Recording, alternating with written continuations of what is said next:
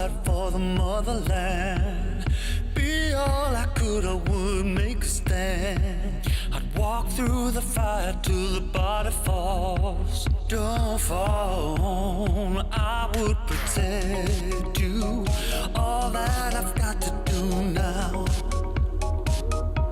Yeah, I could save you. All that I've got to do now. Hero, I could be your hero, fighting for your love soul. I could be your hero, fighting for your love soul. Yeah.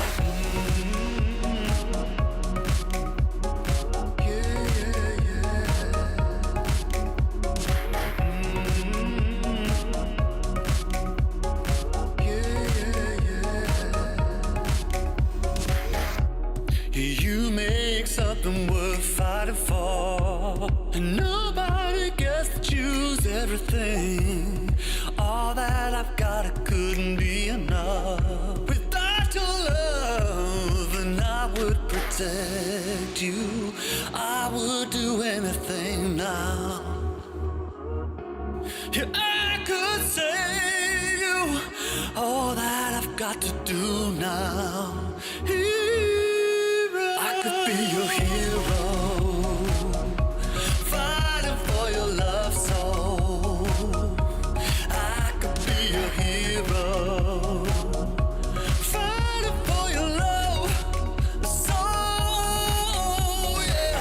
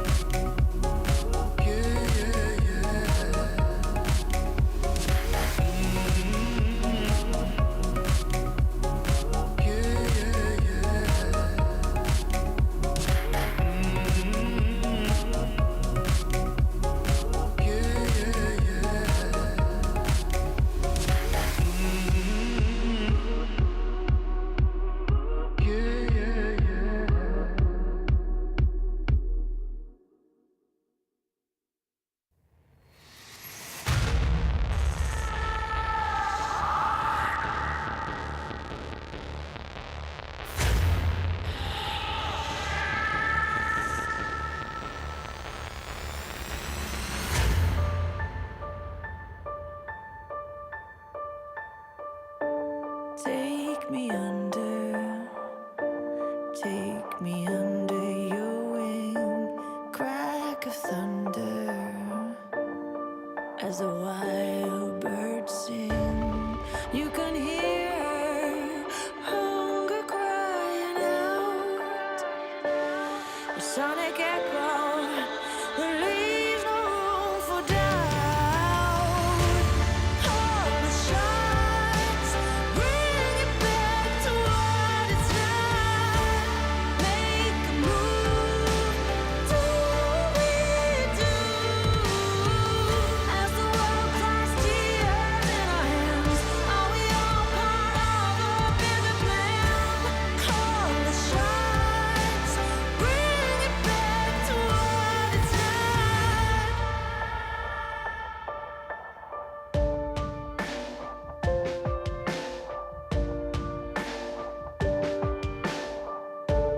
Deepest oceans, they can't portray enough empty spaces, time to rust and dust. There's no wonder left for us to love. No warmth or shelter, just satellites above. Hold the shots, bring it back to what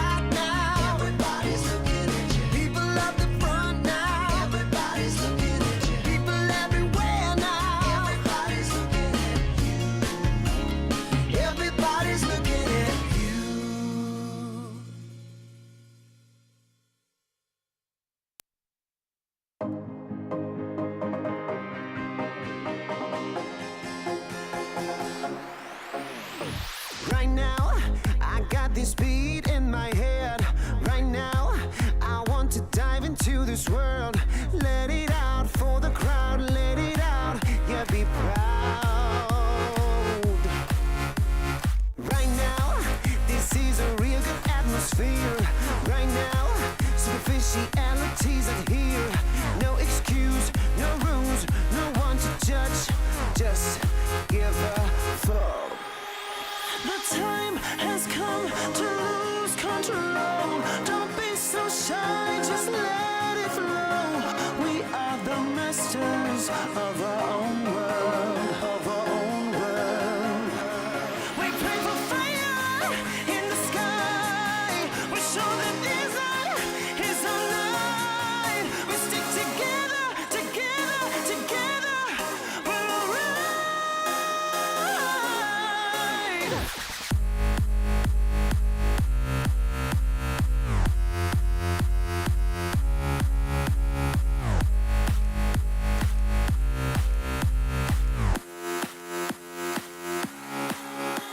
The time has come to lose control.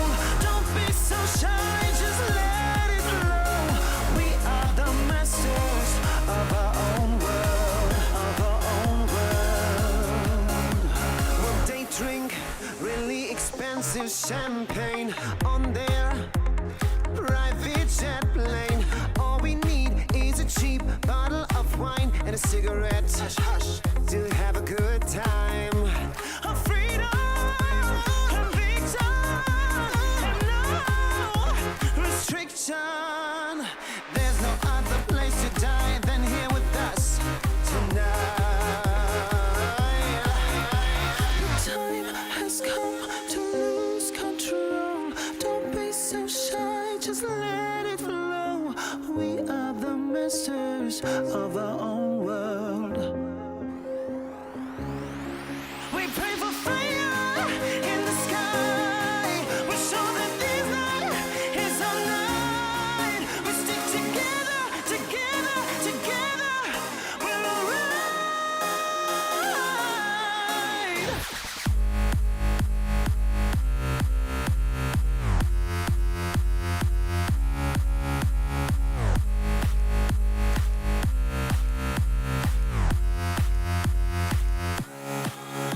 The time has come to lose control.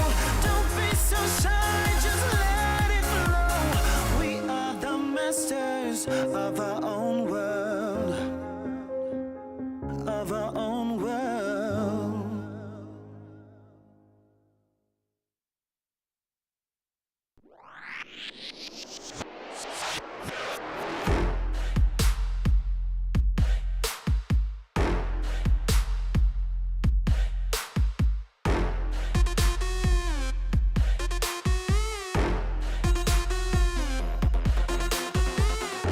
赤信号だとしてももう止まらない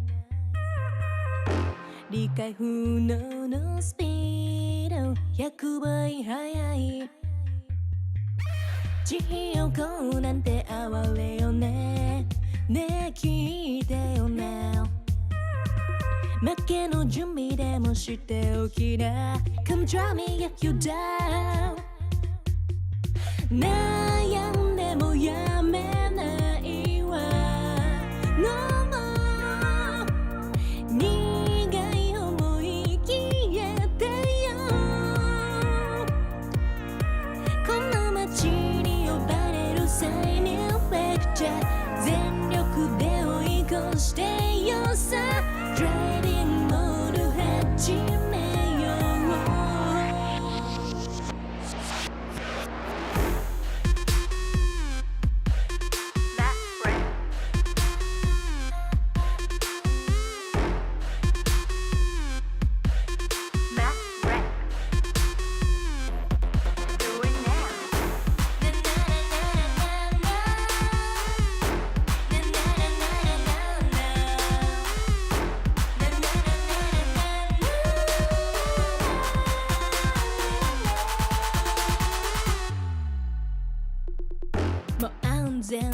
近道なんてのの完全にアウトだからあんたの後悔楽しみだわすげた気づいてよマジでベイビー一番でノックアウトするわ You better be listening 地獄なんて哀れよねねえ聞いてよな負けの準備でもしておきな Come try me if you were down 悩んでもやめないわ No more 苦い思い消えてよこの街に呼ばれる生命フェクチャー全力で追い越してよさ Dreaming の始めよう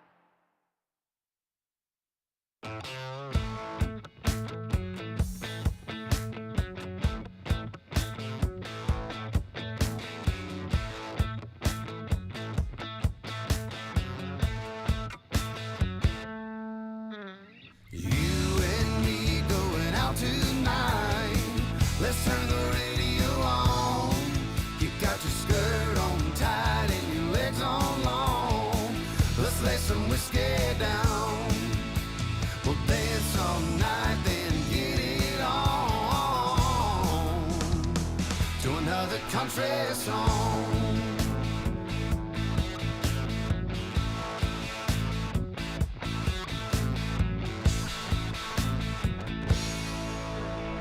You and me going out tonight. Let's turn the radio on. You got your skirt on tight and your legs on long. Let's lay some whiskey down. We'll dance all night, then get it on. Another country song.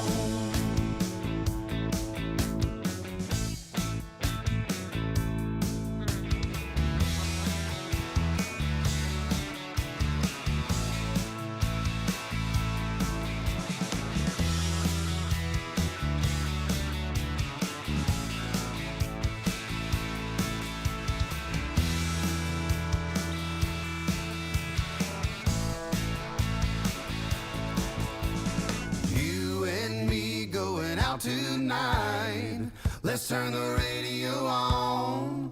You got your skirt on tight and your legs on long. Let's lay some whiskey down. We'll dance all night, then get it on to another country song. You and me going out tonight. Let's turn the radio on. Got your skirt on tight and your legs on long. Let's lay some whiskey down. We'll dance all night, then get it on to another country song.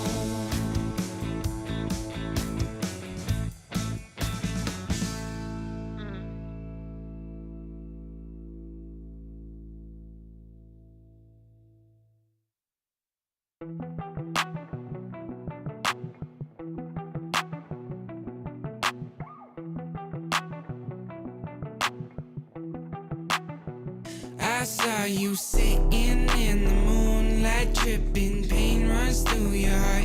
Oh, we were skinny dipping, slowly sipping, then we fell apart. I'm just trying to catch a break from your love, oh, hey. Cause I need to find a new life, no love, oh. I can't lie, I've been thinking about us, but you, yeah. Tell me everything's gonna be alright.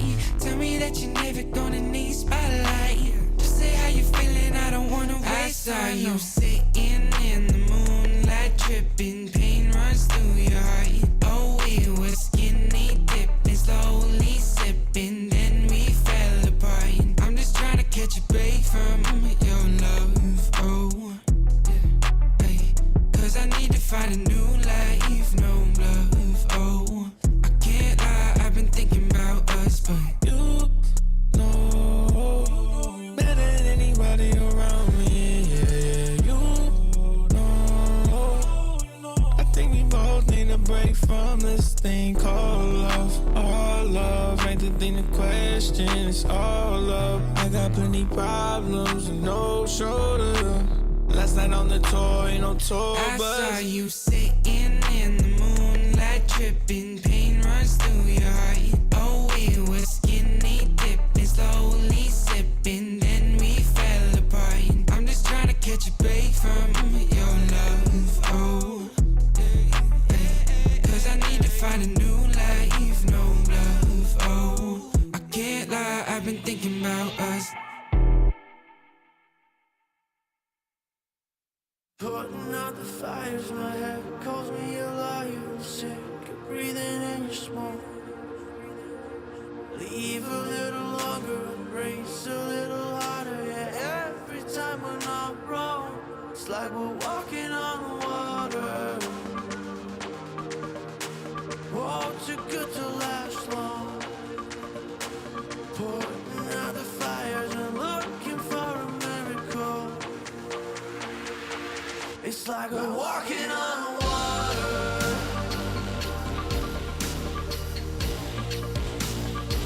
It's like we're walking on water.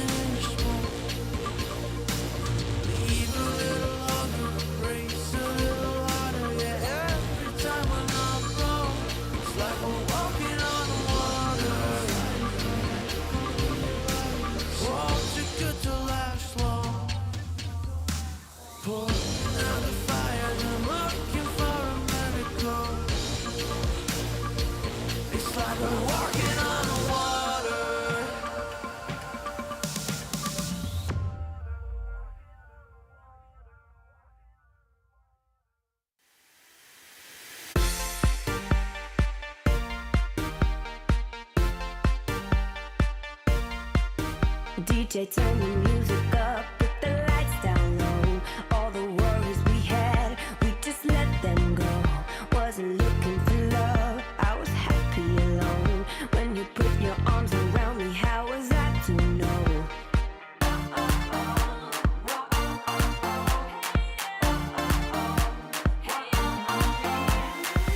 I never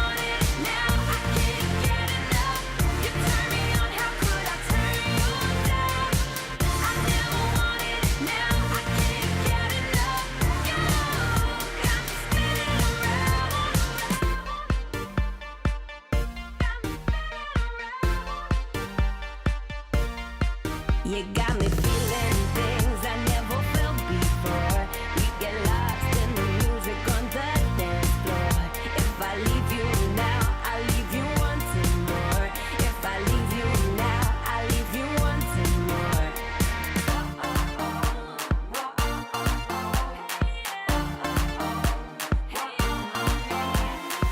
I never wanted it, now I can't get enough. You turn me on, how could I turn you down? I never wanted it, now I can't get enough. You got me spinning around, spinning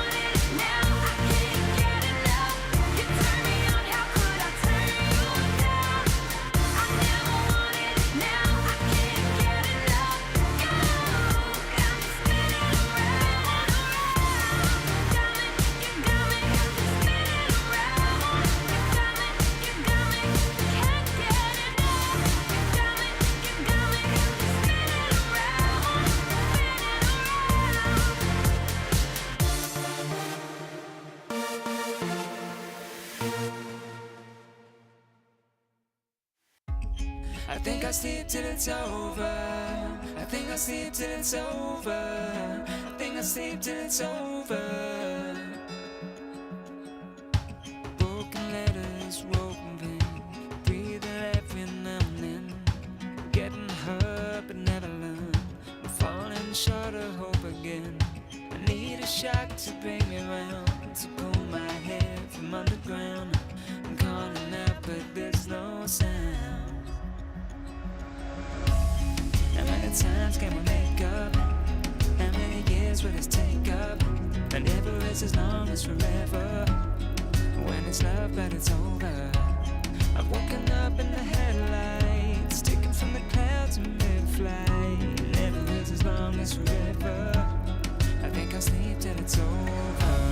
I think I'll sleep till it's over.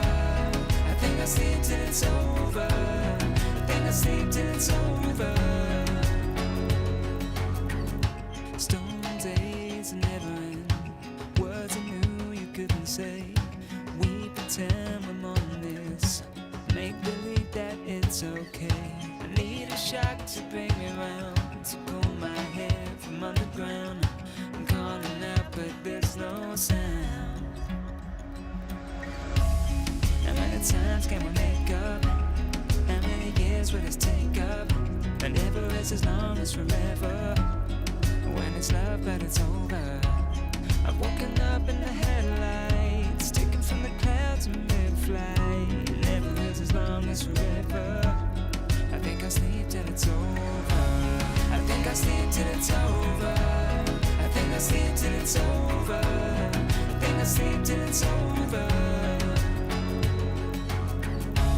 I think I'll sleep till it's over. I think I'll sleep till it's over. I think I'll sleep till it's over.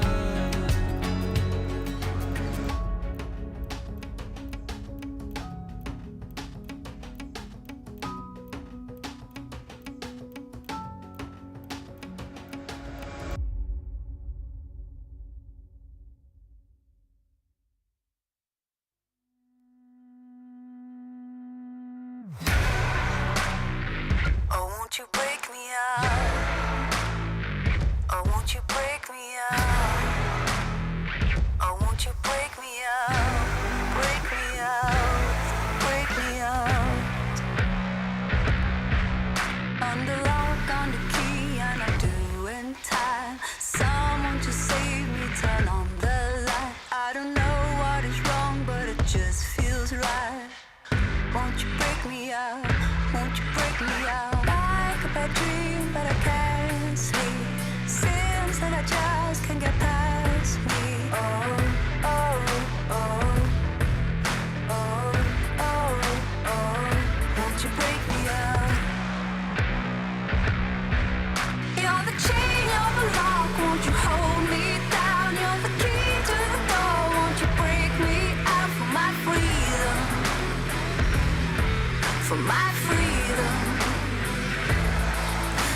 You're the chain, you're the lock, won't you hold me down? You're the key to the door, won't you break me out for my freedom? For my freedom, won't you break me out? Oh, won't you break me out? Oh, won't you break me out? Oh, won't you break me out? Break me out, break me out. Oh, won't you break me out? Oh, won't you break me out? Oh, won't you break me out? Break me out, break me out.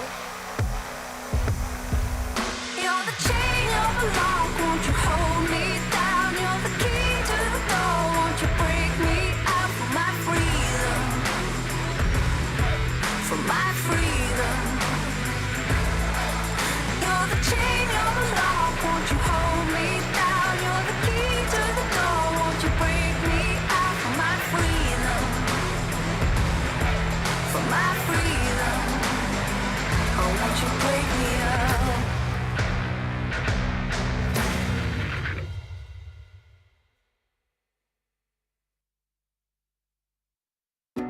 Wanna wake up in my bedroom with you right next to me, holding my hand. Something I could get used to, 'cause you're by my side.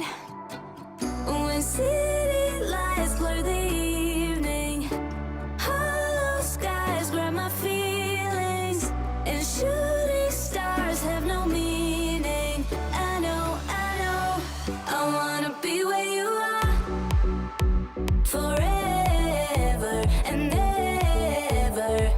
I wanna be where you are forever and ever. I wanna be where you are.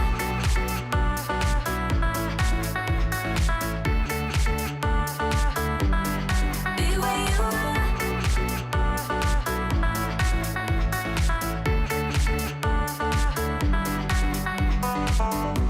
There's nothing like this feeling. Could look at you for hours, don't mind me. Didn't know how much I needed to have you by my side. When city lights blur the evening, hollow skies grab my feelings, and shooting stars have no meaning. I know, I wanna be where you are forever and ever. I wanna be where you are forever and ever. I wanna be where you are.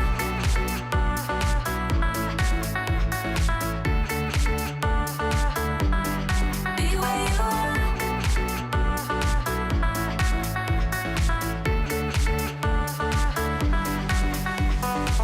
When city lights blur the evening, hollow skies grab my feelings, and shooting stars have no meaning. I know, I wanna be where you are forever and ever. I wanna be where you are forever and ever. I wanna be where you are.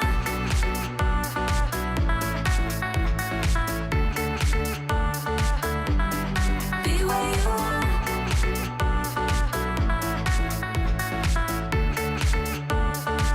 I wanna be where you are.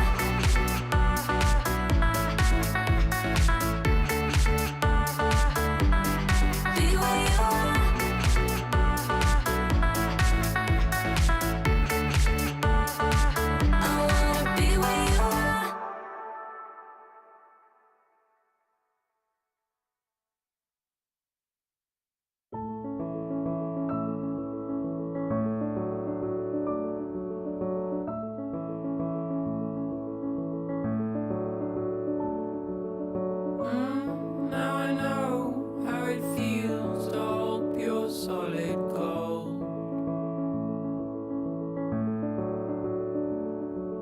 Sleep in the arms of my only, my new tiny world.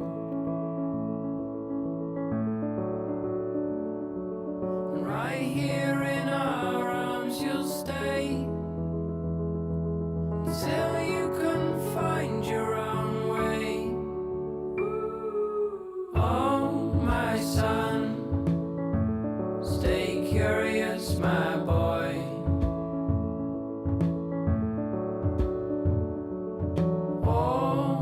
Always ask where this road goes.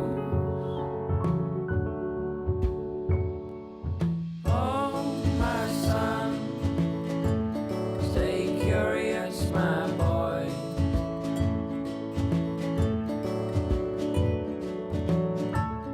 Just outside your door,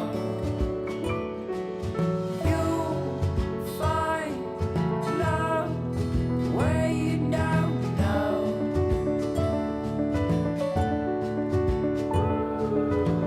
You know that if you ever tried your luck, call out on me if the old wind broke your mind. Set out to sea if you've fallen down. You know that I'm here, so you come on home to me.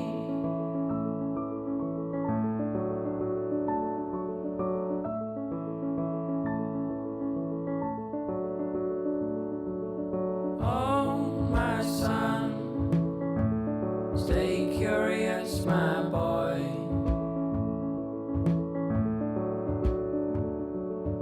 Always ask where this road goes.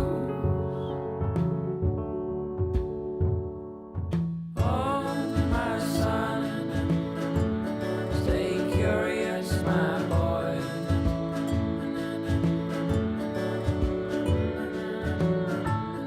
Just outside your door,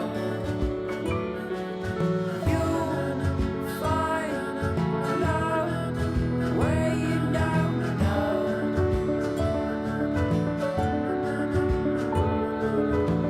You know that if you ever tried your luck, call out on me if the old wind broke your mind. Set out to sea if you've fallen down. You know that I'm here, so you come on home to me. The day you pick up all your bags, lay down your toys.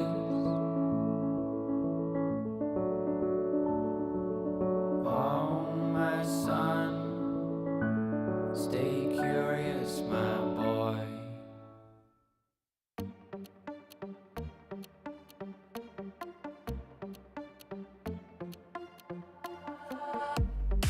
身も蓋もないわねマジで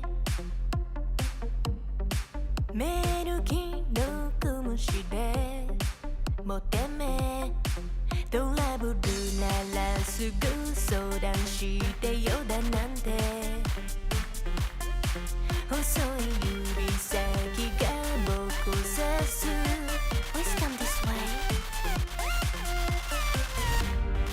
ピンヒールで突き刺す血の味が欲しいまで純粋だと思ったばかりねゴー赤いリップで踊るネオンライトがきらめく騙されたなんてめめしいやつねゴー通報するならすれば罪深いの私よこの世のクズどもよかも民がひれ伏す農場の世界へようこそ落とし穴に落ちたあなた Please come this way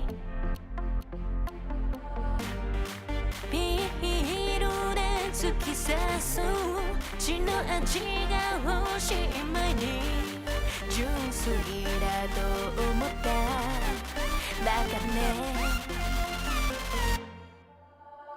ゴー赤いリップで踊るネオンライトがきらめく騙されたなんてめめしいやつね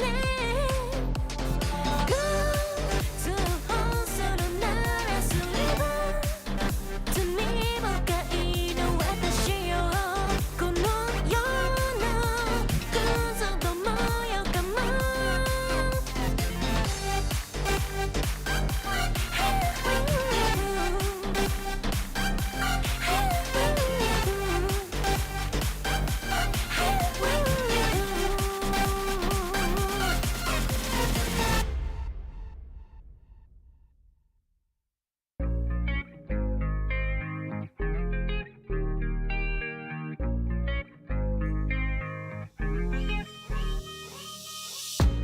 Stop playing with my heart right now. Girl, I need you in my life right now. Though I'm all tied up, need your love right now. Stop playing with my heart right now.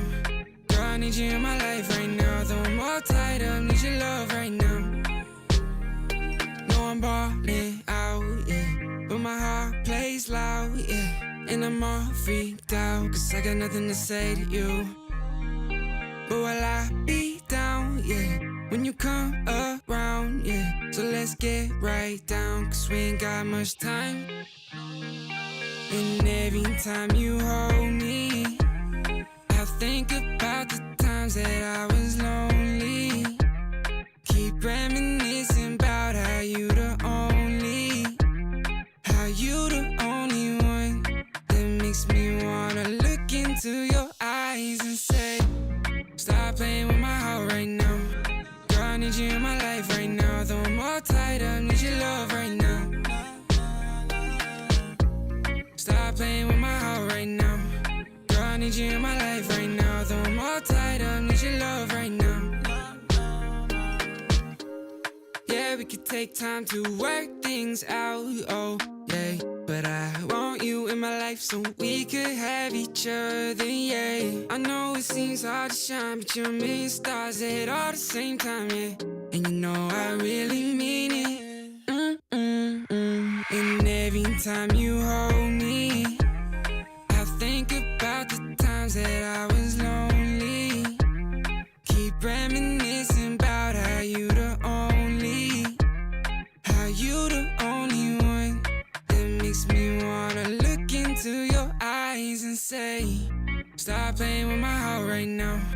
Girl, I need you in my life right now. Though I'm all tied up, need your love right now.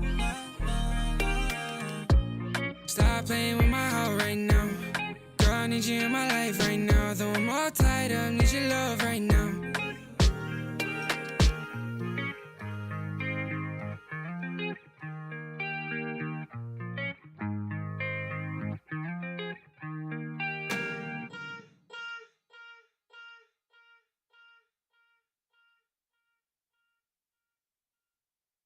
Different energies I bring, only sickness I fling. Bad like Gustavo Fring, can't try not a ting. Flyboy, I got the wings, and they can't keep up with me, dog. That's why all that I bring is wins.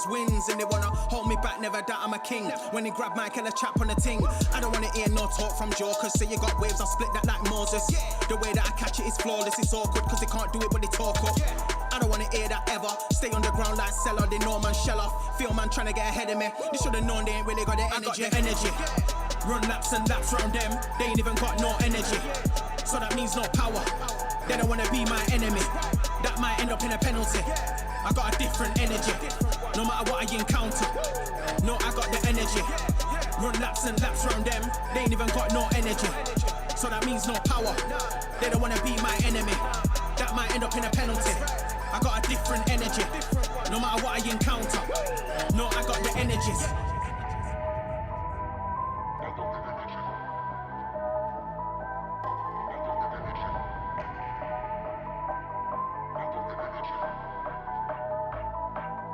I got the energies.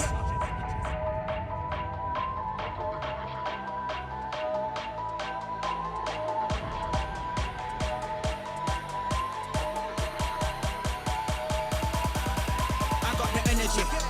Run laps and laps round them, they ain't even got no energy. So that means no power, they don't wanna be my enemy. That might end up in a penalty. I got a different energy, no matter what I encounter. No, I got the energy. Run laps and laps round them, they ain't even got no energy. So that means no power, they don't wanna be my enemy. That might end up in a penalty. I got a different energy, no matter what I encounter. No, I got the energy. They ain't even got no energy. They don't wanna be my enemy. I got a different energy. I got a different energy.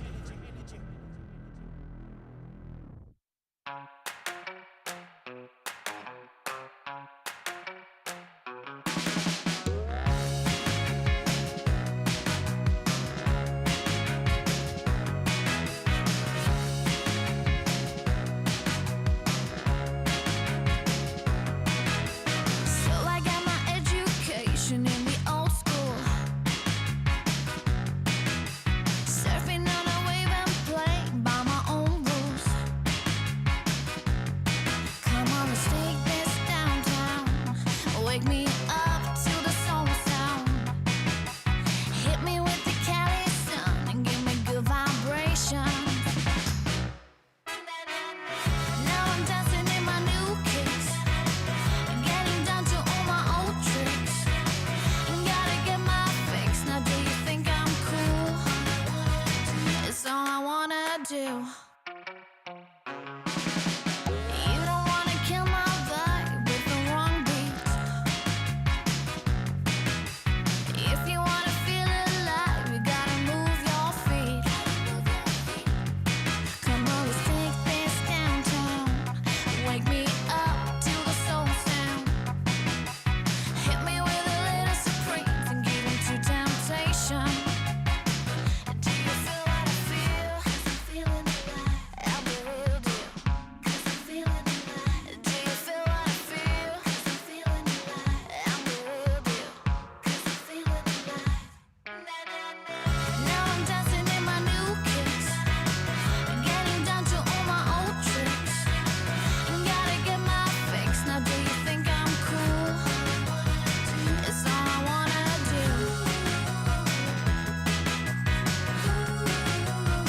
It's all I wanna do.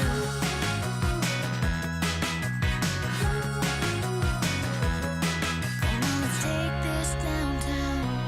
Wake me up to the soul sound. Hit me with the Cali sun. Give me good vibrations. Give me good vibrations.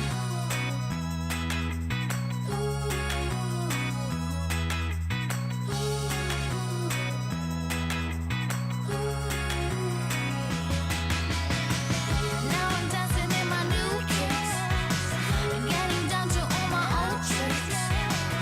Gotta get my fix. Now do you think I'm cool? It's all I wanna do.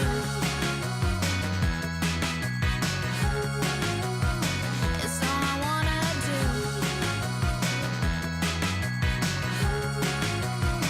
It's all I wanna do.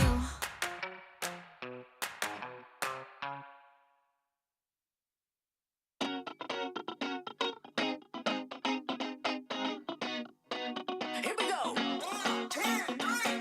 I don't really care about like all them fancy things. Never had a lust for cars or sparkly diamond rings. I don't really care about them platinum studded boys that run around the whole damn town just showing off the toys. Like do-si-do, I'm ready to go. Been a damn long week, it's time for the show. Call my girls like, ooh, don't you know? I'm with my girls, yeah, my girls. We've been working all day. It's time to dance the night away. I'm with my girls, yeah, my girls. We got records to play, so come let's dance the night away. Come on, come on. Like do-si-do, we ready to go. Sneaker fresh for the halftime show. That's right, girls, we dropping it low. Like do-si-do, we ready to go.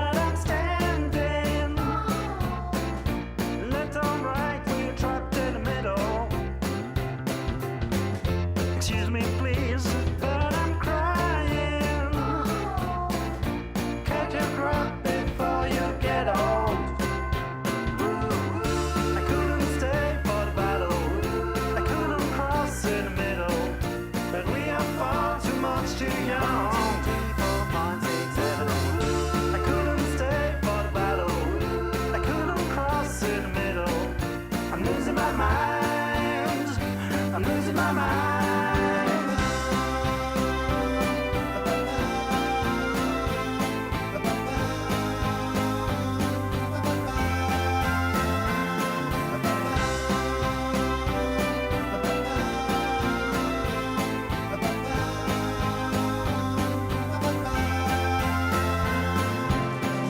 Excuse me, please, but I'm standing. Left or right when you're trapped in the middle. Excuse me, please, but I'm crying. Catch your breath before you get old. I couldn't stay for the battle. I couldn't cross in the middle. And we are far too much too young. I couldn't stay for the battle. I couldn't cross in the middle. I'm losing my mind. I'm losing my mind.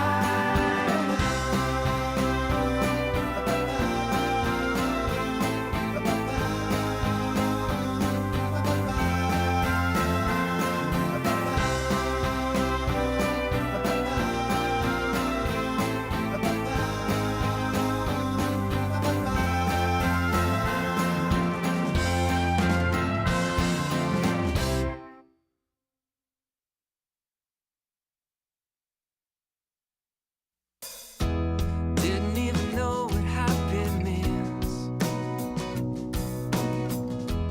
till you came along and walked into my dreams. It's funny how the times can change so fast.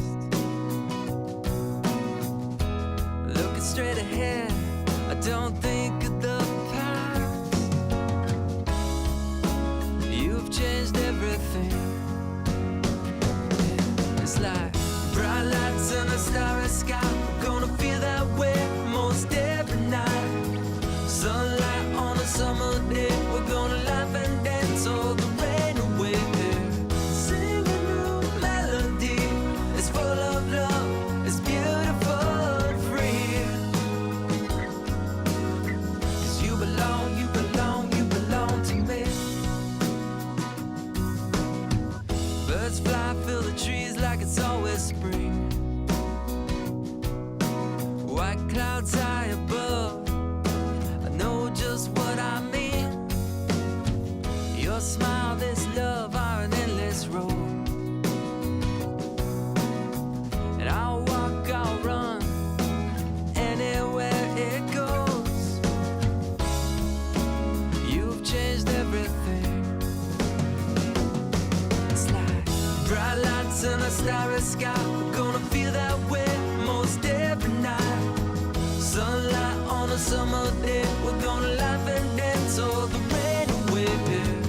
Sing a new melody. It's full of love. It's beautiful and free. 'Cause you belong, you belong, you belong to me.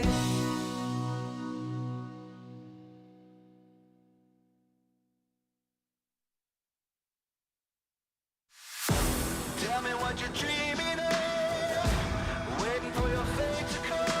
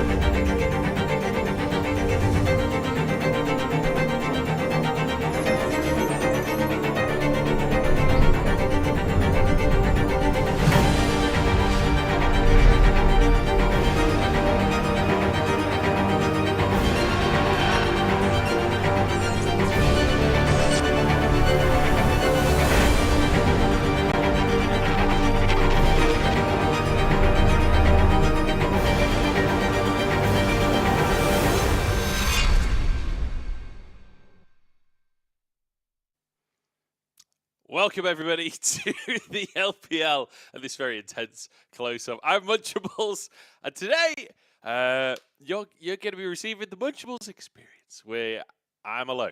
I am alone here at the LPL. Nymera is meant to be on casting with me. Unfortunately, he's had a power cut, and the rest of the team is either time zoned out or currently traveling for Hysteric's wedding. And Hysterics himself is obviously getting ready for that. So I'll be alone for the foreseeable until Nymera gets power back to his apartment. With that said, let's take a look at what happened yesterday in the LPL as we crack on with things. It was RNG versus OMG. And I have to say, RNG, I think, impressing a lot of people in this series. But also, OMG, I feel like there's a level of expectation this org has built over the last couple of splits. And they've had some big wins this split already, but in this series, not it. RNG definitely looked like the better team in my mind, at very least. And when we're looking at some of these plays, I mean, Shanji, amazing on the Rumble, it has to be said. When you see Shanji on Rumble, you know that it's all going to turn around, but certainly some of the games, leaving a lot to be desired for OMG. There's a long way for them to climb to get back to the standing that they have been previously, but managing to just about eke out the win in the end. There's WE versus IG as well. WE, you know, a team that I personally am very hyped on. WE, keep your dreams. I think living up to that slogan. I don't exactly know what that slogan means, but they're living up to it, that's for sure. Managing to keep their scoreline. Not only are they 3-0, they are 6-0 in games as well. It's actually kind of insane what WE are doing this split. I know that they've not had the hardest schedule ever, but even still, 6-0. Like AL down, Ultra Prime down, IG down. Next, they've got NIP. They've had a pretty comfortable schedule to start off the split, but they're looking good doing it. And I feel like, again, I talked about this on a cast before, that there's a lot of potential on this roster, and I feel like perhaps this is the iteration where they can realize that potential. But then EDG versus JDG, I think I speak for a lot of people when I say this was a little underwhelming from the side of EDG. JDG looking amazing yesterday, and EDG leaving something to be desired. That said, there's a lot going on behind the scenes with EDG right now, especially in that AD carry role. So we'll see how that continues to develop. At 1-3, not the start people were looking for. They have had a tough schedule.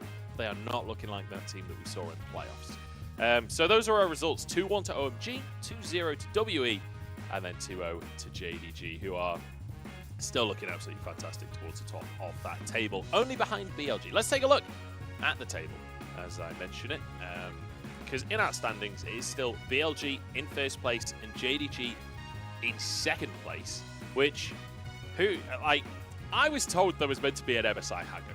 I'm not seeing the MSI hangover here. 4-0, 4-1, BLG and JDG looking real good right now. WE in the top 4.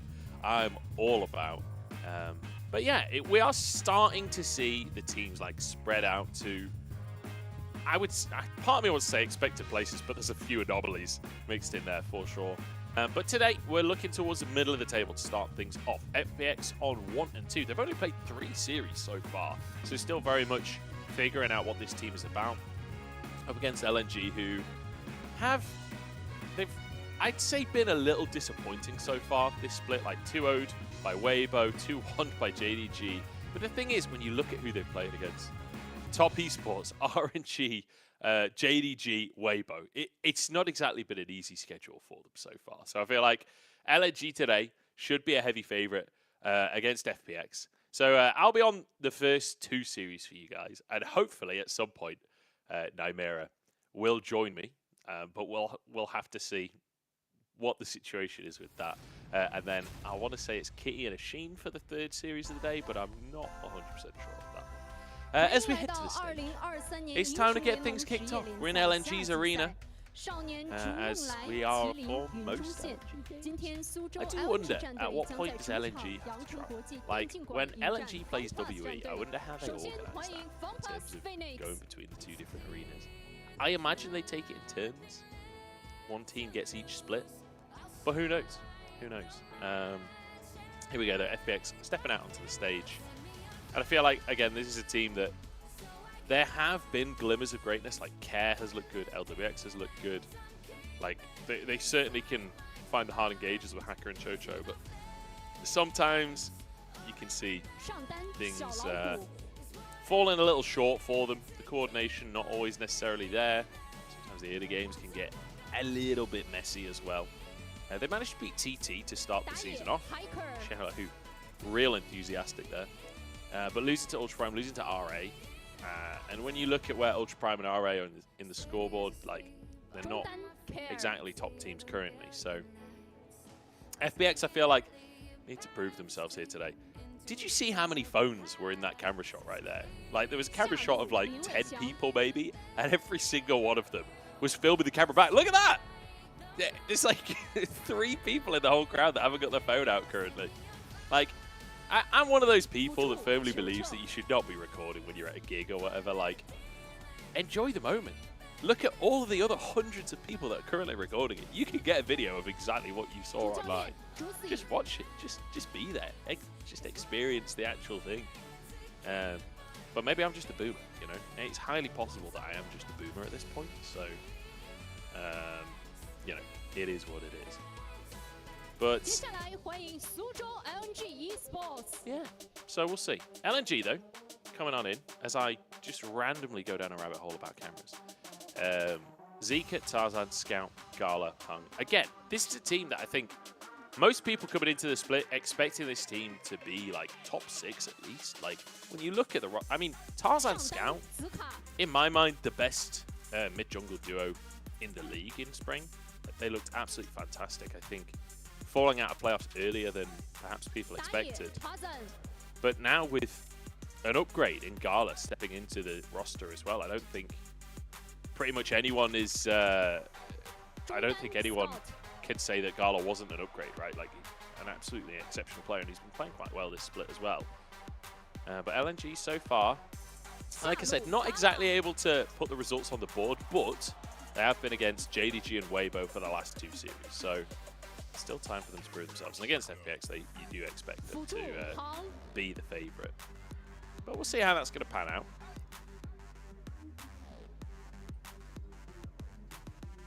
主教练 Poppy，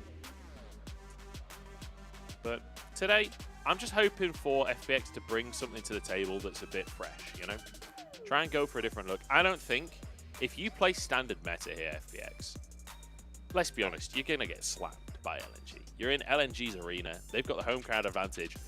And pound for pound, they've just got better players. It just is what it is. FPX, I want to see them bringing out something a bit different, especially since, hey, that's Wendy.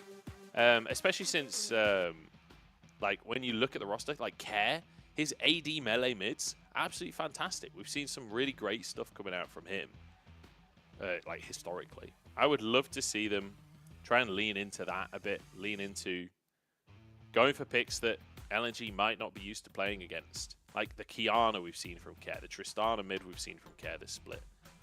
Perhaps trying to go for that. I don't know. They've been playing a lot of tank top as well though, like 2 games on Sign, a game on K'Sante, a game on Gragas. I don't know if FPX... Oh no, the guy dropped his comms pack. That'll be broken. We'll send you the check, mate. We'll send you the bill. Someone email him that. But we'll have to see how this one goes. So, Hacker, I think, a player. I don't know if anyone knows this. Hacker got the nickname Ultraman. Now I've not seen Ultraman before. You know, I missed out on that. But apparently Ultraman, super powerful, but only for a short period of time, and then powers down. And the reason Hacker got called Ultraman is because his first 10 minutes, just pure ganks on Jarvan, right? Back in the day, he would just gank every single lane constantly, like no worries whatsoever. But then gets past 10 minutes and suddenly he's forgotten how to play League of Legends. We'll see if he lives up to that moniker across the course of today. Zika looking unimpressed with the wait before the game. I always am impressed at how bored players manage to look when they've only sat on stage for like 30 seconds. Draft is about to begin. They're like, get me out of here. But we'll see. We'll see how this one's going to go down. I feel like for LNG as well, it's going to be one of those splits where the expectations coming in are so high. Like, to be considered like a decent team, you have to basically get top 6 with this roster. To honestly, if they're not top 4 with the roster, I feel like it's almost a disappointment. Maybe that's pushing it slightly. There are some pretty stacked rosters in the LPL this split, but certainly top 6 you would anticipate with a roster of this caliber. Like Tarzan, Scout, and Gala bring that alone. Plus you got Hung in the bottom lane. And Zika has been looking all right as well. Like, I don't think he's... Like, when you look at this roster, he's the weak link, the one that stands out, right, in terms of not being that massive name. But ultimately, I think he's been doing pretty well in the top side. He has been up against the best top laners in the league so far. So it only gets easier from here for him. And we'll see how he's going to do today against FPX. FPX, though, work cut out. I'm kind of excited for the mid lane matchup. Like, Scout, I think, has looked absolutely incredible this split. He had some incredible moments in the first couple of series. And today, up against Care. Like I said, I want to see Care bringing out some special stuff in the mid lane. The Kiana we've seen before. I know his Yone's pretty great. He built up a reputation of being a Galio one-trick in the LPL, but it's not true. He's a melee mid one-trick. He likes the Galio, but he likes the Silas. He likes the Yone. He likes the Kiana. I want to see more of that. I want to see more of that because I don't think you're going to win front to back against LNG. So here we go. Bans coming on through. Zeri, Milio, both taken off the board. Nico's still up and will be instantly snapped up. And you can anticipate, well, Vi's gone. Wukong's picked up. Maokai's gone too. But not looking for a jungler since that was first picked by FPX. They can wait for third for that one. Possibly a Viego or something along those lines. But the Ahri going to be locked in alongside the Wukong. And just blinding the top lane. So leaving support and AD carry for last.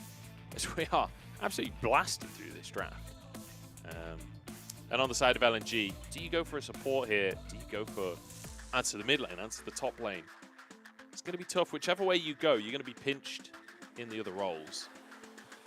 Oh, what am I talking about mid lane? They've already got Nico. Yeah, it's going to be jungle. And I think, yeah, locking in your jungle now is probably the smart play. Tarzan going for the Kha'Zix as well. Bit of a carry performance in store from Tarzan here. Full lethality jungle locked in. Locked and loaded, ready to go. Lucian banned away to take away the potential Lucian army. You could ban Xayah as well. Take away Xayah Rakan as an option. There you go. I mean, Jinx is still available too, if you just want to take the Jinx off the board. Or maybe ban the Lulu. But I would say banning the Jinx is probably the way forward. I think I'm more scared of the Jinx with a Lulu than I am of Xayah Rakan, to be honest. And then you can just pick... I guess you can wait on your support, can't you? You can kind of pick top next and then go support last. Wait and see what they lock in for the bottom lane. As Varys. So LNG want LWX to play Jinx. Is there an angle for LWX to bring out his vintage Kai'Sa? I don't know who I'm asking that question. I'll ask myself. I'll be the colour and the analyst. Wait, the colour, the play-by-play and the colour. Is there an angle for the Kai'Sa to come out, Munchables? Well, it's funny you say that, Munchables. I think there is an angle for the Kai'Sa to come out. Stormrazor first, definitely good for Kai'Sa. You can get Q and E evolves off of 2 items. Very, very nice situation with the Stormrazor into the Kraken Slayer. You can go for the dive. Whether or not you want to dive in a Felios, though, can be a little tricky. And now we see the Rakan being stolen away to deny Xayah Rakan. Jinx and Lulu are both still very available. I feel like I'm taking crazy pills. Am I missing something? Is Jinx banned and I just can't see it? Like, why are we not just insta-locking Jinx here? There we go. And you could, I guess, like, hard engage support makes sense as well. Something to follow up with your Wukong. I kind of like the Lulu, to be honest. You do have you've got engage with the Gragas and with the Wukong. Even with the Ahri as well. I don't mind the Lulu, but it is Chocho at the end of the day, so the hard engage, I could see it. So, Munchables, what do you think LNG will go for as their final pick? Well, Munchables, it's going to have to be top lane. It's up against Gragas. Sion is available if they want to be really boring. But Gwen, also available here. Gunnar was banned. They're just going to pick Sion, aren't they? We're not going to get a carry top lane. Kennen? Jace? Irelia? I don't think we'll see Irelia. I don't even know if Irelia is good against Gragas. Probably not, because he probably just belly bops you, but it's going to be Sion. Who is surprised? Put your hands up in chat if you're surprised that we have Sion versus Gragas top. Very exciting. The mid lane, though, Scout versus Care, Ari versus Nico, should be a little bit spicy. And I'm looking towards Scout here to get around the map with Tarzan. What we've seen a lot of the time when you've got the Kha'Zix in the jungle is in the mid game. The mid jungle kind of just stick as a pair. Quite often we'll see it with Ari Kha'Zix, but Nico works as well, where you're kind of moving around where the Ari or Nico is there to lock the person up, and then the Kha'Zix jumps in and one-shots them. So keep your eyes out for that like duo pairing that can just kind of slice the game up a little bit. We'll see if they can pull it off.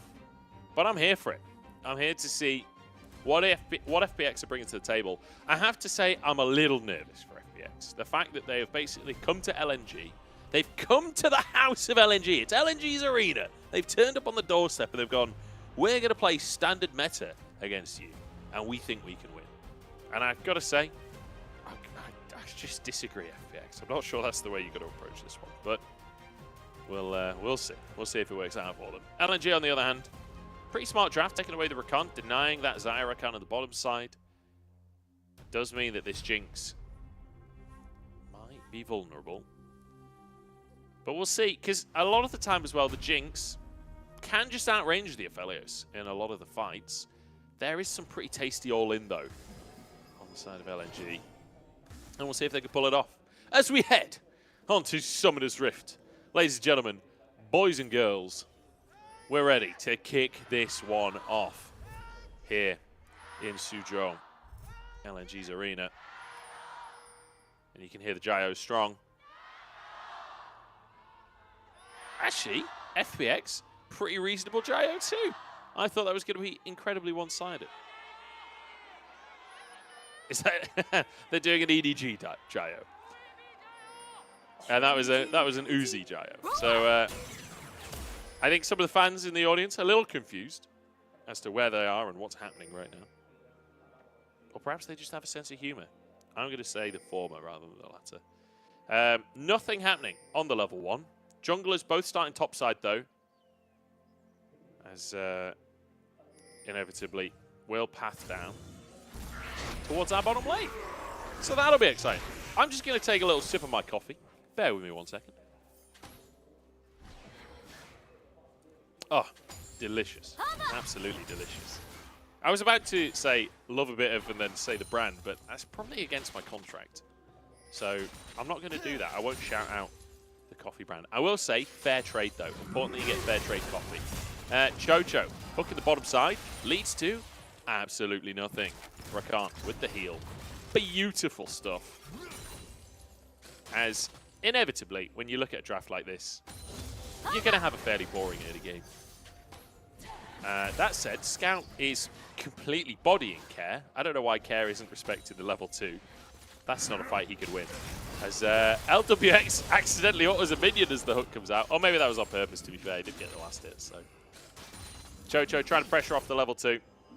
But they won't find much just yet. Hung able to do a lot to tank a bit of damage, but also use that Glimmer Quill just to heal the pair of them up. Keep themselves going. And I have to wonder, do I get Nymera's day rate at this point as well? Do I get double pay for this? Is this like overtime for casters? Time and a half? I know you can hear me, Jason. Time and a half? What are you thinking? Hit me up. Hit me up. We'll see how this one's going to go, though. So far, aggressive trades at the bottom side, but both starting cold. I'm not really expecting that to kick off in a big way. However, Hacker and Tarzan now both getting towards the bottom side of the map.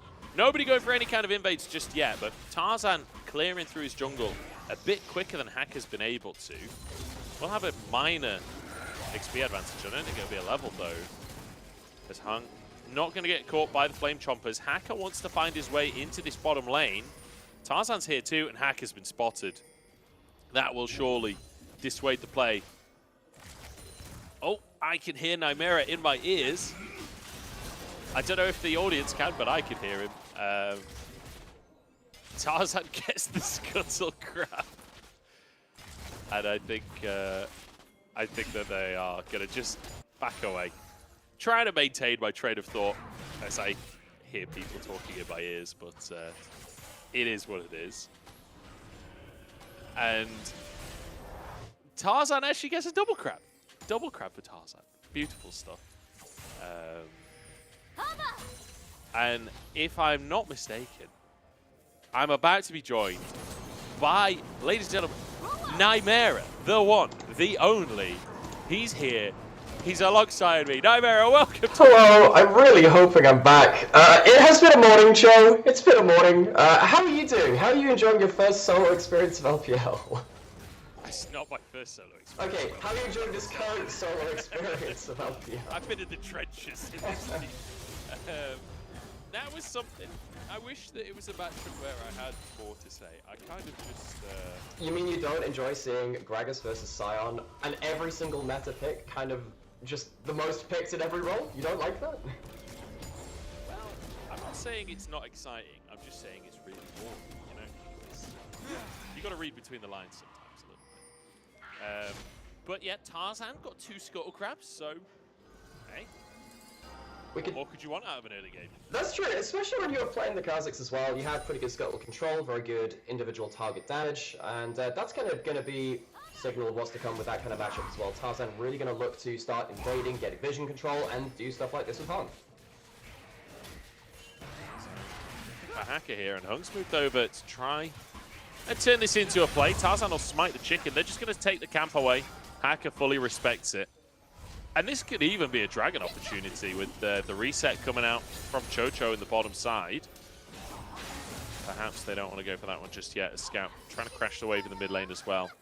Gala returning to that bottom side. I suppose you can't really go for Drake with the wave crashing it. Sorry, I'm still in solo cast mode. I'm just monologuing. That's absolutely fine, because basically what I've had to do is move my PC to a completely different room. So I'm like doing tech triage, just like what triaging was happening in the top lane. Zika in trouble. His ult was blocked here, but he's actually just winning the 1v1 with Xiaolahu. Flash force from Xiaolahu. And here comes Hacker. Zika just walks away. He just flashes out. He just doesn't care. He's a level 6 Scion, gets the flash out anyway. He's trying to take a pretty dangerous way back to his turret. Xiaolahu and Hacker are going to be able to deny him that wave at least. So it's a minor advantage, but when you're looking to trade something for that Dragon of the game, you would have liked the more significant cross-map advantage. Yeah, Drake will be taking Zika. I respect the bold pathing there, trying to just walk through Tribush again. Like, yeah, I'm sure they can't kill me. He does get away with it in the end. They don't chase too hard as Hacker decides he has to return to his jungle. But Tarzan gets himself that. Drake, pretty chill start for LNG. I feel like they are just slowly but surely eking out advantages. Look at the jungle CS league. And particularly with Tarzan as well, it's easy to remember how LNG kind of fell apart and Tarzan had quite a poor playoffs performance in spring, but Tarzan was so good throughout the majority of the spring split. LNG were one of my favorite teams to go pretty deep in the playoffs. It's kind of, they've really got to be kicking themselves that they didn't do that. This is a bit more of a return for what we know Tarzan. Yeah, and LNG have had a really tough split so far in terms of the schedule. Like, pretty much just playing against top teams. Whether or not you count RNG as a top team at this point is up for debate. Probably not, but aside from pending. Decision pending. Yeah, it was, I think, Top Esports, Weibo, JDG are the other 3 teams that played, which, you know, that's a tough schedule to start your split off. But that said, this is a team that you would hope can take games, can take series off those other top teams. Like, when you look at the roster, it really should be of that caliber. So we'll see how it continues to develop over the year. I feel like a series like this against FPX, this is their series where they get to... that sounds a bit mean. I was going to say this is their series off, as they should Well, so it's be the show-off a series. The show-off series. See what they can do in this bot lane 2v2. All in on both sides here. Hung will dash out to safety. Ignite going to be used. answered with a heal. I feel like a lot was blown into that from long range, but neither team really committed. The early level 6 hit by Chocho allowed them to go towards that all-in. However, on the other side, LNG, they just got to preserve a lot of their abilities. It also means that what FPX can do with that, lock LNG into that bot lane, allows Hacker and Care to go towards the top. Yeah, still on the Herald. And Shala, who's moving over as well, but Scout is here, and Zika has that ultimate available. LNG not going to pull the trigger on this one, and it will go down to Hacker. So FPX managed to get themselves a Herald, and not much of an answer from LNG on the map. There will be a little bit of pressure in this bottom side, but nothing too significant. They got one plate for themselves, but you know, when you consider it in the grand scheme of Herald answers of like Aphelios getting 19 plates, etc., doesn't feel all that great for LNG. Veritable crockery store. See what they're serving up on those dishes. Once again, we see Tarzan going into the enemy wrap, into the enemy jungle. Kha'Zix is one of these champions which, of course, does scale in terms of damage fairly well nowadays. He used to fall off as an AD assassin, but particularly with the way that the current itemization works for a lot of AD assassins, Tarzan is going to be a threat there. But more importantly for the Kha'Zix is that you're going to be just a real pressure bot. As soon as you get that Umbral Glaive, things are going to get quite difficult for FPX, particularly when you have a Scion, a Picard, a Nico that can all be surprise engaged. Yeah, certainly feels like, especially if you get Scout and Tarzan linking up in the jungle, right? The Tangle Bobs come out. You're just Tarzan is just going to rinse you at that point. As Care thought that was Tarzan in his lane there, but surprise, it was Nico. Will it ever get old? Yes. We've definitely not seen that one.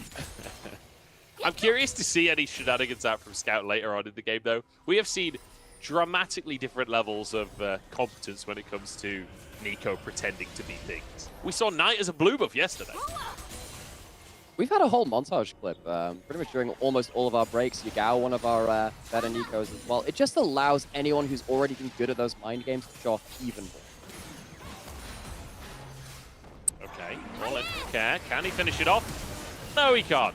Denied. In the end, Tarzan arrives to save the day. Big play coming out from Care. He tried to make the magic happen, and he was so very close. Zika now, he's been ganked by Hacker. Now he's getting ganked by Chocho as well. LWX up here as well, and Hacker, with that Herald, wants to slam it for his AD carry. Zika just got to try and clear this wave if he can. He's committing to the play. He's staying in this top lane, as he will be able to just about clear that wave, but the Herald will still get a couple of plates here. There's 2 plates taken already. LWX wants a bit more. No respect for the Scion at this point. Really wondering at that point because, again, bears reminding, it's past 10 minutes. Unleashed Teleport is now available. I was trying to see on the minimap if there was a ward in River for FPX to potentially get flanked on. Not going to be the case in that one, though. Going to go back to the what started as an honorable 1v1, but of course did not end up that way in the mid lane. Tried to do one of the classic things to do is R8, where you try and clear out the minion wave just as the enemy champion take the turret, try and get them to take a free turret shot. Almost works out. Sadly, Tarzan was there. Yeah, unfortunately, couldn't make it happen. And Tarzan will get himself first blood. And to be honest, of all of the junglers in the game that you could get a first blood on, like, Kha'Zix is really probably #1. Like, this, in terms of what you can snowball on. Maybe Kindred could edge that out in terms of the snowball ability, but Kha'Zix is insane when it comes to gold and how you're going to use it on those lethality items. Gala as well, apparently going to be going insane, getting some plates here. I think he's going to match the amount of plates FPX got with their Herald, except he's getting solo plates.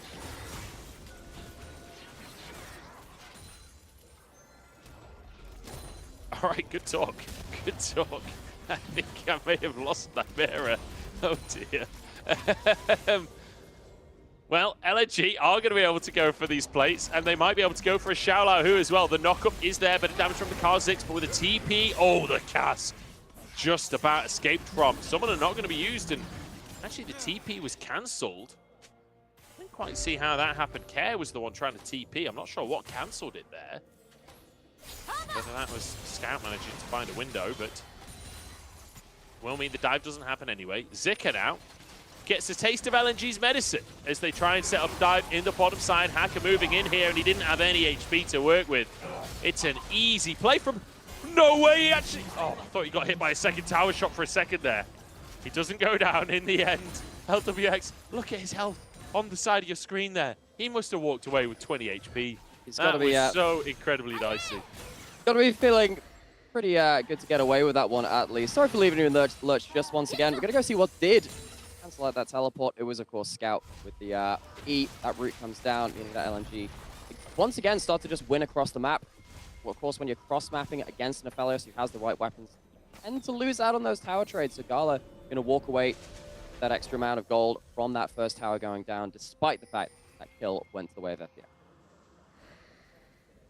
So, this has been a bit of a weird game so far. It's a 2,000 gold lead to LNG. We've got a Drake apiece. And a lot of that gold lead is going to be in that tower that went down. Gala getting a lot of that gold. But generally speaking, I feel like this has been simultaneously a very quiet and very back and forth game where we've had so much going on with the junglers moving around, with the bot lane swapping up to top side. It's not felt like a quiet game at all, despite the only 2 kills that happened. Let's see what happens in this mid lane. Zika's going for the engage. Hacker dodges it. Zika just going to be doing a bit of Tokyo drift through the river. WBX took way to safety. Tarzan there in the mid lane. Be a little cautious. I have to wonder, why is Tarzan's claws glowing? He doesn't have a sheep. He doesn't have Herald. Good question. I actually didn't see what was happening. That's a very good question. I have actually Is that no an official idea. book, or is that the skin? I was wondering if it was Umbral Glaive for a bit, but I'm not sure. Care in a bit of trouble here. Big damage from Tarzan. Answered in kind. Care with the Everfrost just to get himself out. Scout with the Pop Blossom. The Moonlight Vigil over everyone as well. It's a gorgeous little engage from LNG's mid laner. And Scout has been looking magnificent this split, and he continues to look magnificent on the Nico. Going back into this mid lane now, though, and this is, again, the right weapons for the job. Gala's going to absolutely shred through these turrets. LNG talks about them getting to this mid game where they'd have, like, really oppressive engage options with the vision control, and LNG are making full use of it. So Herald will come off the back of it. Drake not up for another 2 minutes, so they won't be able to get the double neutrals, but hey, you'll take this. A fight plus a tower plus a Herald, that's a huge window. And when you look back at this replay again, a lot of this comes through from the fact that, again, FPX, they want to defend this mid lane out of turret, but this is one of the unseen threats that you have, I mean, no pun intended, from Kha'Zix, having that real ability to starve out vision and allow another angle of attack. They tried from the top side with that sign, didn't quite work out. Happens through Scout coming right down the middle of that fight, and they have so many options available to them from Fog of War. FPX just can't deal with it. Zika pushing forward pretty aggressively as Scout becomes one with the minion wave. Will he pull it off? Care doesn't. How does he not notice? Take it down, and that was not even that good of a Oh, not the teleport.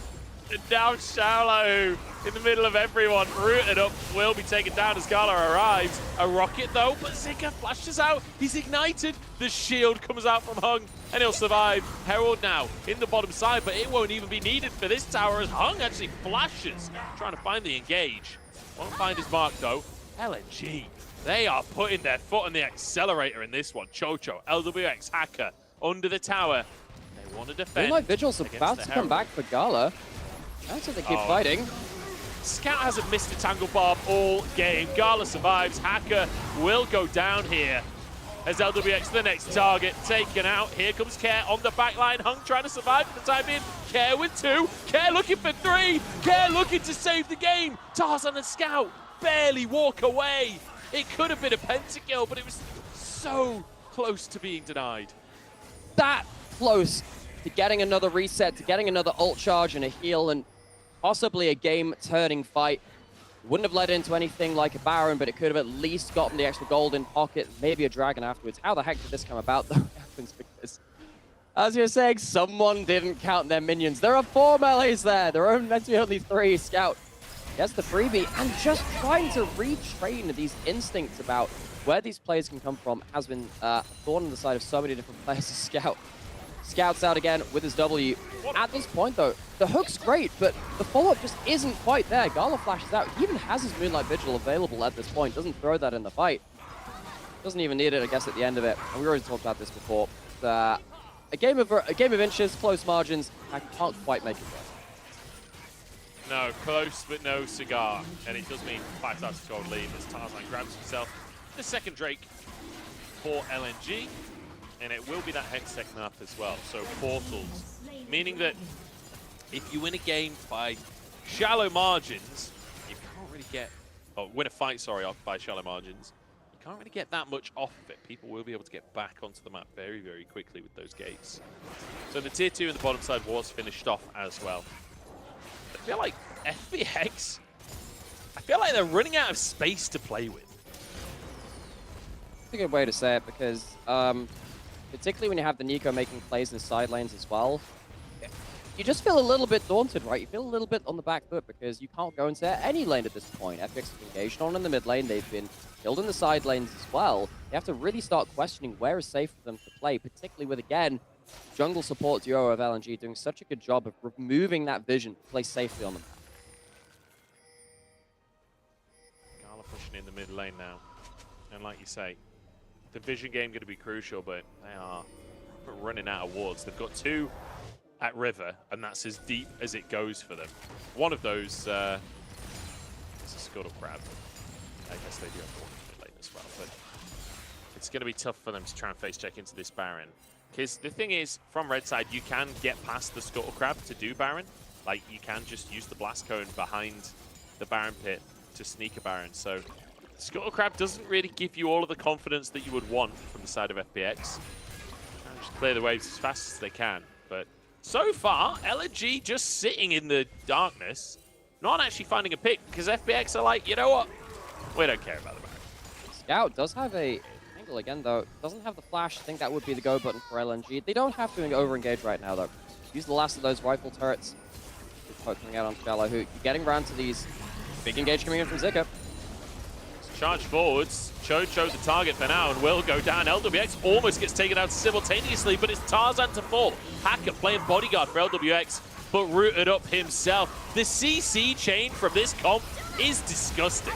As Scout forces everyone else away. Blocked is the zap, and it means Scout walks out as a double comes through for Gala. Oh no, trying to recall. Moonlight Vigil only just goes short. Just short. If that hits, it might even be the end of the game. Probably going to lead through to potential inhib. Maybe after this point, LNG, they win themselves that hard-won fight. LWX does get excited in the middle of that, though. Makes it slightly less clean than it could have been. But LNG, once again, showing what they can do with this very solid map play. Vision control into solid engages. And when you don't have flash on someone like this Nautilus, they're just sitting ducks for the team of LNG to run them down. Maybe Gala made a bit of a mistake in engaging a little too hard onto Shalahoo's side of that fight. Maybe could have joined in the burst attempt onto LWX, but of course it goes a bit awry from the rest of the team. But they still have enough damage, enough engage options to make sure the FPX can't stand. So now we return to the Baron dance as LNG get back in that river, clear things away. Be a tango. Tier 2 gone, bot and mid. Tango, pass the doble, a ball dance, a waltz. What kind of dance is the Baron? Since we've got an Ari in the game. You know what? I like that. I'm gonna keep that in mind for now. We'll see if that one. They have any fancy steps left to FPX? They've not really. They feel like they've had 2 left feet though in this game. Partly because they've been kind of kicked in the shins by LNG when they've been trying to do these dance moves. I don't really think they're the best dance partners for this. Bit of an aggressive dance, thinking about it, but LNG, I think they're more happy with that than FPX. So. I tell you who's been the best dancer this game, Scout. Yeah. 100% kill participation in the 22 minutes of this game. Care gonna be targeted as Zika charges across the map. Care over the wall. Scout, I don't think has been spotted just yet. He's being real cheeky here. He wants to go for LWX. He's invisible. Can he flash on him? Yes, he can. LWX will get out with his life, but Hung is there to follow it up. Taken down now as Jojo just about limps away with his life himself. The Gragas goes down. It's another 2 for LNG. Scout maintaining the 100% kill participation from the mid lane of LNG, and this will finally be the Baron. FPX, 1 team fight too many, down into the drain, and this should really be the game-ending objective. FPX, I don't think they have what it takes to defend against the Baron push. They were struggling already in the mid lane and in the side lanes. With the Baron up creeps, you have to really struggle to see a way that they come back from this. Once again, LNG, they have pockets of vision to work with, ample angles to work with. This time it's Scout that has the flash of L for this fight. Damage coming in from the Gale Force of Gala, who does join the assassination threat this time onto the enemy AD carry. Works out just fine for LNG. Certainly does. LNG feeling fantastic with how this game has been going for them. And Scout is just playing out of his mind. Scout is just having such a whale of a time on this Nico. And the thing is, this is a pick that FPX could have gone for. They chose to go for that Wukong instead, but it's really paid off for them. Third Drake now for LNG. But I'm going to be honest, I don't think this is a soul game. I don't think that we last another 5 minutes in this one. For sure. And that is now going to be a real sticking point again for FPX. You're probably looking for just one last hurrah somehow, some way. Any deep wards potentially. Got to be worrying about those minions again. Does that minion show up with the Baron buff? It has been enlarged. I think Scout does technically show as a Baron creep. I didn't quite realize how that was going to happen. This is Care teleporting into Care. Oh no, they've fallen for it again. It's just too easy for him, isn't it? It's just too easy. Scout's a machine. And FPX, they're the chickens that go into the machine and come out as pies.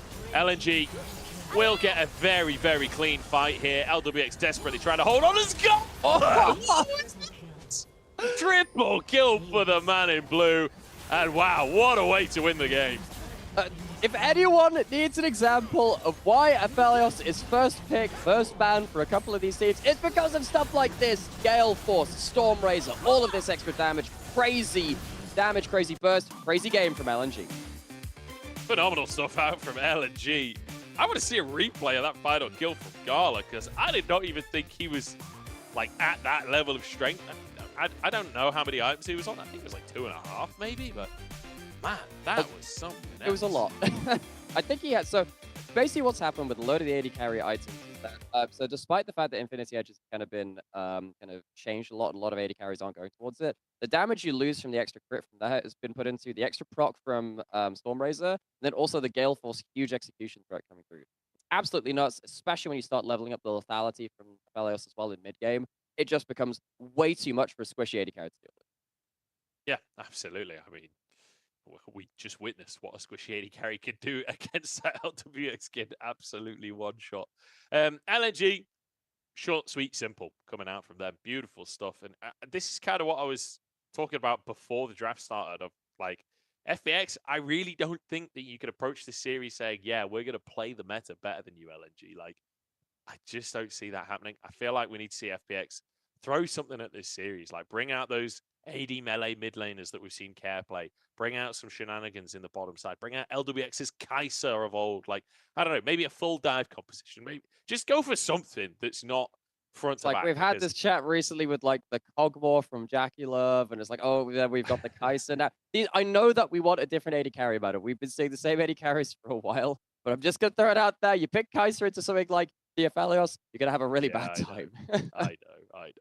But I feel like we need something. We need something at this point for the squad of FPX, because if we have another standard game here, I'm not sure that things are going to change dramatically. LNG, sorry, looking amazing in that series, in that game, sorry. With Scout especially, like, I will say there's a point at which you should only be able to get away with Nico being a minion to engage like once per game, you know? Like, beyond that, that should not happen. Everyone gets one.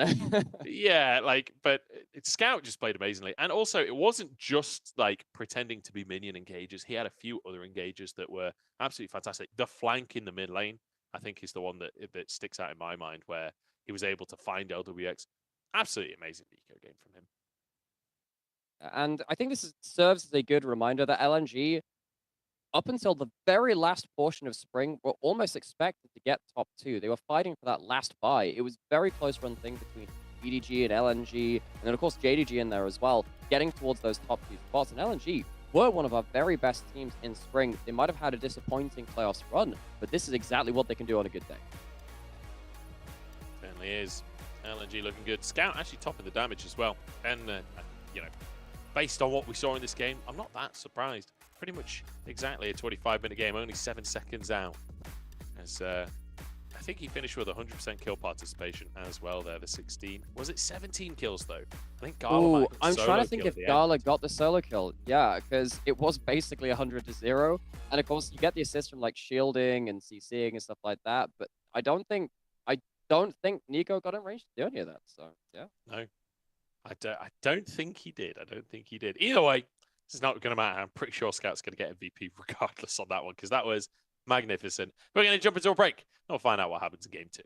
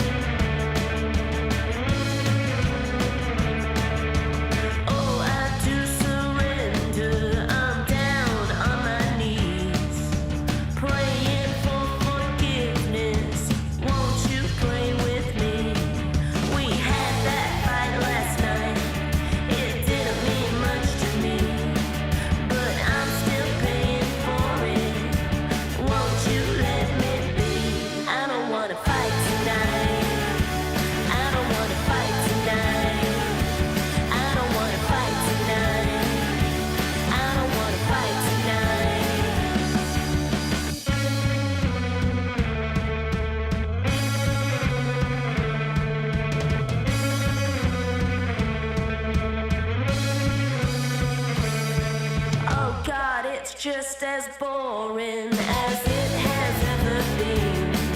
But I will still adore you.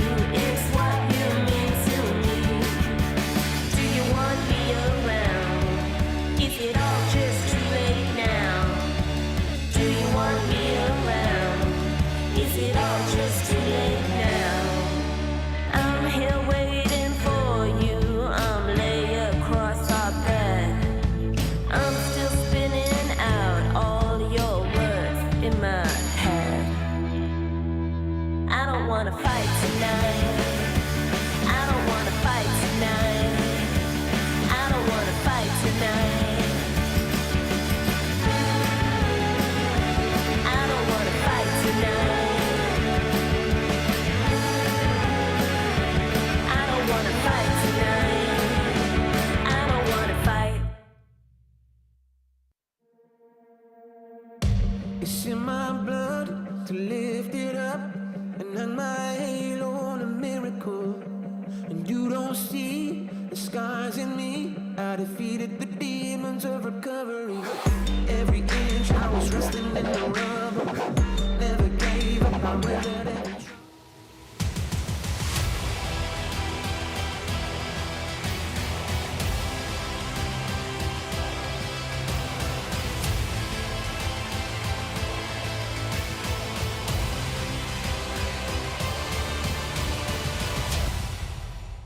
因为不管是对手是谁吧，现在我们在2连败，所以必须要拿一场找回自信吧。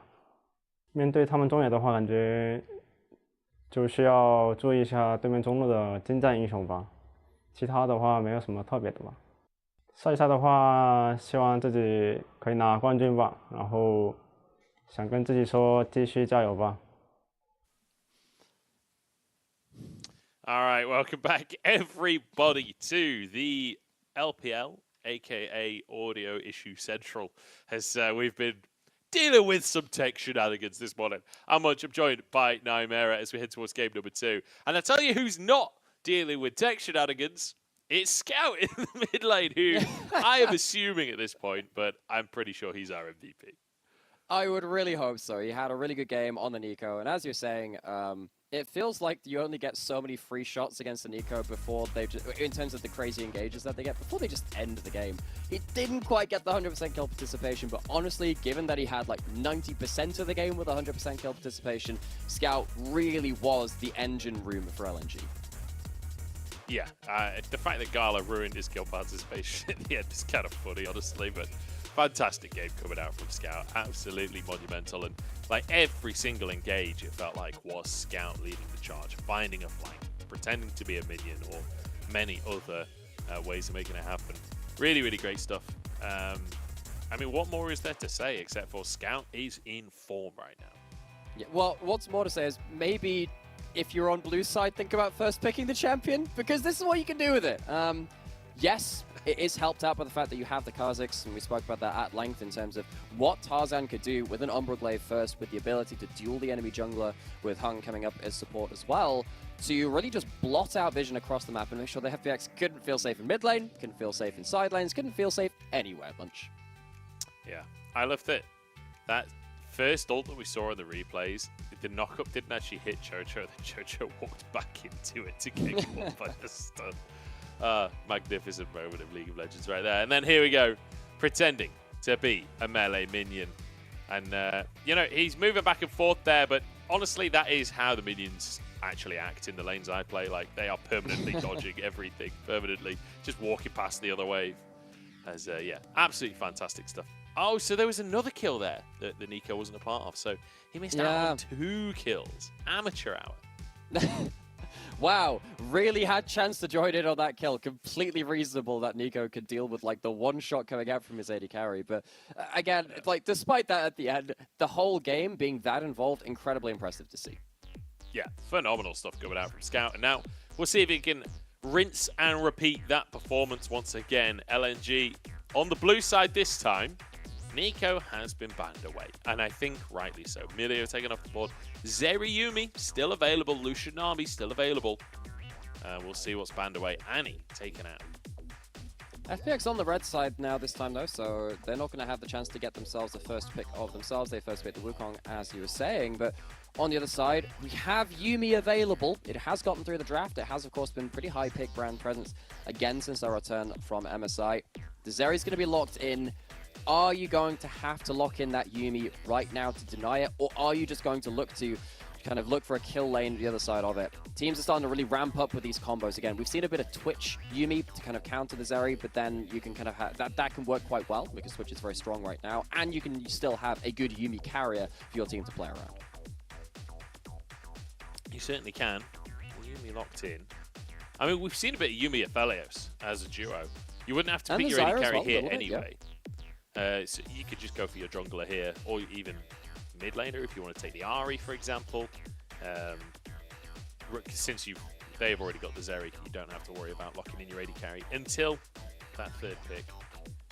Or maybe even second rotation, depending how comfortable you are on that Yuumi, how it depends how many you picks you've got to combo with it. Yeah, because you mentioned the Aphelios. Xayah's been in there as well. We've talked about the Twitch. There are a couple of Yuumi kind of like backpacks you can kind of throw the Yuumi on top of and just say, okay, all right, this AD carrier will pilot you through a good laning phase.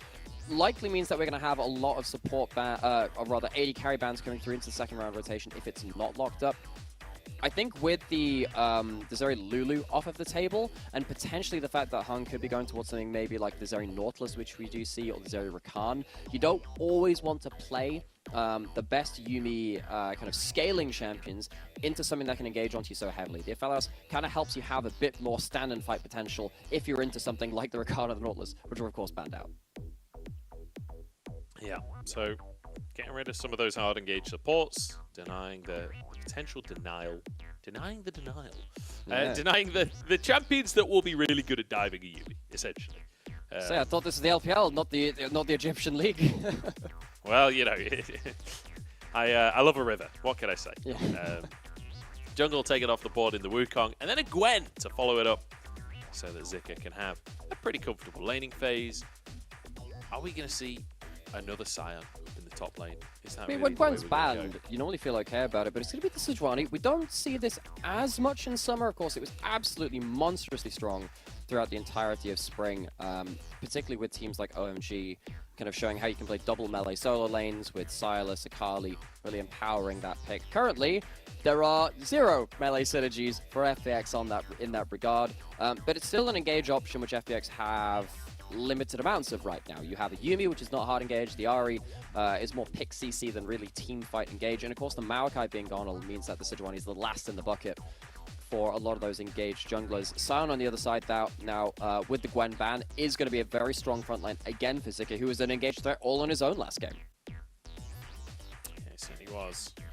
Zika having some pretty solid moments in that previous game. I feel like everyone on LNG played pretty well in the previous game. It was just Scout played so well that everyone else kind of got overshadowed. Like, I basically just didn't even look at Zika all game because I was just like eyes glued to Scout. But yeah, his performance was pretty good. He's up against Jax though on this Sion. We'll see what Xiaolahu can do.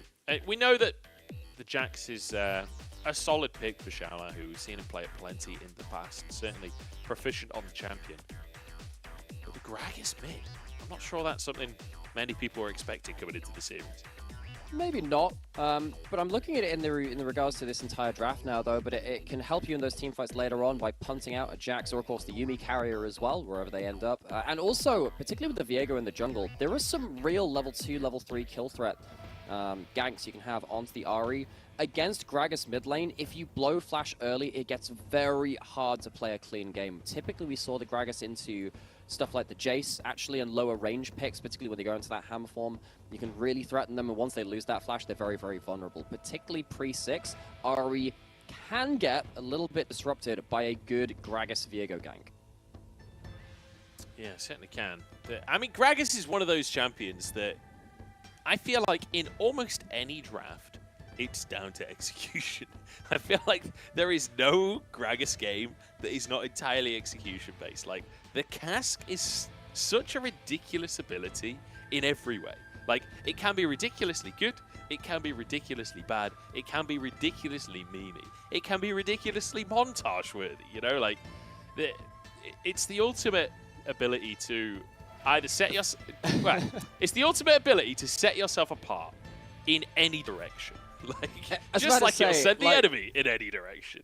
For those of you that didn't catch a certain Weibo game where the Shy might have played that same champion and then failed a flash body slam ult across the wall and just sits there at the end of the Baron pit, yes, it can very much make you look a little bit on the worst end of things too. Of course, still walked away with the win that game. That's one of the lovely natures of Gregors as well. You have such good baseline utility just by having your regular abilities on very low cooldown, especially with the AP build as well. You hit one skill shot, you're still adding some value to the team. In this game, though, you're going to have to really hope that you can get the most out of this Ahri matchup, particularly with the level 1 trading as well. You don't get control of the wave as easily versus the Ahri, particularly because she's a ranged auto-attacker, particularly early levels that can help you push in the wave. Yeah, definitely can. It helps you clear later on as well, right? Increases your damage against the type of minion that you demat. But you can anticipate a reasonably slow early game once again here, as our junglers going to be starting on opposite sides this time. Hacker pathing up towards the top side, Tarzan pathing downwards. I'm kind of sad, Nightmare, that we've stopped seeing the Scion level 1 cheese. I feel like that got really popular for a little bit. I feel like it's just fallen out of fashion.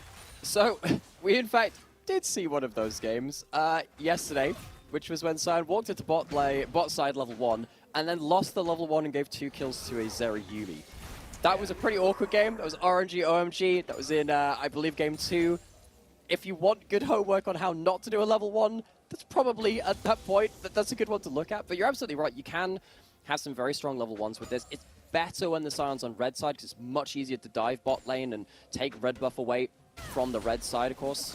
When you're trying to do the level 1 Scion invade onto the enemy blue side, as it would be this game, it's a little bit more awkward, and the payoff isn't as high.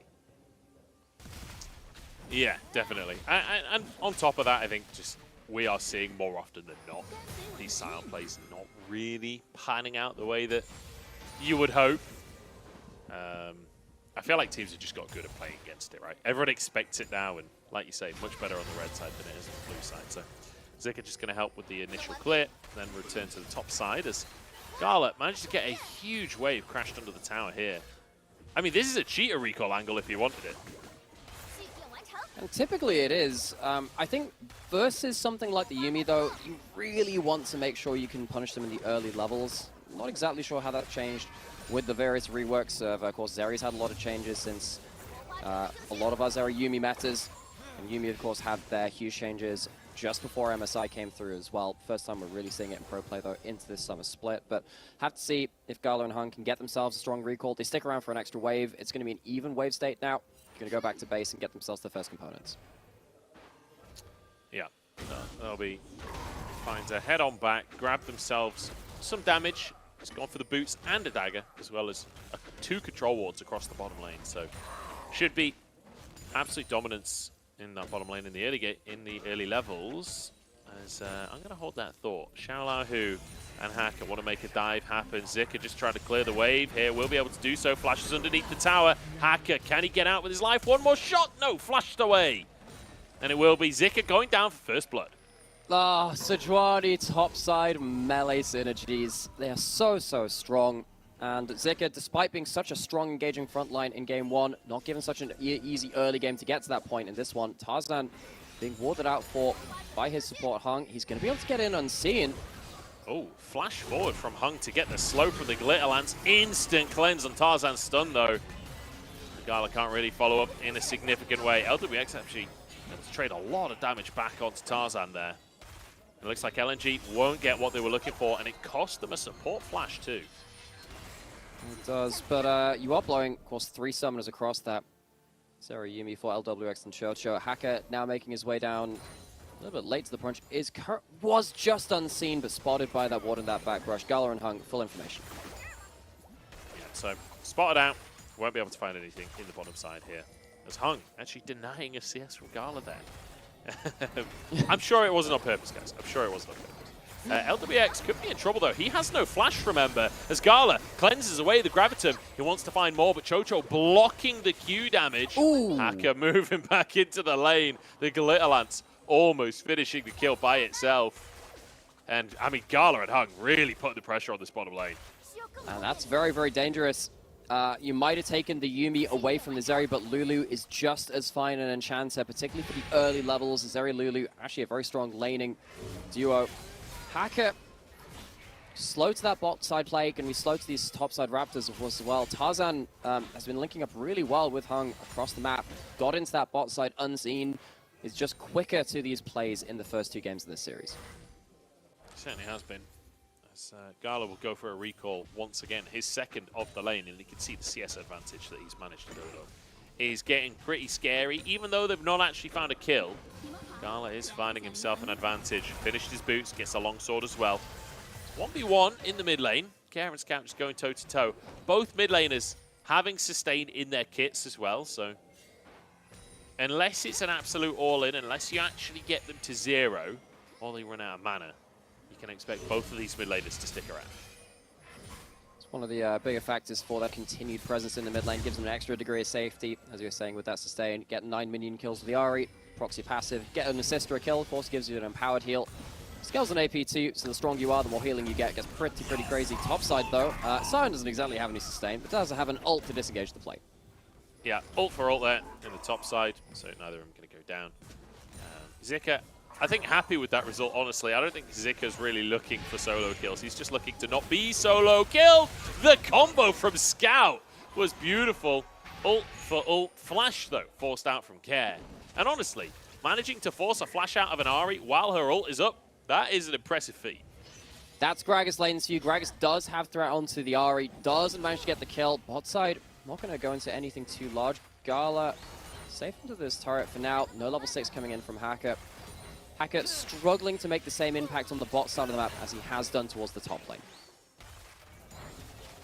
WBX trying to pressure Hacker, waiting in the wings, but look at this. The cavalry is arriving. Hacker thought he had Level the 6 for advantage, but it's Hacker. 4v3 now. Hacker level 6, like you say, but he completely whiffs it. It's a disaster. LWX, the target, is Hacker trying to get out on the top side of the play, but they're all going to be chased down. Hacker won't escape either, and Chocho alone. It's a complete disaster. It's a bloodbath in the bottom lane. I knew there was more than one way to skin a cat. Didn't realize that applied to a Sejuanian and a Aphelios as well. Absolutely ripped to shreds in the bot side, and this starts from LNG getting that play to force Care back in that mid lane. No teleport, no ult, no flash. Scout immediately goes back towards that bot side with Tarzan in tow. It's the 4v3. It's just much cleaner macro plays. It's much cleaner and faster moves across the map. You can really tell coming into this series that LNG have a great idea of how they want to play out the macro. Tarzan skipping to the side, dodging out on the Sejuani ultimate despite not having the level 6 himself, just outplaying the situation with also having the numbers advantage. Yeah. Great stuff coming out from LNG. Like, this is exactly what you expect, but Hacker sort of being caught out there, a bit red. And very good answer from LNG. Care could not get involved in the play. He was still over towards that mid lane. So really good read from LNG. And it leads to a huge advantage in that jungle now. CS is even, but the 2 kills on a champion like Viego, you know he's going to use that gold lead. He's using it for Herald as Hacker and Care try and contest. Ults are back up for LNG. You don't have the Sejuani ultimate. FPX, this is dangerous to walk up to this. Well, they're walking up anyway. 80 carries in the bottom side. It's 4v4. Top side versus top side here. And it looks like FPX are actually just going to muscle their way in. They'll grab themselves a Herald, reminiscent of game number 1. I think that the 80 carry's not there. LNG feel like they don't have enough damage on the top side of the map, but you can kind of understand why it would have to be really predicated on one reset coming through early. And when you're at that point, it feels like Jax maybe would have just turned the advantage into the favor of FPX. So LNG choosing not to take that fight. Hung going to walk into LWX, who does have ult. A little bit dangerous here with the rifle turrets available, but we'll just plant away. Gets the vision down and spot out the 80 carry under his turret. Yeah. I feel like when Aphelios still only has boots, the combos aren't that scary in the grand scheme of things. It's once he finishes his Stormraiser, then we're in 100-0 territory from that point on in the game. So Hug feeling confident, just get that poke out. This is one of the things about Lulu in the laning phase. I feel like a lot of viewers at home kind of think of Lulu as that late game enchanter support that will just buff up the AD carry. But laning against Lulu, she's like the original Vel'Koz, you know? Like, the amount of poke that Lulu has in that bottom lane is just disgusting. Seeing Dragon go down, there's a Herald and Pocket Packet. Currently off of vision, might be able to pick up Scout, not going to do so. But, you know, for anyone that wants to do some homework that didn't watch some of the earlier seasons of League of Legends, go watch Season 5 mid lane Lulu from Faker. Also watch Scout just completely blitzing the spot lane again. LWX in all kinds of trouble. Oh, nice bit of footwork, though. Dodges the cask from Scout, and LWX gets out with his life. Very well played. And what this opens up is a Herald drop into the mid lane, so for the first time, FPX have themselves a really good cross map available. Good gold going down towards Care and Hacker. The gold going up to the Ahri is probably less important in this composition, especially because you're going for the Everfrost build. Care is not going to be able to deal with the front line of LNG. So that gold, it's less about the gold on the carries, it's more about just trying to get down that mid lane turret for control across the map, whereas the gold has gone directly from plates in bot side into the pockets of Gala. Yeah, so FPX, at least they're getting something, though. It's much better than what we saw in game number 1. They are finding their way into this one. And hacking out, looking for the big Krug. I don't think he got it. I'm pretty sure he just got the little one there.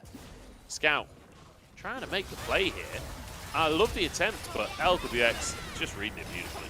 It's that, also the heal movement speed. Clutch coming in from Chocho to give just the extra bit of distance to get out of that ultimate hitbox. So well played from the duo of them. Good clicks, good movement speed. Scout now going to have to really struggle to defend this mid lane out of turret. And despite Scout being first to the play in pretty much every scenario we've had in game 2, going to be more locked in lane now if he wants to keep that turret alive. Yeah, going to be a tough one to defend after the Herald play. But Scout just walking past Care to get to the minion wave here. He's like, you know what? If I have to clear the minion wave, then I will do it with my body. Once on forwards to make sure that tower's not going to go down. Gala now just going to ult the wave, and LWX has to cleanse. Flash forward from Gala. He cleanses the exhaust. Is he actually going to go under the turret? No. Won't pull the trigger on that one, but will secure himself a tower. Good respect from LWX to just walk away. Just short on a couple of those autos, cleansing the exhaust though. Gala really pushing the advantage, has the one-arm spike of the Triforce, might have to use that to a great extent here. There's TP on the bottom side as Gala, oh, he nearly gets to his team, but his cleanse is on cooldown. The Wild Growth keeps him alive there, and he's still going for the time being. FPX are here in force as well though, as Zika being that front line. This is the weirdest 5v5 I've ever seen. We're fighting over a tri-brush as Zika moves in behind the team, but Shaola who flashes over him, and nobody's even less than half health. So that got a little bit weird, and we are reminded once again that Zeri can in fact cross over walls with her dash. Somehow gets through the entire team of FPX over the wall and back to his enchanter. Hung saves the day after that point. LNG lucky to get away with that, especially with the teleports coming through, being invested from FPX. Yeah, LNG really getting away with murder on that one. So they did get the tower, but look at this glide from Gala. Because anyone could jump over the wall, but look, he gets over a lot of that extra lip that gets him over to safety to the Wild Growth. And also sees that the charm was down just before. That charm is pretty much the only thing that could charm you out of that dash at that point. The Graviton had just been used, and all that would do is root you, wouldn't stop your movement, I don't think, at that point. So FPX, they had a really big play in mind there. Just couldn't quite land the knockout blow onto the AD carry. And now, look at Gala's items. Triforce and a Zeal on top of it. He is getting scary. LWX, on the other hand, only on the Kraken Slayer. So, still a lot to be desired from that Aphelios. Needs to potentially go for, I imagine, a Gale Force second item here.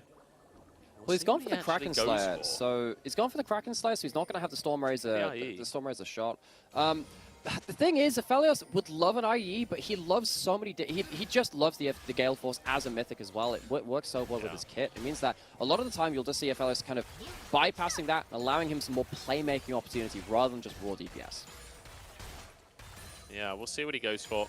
Like you say, I would imagine it's that Gale Force, but Kraken Slayer obviously aware that both Scout and Zika going to get pretty tanky in this one. He's going to need to do consistent damage in these fights. It's not going to be about burst for him. As Shaola, who starts to get the best of these trades in the top side, but Zika very happy to hold the wave as much as he can. and just be a nuisance, basically. Just deny the split push, deny the pressure from that Jax. It's very difficult for Jax to just ignore Sion and hit the tower until we get an item or two more under his belt. Tarzan doing a great job of scouting out Hacker because there is a real threat of Hacker jumping forwards and throwing it all onto the cleanseless Gala for the next few seconds. Tarzan spots him out and says, look, if you throw the ultimate at me, I can ult backwards. I have Merc Treads anyway. You can't pick me off. Tarzan protecting his bot lane in the mid lane. Tarzan charging forwards. LWX does not get stunned, but he gets knocked up by the wild growth. Turns it around with ults galore, but Gala walking away. Everfrost is there. Can they save him? No! Taken down. And now the rest of FPX jump on board, but they've got their one kill. They've got Gala down. The raid boss has been defeated. Do they go for more here? Charm over the wall onto Tarzan. This would be Baron if they can pick the jungler, but he'll walk away. Feels like it should be past 20 minutes, doesn't it? Baron not quite on the table yet, but the second Herald, that could be the thing. They're the same Void thingy hanging. Like, this is basically the Tenant before the Baron. Like, they haven't quite moved in yet. They're sorting out, like, the lease agreement. And this is currently moving out, packing up their stuff, getting that Herald.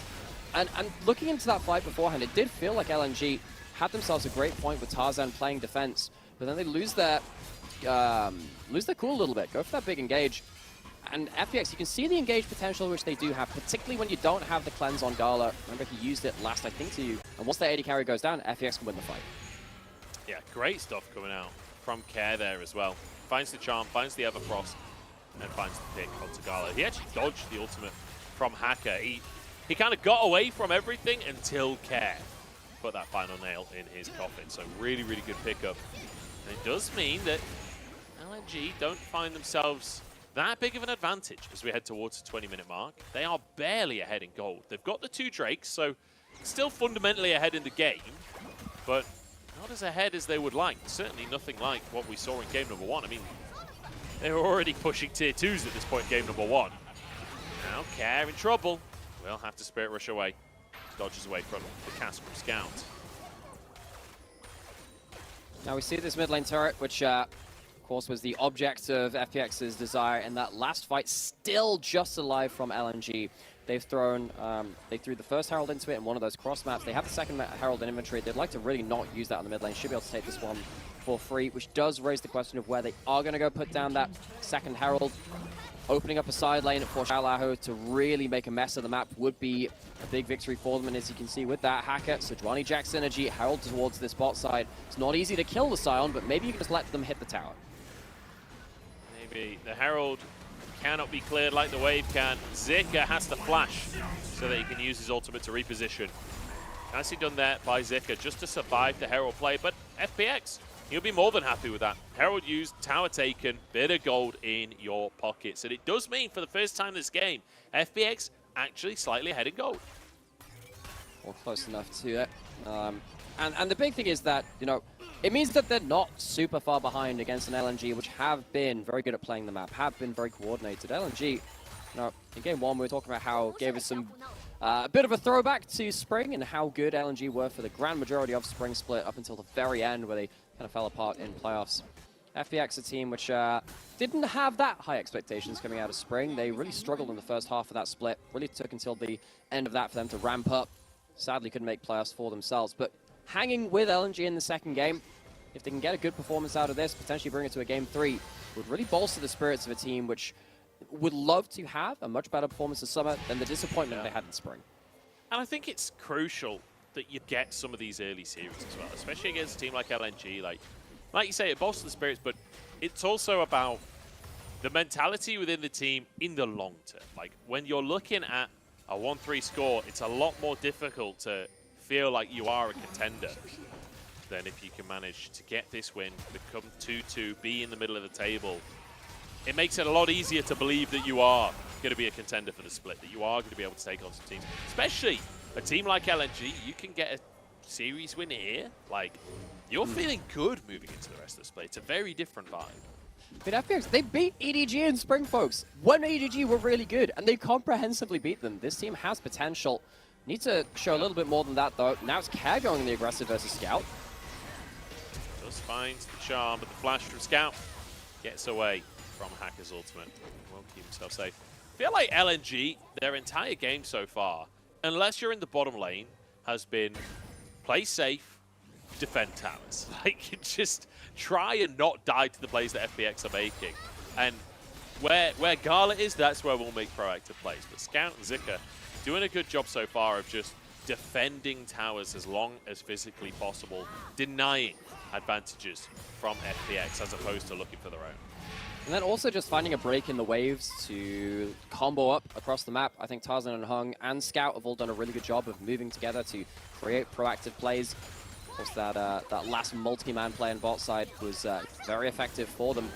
However, you are getting to the point where you're going to have to deal with double teleports up for FPX, and if you buy into a multi-person teleport fight, I think FPX have the items now, particularly the second items coming in for the solo laners, to make a real mess of LNG if they don't hit a good initial engage.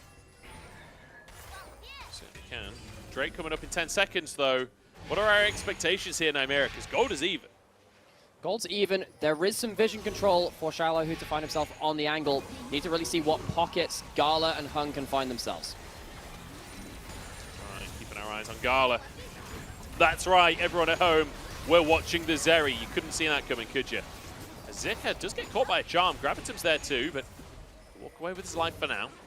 No Warmogs, so if he wants to regen, he's going to have to go back to base. Does have the teleport available. Doesn't have himself the ability to complete that recall, though, to teleport back in. Shallow, who, as we said, he had himself some vision, had himself an angle to be a threat on the flank. He has himself a second item. The Spear of Shojin means that those empowers, those leap strikes come out all the more often. Counter-Strike obviously doesn't benefit as much from the Shojin passive, but it's enough to make things threatening. And with that, I think LNG, they've been so used to playing with vision control, especially after that first game. The Umbral Glaive, Kha'Zix helping them achieve that. That without that vision control now, against these strong carries coming online from FPX and not being ahead in gold themselves, they don't feel bold enough to take that objective, would rather cross-map. So, at least they'll get a bit of solo gold onto Gala as he takes that tower down in the top side. The answer should be here from FPX, so they can't look for anything more than just the tier 1, but great bit of play coming out from FPX. You know, like you say, the pressure from Xiaolao, who going forward, pushing the wave underneath the tower, getting a couple of jungle camps as well while it all happens. And the rest of FPX muscle their way into the river. And you can see the 4 control wards, plus 3 other wards around the Dragon area. That was vision dominance out from FPX. As Hacker could be in trouble here. He is on the Sejuani, though, and perhaps it's Scout that's in trouble as they have to flee the river. Also had a Yuumi on his back. The extra shielding, the extra movement speed, of course, you know how powerful that can be. Despite the fact that Yuumi gets a lot more power when attached to their best friend, doesn't mean that they don't add any value to a wandering jungler walking into the river like that. So FPX, they have themselves a lot of good burst potential as well now. Gale Force built up for LWX. We saw how powerful Gala could be on that pick just beforehand, and particularly with Hacker, with the damage amp from his Mythic as well, and the full Magic Pen coming in from Care going towards that Shadow Flame second. This is all about killing the Zeri. The frontline targets from LNG, they're going to take less damage, I think. They don't have the most tank killing potential from FPX, but if they manage to catch Gala, and they manage to shut them down, maybe they can turn the team fight in their advantage. Scout's looking for Care here. It's a bit of a combo, but not enough to actually find a kill. Tarzan can't follow up either as TP behind enemy lines as Hacker just gets shredded by Gala. He has to flash out. Can he escape though? Gala going to look over the wall and flashes for the kill. Jungler picked up by LNG. Is that an opportunity for Baron? How confident are they feeling? Hacker looking mighty like grass right now because the Lawnmower really finds no resistance in that Sejuani. Gala, not even at those 3 items, but has all the stats needed to take down the Sejuani. Very important is post 20 minutes, jungler's down, Baron's on the table, FPX, they need to be in crisis mode now. They certainly do. Xiaolao, who jumps away, will escape with his life, but Scout can just push this wave out top by priority. In the meantime, Gala gonna head back to base because remember, he was on 2 3/4 items, and he just got a kill onto Hacker. You know he's finishing it off, and there it is. Titanic Hydra, the Lawnmower, fully revved up. The last few minutes, he's been pulling on that cord, and it just wouldn't start, but now, 3 items in, it's fully revving. The Terraferminator's here, your grass is afraid to grow, and this is why, because even before that build comes out, if you don't manage to shut down the Zeri straight on, and the item builds from FPX are meant to do that, then they just get ran down. You don't have great continued DPS against this champion unless somehow LWX gets some great DPS combo. Gala is more than ready to pop FPX. Certainly is. Let's see if he can. LNG. Again, gold really not that far ahead from them. It's like 500 gold. It's really not significant at this point in the game. There's 2.5 items for LWX. It's not quite the same level of spike as what Gala's on, but don't underestimate what the Aphelios can do. We saw him absolutely get one shot by the Aphelios at the end of the previous game. That was on a similar amount of items. So the right situation, LWX can still very much be that carry. Not to mention, you got that top lane threat in the Jax as well. Me too. I think Shallow, who has been playing fairly admirably about trying to push in a side lane, find an angle, and at least be the threat on the side of a fight, which means LNG don't feel bold enough to engage.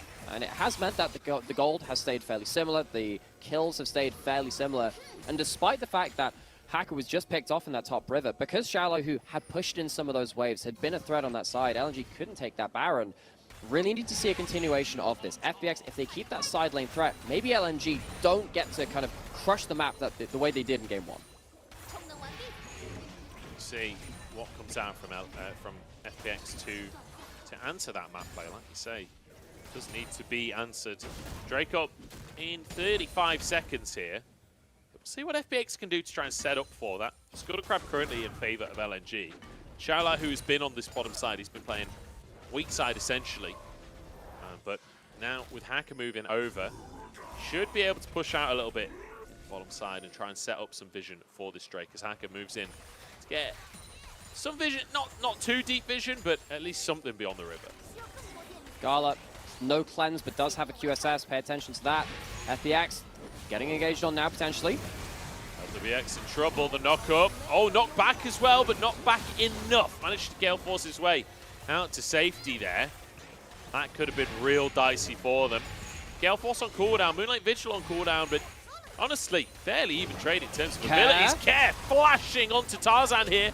Tries to find his target, and Shallow, who finds the flank. Tarzan down. Now 4v5, can they make it happen? Because Gala's still going, and Shallow, who can't escape the play, jumps over to Hacker though, and he will actually somehow get out. Gala looking for more, but won't find it. Oh, so it's actually just the one for none. FPX picking off Tarzan, but they have to commit a lot of flashes for it. They're not going to get themselves a game-breaking advantage. They're heading towards the top side of the map. They're going to lose Dragon, but how quickly can they start bursting down a potential Baron? This is going to be interesting. The TP comes on through there. Oh, they've got red and white. This is going to be fast. Plus a Jackson here as well. LNG, do they even know this is going on? They don't even seem to be in a rush to contest. Baron goes down to scout, tanks the mid tower, desperate to trade some kind of objective beyond just a Cloud Drake. FPX, really good calculation on how fast they can take these objectives. Now you have a Baron up, Jackson the side lane. Shallow, who was already a threat against Zika, already made an impact in that last fight against Tarzan. Now with the extra ability to break open the map, finally take down one of those final outer turrets in the game, has an unprecedented opportunity now to make FPX a source of pressure on the map. Care finds himself the first bit of damage onto Tarzan. After this point, of course, that damage is no longer available for Gala, so the retreat is sounded, but they do get out alive. And that's the important thing. Gala, despite him being so tanky, so hard to take down, not quite able to stick to the targets and deal the damage. Great stuff from the solo laners from FPX. Care is having a fantastic game on the Ahri. Able to dodge everything that's been thrown his way.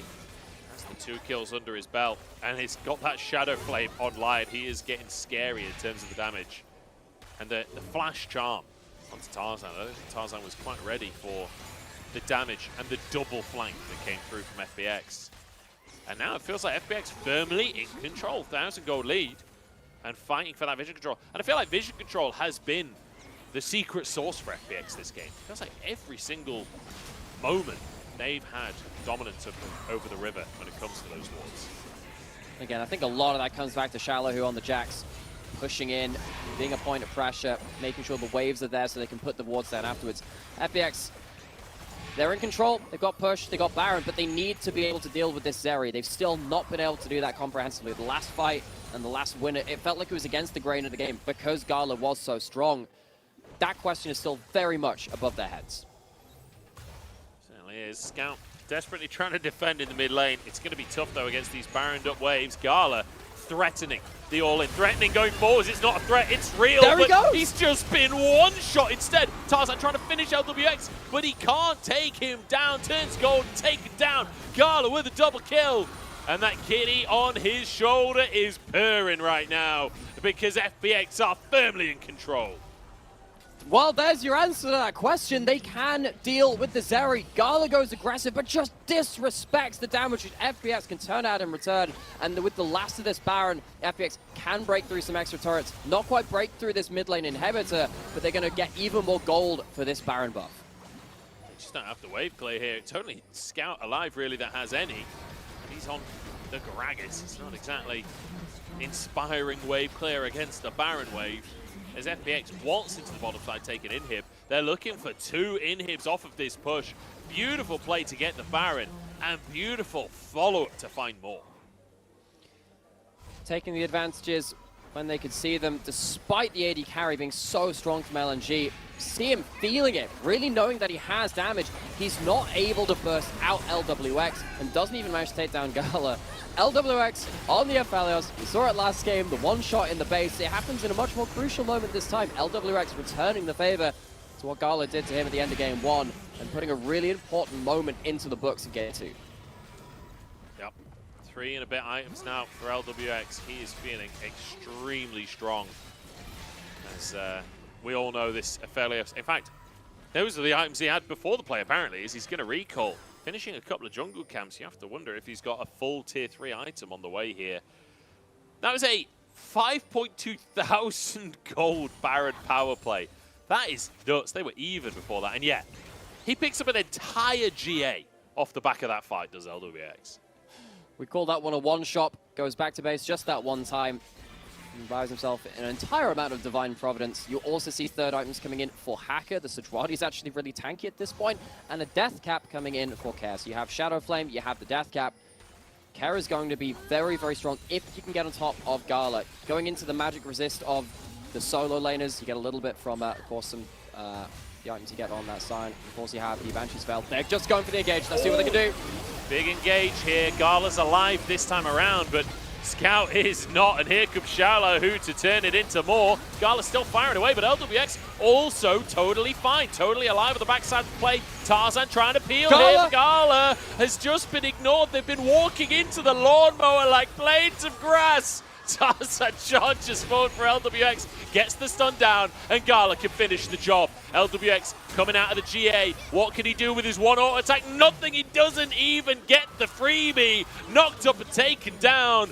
And LNG, it felt like it might have been over, but they find their fight. The ripcord revs to life once more. The lawnmower's back online. Gala with the QSS, with the cleanse, has more than enough this time to finally buy some space. He's on the back foot. He's going backwards, able to outrange LWX, not burst out by the Aphelios. Just gets to sit in front of the front line. And FPX, it felt like they had the game in hand. Huge Baron play, but they can't see it through in this fight.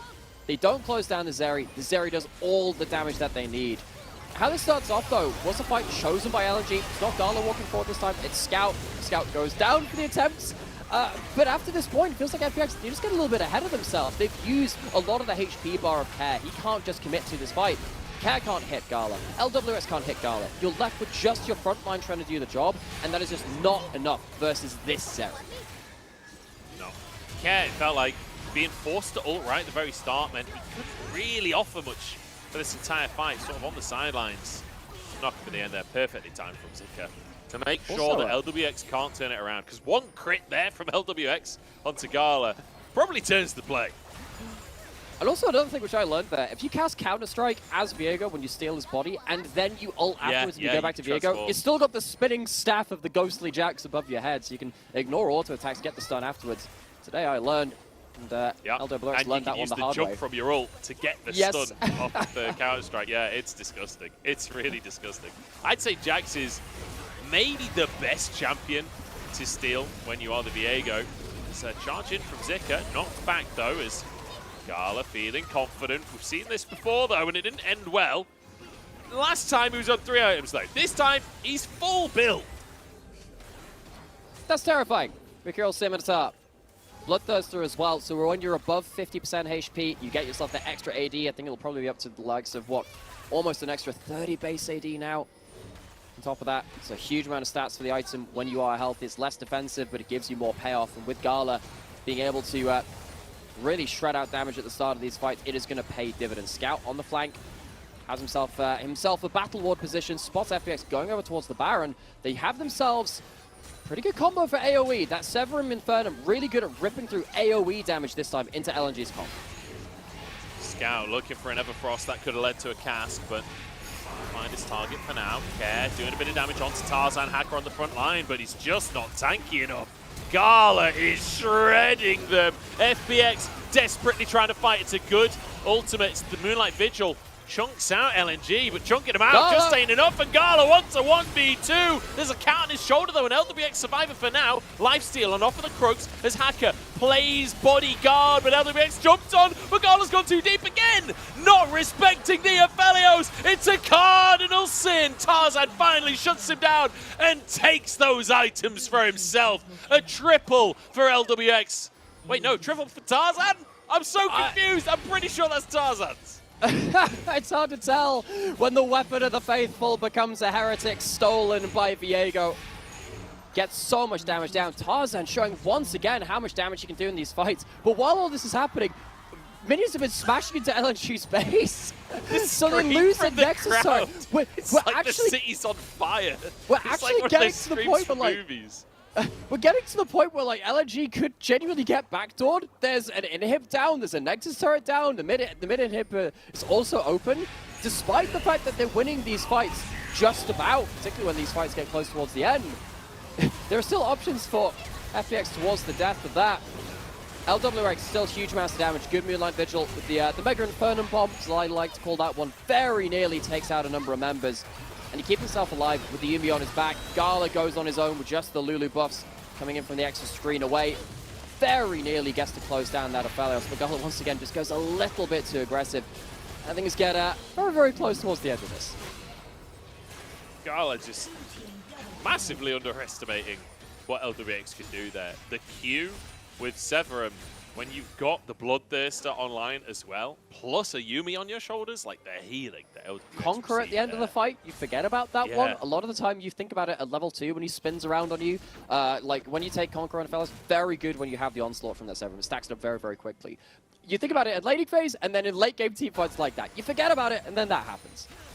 Let's just quickly point out as well on the scoreboard, this is not really that important because Gala's been on 6 items for a while, but he's at 450 CS in 38 minutes. He is just annihilating waves. Like when we say lawnmower, he's the minion mower at this point as LWX. Oh, this is beautiful with the green gun. He can do it over the wall. Hacker burning through it.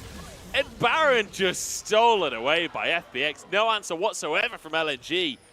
And honestly, the map play from FPX this game has been fantastic. When you have those rifle turrets, the Caliber and Crescendum, you can basically play like a Caitlyn. Those turrets do so much work. Allows you to fire over the wall. The right weapons for the job. FPX take away another Baron this time. They've been very cognizant, very aware of how they can take down that Baron and how quickly that will happen. LNG do have themselves that Cloud Soul. They have themselves a lot of objectives in pocket, which does mean that the Elder is up in 50 seconds. But because of that very quick, efficient Baron, FPX can push, they can reset, and they can be in position for what could be the ultimate fight of the game. Certainly could. And this is an exciting game now. We've got to almost the 40-minute mark. It's been tense the entire time. Cloud Soul for LNG doesn't really feel like it'll do much with Elder coming up in 20 seconds time. Look at Zika's health bar. He has got to God mode at this point as Garth got out Moonlight Vigilance there! LWX telling us why they favor the Aphelios over the Zeri. Beautiful combo. Returns the favor to Gala. To what Gala did to him in the previous game. And that could be game. 45 seconds. Surely they can just end. I think they can. I mean, you don't have your primary damage source. LWX might have made the game-winning play. Scout turns golden, but he's not going to survive this one. Taken out by Shala, who LWX still just free firing as he's got the Yumi on his shoulders. Tarzan trying to defend, but there's nothing left in this one. FPX have done it. We said they need to prove themselves today. And if this game doesn't prove anything, I don't know what will. We're going to 3. And we'll see if FPX can keep this ball rolling, because it's looking beautiful. I think there's a phrase which every League of Legends player knows somewhere down the line. The faithful shall be rewarded. You know what Aphelios is called? He is the weapon of the faithful. LWX brandishing that one like a dagger, stabbing it into the hearts of LNG. It felt like they were in control for so much of that game, particularly with Zeri coming back online and getting to those huge item breakpoints. Normally you are ready to call that game over, but LWX had so much more to say about that game. Oh, he certainly did. And like the consistently finding those combos, right? Gala goes too deep, he combos in with the red and white weapons. Then the combo over the wall to get the Baron. And then Gala steps out of position and he combos in with Infernum. It feels like no matter the situation, LWX knew exactly what to do. It's like a Swiss Army knife, you know, like the jack of all trades, except each one is a different way that Zeri can die. Yeah, exactly. Like, Aphelios really is the Swiss Army knife of AD carries. It's like you were saying when they're taking the Baron. He can do what Caitlyn can do when he's got the green gun. He can do what Samira could do when he's got the red gun. Like, I feel like he ticks the boxes of so many different AD carries all in one neat package. Fantastic stuff, though, from LWX. Played exceptionally well, because I feel like in a lot of cases, people favor the Jinx or the Zeri in the long, drawn-out games like this. But with the Yuumi on his shoulder, and when your pilot is as talented as LWX, like, you can definitely put faith in that, Aphelios. And we've seen in the LPL as well, you are rewarded for having very strong Aphelios players. The player that comes to mind for that as well is 1xN. New player coming into TT as well, came in from LDL. Incredible Aphelios player. You can see what you can do on that if you put the time in to specialize with that. We have some incredible AD carries here. We've seen 2 on the Rift here. We have Ruler. We have Jaculov on his great days as well. The level of AD carry play means that the AD carry meta starts to shift with it. Despite the fact that Zeri is very consistent and incredible at finding those pockets to find those team fights in, Aphelios' unrivaled playmaking for both teams now in this series adds some very important questions into Game 3. What are you prioritizing? That is that's over 1,000 DPM! Get rid of this champion! Not bad, is it? That's not bad, is it? That's well over 1,000 DPM as well. 15k over. Phenomenal stuff out from LWX. I feel like that's LWX and cheerleaders. Is there not just a point in the conversation where Aphelios is just B1? Like, we've seen it be banned. That you're banning certain things. Like, if you're blue side now, I feel like if you're drafting for it, why not just B1 Aphelios? I think the difficulty is if you go for Aphelios on B1 and you haven't banned the Yuumi, there's a chance that you get the Zeri Yuumi into you, and that's a very different combo. A lot of the reason why LWX can play like this is because of that Enchanter sat on his back the entire game, particularly the way that Yuumi works right now. When you get to sit on your AD carry, you get empowered abilities effectively, and LWX was walking a very fine line. It's just that, particularly with LNG, when Zeri wasn't in the best position to carry the entire fight, the rest of their members didn't have enough damage to threaten LWX to 100-0, which means that Gala, if he wasn't making those aggressive plays, you can see what he could go towards. Yeah, I feel like Gala really overstepping a lot in that one. It felt a little bit like Jaculov as opposed to Gala, like multiple times stepping too far forward, being too aggressive. And I feel like Zeri is one of these champions where it does lean towards that. Like, to be a really good Zeri, you do have to play on that knife's edge. You do have to be really aggressive. But Gala just being a little too aggressive. I think just consistently underestimating that Yuumi was the long and short of it. He sees Aphelios alone, but he's not actually alone. He's got that little pet on his shoulder. And it's not a parrot, it's a cat. That means we're going to 3 games, though. FPX managing to pull themselves back into this one. LNG, they thought they were chilling. But unfortunately, their chilling was slain here in game number 2. We'll see if they can bring it back to life in game 3.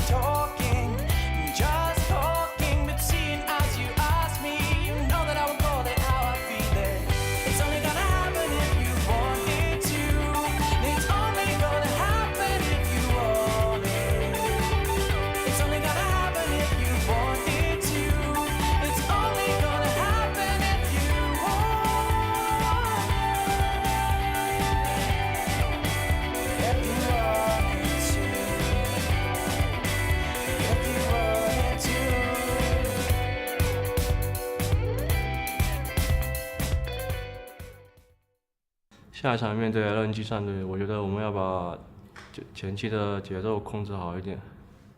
我觉得 Gala 和韩的下路就很全面的一对下路嘛，跟他们对线的话，就尽量让自己选到优势组合，打好自己的对线吧。目标的话就是希望进个季后赛吧。Really, really smart stuff coming out from LWX there, because the enemy bot lane are pretty good, so we'll try and play good compositions.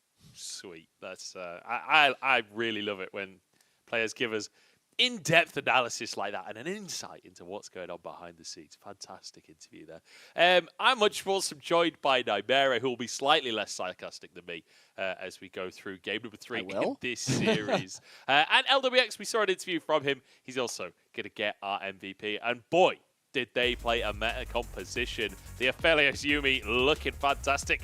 Minus 25 gold at the end.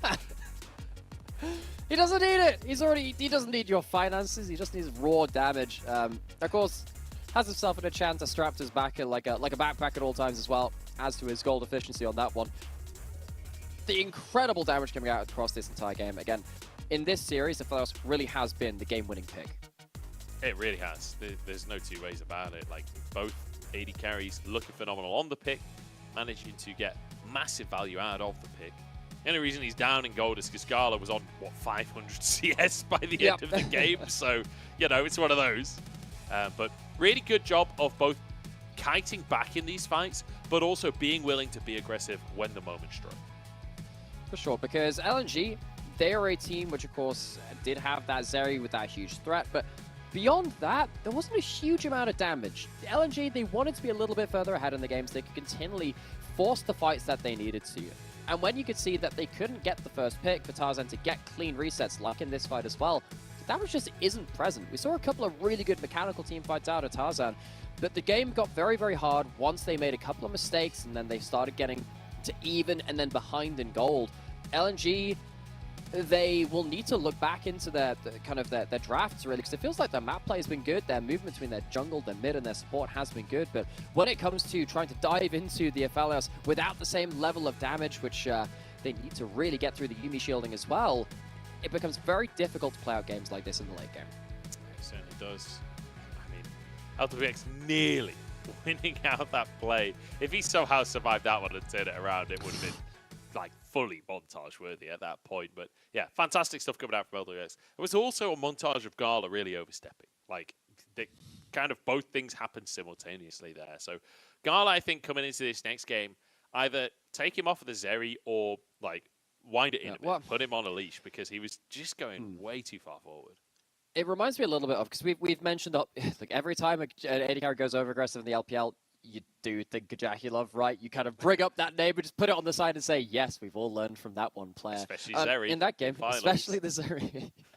Very true. In this game, because Zeri was really the only damage, and you still need to kill the Aphelios, I think it does get into your head, right? Because you have to kill that Aphelios. In the same way that Gala was killing the entire team when he was kiting backwards, if you're the team that's going forwards, I'm not going to give a free pass, but I'm going to give a route of understanding to say, because you're the only damage, I understand where you felt you had to be the one to kill the Aphelios. It just didn't work out so many times. It cost you the game. Yeah, it certainly did. And fantastic stuff from LWX to punish it. But again, Gala, too far forward. And now game 3. We'll see what's going to change. Like, do we just ban Aphelios at this point? Do we B1 Aphelios? Like, how do we deal with this Aphelios? Because it's nightmarish. I think given the way that both these AD carries have shown that they can play it in early game and laning phase, they can pair it up with different supports as well. It's very versatile. I think it's probably a red side ban. I think the only way it's not a red side ban is if Yumi is up and you lock in the Yumi and then you threaten the Zeri Yumi later, or something like that. I think that's the way that it comes through. So if we're getting not many bot lane bans, I feel like it won't get first picked. If you're getting the bot lane bans rolling through, though, Aphelios has to be one of them. Okay, well, we'll see. We'll see how it goes once we get into game number 3. Just waiting for the players to get onto the stage and get this third game of the series underway. But I have to say, I'm impressed by FPX, because today I was coming in thinking, you know, LNG, they've had a really hard schedule so far. Like, that's the reason they're 2-2. Like, giving them a lot of excuses, essentially. And FPX, I was kind of saying, look, they've not looked that good so far. we'll see what they can do. Coming out in game number 2, and importantly, playing the meta in game number 2 and still looking good. Because my like prescription for FPX was try and throw some stuff at the wall, play your melee mids with care, and play something funky. This was not that funky. I mean, the Sejuani was a little funky, I guess, but not really. FPX playing fairly standard and winning at it. So really, really impressive stuff. And a sign of things to come, I hope, from FPX, not just in this series, but in the split in general. And I'm so glad that it's turned up like now rather than in the last few series when they've already been eliminated from playoffs. In spring, we saw them, again, we mentioned this before, they took down EDG when EDG were one of our very top teams, and they beat them comprehensively. They did that while they were already eliminated from playoffs. They're currently beating one of our teams we have high hopes for in LNG very early into the split. You mentioned this in the last game as well. It goes a long way to set yourself up for success, put yourself as a real contender rather than just one with a couple of good games here and there. See if they can keep it up. That's going to be the question, is consistency. And the first step on that road to consistency is this game right here. As Zeri banned away, Milio banned away as well. Do we see the Aphelios ban? It's Yumi or Aphelio. Oh, Jack's I think taken at off. that point, because you see there are so few, you can't ban out the Yumi and the Aphelios. I don't know. The thing is that Zeri kind of almost counts as a Yumi ban as well. But picking the Nico up here as well, I feel like that should have been, with all the bans on the table, I feel like that should have been the Aphelios first pick. We've mentioned it. It's been so important to both teams. And immediately it's going to get locked in. I will say the Nico was instrumental in game number 1. Scout looked incredible on that Nico, but he's happy to take the Ari alongside that Aphelios. I feel like you need to maybe take away the Lulu here, but then Xayah Rakan is open. The Xayah Rakan, Lucian Nami. Yeah, you have a couple of prime duos, and putting them together on 2-3 on blue side has typically been a good way to walk into your second bans, because you normally want to lock a bot lane together if at all possible in your first couple of picks. Doing it on 2-3 is just the most succinct way to do it, especially since you've already got your first pick priority out of the way. Now you have the question from LNG. Okay, you have the Aphelios. Are you setting your bot lane up for success, locking in something like something more lane dominant? Something like that Nautilus has been typically fairly good with the Aphelios as well.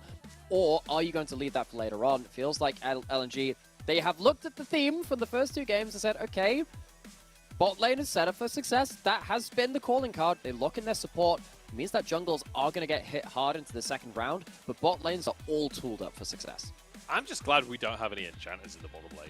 Nautilus versus Rakan. This is a man's bottom lane. Jojo and Hung as well, both supports that built their reputation on going in. Jojo built his reputation on Rakan. Hung built his reputation on Nautilus. I feel like for this bottom lane, when it's such an important bottom lane for the series, I couldn't be happier with what's been locked in our TV2. So excited for what happens in the bottom lane. But we're looking towards the jungle when it comes to these bans. Nocturne taken off the board. Wukong, the answer. We'll see if LNG keep on that route.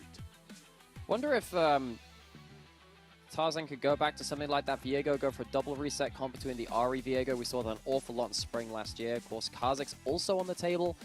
You have, of course, some ability to play through Fog of War again through your engage options on the side of LNG. They did that in game 1, which is why we're mentioning that right now. I think Kha'Zix is pretty high priority right here.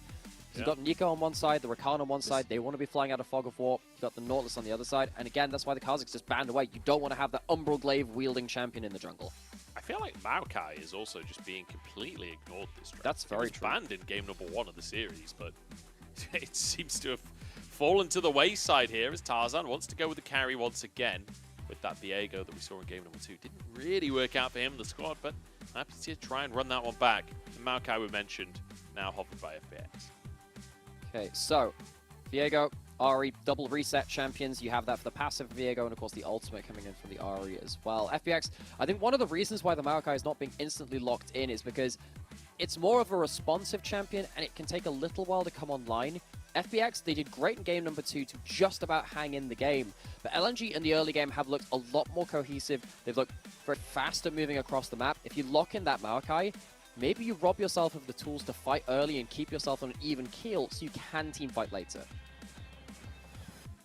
We'll see what they're going to go for in the jungle role. Xin Zhao locked in for Hacker. It's something we've seen Hacker play a fair bit over the years. It's a pick that he's always been willing to reach to, should the time be needed. I mean, back in 2022, it was his second most played. Across 2022, he played 26 games of Lee Sin and 22 games of Xin Zhao. His next most played was Viego with 9. So it's not like he's a stranger to the Xin Zhao. He's certainly proficient on the champion, but hey, I'm excited to see it. It's a while since I've seen a Xin Zhao jungle. I think we saw, did we see like one at MSI? I'm trying to remember. It's popped up you very see like little occasionally. splashes of it, don't you? I think we had that one year where we had, well, we talked about Yuumi in the last game, right? But we had Xin Zhao Yuumi as just one of the most disgusting combos in League of Legends. It was just after the rework, wasn't it? When yes, it was. Gave him the posh duel. And it was just so disgusting. Actually, I don't think it was his ult that was changed. I think maybe his ult was... No, I think it was... So his W changed quite significantly. Like the sweep and slash, the wind becomes lightning. That was very different. I remember he used to just kind of one-shot you in one go. He used to be more of an assassin than he can... Well, he still kind of does that right now. Level 2, don't get me wrong. That but it was like even more bursty. Of course, they added like the extended dash range to his E if you hit the W. That was one of the big things, which adds a bit more skill expression to his kit. But either way, this champion's cropping up once again. Early power, level 2, level 3, very, very effective. And comboing up with the rest of his team, with the Rakan, with the Nico, to help him stick to his targets could be very important in this early game. I remember what his old ult was. It was still the big swing around, but it was just big damage on the swing around and the knockback. It didn't have the like shield and defense afterwards. That was it. Either way, enough about Xin Zhao. Well, actually, no, not enough about Xin Zhao, because we're jumping into a game with Xin Zhao. He's up against Viego, and we'll see if Hacker can find that early game presence. We know him as Ultraman. For the first 10 minutes, he is unstoppable. Whether or not that'll be the case today, and whether or not he powers down beyond that will be the question. On the other side, Tarzan will be looking to cancel that particular airing of that show. Put Hacker into the if he possibly can. Viego, Tarzan's had some good couple of early games with this champion over time as well. Tarzan, just in general, very proficient early game path at LNG, a very proficient early game team. Even when they were struggling in some points in early spring, LNG would find ways to piece together very... We see this a lot. I love this gentleman's agreement in the top side, down in the river. That's going to be about as quiet as it gets there for the top lane, though. These two, it's Gragas versus Sion, folks. Like, these two are just going to sit there vibing most of laning phase.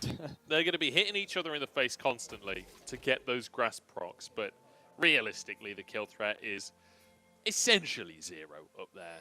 Down in the bottom lane, though, not the case at all, as that ain't no Xayah.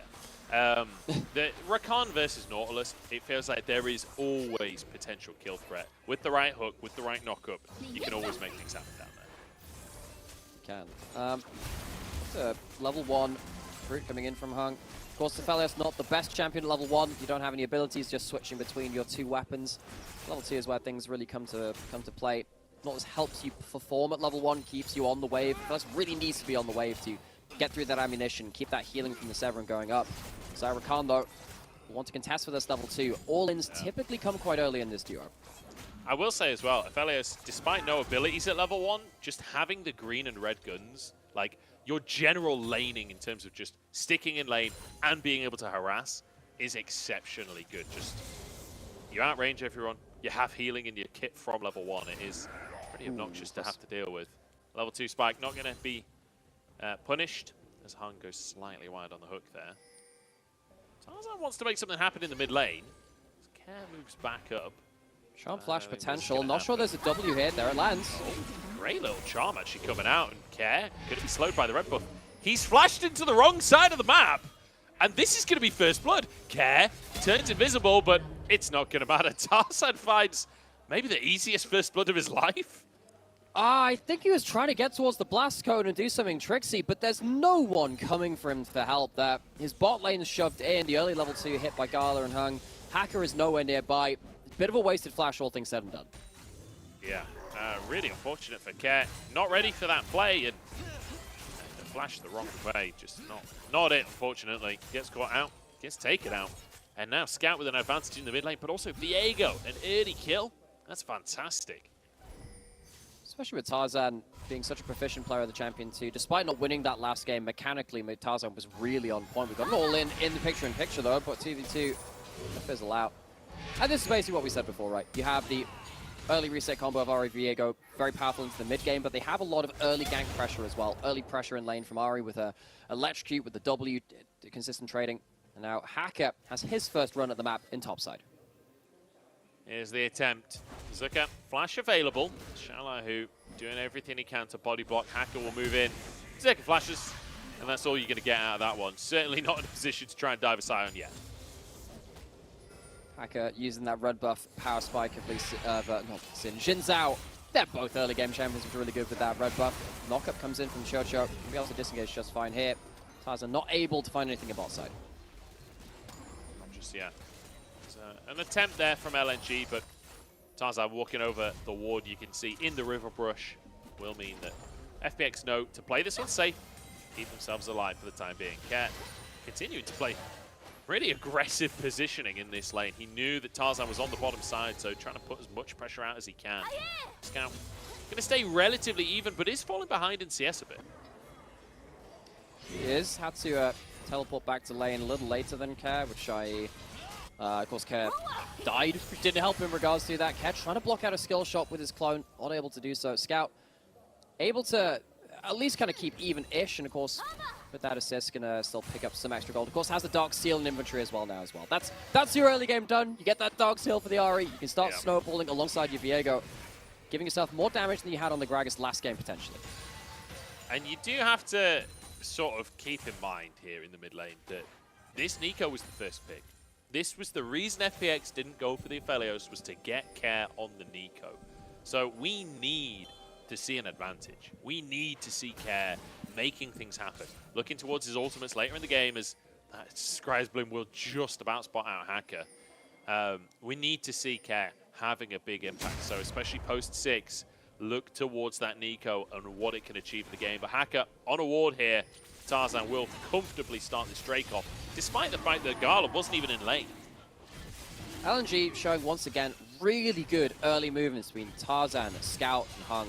Get that gank off in mid lane, get vision deep into the enemy jungle, get themselves this first dragon. It's all very seamless, it fits together very well. LNG's early game, one of the most clean in the LPL right now. Really good stuff. The map movement, fantastic. FPX managed to match them in the previous game though. They managed to keep themselves even across the map.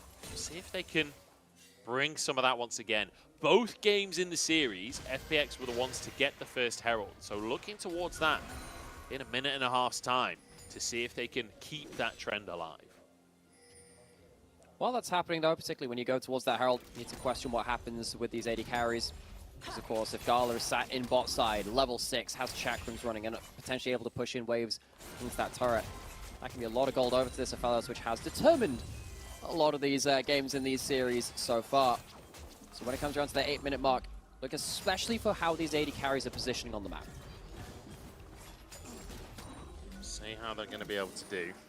I'm looking towards the Xayah as well for LWX. Like, this was back when he won Worlds, Xayah, Kai'Sa, big champions in the meta. It's not a real recall. He will just keep vision. Drop that ward as well. Always, it just messes with my head, Sid. Every time I see it, I'm like, wow, surely there's someone just recalling to get vision. Level 6 hit, though, by Gala on boss side. Nice feathers, though. Denies Hung finding anything at all. Very nicely played by LWX. But yeah, looking towards the Xayah later on in the game, I'm excited for those team fights. I'm excited to see what LWX can do. He's in form right now, it feels like. Some of these team fights have been beautiful from him in this series. We'll see if he can make that happen on the Xayah once more. Some plates going his way though, so nice little start here in the bottom side for FPX. Of course, on the other side though, Gala has himself that cull that'll be ticking up. Of course, LWX didn't feel like he could do the same. He went towards the longsword earlier in the refillable, or rather the pots just in general. Care is a minion. He's not going to be able to get anything in this mid lane just yet. Again, that's another thing which we're going to have to continually do. Count those minions. Hook comes in again, but hits the wall! Oh no, the feathers have to be flashed away from as well, but he didn't actually pull them back yet. Moonlight Vigil comes in. Oh, with that many chakrams, you know that they've just got to leg it at that point. billion bonus autos every single time. And we talked about FPX getting the first Heralds. They do it again. They do it again. LNG are trying to cross map towards bot side. They're trying to use the chakrams to get themselves plates before the Herald can be put down anywhere important. But Hacker gets the right timing. He gets that Herald, gets to walk back towards this bot side. And LNG, they don't get anything for staying bot side while that Herald goes down. Yeah, unable to make the play happen. Gala trying to turn it into something with his ultimate, but wasn't really able to find his targets. And the feathers from LWX were just perfect, right? Forcing the flash out from Hung without even pulling them back. Really, really well played by him to just follow up on the initial from Chocho and be just it's so difficult to engage on. I feel like that's the reputation that Aphelios has these days, but Zaya's like the original. She did that first. Oh, very much so. The self-peel doesn't really get higher than the Zaya ultimate. Of course, Aphelios, his peel is making sure you're dead before you reach him. It's a little bit different. Depends how far ahead of the game he is. If he's very fed, you never really get to reach him unless you're very good at choosing your angles. Zaya a bit more consistent with her ability to keep herself safe regardless of the state in which the game is in. Gala pushing up towards that bot side again, has himself those chakrams, which are very good at damaging that turret, but not able to get any plates so far, as opposed to the couple which have been picked up across the map from FPX. Just the one on that bot side, but of course that Herald will be able to add more to that number. Kraken Slayer picked up LWX. 1-0 as we broach the 10-minute mark here. Teleports now online. Remember, we were talking about care on this Nico. With the teleport, well, his teleport's actually on cooldown, but with Unleashed teleport available, you can anticipate some of those flanking plays from him. That's what we look towards Scout for in game number 1 of this series. Like, absolutely magnificent flanks on the Nico. Hoping to see that from Care here in game number 3 as well. Root hits on to Scout, gets a little bit of damage. Of course, Merc Tread's already built up for the Ahri, though. Does very much impact this matchup. Nico has really long CC if you get that Tangle Barb in the right kind of place. Merc Treads very much help you survive in that matchup, and it means that Ahri can also answer the Nico a little bit later into the game. Not able to answer right now, though. Care gets the first run towards bot lane. If anything were to happen under this tower, as it stands out, just plates going from that Herald over to the inventory of LWX. The top laners at this point have decided Grasp is not important for them to proc. They're both going well beyond the turrets to farm. They're going on an exchange program. They're experiencing each other's side of the rifts, like different culture. They've like settled in with a family, you know, just around the inner turret. They're learning the language of the blue side and the red side of the rift. It's a lovely cultural experience. It certainly is. It's great to see cooperation between the two teams in a way that we've not really seen before. You know, they're dancing in the river at level 1, now swapping sides of the map. It really is something to behold. FPX, though, fantastic start to this one. Not only did they get that Herald before, they now get themselves the Drake as well. They got the plates to the bottom side with the Herald. Like, everything's looking pretty peachy for FPX. All I can think of is, you know in Finding Nemo, you have Bruce the Shark with his wonderful Australian accent. It's like, fish are friends, not food. I'd like to apply that to top laners right now. Tanks are friends, not food. At the end of the day, why must we hurt each other? We're not going to kill each other anyway. There's nothing to be gained there. Have yourselves a peaceful confrontation across the ring. And I will say, even if you do see top laners as food, which I'm sure many League of Legends players do, yes. In this matchup, you ain't getting any of that food anyway. Even if you're trying for the solo kills, it's not going to happen. So I think the better way to approach the top lane. However, LNG are now opting out. Gala's moved up towards that top side of the map here. And we'll be looking for some plates of his own. The Infernum there. And FPX a little slower on this play. Their Gragas still up in the top side. So this should be a window for Gala. Get some gold. But that said, Hacker's in the top side of the map. And actually LWX has moved up as well. So won't be able to find anything for Gala. I think because FPX had just got so much vision control just down on that bot side of the map, I think Gala and Hung moved towards that top side just to move FPX away from some of their deep vision. Of course, they got vision on both sides of the map. It's kind of a bit of a muchness in regards to that. But LNG at least trying to catch FPX off guard, trying to get Gala onto one of these turrets finally. Has himself his first item. Of course, that Storm Razor talks about how much burst that gives you. LNG, once again, though, held to account, held even in this early game, despite that being one of the things we praise most about this team. Look at this fight between the top laners. Absolutely nothing. Just grass procs. Like, neither of them even going below 2/3 of their health. Just punching each other in the face outright. And nothing else top lane. I was looking at the minimap while the top lane fight kicked off, and there was like 3 people on it. I thought it was going to clip, but both teams kind of opting out. And I think essentially we're seeing both teams say, look, we're playing for stages of the game. We're playing to scale into the team fights, etc., etc. And so for the time being, nothing too significant going to be hitting our screens. It is going to be game of scaling. We have second Herald. Sorry. Second Herald is the one thing. Coming seconds, there are teleports available. I'm wondering if that's where things kick off. So just want to quickly put that on everyone's radar. Yeah, I hope so. I hope so. Especially for the side of FPX where, you know, we've been talking about scaling. Diego is definitely going to scale better than the Xin Zhao does. You're on vision there, buddy. You're on vision there, buddy. That is not the scaling I've been talking about. He's scaling towards his side of the map right now as Jojo gets a double quickness. Tarzan's going to go down. And FPX find themselves a pick pretty much for free.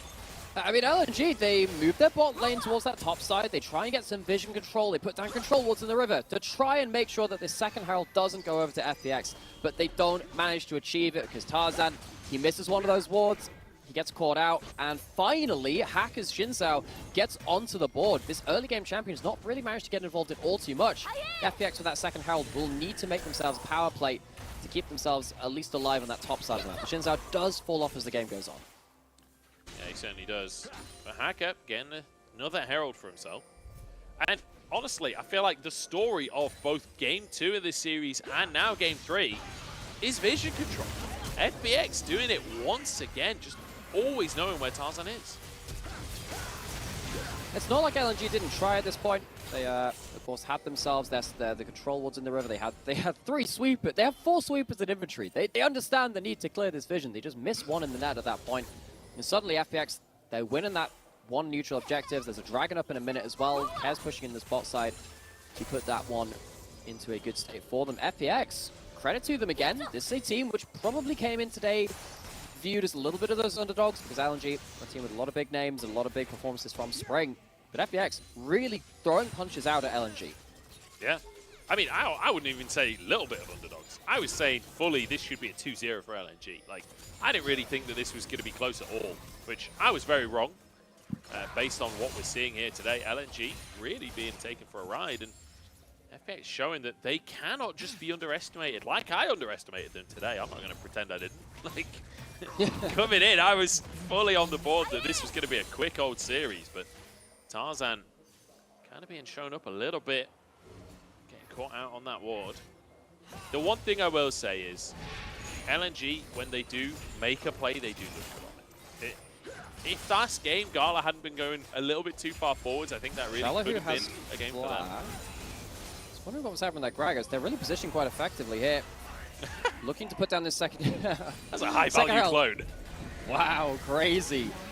There's so much out of that. Dragon briefly started by LNG. FPX using Herald as a counterweight in this mid lane, drawing the attention of that was a Hex Flash or a Flash?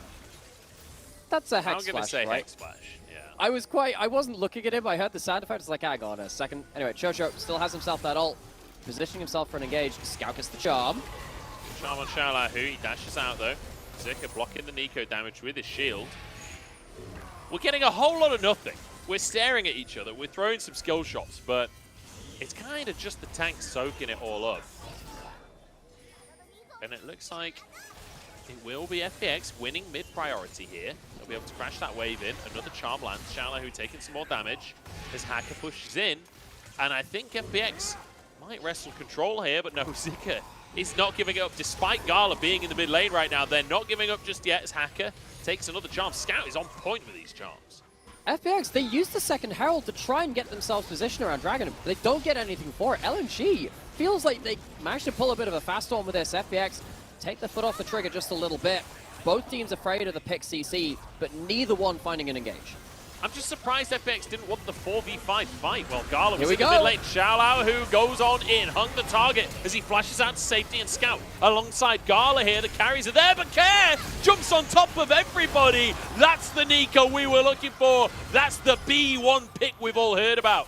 Tarzan potentially looking for a re-engage here, but will have to back away in the end. It's 1-0 in favor of FPX in trade for that Drake. They also get themselves that mid lane outer turret. Very important, that one, particularly because we've been playing such a slow, measured game.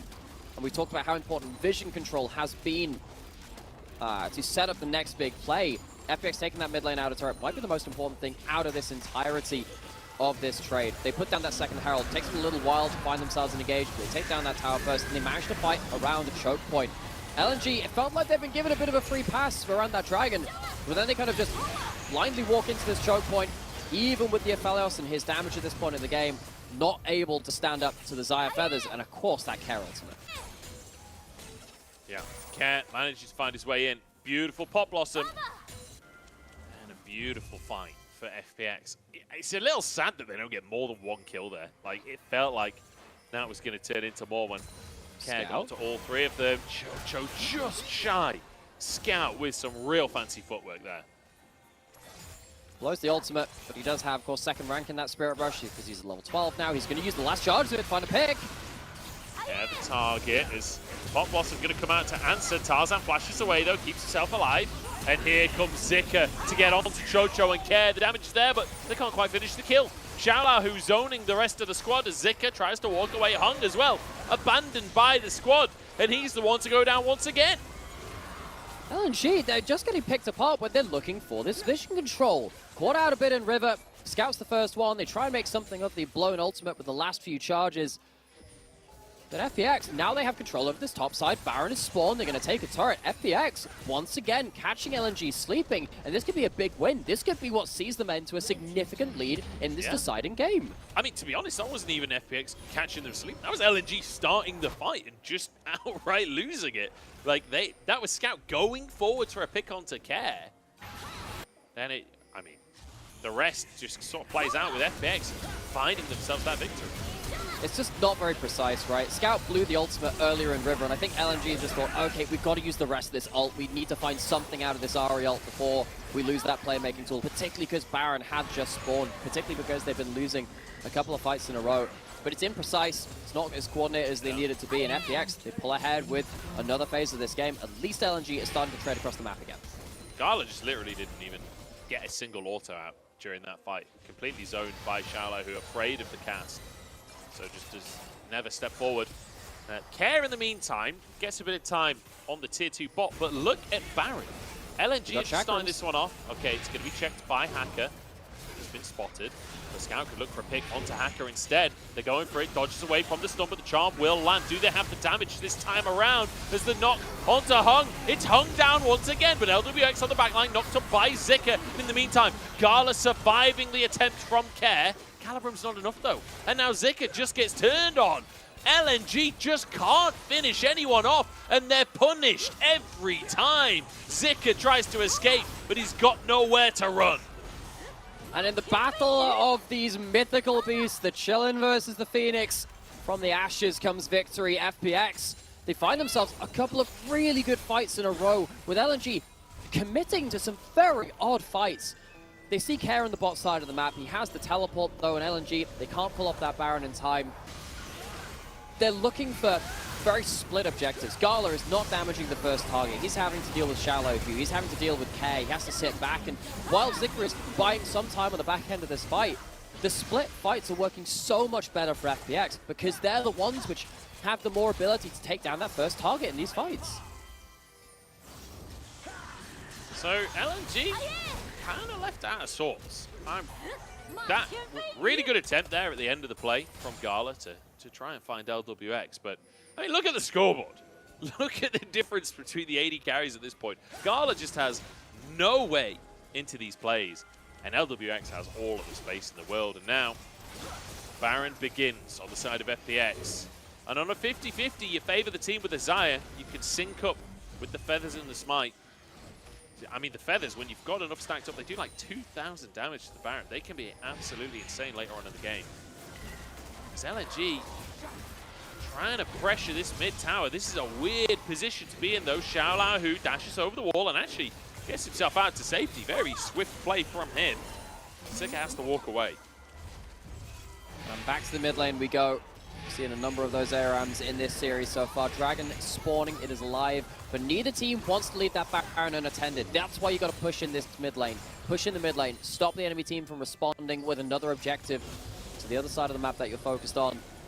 Game slows down yet again, and LNG, they just need to collect themselves a little bit. They've been very incoherent with the plans that which they've been putting across, and Tarzan walking into Care. Care will see that with that clone at least. Yeah, I was going to say, it's not the real one. Every it's time. not the real one. You see, you get the vision. You get the vision from it. So Tarzan is seed, but that just really messes you about. And they don't have the vision to make all of these plays just yet. Oh, the charm lands? No, Scout has to get away. Uses that ultimate to keep himself alive. Shalahu with the cask there. Tarzan wide on the stun as here comes a pop blossom, but Care can't get onto Gala. Can he turn it around? Infernum across the team here. Dash forward from Scout. Gala's still alive here. They're all CC'd up, and LNG find their moment. This is it as Tarzan gets a double kill. And somehow Shalahu on the back line is still going. The wet noodle fight continues between our top laners, but Tarzan ends that where it stands. A triple for the jungler. No George of the Jungle here.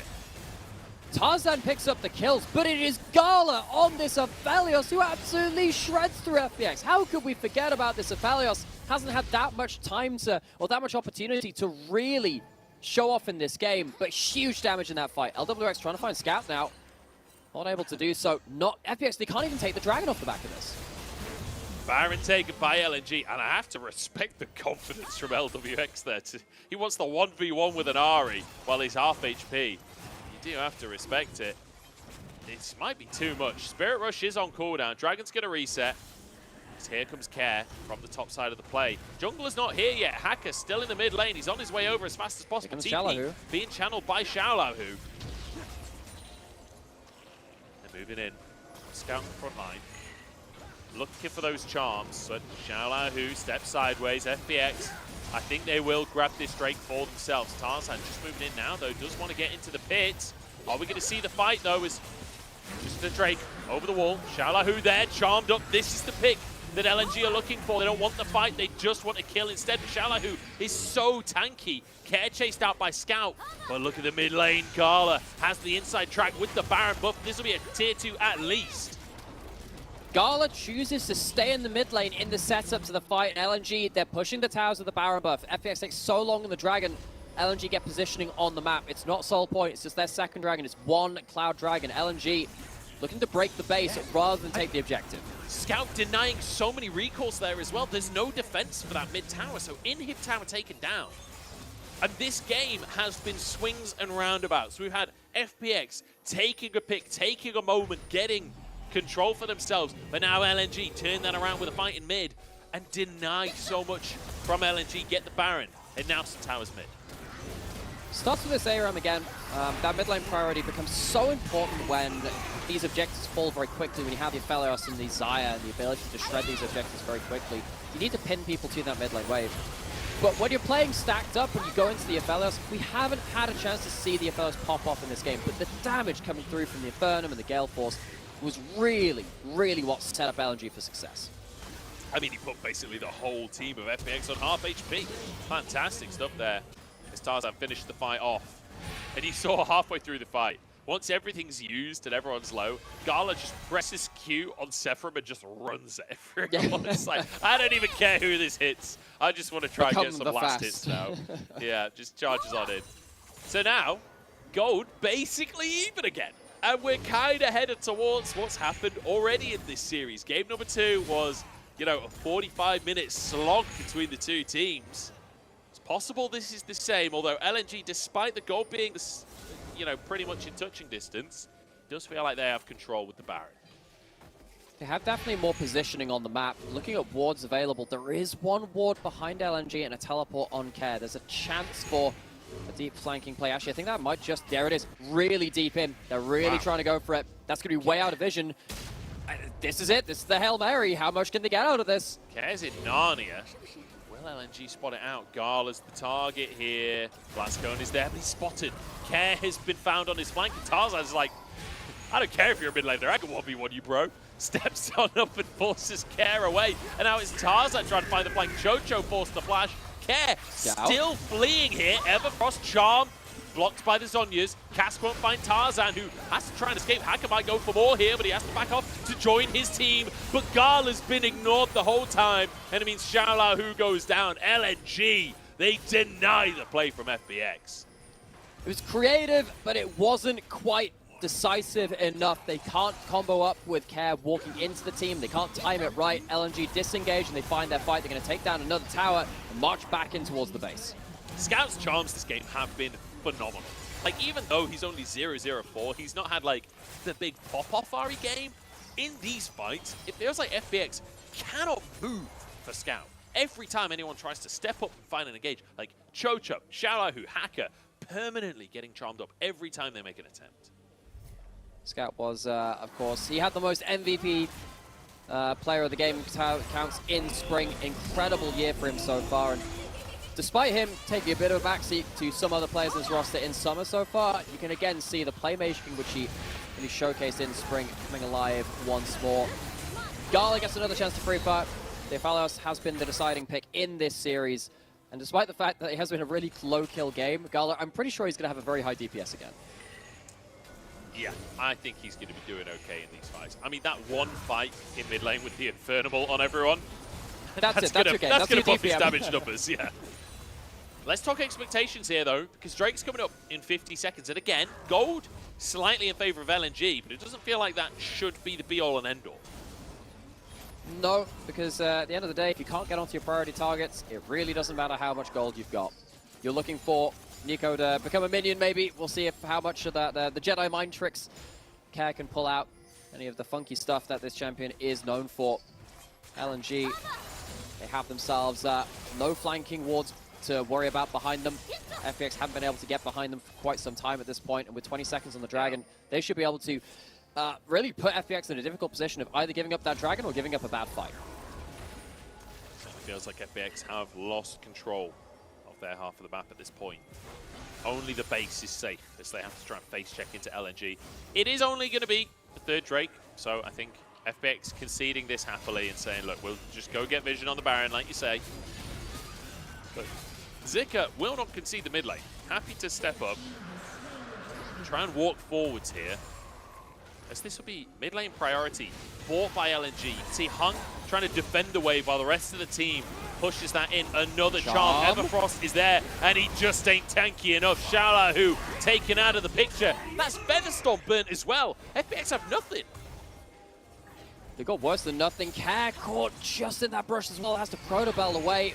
They're split. Hacker's going to pay for it. No. It's all gone wrong for FPX. They're on the wrong side of the Baron pit. As LNG, they could go for Baron. They could also just go for the mid in him. It is still wide open if they just want to send someone over there. Not man advantage currently, though. And they're sticking for this Baron pit. Do they really want a 50-50? This Hacker's over the wall and he's on Xin Zhao, which Xin Zhao very comfortable. Can get vision of the Baron by himself and then can gap close onto the Baron by himself. But LNG just holding it for now on 3K. They're going to try and burst it. They knew that the W was on cooldown, so Hacker can't get in. Here comes the Pop Blossom onto 3, but Gala untouched by it and just burns them alive. It's a barbecue for Gala. Quadra kill for LNG's AD carry. Burn them alive! The Mega Infernum Bomb dropped on their heads yet again. Area of effect used to maximum effect. Gala, he just doesn't react to these kinds of plays. He just explodes an entire team and he's just like, another day at the office, folks. Look, I swear, Gala, he's One Punch Man. He's Saitama. Like, not a single emotion on his face after just annihilating everyone. He's been annihilating so many games in a row now, walking towards the Nexus. Yep, this one's over. LNG, they made it look tough. They made it look real tough. But they do finish it off in the end. FPX doing their utmost, and I think showing that they are still a team that you've got to respect. But LNG keep themselves in the conversation towards the top of the table. Now 3-2, I believe, on the scoreboard. A much-needed win after a very tough schedule to start their split. But they do get it in the end. Still, some good things to walk away from that game from FPX's perspective, though. I think LWX has continued to put his name into the upper echelons of LPL AD carries, despite the fact that FPX have had struggles as a team at the end of spring and now coming into summer. LWX has shown that he really can be a carry to be built around. Care, similarly, in that mid lane, doing some great playmaking on the Nico, one of the most powerful picks in the meta right now. Wasn't enough to take down LNG today, and they will be sad not to pick up a series win, because we talked about how important it is to kind of separate yourself from potential wins to actually being a contender on those wins on paper. Yeah, it's a big thing, right? We've seen it so many times when sort of mid-bottom of the table teams will take all the top teams to 3 games, but can't ever quite finish it off, you know? I feel like that's what we've seen here today from FPX. And, you know, Care on the Nico, first pick there for that, didn't ever quite find the carries. There was the one fight in the mid-game that he managed to get the Pop Blossom onto those carries, but beyond that, really was unable to get close to Gala. And that's a big thing. Worth mentioning as well that, like, Gala, the positioning on this Cephalios in the final game, very, very good. Like, after what we saw in Game 2 on the Zeri, him getting caught out, him overstepping quite a lot, like, very, very conscious of that Nico, very conscious of the engage that FPX had, and positioning so that he could survive that initial fight and then clean up afterwards. Cephalios wasn't banned, wasn't first picked, ends up being a game-defining pick again. Don't get me wrong, the Nico, pretty good first pick right now, but in this series, felt like that one was a very difficult one to give over, and you can see now this champion has risen once again to priority and to prominence with the new AD carry items. Yeah, fantastic stuff coming out from Gala, and it will be LNG taking themselves a 2-1 victory. And, you know, I don't think it was as clean as a lot of LNG fans would want. It's definitely not the win that I certainly expected coming into today. I thought they might style on FPX, to be quite honest. Not what we saw today. It was a close one. But I will say the late game from LNG does look good. The early game objective control, though, I feel like FPX kind of had their number in a couple of those games. Because you look at game 1, and I really like the way that LNG were moving around the map. The Kha'Zix teaming up with the Rakan. There was some really good jungle support and mid-jungle support rotations. But it felt like as soon as that first game was out the window, FPX, they kind of warmed up, they kind of rolled the shoulders a little bit, and they managed to really hang with them. Which will be a little bit concerning for LNG, particularly because Tarzan's early pathing and the way that he plays macro has been very impressive. Let's be honest, for so many years at this point, Tarzan has been one of the premier jungles worldwide, but they didn't manage to really make game-winning objectives come from the early game the way that they were doing in spring. They still walk away with that win, but as you were saying, it was from the late-game team fighting and their carry potential, rather than being just very clean and methodical and outplaying their opponents early with macro. Fantastic stuff. And, you know, there were positives for FPX at the end of the day. There were good things to take away. But, unfortunately, the Gragas from Shanghai, who not quite equal to some of the casts we saw earlier on in the series. And just generally, good team fighting coming out from LNG as well. I feel like they called the bluff of a lot of the plays FPX were trying to make on the map, right? When it came to the Baron, when it came to playing around the mid lane and like fighting for mid lane prio and doing neutrals simultaneously. I feel like LNG really had the read in a lot of those moments and were quite impressive with the way that they approached it. So really, really good stuff to see coming out from LNG. And again, positive to see them getting these wins on the board.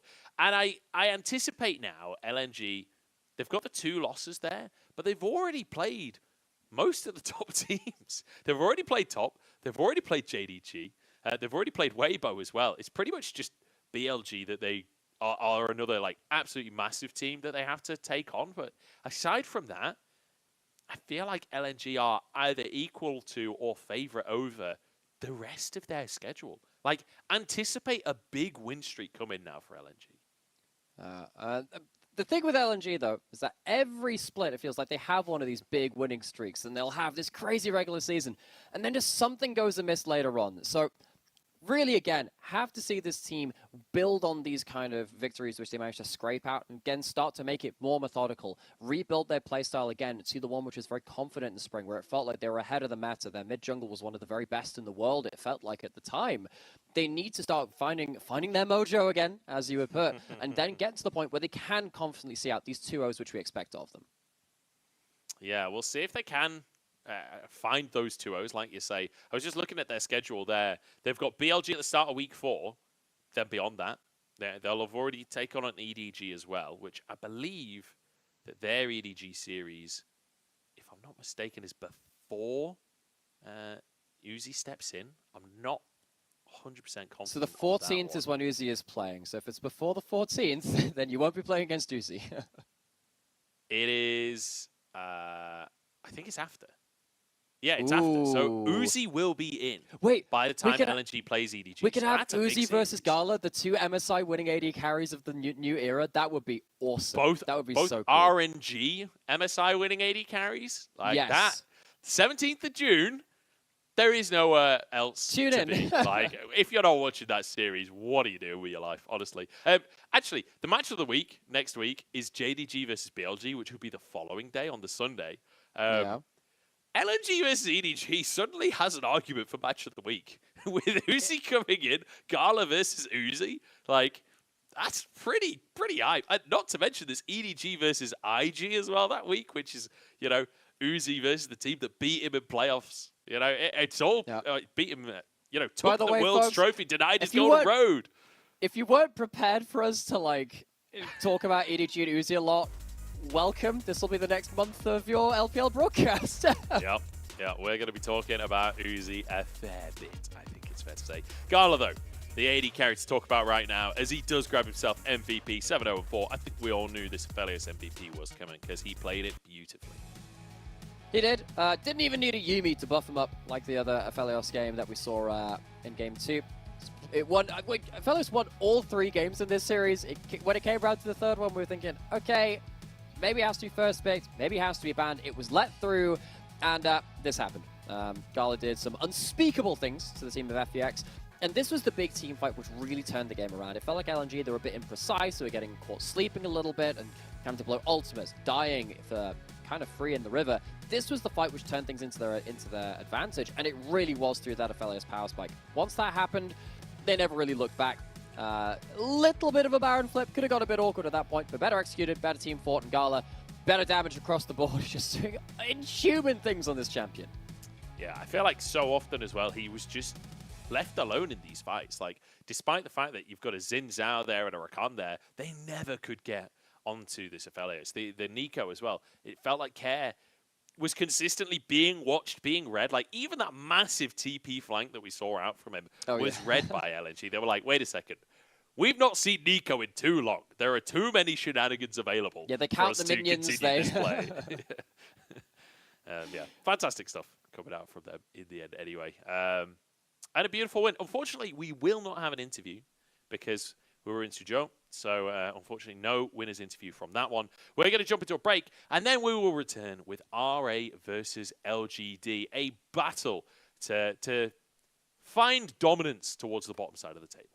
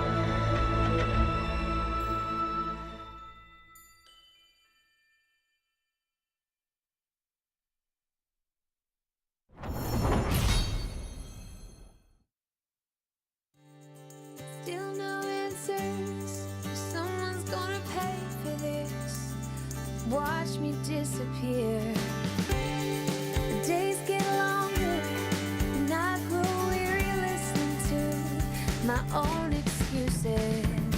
Where does it begin? Where do I fit in? Will someone let me into this story? In my history, I am the absentee. Where's the part for me in this story? But the colors rule the world inside my head, and the words of all the songs that I've heard. I'm a shadow of a thought that has not formed, somewhere in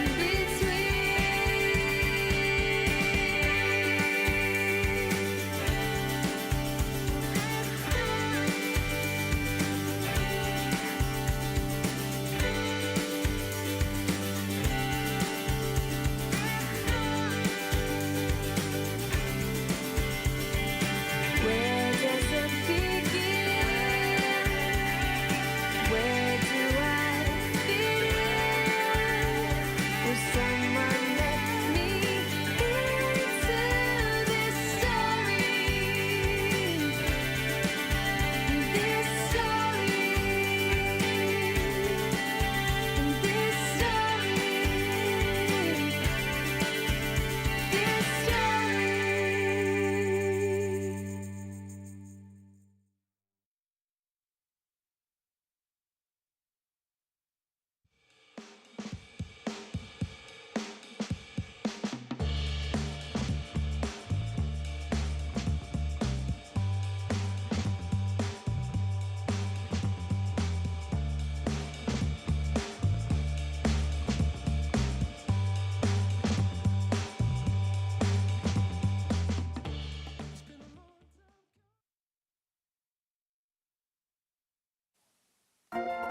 Welcome back, everybody, to the LPL as we head towards our second series of the day. LNG kicking things off with a victory over FPX.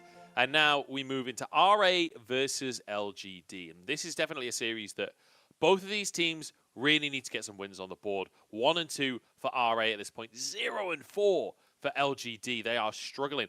I will say, though, I want to put a massive caveat on everything here in that LGD took JDG to 3 games. It was like a couple of days ago, 3 days ago. I'm not sure exactly, but it was very close. It was an intense series. LGD are not a team to be underestimated, despite the fact that they are somehow 0 and 4 in the standings.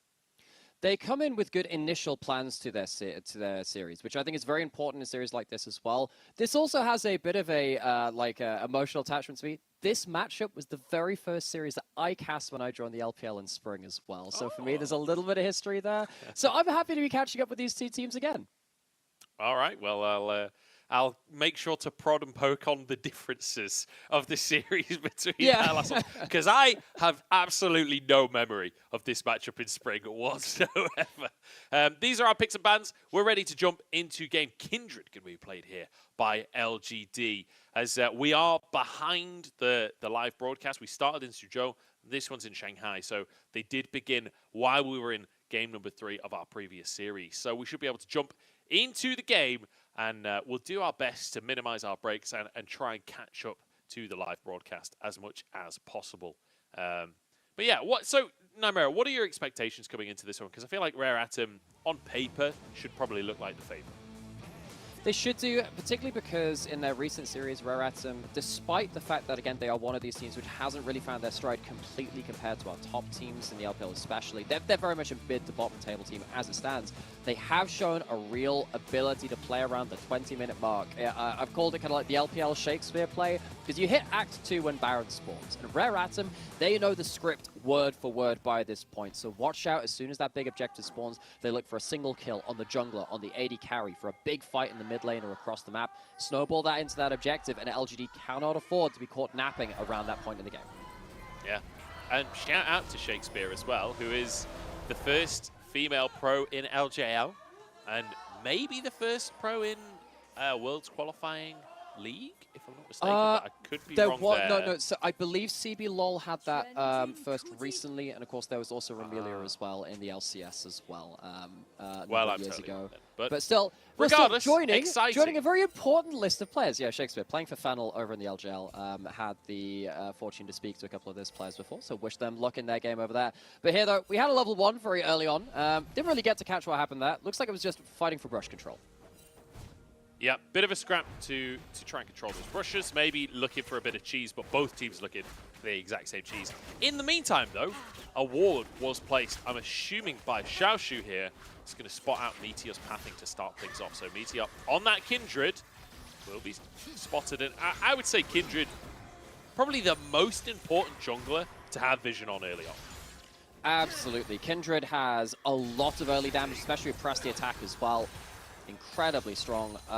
We're also seeing Kindred try some different builds. There's a little bit of Triforce Kindred floating around. It's going to be a bit more Bruiser-like. You go towards Storm Razor and Gale Force as well. Double AD carry compositions, which LGD are they're no strangers to. They like playing that kind of composition as well. Meteor has a lot of different champions he can bring to bear. Making sure that Kindred stops rolling, very important for Rare Atom to take into account. Yeah, and also just denying as many stacks as possible, trying to play around where those Kindred stacks end up spawning. I'm looking at assuming Feather though. Been impressing me so far this split. Feather stepping forwards as Lien enters the lane. Jinzhao forced to flash, but look at that! The stun comes through anyway! And first blood for Assume! Fantastic start, especially on Lucianami. Big moment there for Rare Atom's bot side of the map. Lien as well, getting involved early. He's changed his role for Rare Atom as a team multiple times through this year. He was the facilitator, the Vi bot, the Engage bot. He's gone back to a bit more individual agency, getting onto the board early with something like that. Diego, very important for the team. Certainly is, and now, look at this wave. It's a nightmare for Envy. As Assume Feather will be able to mostly zone away, but with Jinzhao coming back into the lane, they don't want to overstep. But you could essentially freeze that for a long time. But let's take another look as Lien just charges into the lane. He does, and this is, yeah, it's the early flash. Betrayal. It's like the, oh wait, I thought I didn't have to dodge that. You in fact did have to dodge that. And of course, the reason they can do this is because they knew where Meteor was likely to be. That early vision very much helps Xiaoshu's ward early on, spotting out the first couple of camps, gives them enough information to make an informed play. Back onto the map though, you do have some camps taken up by it. That's a lot of damage there. Okay, he's going to get under the tower, I'm assuming, because the observers have moved away. Haichao does get Charm in the mid lane, and Strive forced to flash. So nice bit of play coming out from LGD. A summoner burnt in the mid lane. Kind of necessary, because both side lanes are looking scary for LGD right now. Yeah. Meteor has himself his first mark. He would have picked that up from one of those scuttles. Lien is currently marked. Doesn't have to work into him too dangerously. He has himself the flash still. It'll be difficult for Meteor to finish himself off a proper kill at this point, but still, watch those Kindred stacks. Does buff up pretty much your entire kit for each one you get, and then the marks 4 and 7, they give you the range increases. That's when you really start popping off. Yeah, the level 4, stack number 4 is kind of the most important breaking point for Kindred. Before 4 stacks, it can be really hard to function in those team fights. That first range increase, so crucial to how the champion is going to function later on into the game. So keep your eyes peeled for those stacks, and we'll try and keep a handle on that for you guys at home as well. But so far, so good for RA, building a bit of a lead off the back of that first blood. Bit of a CS lead in that bottom lane is a huge stack building up. I'm curious if they try and go for any under-tower shenanigans here. Lien could certainly move towards that bottom side. He's moving down towards there. Meteor, I don't know whether he's been spotted by a ward recently. There were some blue pings, I think, onto his Krug, so I think they have at least assumed information of where Meteor is, clearing from top to bottom. They know that was his route. The camps will be respawning in that order as well. Lien has a moment of time to get into the enemy jungle, maybe put down a deep ward himself, or as you said, maybe even look for a dive under this turret. He's positioning for it, and instead, peeling back, going towards the dragon, potentially. Yeah, I don't mind either play, but you've got to commit to one of them. Lien seems to be undecided on which way he wants to go. Just drops a ward, won't go for that Drake in the end, and moves back down towards that bottom lane. I feel like that was a window for Lien there that sort of hasn't taken. The wave wasn't big enough, and there's a barrier still on Envy to make things a little bit awkward. The fighting now, though, he has Flash. What can he do with it? Envy kind of enjoying that trade, honestly. Just able to get big damage out onto both of RA's bottom lane. The serrated Dirk there as Tibbers comes down in the mid lane. I feel like at this point, Tibbers used to be the most exciting ability of the game. Yeah. And at this point, it's lost all excitement because everyone just slams it to find priority. And also to just, you know, Talon used to do this as well when he had First Strike. It's just there to give you like an extra 100 gold when you take 80% of someone's HP. No, you're not going to 100 to 0 someone, but it's nice cash in pocket. Certainly is. I feel like I'm always surprised that we don't see more trading first back and forth in the mid lane to set up for a Tibbers all-in. I feel like Flash Tibbers is so powerful if you do use it. Jinjiao takes a chunk, but Assume in trouble. Envy just charging forwards with the red and white guns, but he doesn't have Flash. He can't quite finish the kills, and Feather walks away as well. But here's Meteor. Yes, Flash. This is a jungler that ain't afraid to dive. The wave still needs to be pushed in. Assume, I don't think he can clear this one. Not level 6 for the culling. And here we go. Dive underway. RA's reinforcements are headed over, but Jinjiao and Envy are both going to get taken so low. Meteor does get 2 kills, but there's 2 deaths as well. And suddenly N cleans it up for 3. A double for Assume. It couldn't have gone worse. Well, I don't envy them. That is a hell of a mistake to make. I think Meteor maybe could have just flashed over the wall, got into that kill very quickly, rather than waiting for the cooldowns to come back up. Feather and Assume outplay the dive. Xiaoshu being denied his exit by Fairness here, because Haichao moves up towards that top lane, but a nice little buffer denies the charm. It's not going to be enough, or is it? Pulls it back, but it doesn't commit to the play onto Fairness. Oh, so close. A valiant attempt from Xiaoshu to survive, but Fairness on a blade's edge survives the play. So both sides of the rare Atom map very nearly outplay 1vx scenarios, outnumbered. Can't quite do it in the top lane, though it gets damn close. Haichao gonna go back to base with that 1 kill and buy himself those Mercury's treads. Going back to the replay of how this happened, though. Envy, of course, came in from Leaf Sandbox, coming in from Spring to Summer. Player of some renown over in the LCK. Zafellos is no slouch either, but right here, I just feel like Meteor could have just flashed that wall, even without the minions in place. Just not wait for the next cooldowns to come up. Huge play by Feather. Huge play. Great bubble. And Meteor, I feel like he just had to commit to that play with or without those minions before those cooldowns came back up. Fantastic stuff, though, from Assume and Feather. Beautifully played to deny everything. The bubble, the ignite onto the support.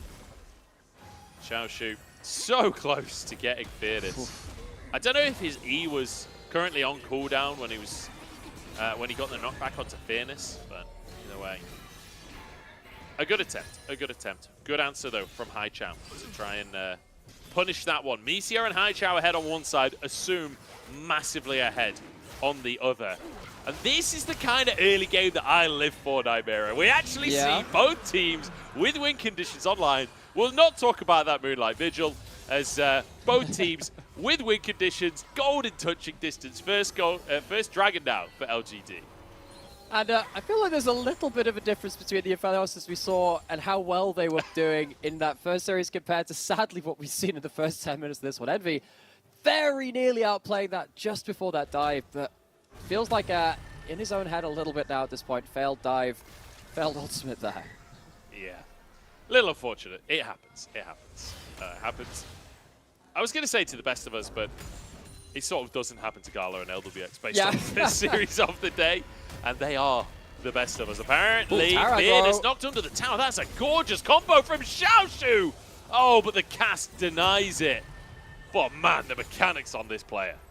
I think Xiaoshu maybe could have flashed to get the other side of that cask, but just says, okay, I'll take the ult, take the flash for free. Have another run at it sometime else. Fairness just about lived in that first 2v1 against Xiaoshu. Xiaoshu, despite dying that first time, looking for more attempts. I'm not sure he's missed a Q3 this game, honestly. Managing to be so consistent. The damage on the charts right now will be very Xiaoshu favored. Again, gonna face check into the brush here, but dashes behind Strive, and Strive gets caught by the charm instead. Tibbers has to be thrown out just to deny the play from LGD. That's twice this game that we've seen someone flash CC and it hits someone else instead. You know what that is?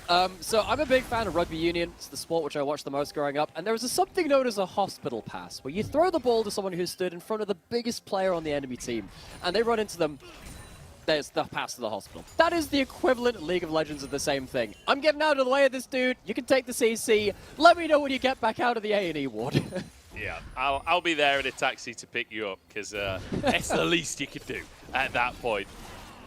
Now Herald going to come down, as Assume has been building this lead up, getting very close to that Stormraiser alongside the Serrated Dirk.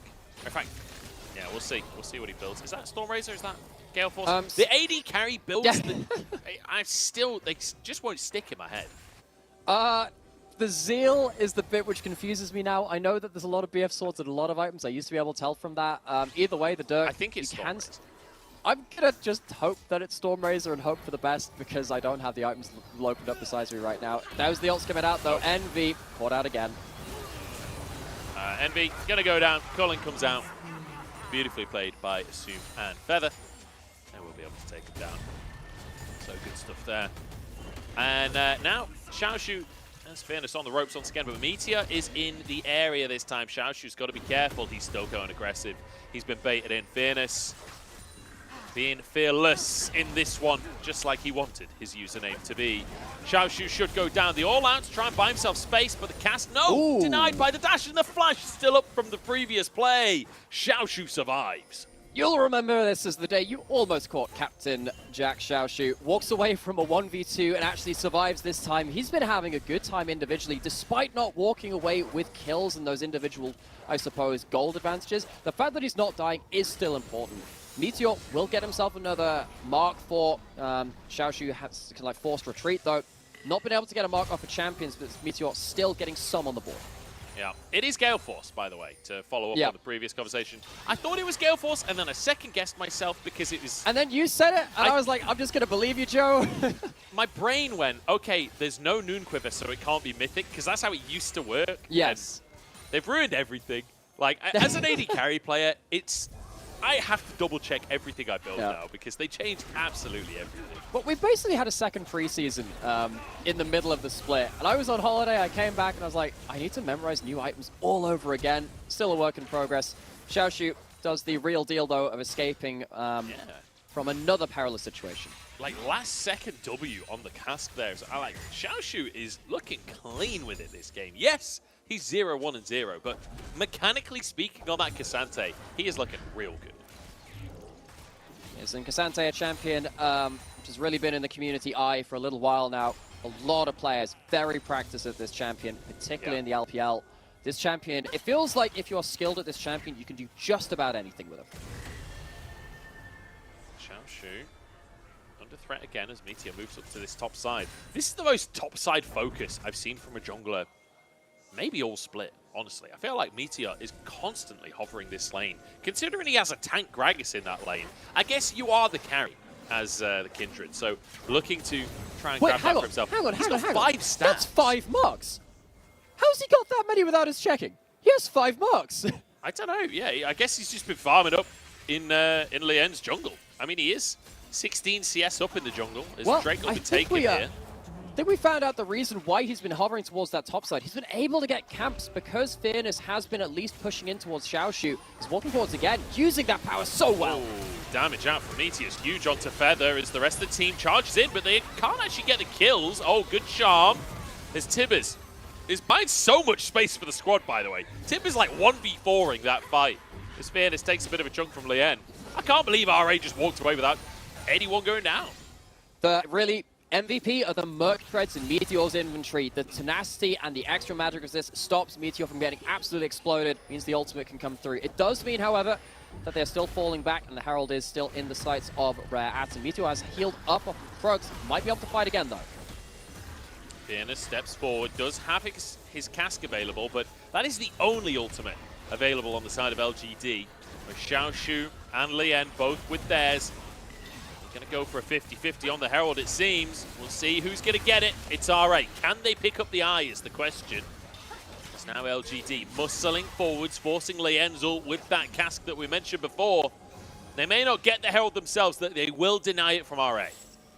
The eye is going to blink itself shut and out of existence. Rare Atom at least deny LGD taking that. And I think that's very important because right now, no turrets have fallen across the map. We have seen Meteor really try and get into the enemy jungle and try and get into Xiaoshu's lane as well. Giving this Kindred more access to camps and more access to just bully out one side of the map is very, very dangerous. Large amounts of members going towards the top lane turret.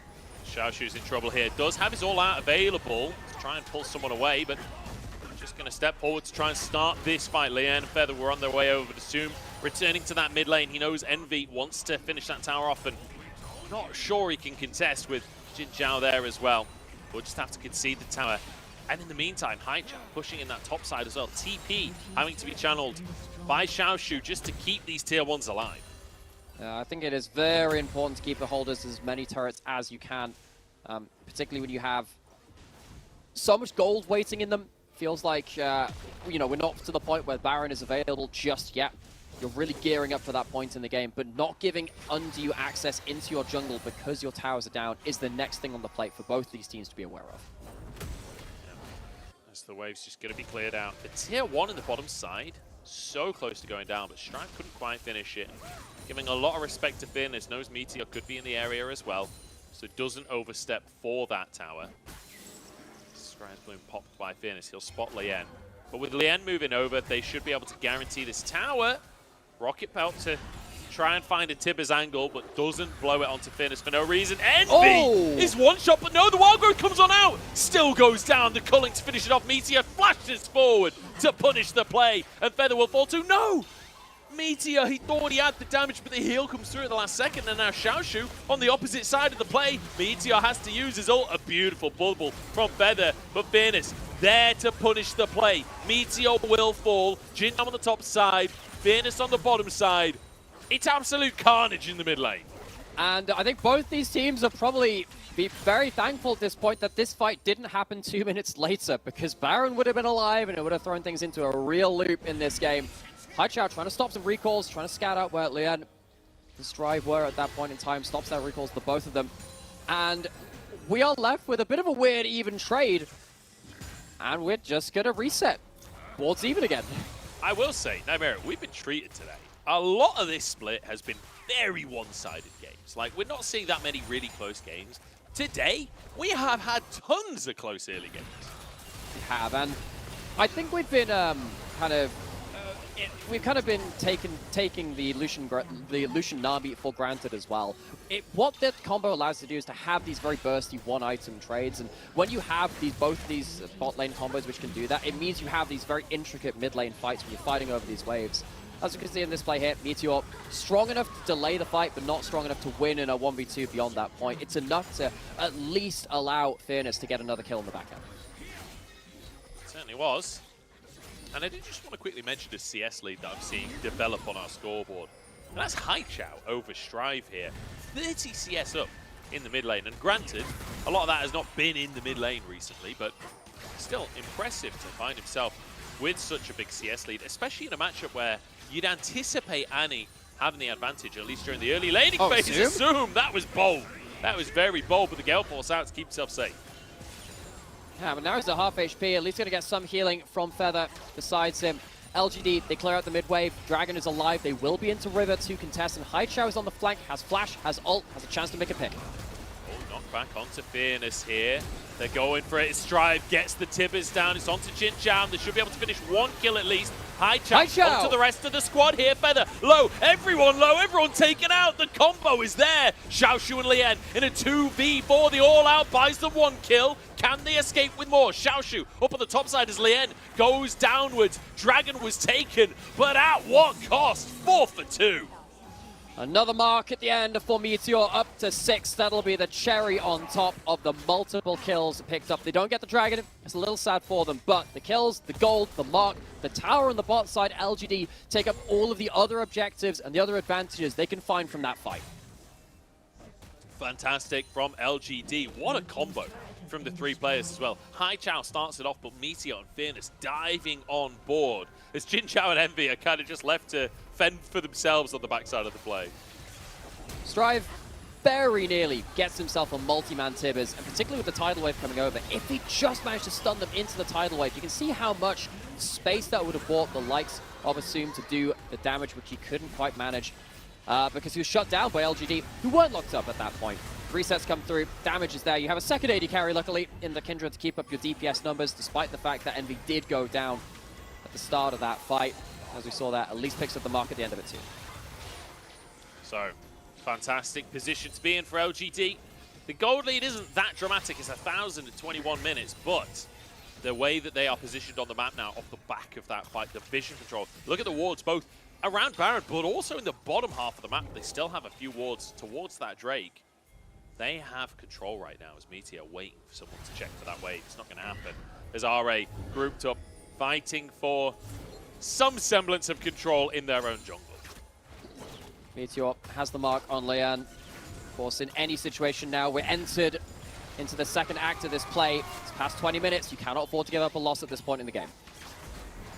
Bit of a weird culling from Assume there. It's going to be on cooldown for the next fight, which I think people kind of underestimate the value of a culling in the team fight, because as Lucian, you kind of want to go in, do your initial burst, but then when they use all of their escape tools, the culling is like the follow-up. The culling is it's like Caitlyn's ace in the hole almost, the way that it's used in a lot of fights, where it's like, okay, you got away, but did you really get away?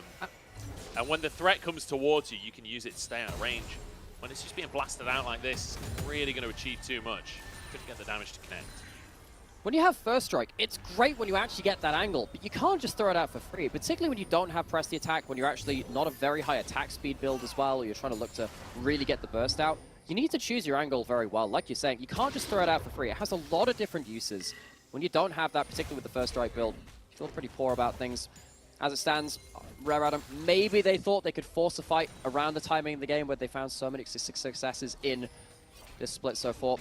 Can't make it quite work though. LGD walk away with mid lane control once more, with vision control once more, and with the Baron spawned, or at him, can't really leave that area of the map blank and unattended. So Baron up, but team confident to just brute force that. Meteor, we've got to keep our eyes on as he's on those 6 stacks. Number 7 is huge. Strive trying to find his way towards the enemy team. Not sure what we were looking at on the minimap there, because we're kind of A-ramming. Your guess is as good as mine, dude. You know what? We've got zoom-ins in the LPL. We've never had that before. So you know what? I'll take it as a win. Even if we didn't gain anything from the zoom-in, we saw that Haichao was in the top lane. I'm going to take it as a cinematic experience. We'll revisit it later. Let's get some T-Tours to the chat for our new camera work. Magnificent. LEC's had it for, what, 4 years at this point? But long enough. Time to spread it to here, too. I'm here for it. When do we get the gold difference overlay? That's what I want. Oh, I have to say, and I have to say, player gold. The player gold difference thing, I find myself really missing it as well, because it illustrates so many points. Because for me, gold difference, when you look at the top of the screen, means very little to me as an analyst, because I sit there and I'm like, I don't care if Kragus has like 2,000 less gold than someone else, even. You know, he's still going to do Kragus things. It's important when you have an Aphelios who's 2,000 gold up, or however much gold up, and particularly in this case, looking at Meteor as well, with that many items, you can even compare him to Envy at that point. And you have to say, even with the even-ish gold between the two teams, the carries on LGD are in such a better place right now. Certainly are. Haichao not doing too shabby himself either. Does have the Dark Seal. Oh, he's on a ward. He doesn't know. He likes critical information. The Tibbers is there. And I'm going to be honest, that is the most blatant caster curse I've done in a long time. Literally, the second I complimented him, he stands on a ward and gets wrecked. You may file all complaints to Munchables emailed here. Meteor drashing forward, trying to use that Dance Virus to get something done. Gets a little bit of damage in return. Trying to at least hold Rare Atom into this mid lane so they can't use their numbers advantage they bought. Xiaoshu going to stand in the mid lane as the Drake is taken. That's going to be pretty tasty for RA. That pick is huge because it puts him on Soul Point, which Xiaoshu with his All Out and then a Chemtech Soul, I mean, he's going to be unstoppable, isn't he? He's going to be completely invincible. Monstrous in those fights. What? LGD, man, buy a sweeper. Like, they have 2, they literally have 2 ready for them right now. They almost walked into that brush with the sweeper. They did everything else but that brush. I think maybe they thought that they had just about caught it. They didn't though, but they are going to go straight onto this Baron. And with the resets from Assume and Feather, they're not going to be there in time. How They do don't RA know. not They even just don't suspect know. this is happening? They had lack full critical information. information. They watched everyone walk from that ward towards Baron. What did they think was happening? What is happening in this game, Namera? Anything outside, it is object permanence, Munchables. If you don't see it directly on your screen, it doesn't exist. Just like when a turtle shoves its head into a coral reef and thinks that it turns invisible. Yes, they actually do that. Rare Adam, they just don't see LGD walk towards that Baron. They know that there are 280 carries on the other side, though. LGD, they get the first Baron of the game, very importantly so, and big moment from LGD. Yeah, LGD. I mean, that's just daylight robbery, isn't it? There's no other way to say it. They just waltzed in and took the Baron with absolutely no sign of life from RA in response. It's a 1,000 gold lead now for LGD. We'll see what they can do with the Baron. And they've got a Kindred that's just slowly but surely stacking up as well. That might have been the 7th stack. Quite often you do get a stack off a Baron. I'll have to have a look next time it's on the overlay. Yeah, I wasn't looking at the minimap on whether there was a stack. I don't think the LEC overlay does that. No, it's on 6. He's on 6. We were baited. Well, see if we can get a kill onto Lian. Hasn't died this game yet, of course. The one person who is deathless on Rare Atom itself. Going to join up as a 4-man unit in this bot side. Teleport available from Fairness. Teleport coming in from RA, though. That's Gale Force from Envy, but at what cost? Xiaoshu trades his life for it. So will walk away. Strive behind enemy lines, but the Wild Growth keeps him alive. And suddenly Strive finds himself alone in the world, will be taken out. Doesn't even have any mana. I'm pretty sure he just TP'd. How does he have no mana? LGD, I don't know. Yeah, he must have TP'd with like, he must have just gone from somewhere else on the map. I don't know. Either way, LGD find themselves a single pick onto Strive and then break the game open. We've seen this story before. LGD will get the bottom in him.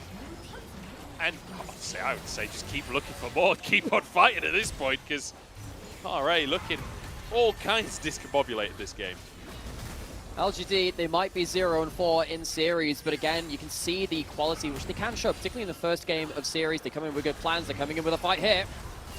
Lien just about gets away with his life. TES survives as well. They will have to back away. RA, that soul point that's coming up in 2 minutes, that's going to be their last semblance of an attempt in this game, because it is falling apart thick and fast. Xiaoshu clearing up this wave in this bot side, but again, it feels even worse when you commit a teleport to this scenario and you don't get the win. Strive doesn't even teleport in with his stun loaded. He has to use half of his damage and half of his abilities getting just stun ready. He throws a Q at Jinzhao just to get the Tibbers primed and ready for the stun. Really not the right timing, very imprecise, and sadly for him, puts Sari even to an even worse position. And we've all been in that situation in games, like especially like Clash or whatever. Your mate is calling for a play, and you're just not ready for it, but you just got to commit. You got to try and make it happen. And try he did, but did not work out. Like you say, used half of his kit just to get that stun ready. So the Tibbers does stun, but I mean, that's all the damage he had in the tank. And so 10-10 on the scoreboard. The gold is still reasonably even, honestly. It's about 3,000 in favor of LGD, but I don't know. For RA, my question is not really about like the specifics of this game. It's the bigger picture stuff, like the fact that they didn't even know the Baron was being started after having vision. The fact that Strive kind of getting caught out a couple of times. There's some big questions for RA that they're going to have to answer. And LGD showing us the team that took a game off of JDG. Game 1 of these series, LGD, it feels like they're prepped. Very good for the first series. They've run out of gas in the tank a couple of times, though. That's why they haven't really been able to walk away with series victories. They get one game, but they can't see it off. In this game, though, you're right, talking about that gold advantage again, the carries are really in a safe position from LGD. You have double AD carries. They're very fed at this point. Meteor and Envy, they have more than enough damage to stand up and take down whoever runs at them. They're going to go back towards this dragon, deny the soul from Rare Atom. You have to think and Strive. Being on the other side of the map, other side of mid lane, even with his flash and his ultimate, won't be able to impact this fight now. Love the Serpent's Fang we're seeing from Assume. Obviously, a lot of shielding coming out from that Lulu. And not to mention from Like Envy, if he has the overheal locked in, he'll be able to get a bit of shielding himself. You can anticipate maybe a Bloodthirster coming through later. Although, actually, no, they removed the shield from Bloodthirster, right? They did, yes. So that's not a thing anymore. Not the biggest value Serpent's Fang, but Chao finds a Charm onto Feather in the mid lane. He's going to have to flash and will go down anyway. A cask on top of his head. Feather really overstepping that one. And R8, they're on the top side of the map running for their lives. But in the meantime, Envy can just run down the mid lane. He can just take towers. He can. He's safe on his own at that point, trying to stop the recalls. Meteor has flash. Yeah, Doesn't need it. Dead. Assumes down. Meteor just Gale Force to finish the job. Tibbers comes in. Wild Growth is there. Doesn't even have to use the Lamb's Respite. And this is looking about as over as they come, Nomura. Out it is. Uses that extra damage from the Gale Force. Takes down the enemy AD carry. 3 members dead now of Rare Atom. No one to defend the space. Their wave clear is gone. And despite the fact that Lian has not died this game, denying the mark, at least from Meteor, he's not been able to impact it either. LGD, game 1 looking strong. Looking fantastic here. Guess they'll get one final fight to finish the job off. Moonlight Vigil comes on in as he dives forward with Gale Force. Beautiful little combo. And Haichao finishes the job with a double kill. LGD showing up strong today. It's Haichao sacrificing his life for the triple kill to finish the game out there. And LGD, again, they beat JDG in game number 1. They took a game off of JDG, MSI champions. And now looking dominant, it has to be said, against RA. Fair Adam, you know, they've not looked like slouches in their recent series either. I mean, this is a team which, again, we've talked about them being quite competent, knowing their power spikes in the mid-game, knowing how to force a fight at a very important points in the game to get themselves a Baron and then roll that into a victory. They couldn't do that here. They've overforced a bit in that mid lane, particularly Assume. I think has to walk away from that game feeling not great, given the amount of kills that he had, the amount of gold he had, and the amount of responsibility he had to his team. He couldn't see that out into enough teamfight advantages to walk away with victory. Nope, certainly couldn't. And a tough one, I think it's fair to say, coming out for RA. And, you know, RA is a roster that I was excited for at the start of the year. Like, when we saw this roster on paper, they picked up Mole, they picked up Baolan. I was like, okay, this is a team that's going to go in. They've played Mole a tiny bit, but not really stuck with that one. Gone back to Strive. And Feather actually has been quite impressive. I'm very okay with them playing Feather over Baolan right now, because Feather, I feel like, has been playing decently well. But in general, I feel like the first bit is good, but you can see it on the goal graph. The second they hit the 20-minute mark, everything just fell apart entirely. It feels like they turned off their mics, you know? It feels like they're not even communicating at all. Which is crazy, considering what we were just praising them for is, hey, you know that thing they do really well. They hang in there in the early game and they turn it on when the Baron spawns. It feels like they overforced this time, and all of the advantages they would normally have turned into losses instead. LGD were just much better in the key fights around the mid-game. 32-2-2 is the time as they finish that one off.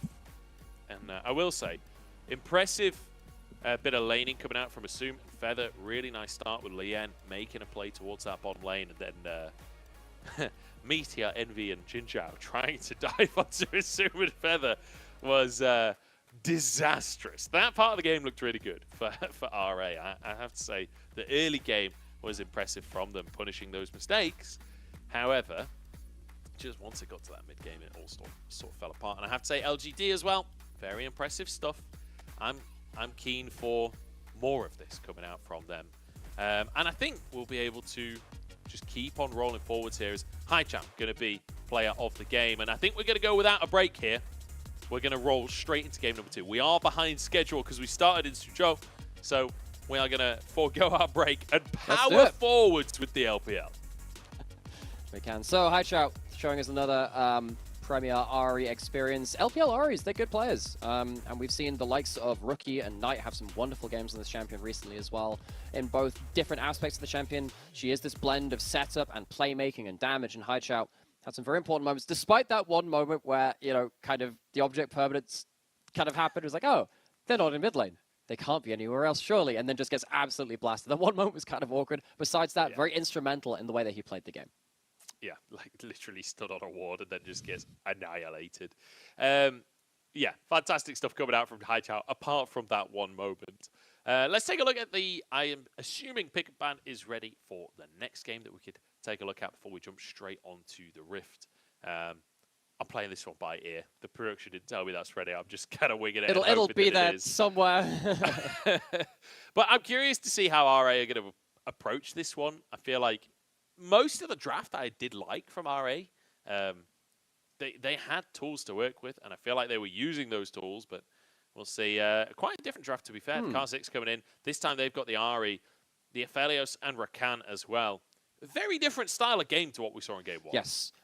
Rare Atom, very much about denying vision control, linking up, much in the way that we saw on our first series of the day, actually, with LNG, having the Umbral Glaive built up on the Kha'Zix, having that with the push from mid lane of the Ahri as well, starve out vision, use that to give you Fog of War to engage in picks. On the other side, LGD, you're looking to, as all Maokai Jace combos do, use that ultimate from Maokai to buy space from the Shock Blast, allow Jace to stand at range and get value. Yeah, see if they can get the value, and also the saplings as well can get so much value alongside those shock blasts. Like, you can really like punish people before the fight ever kicks off. It's all about denial. We'll see if they can pull it off though, as we head to game number 2. LGD impressing us in game number 1, and I'm hoping to remain impressed here in game number 2. But RA, I want to see more, especially in that mid game. I want to see what they can do if they get a lead early, because they had lanes to play through in the early game. They certainly had advantages to work with, but not able to make them stick. I'm looking a little bit towards the laning phase as well in that bottom lane. I feel like Envy leaving something to be desired towards the start of the laning phase. Definitely woke up later on into the lane, but here on the Jinx has the range advantage. And I mean, like, look, this composition, just range advantage is the perfect word for pretty much every single matchup we've got. We'll see how Envy's going to do. He did well in the late game. Let's see how he does in the laning phase again. Yeah. And, you know, the key thing about range advantage is, can you keep that range advantage in team fights? It doesn't matter if you can get gap closed on and that range is, like, everyone's in melee. It doesn't matter if you've got, like, 900 range if you can't keep at that point. Cask can help with that. Maokai Saplings, as you were saying, can help with that. The slow, the damage. Maokai Ult can help with that. That's the kind of thing which LGD need to really use well to stop the Fog of War into clutch pick CC, and engage comes through from Rare Atom. That's where Rare Atom can start denying that range advantage. And hey, congratulations, LGD. This is their 800th game in the LPL as an organization. Massive milestone for them. 6th in the league for total games, which is kind of surprising. I feel like LGD, one of the oldest orgs. Yeah. Wondering who else is, obviously RNG, you would have had EDG would be ahead of them. OMG, WE. RNG, RNG, WE, so that's 4 of them. I guess EDG have got to be in there too. Yeah, I guess that makes sense, but LGD, I mean, they've played an awful lot of games as well, because they've been at the top of the table for a long time as well. Back in Season 5, they won, of course, and we won't mention Worlds, of course, but like, they ended up doing so well in that summer 2015, and in every multiple of 5 year afterwards, they've looked great. They certainly have, but unfortunately, the most recent years have not been kind to LGD. They're not multiples of 5 after all. And they have not been making playoffs, which is why they are now in 6th place in terms of total games. But anyway, I feel like we're kind of just sandbagging on LGD at that point, so I'm going to move on with the conversation and talk about the game at hand, because we have our 2 junglers both pathing down here. You can see Lien headed towards his Wolves, whereas Meteor already kicking off those Raptors. Curious if we do have players getting down into that bottom lane again, or whether it's going to be all about that scuttle grab.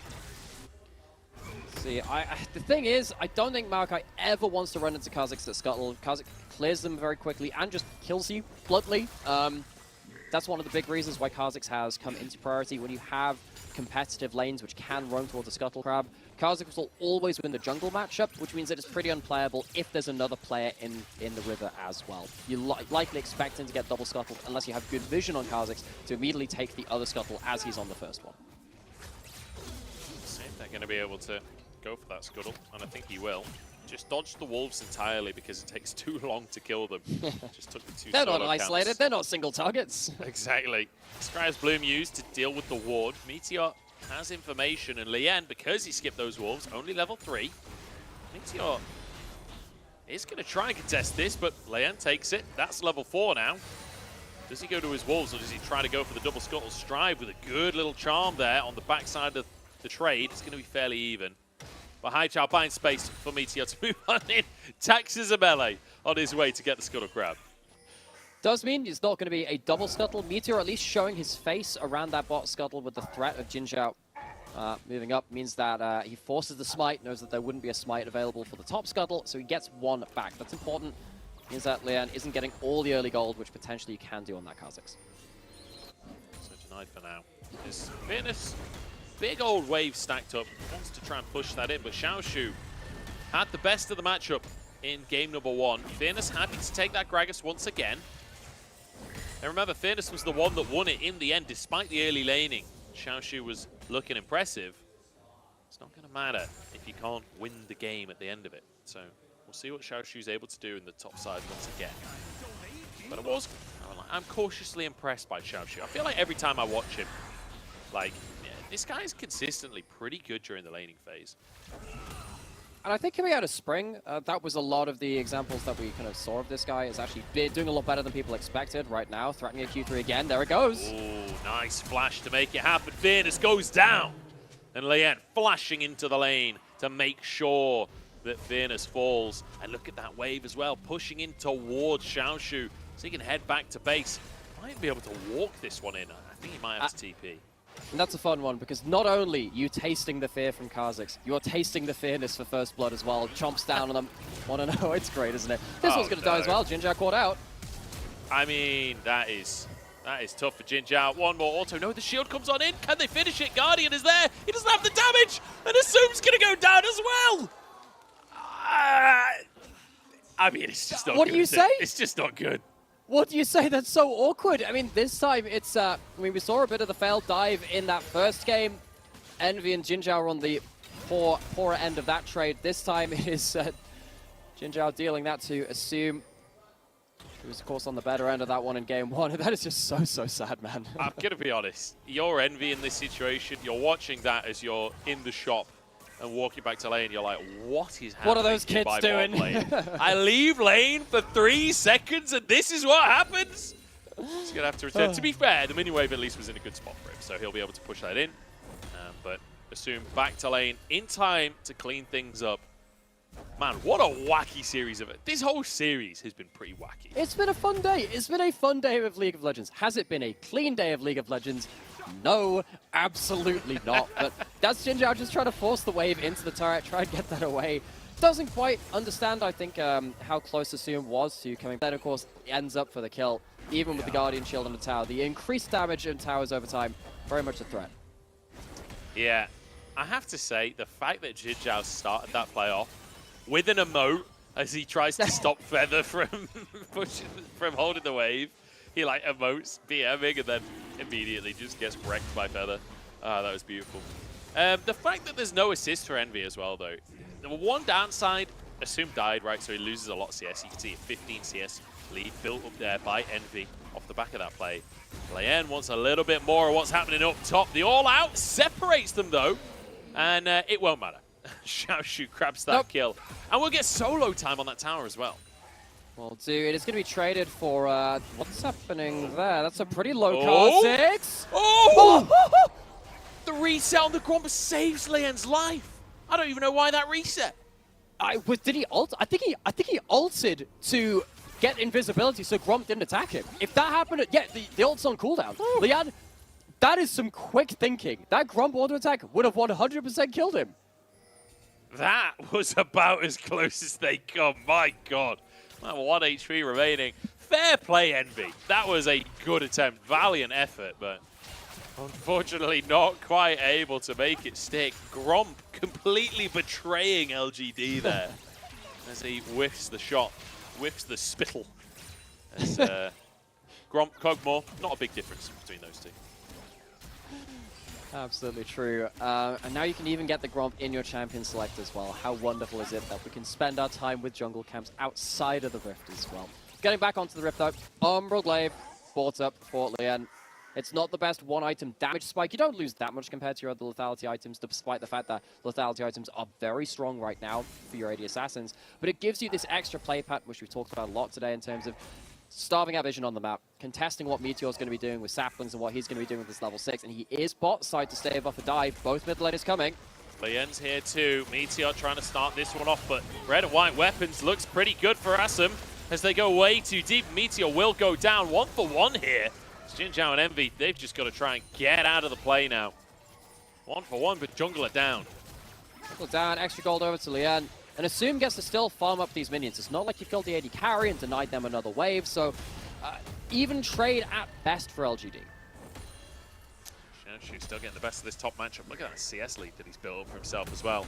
And when we saw the player gold difference pop up, the most significant leads were for Xiaoshu and for Lian. They were the two that ahead. The rest of the map was fairly even. Well, with Assume getting a bonus kill here, it's certainly going to help him out on the bottom side.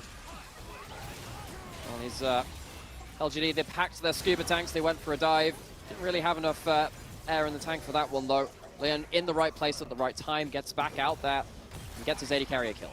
It's pretty rough for them as well, the fact that Envy doesn't get the kill. It's actually Meteor that picked that one up. So you're trading 1 for 1 in terms of kills, but you just get an assist on your Jinx, whereas Aphelios gets a kill. That is not a positive trade for the side of LGD. After what looked so good in game number 1, RA, once again, their early game looks fantastic. Giving an early kill over to someone like a Maokai is okay when you go the AP build, or it used to be okay, because that, the first item, Demonic Embrace, used to be so strong. Not the case, though. This is going to be the tank Maokai going towards the Sunfire. Don't get me wrong, it's still nice to have gold where you can on your front line, but that Jinx needs to be doing a lot of work. Again, reminder, this LGD comp is about range advantage and keeping that range advantage. If you actually can't do damage with your Jinx because they haven't got gold, the range advantage doesn't really do that much. No, it does not. There's Fearness and Xiaoshu still going at it in the top side. This is one of the more aggressive top lanes we've seen. As attempt number 2 in the bottom side. The route blocked by Feather. Flame Chomper's there as well, but I mean, you know, at least they don't die this time, but not a great attempt. You still blow your ultimates. I mean, you don't even get anything out of Assume and Feather. I didn't even get under the tower. Don't get at the tower, you don't deny minions, you have just thrown a party trick at them, and they've given you a round of applause. Don't think they'll be asking for an encore, still a little bit annoying. Strive going to be able to keep Haichao in lane as well, he'll be teleporting back at some point, and now Lian gets to roam to the play second. Yeah, Feather with the quickness, flashes out to safety. Moonlight Vigil on 3, and the flash forwards for the Infernum. Assumes out of mana, though, and Envy has a moment to shine. There's one with the reset. Feather tries to escape. Xiaoshu TP's into the play. Envy still with mana and health, and Feather knocked back. Beautiful play from Fearness. Envy still going. Xiaoshu is tanky, though, and he wants a bit of action for himself. The all-out comes out onto Envy, and Strive follows up on the play. RA turning it back onto his head. A double for Strive. Strive getting the resets, and it's all off the back of Xiaoshu taking his individual lead and applying it to the rest of the map. Huge CS lead, huge amounts of gold in pocket, and they explode the game for Rare Atom in a way that they absolutely couldn't in game 1. Things fell apart from them in the mid-game after an even early game. This time they're pulling ahead early. Certainly are. Haichao will deny the wave there, or at least clear the wave, and stop the Herald being dropped. So let's take another look. As it looks so good to start with when Assume flashes in, gets onto everyone, but they just can't finish the kills. Well, they can't, and this is after the Maokai ult was already down. So you think, oh, without the Maokai ult, surely this is a better fight. And it looks really good for LGD, even without that Maokai ult, because Fearness gets the first kill. The AD carries down, but at this point in the game, the items aren't built up that the AD carries are all of your damage. It's stolen! Damage to dragons, apparently. I will say, Envy this game has been on it with the Rockets. The rocket towards Gromp there to try and finish Lian earlier on. Now taking a dragon. Looking good on the Jinx, as now that Herald will come down at the bottom side with red and white weapons as well. Say goodbye to your tower, LGD. This one is not going to last. Shock Blast going to be used. Actually, it is going to last because the whole team is on its way. And Feather, stuck alone in trouble, dashes over the wall. It's Lian and Assume going to try and escape. The roots come on through. Assume should be able to hide behind, but no, both get rooted. Feather blocks the Shock Blast, though. And it will be RA getting away. Just one plate remaining. Birds of a Feather flee together, apparently. All of them get out safely. These Maokai ults haven't really gotten that much value towards this bot side. Assume able to get huge amounts of plates from that, and the extra gold towards that AD carry. Saw how bursty he was even in that last fight. Couldn't quite get the damage down. He's not even in his first item yet, of course. getting more golden pocket makes that eventuality even more scary. So LGD need to pay very close attention to now the spots in the map that are starting to fight around. Assume is going to get to a point of power very quickly. They are very lucky that they get the steal here, particularly because Rare Atom are a team that have a lot of that vision control like we were talking about. They want to be kind of controlling areas of the map. Getting themselves up to the Dragon advantage helps them being able to stall out the rest of the game. Yeah. Tower taken down, Feather tanking that one just to make sure that the minions survive so they don't, the tower doesn't receive backdoor bonus, that extra armor when there's no minions around. It will be RA continuing to skyrocket this gold lead, much better than what we saw in game number 1. It's about 5,000 gold lead at this point. Really impressive stuff at 14 minutes. LGD, I feel like they're at a point now where, yes, you've got 2 Drakes, but realistically, are you ever going to be able to contest another Drake in this game? Like, we're talking very late game unless things go very badly wrong for RA. Well, that's why the steal on Jinx is so important here, because it gives them, it opens the door just slightly ajar, where you think, okay, that's another 10 minutes on top of all of the rest of the things which could come into play. Now, of course, you can't give up something like a Baron easily, I don't think. That'll be where that time it gets cut much shorter, 5 minutes until that spawns. Rare Atom, they have very good Baron damage, of course, with Kha'Zix's isolation and then the Aphelios itself. LGD, they need to find a way to stall, but that is not an easy task, like you're saying. I have to say, it's exciting to see this LGD bottom lane as well. Like, looking at Jin Zhao, like, fighting for vision here. Jin Zhao used to be an AD carry player for a very long time, known for his Vayne specifically. But good to see a veteran support here with this fresh talent coming over from the LCK in Envy. And good to see them, you know, thrive to some extent and showing up in their series against against JDG, sorry. Showing up across the course of this game as well. I'm hoping to see more from this duo. I'm hoping to see some really great stuff over the course of the split, because I feel like it's a duo that do have solid potential to be a bit of a powerhouse at the bottom lane for the team.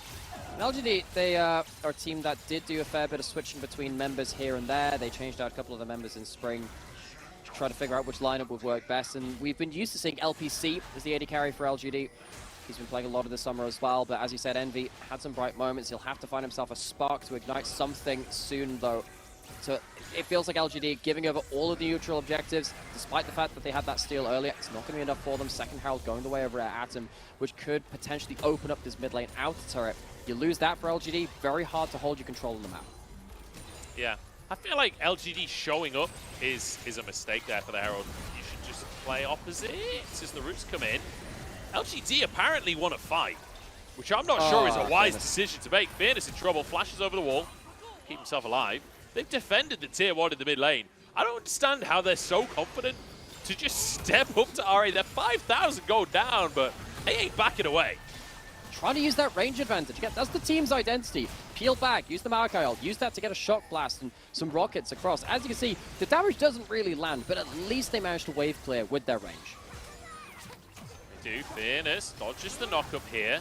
Keep your eyes on Envy in these fights, because he's pretty much the only significant damage during the team fights, aside from Hai Chao's burst, but Envy's the consistent damage for the squad. He's the one that's really got to carry a lot of this in the fights. Oh, Xiaoshu has found him, knocks him back. Envy gets underneath the tower, though, will survive. Wild Growth comes out onto Jin Zhao here to buy space, and once again, LGD walk away with their lives. So Xiaoshu doesn't pull the ult, but he blows 4 summoners from the bot lane of LGD. That's going to allow the Dragon to go over to Rare Atom. Gotta keep your eyes on that Jigsaw. Has that ultimate. I don't think anyone's in position to body block it right now. It's at half HP. Where's the timing? I mean, he's got no vision. This is pure feel. He's not going to go for it. Oh, come on. You have to. Not confident. Oh, I'm quite disappointed, actually. I am a little bit as well, but I get it. When you're completely blind, maybe just saving the cooldown is the play after all. As now moving up to the top side, and LGD deciding they want to make a play opposite, but the stopwatch saves the day. Strive, stopwatch as a forces a flash out from Meteor. Good shock blast there. Envy with the zap. And this is what he was saving the rocket for, the potential play on the top side, but Strive outplays it with the stopwatch. Now, the thing is, because that play goes awry and Envy moves through it, I'm not sure Envy's going to be here in time to wave clear around this turret. In fact, actually with Fairness here, I think that will save the turret just about. LGD, lucky for them, able to keep this mid lane outer turret standing. You lose that, and again, it's just so hard to protect vision in your jungle and to make sure you can stall to a point where you can fight evenly with Rare Atom into the late game. And that's a ways off. Certainly is.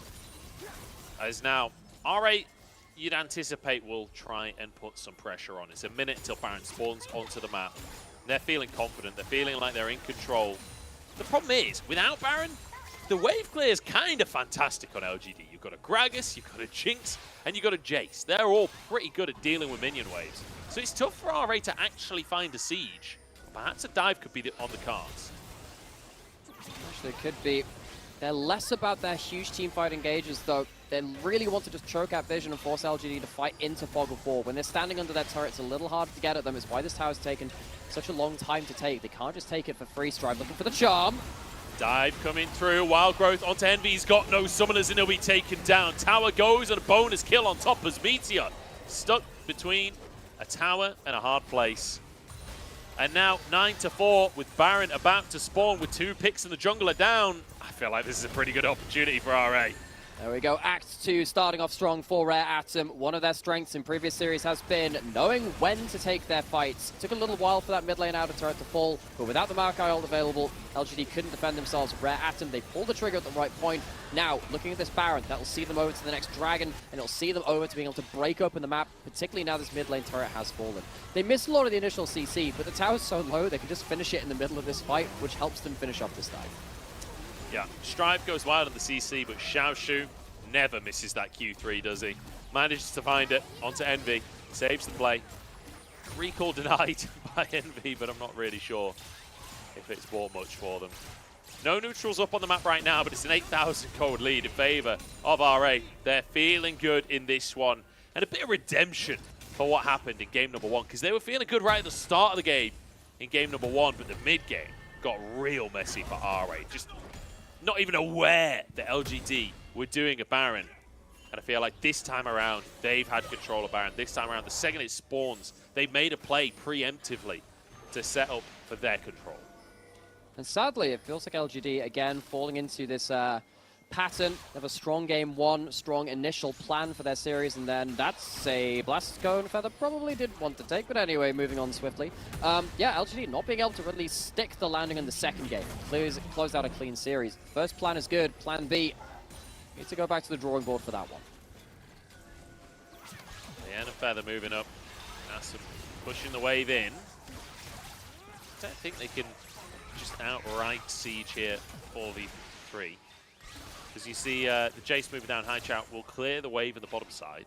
But now Strive starting to push a wave in a separate lane, and this is really how you've got to use the Baron, especially against a team with such good wave clear. Fairness has arrived, but I don't think he can defend this one alone, and he is going to be exclusively alone. Fairness just about survives with Wild Growth coming in. Roots are there. TP to answer as Envy's got some damage going for himself. And RA, they're trying to pressure multiple lanes, but actually being pressured in this situation, that demolished proc does mega damage. And now Envy trying to clear the wave, but the cannons should finish this tier 2 off. And RA, it was a little bit messy, but they do get out with their lives. Just about. You're right in saying that Envy has at least got some damage, and that's what LGD have been angling for, to slow the game down to the point where Envy can actually do relevant damage. It's not enough to get kills at that point, but it is enough to just about stave off what should be the last of the Baron push. Only 30 seconds left of it. Empowered recalls, all that really left of it. But now this push towards inner turret, Rare haven't got a response. They're teleporting. Deep teleport here. Meteor, no ultimate available. Strive flashes over. Everfrost is there. It's onto Fairness. Doesn't have his cask though, so he should go down. It's a pick for RA. Can they find more off of it? Drake is about to spawn. But to be honest, you would have expected them to get the Drake anyway. Are pushing the top side in the meantime from Envy and Jinzhao. They've got to get back to base. They're going to lose an inhib if they're not back soon. Potentially so. You have to take the longer recalls. They don't have the Baron buff. That's another charm. charm. Beautiful. Meteor taken down, but Lien answered. Beautiful from Envy. It's a tower down, but they can't actually force the inhib. With Lien falling. Rocket on cooldown despite no junglers up. This should still be RA's Drake. It's difficult to steal. Unless maybe Haichao can find a shock blast, but I don't think they're even going to try. Yeah, Jace is teleporting to the other side of the map. There is no contest from LGD. Dragon will be secured from Rare Atom, but it's only the second of the game. They're not moving closer to a soul, and even if it was, it's the Chemtech soul. It's not the most valuable in the game. Even in games like this, where you have some tankier members who sit below half HP and get value from the resist and the extra damage. Rare Atom, they do make the most of that Baron, though. They stuck it away at the perfect point. 10,000 gold now in the lead. Yeah, they do have a sizable lead for themselves. And I feel like for LGD, the game plan is, again, as you say, stall out. Like, the Barons are definitely going to be a problem for them, but at least they have some wave clear. The Dragons are kind of not a worry. Like, there's still 2 more before Soul. It's going to be 35 minutes before Soul is an option for RA, before Elder starts to tick out and enter the map. So they've got time to work with in that regard. It's down to how well RA can either A, just force a play, go for a dive, like try and make a play towards the mid lane in-hit perhaps, or B, wait out, minute and a half till that next Baron comes up, see what they can do with that. Fearness is quite far forwards. He is quite far forwards. Strive, gone back to base and bought my favorite item in the game, the Magi Soul Stealer. At 10 stacks already, so that means you do get the extra movement speed buff. And particularly with Strive, with the Zhonya's already, you can keep those stacks safe, you can move a little bit faster, close that distance a little more. And Strive has had a good game. You know, we were talking about how Rare Atom, they did pick up Mole in that mid lane position as well. I'm surprised you sounded. Strive has had a good game. I feel bad for the guy. Well, no. know, Well, the thing is, I actually quite like Strive. He's been quite a good performer when he's had the right moments. He's just a little more inconsistent than potentially some of our other mid laners with Strive. In this game, making it work. Yeah, it certainly is. I'm just ribbing you, really, but 40 I seconds want to be on till record that I like Strive as a player and he's having a good game. God damn it. I feel like Strive is one of those players in the LPL where he's a solid middle-of-the-table mid laner, right? Where he has some really good games. Like, we've seen some really great performances from him. We also have games where he does get outlaned a bit. He does get outplayed a bit in the mid-game. Like, and ultimately, we've got players like Rookie and Knight in the league. We've got players that will absolutely take you apart if you don't play perfectly. So, inevitably, you've got to have some players that are not going to be able to step up to that. But today looking good on the Ahri, that's for sure. Especially after game number 1 where the Annie really leaving something to be desired from him. Good to see him having a bit of a comeback game from that. TP coming out, Baron spawning onto the map. Teleports back onto the map with it as well. Baron is where the game will turn around. Lien isolated against it. It's going to take about half his HP and damage though. He thought Baron was isolated. Turns out he was isolated. Yes.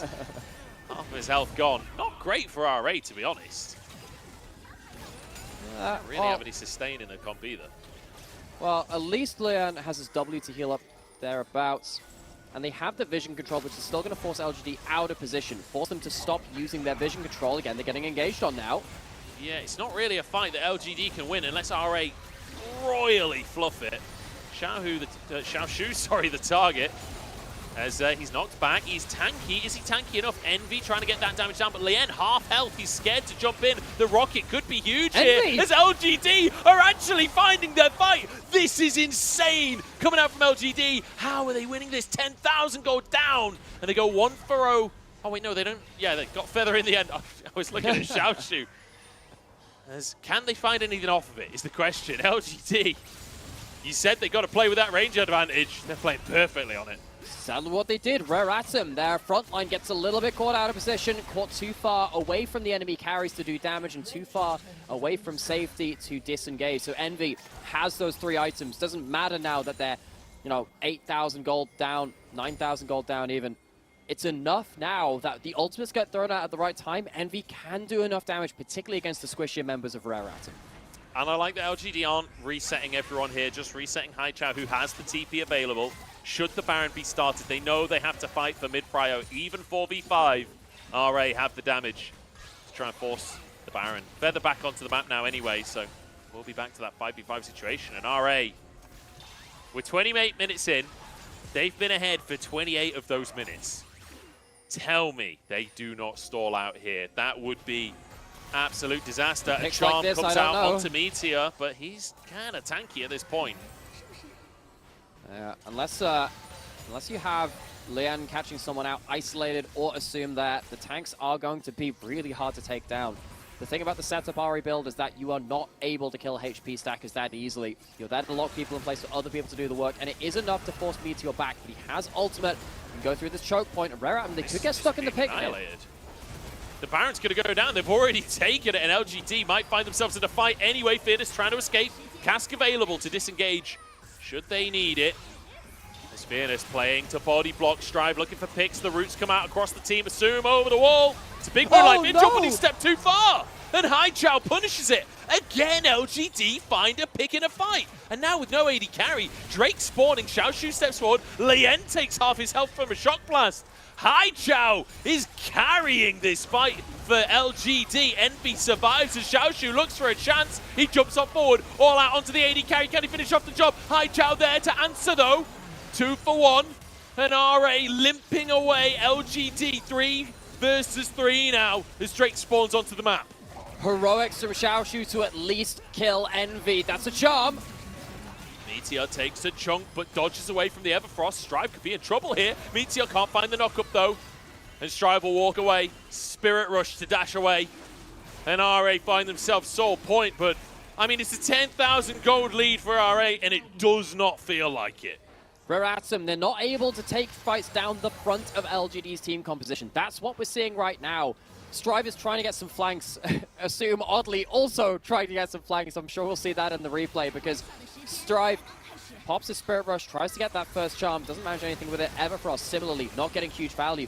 And Assume just way out of position, disconnected. And I feel like Reratum, they feel a little bit desperate because they're not being able to force the big plays in the way that they want to.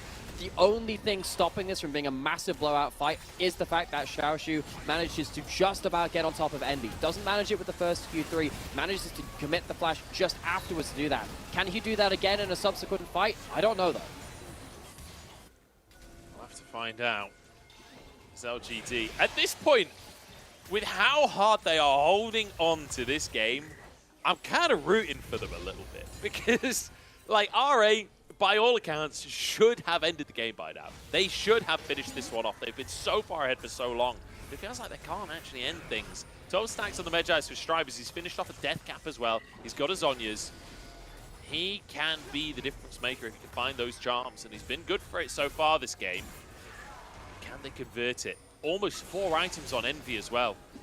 He's getting to a point where he is menacing in those fights. Honestly, look at the AD carries. Envy. Yeah. He's at least tied with this Assume. Maybe even slightly ahead.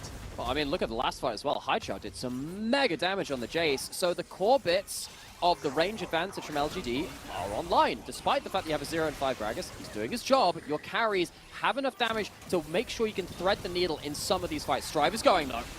Yeah, Spirit Rush used that Shock Blast. Does massive damage in the roots there on Feather. QSSs, though. As Envy surviving for now, but the front line won't. Strive wants a charm slightly wide on it. Can they defend the Nexus? It's the ultimate game of tower defense, but Envy pulled back in and Lien Goomba stomps him on the Kha'Zix. It's over. RA, it was tough. It was a hard-fought win, but a win nonetheless. Double kill for Strive to finish it off. And now the minion wave will march on in, and RA take their victory. It's a victory lap in Game 2. Takes them a while to get it done, but Reratum, they make up for their mistakes in Game 1. It's hard fought, strong early game, some wobbles in the mid as they might have got stalled out on. They're just about finishes across that line. Just about managing to do it there. RA, honestly. Not making it look easy. Not making it look easy. As we come back and kind of take a second to, I don't know, I feel like we need to debrief from that game almost. It got messy. It got really messy. RA, really good early game. Decent mid-game. Much better mid-game than the previous game. However, once we get to like objectives and trying to just finish out the game, trying to leverage a lead, I feel like we're consistently seeing RA really struggling with that aspect of their gameplay. And LGD, fair props to them, we're fighting hard for it, but RA do take it in the end. I don't think it's a convincing win, though. I'm still feeling like LGD are the favorite to take this series. Yeah, particularly because I think if you are an RA fan, the distressing thing about that series is that you had to have that vision control and attack from the flanks. They couldn't manage that. They went down the front every time. They just about outplayed it with huge gold leads, but that's not the way they're meant to win with that comp. They only just about get away with it. Yeah, we're going to jump into a very quick break. We are trying to catch up, but I'm going to be honest, I gotta go. So we're gonna jump away for 2 minutes. Go, and we'll be go, back go, with go, game number break, 3. break, break.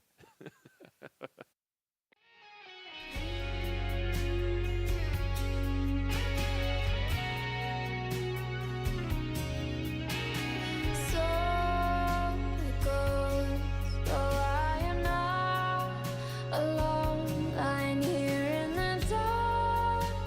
I'm stranded on an island, waiting for the day to find me, waiting for the night to end, waiting here, waiting here, waiting for the sea surrender, waiting for a change to come, waiting here, waiting here.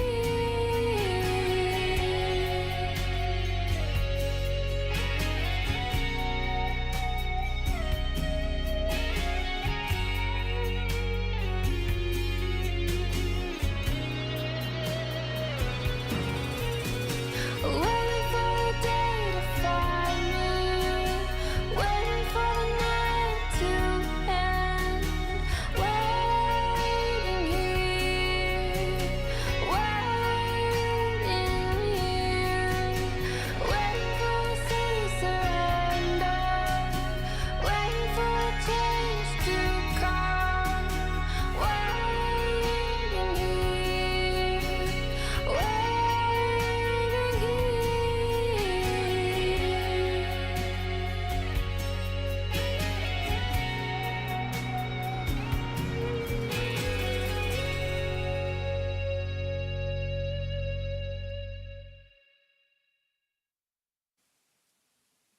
Welcome back, everybody, to the LPL. We are rocking through this series as we're going to jump straight into game number 3. It is currently live, and I believe we're going to be able to catch up to the actual live feed. I'm Munchables. I'm joined by Nymera, as RA have managed to even it up against LGD, but I do think LGD holding on against a 10k gold deficit, looking like the better team. Here we go. They're in a 3v2. It's a 1-for-1. Both AD carries getting kills. Absolute carnage.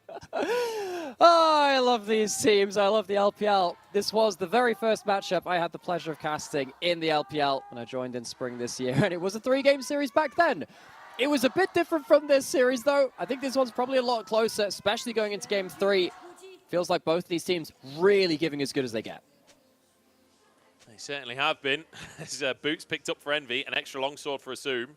And it's all before the minion waves, so neither AD carry gets an advantage in terms of the minions, in terms of all of that good stuff. I didn't see who got first blood, which that's the gold lead right now, 100 gold for the first blood. Well, turns out having an extra stun bot on your side at level 1 to do that 2-man stun is really, really OP. So Haichao gets involved early on. First blood did go over to Rare Adam's bot lane. Assume does blow the cleanse though, Envy gets to keep his. Right, so Assume just charges it. He's like, look, I ain't getting out of this one. I'll at least get a kill for myself. And the W at level 1, in that kind of fight, really massive value for Assume. Getting the bonus damage on those autos as well as the attack speed. Fantastic little steroid for him to use. As Haichao getting absolutely destroyed as Strive hits level 2 first. Also, when you go into the Annie matchup, bone plating really good in that matchup. Strive takes the hard level 1. Make sure he can out-trade Haichao at that point, especially since Haichao went towards that bot lane and started with that AoE stun instead of the point and click. Alright, Envy and Haichao, Jinzhao, sorry, moving backwards. And I'm curious to see how this is going to pan out. I feel like we need to take a second to look at these drafts, although he's very standard anyway. Malphite coming out from Xiaoshu. But still, we're going to see kind of late game team fight compositions. Feather going in onto Envy. He has to flash under his tower. Will survive, but Strive now forced to flash in the mid lane as well. Avoids the stun from Haichao. Meteor making his presence known just about. Back onto that Sejuani. Means that there is the chance of top lane ganks, melee synergy. Gonna walk into Lian. Isolated for now, but Haichao was on his way. Yeah, Lian gets out. As you cannot underestimate the early game power of a Sejuani. Like, even though it's a tank, I feel like a lot of people don't think of Sejuani as an aggressive jungler, but you can solo kill many champions on Sejuani. Lien moving in for the dive. He's not even needed as Envy almost goes down, but Feather's gone too deep again! They've done it again! Assume just about gets out with his life, but Envy got the kill onto Feather, so really, is it worth it? And it's not like you can shove another wave into tower to deny that from Envy. Envy getting a lot of early gold, has a cull as well. It's not like he's necessarily getting punished for that. He's still picking up these early fights, picking up these early kills. I feel like Jin Zhao and Envy at this point are like, we don't have to make plays in the bottom side.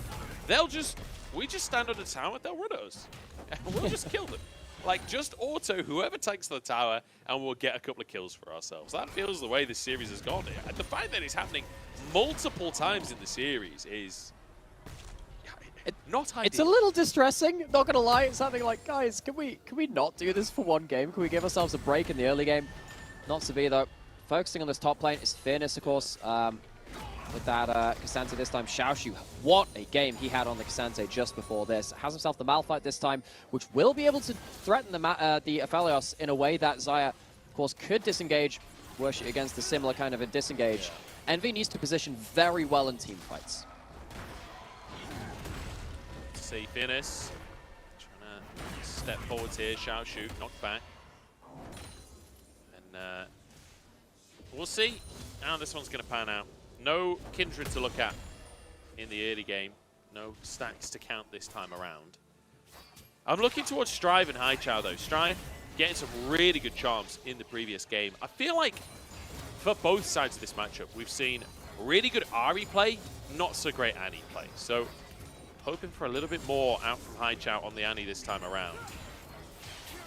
It's a pick that can find absolutely massive value, but just sometimes doesn't feel like it sticks. I mean, we have Knight in the league. You just look at his games on the champion. Actually, both sides of this matchup, in fairness, if you look at his Annie play, he's probably the best Annie in the world. I think he's proven that at this point. Can solo win fights with engages, solo win games with flanks, and also having the ability to pin the Ahri in lane. You're meant to be able to do that as the Annie versus the Ahri. I think in this case, though, Strive did a great level 1 to outtrade Haichao, making sure that he can be still having presence in lane. Certainly can be. Drake is up onto the map though. Both junglers hanging around at the bottom side here. Strive gonna forego a minion wave in that mid lane to try and punish LGD. Meteor's here. He's spotted Lien. Strive hasn't been spotted yet, but Feather down low, as is Jin Zhao, and Assume. No, Feather gets the kill as Envy forced back by Lien, but trades fairly evenly as he manages to get some autos down, and Meteor arrives for the 2v3. Calibrum there to get a bonus auto in, and now up to the top side as the all-out comes out from Fearness. But Xiaoshu going to use the unstoppable force to get himself out of dodge. The Ghost blown from Fearness as well. A little bit awkward from the top laner of LGD, but Rare Atom get themselves something finally in that bot lane 2v2. It's been a couple of missed grand entrances from Feather. On the third time of asking, manages to lock up Jin Zhao for a kill. Meteor returns back to the scene of the crime though. Meteor wants a little bit more. Envy being threatened as Feather tries to find him. The knockup is there, and Feather gets another kill for himself. Jin Zhao, though, on the Lulu, wants to clean things up, gets Assume. Can't find Feather as well, flashes away, and Lien actually can't punish him. Blows the flash at least, but Jin Zhao, Giga Chad taking down Assume, and now he's going to die. What are you doing? He didn't realize Haichao was roaming. Look at the supports, man. Feather 3-1 and 2. Jin Zhao 2-2 and 2. They are slaying this game. Somewhere out there, Doa is shaking his hands at the sky, ruining that he's not here for the supportal combat. Supports reign supreme in the bot lane. Yeah, this is a weird old game to finish out our series 5-4. Absolute carnage at the bottom side. I feel like both junglers have just forgotten that they even have camps. What do you mean? Those things have feathers in the bot lane. Oh, that's Sire and Rakan. They've got to be the extra camps. We'll deal with that one. Meteor manages to get a really good angle, but I think basically there's such a disconnect between the minute timings of when a jungler is coming into the lane, where both bot lanes think that their jungler is going to be there in time for the play, and they're not quite there in time, so all in happens. The grand entrance comes through, and Leon just somehow, in the chaos of all this, just loses track of where Haichao is, and luckily doesn't give gold over to the Annie. Does mean that at least Strive gets to push away from the turret in mid lane. And I feel like you see the moment where he saw Haichao on the ward and he was like, Oops. I've stepped too far. Tries to go into the tower to at least get a kill. Herald gonna be a 50-50 and RA just stroll in and take it. Cheers, LGD. Appreciate the leash on that one. Oh man, and considering LGD have looked so good in this series for large stretches of time, despite the rancid early game from game 2, it looks like they're kind of falling into a really awkward point now. Herald's gone over to Lian. You've got a load of gold going over to the Zyra Khan, which you don't really want to deal with.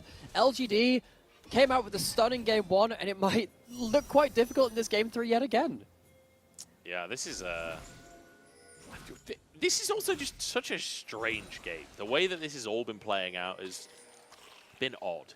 The answer, because we got very used to it being extremely slow games. And I keep on, like, in my head, I keep mixing up which team's which because I'm so used to Assume being on LGD after the last split. Speaking of Assume, almost getting one shot by Haichao. Feather fleeing with the quickness. LGD will grab themselves a Drake here. Good little pick there by Haichao. Even if he doesn't get the kill, buys the space for his team to do the Drake. Yeah, very important. Doesn't have to blow his flash for it either, importantly. If you blew that, maybe you'd want to get a bit more out of it. But it gives you that first dragon of the game. You have double tanks. Cassante scales off of his resist as well.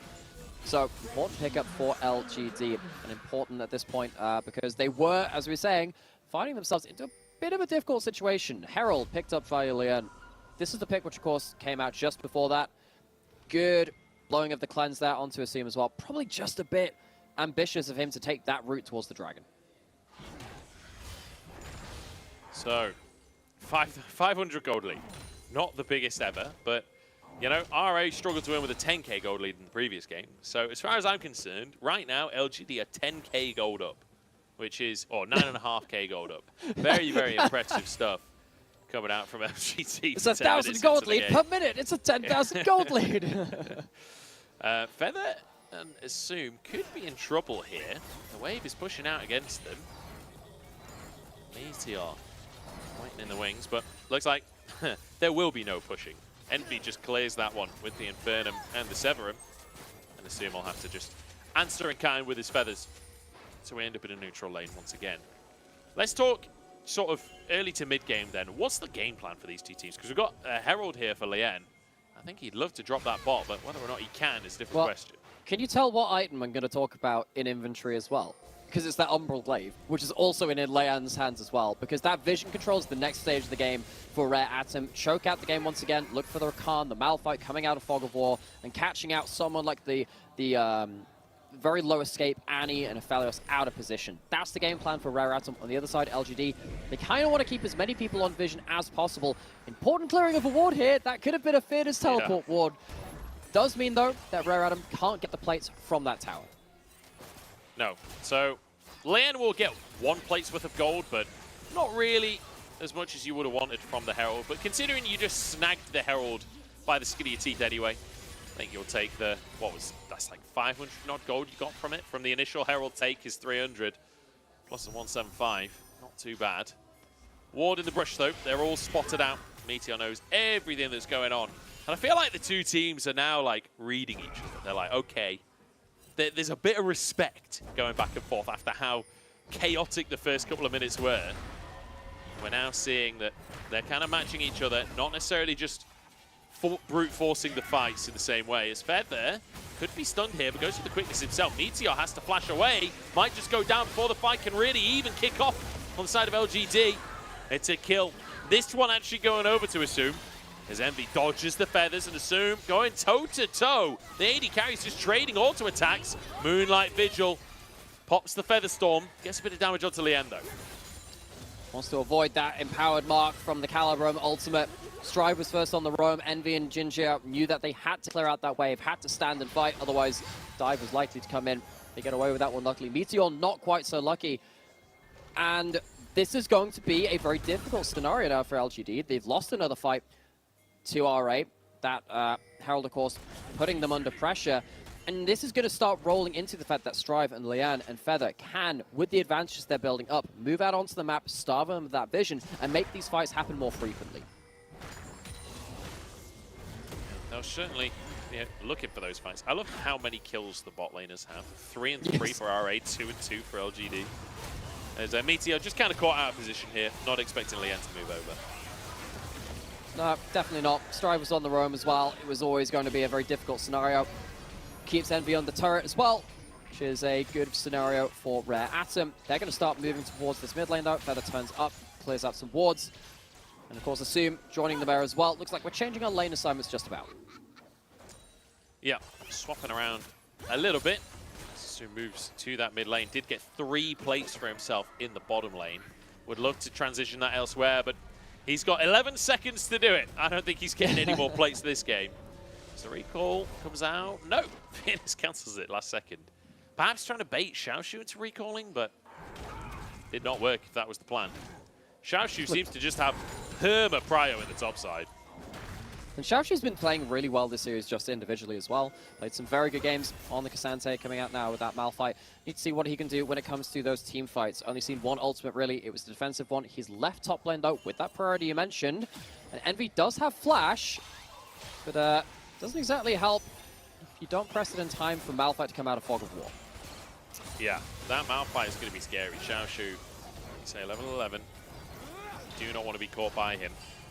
And considering a lot of this series has been, can you get on Envy? Can you get on Assume? Like, having a Malphite on your team definitely helps with that win condition. Envy is going to be tested. We talked about him being the new addition, not just to LGD, but to the LPL as well. This is his first split here, coming over from Korea. We'll have to see if his fingers are up to the test, because Xiaoshu has been on it. Herald going to come down, and RA should be able to finish off their first tower of the game in trade for that Infernal Drake. Okay, so LGD, they get themselves their objective. But now, again, vision control plan in full flight for Rare Atom. Strive going forwards, Haichao out of position. Rocket Bell turns it into a Tibbers as well, and he can block any future charms with that Tibbers. The opposite deception is there. Will he actually survive this? Oh, the flash charm out from Strive. Answered with a flash from Haichao, and now Feather finally gets involved. Some reinforcements for Strive. Only Rakan, the champion, fast enough to keep up with an Ahri engage. Haichao just kind of left out of position. Doesn't really catch the memo of LGD moving back towards their mid lane turret. Found out by Strive, taken down. Rare Atom, this is exactly what they need to do. Choke out that vision, play around faster map rotations, play around, get engages and catch from Fog of War. That's exactly what they're doing. And it really does help that Rare Atom are on the same page when it comes to that. We're talking about how they've had a couple of new players in this game. Xiaoshu as well, new to the Rare Atom organization. It's their first playing with a new top laner that isn't called Cube. Cube was such a good player for them in spring. With Xiaoshu making his own waves. Strive, however, he's left over from that spring split, done a very good job there for what he was worth. He leads the pick here onto Abby. Feather having to use the quickness to just guarantee that pick, but I think fair enough. Does get you that extra bit of gold, get you that tempo on the map. 3,000 gold lead for RA at this point. And we'll see what happens next, because it does feel like this game has just been consistently heating up, right? We started pretty hot already, and both teams just permanently grouping together. Meteor and Lian, the entire game, have been at the same spot on the map to try and answer each other. So far, feels like Lian has been getting the best of it, or at least Lian's team has been getting the best of these situations. Oh, they didn't catch him again, did they? What happened? Okay, no, it's just a pick. When they saw the picture-in-picture, I was like, okay, did he die again? No, just has to get chunked out a little bit. Xiaoshu put under turret. I'm surprised Fairness didn't all out there, to be honest, once he already had him under turret.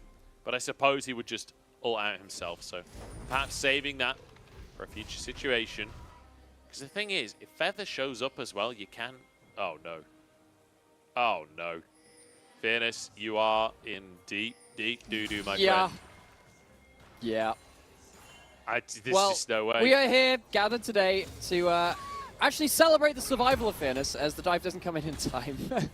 Just about gets away with that one. Yeah, that felt very scary for a moment there, but the players called off. LGD, they saw everyone going across the Scuttle Crab.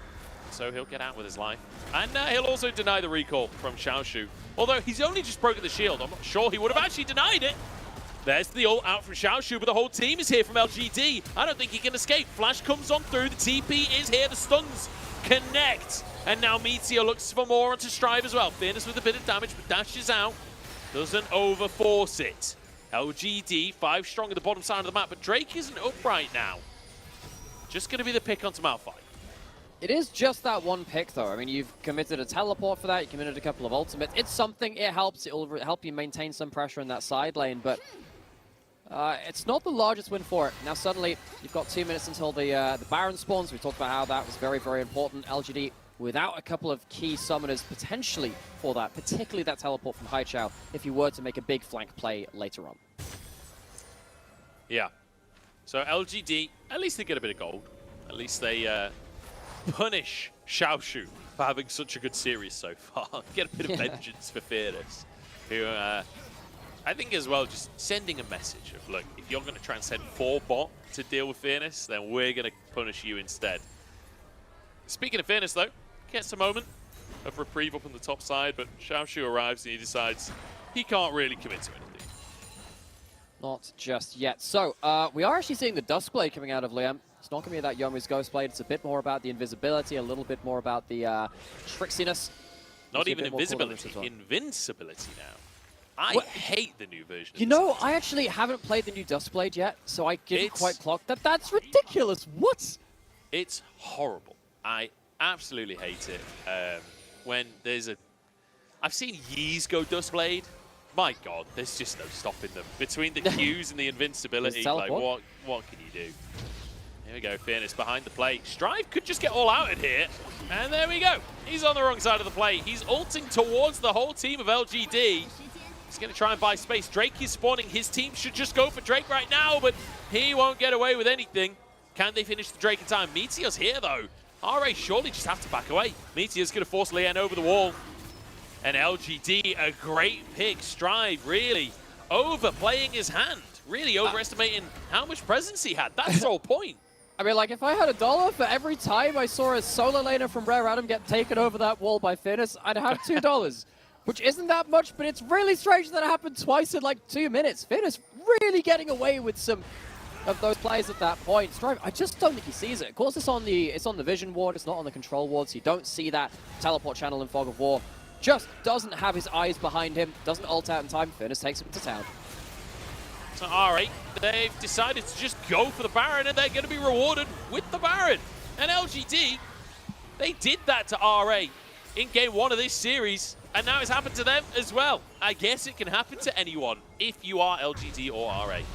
I don't know how they didn't see that coming, but there was a control ward when they started it. I mean, we had a bit of a conversation about object permanence in a couple of these games. If you don't see it directly on your screen, sometimes it just blissfully slips out of your mind. I wish we could have seen the setup for that, though. Like, we were in a replay, so I wonder what on earth happened, because, you know, we didn't actually get to see how RA started it. Okay, look, gonna throw this out there. There are pro views for LPL Pro players. I can't go check it right now. I might check that afterwards to see exactly what happened, because LGD, they just had a pretty important victory. They'd won in that side lane a number of times, but giving up that Baron, that's really annoying now. Again, particularly because RA are a vision control denial team. Baron helps you push in and achieve exactly that. LGD, that's a bad mistake to make. Certainly is.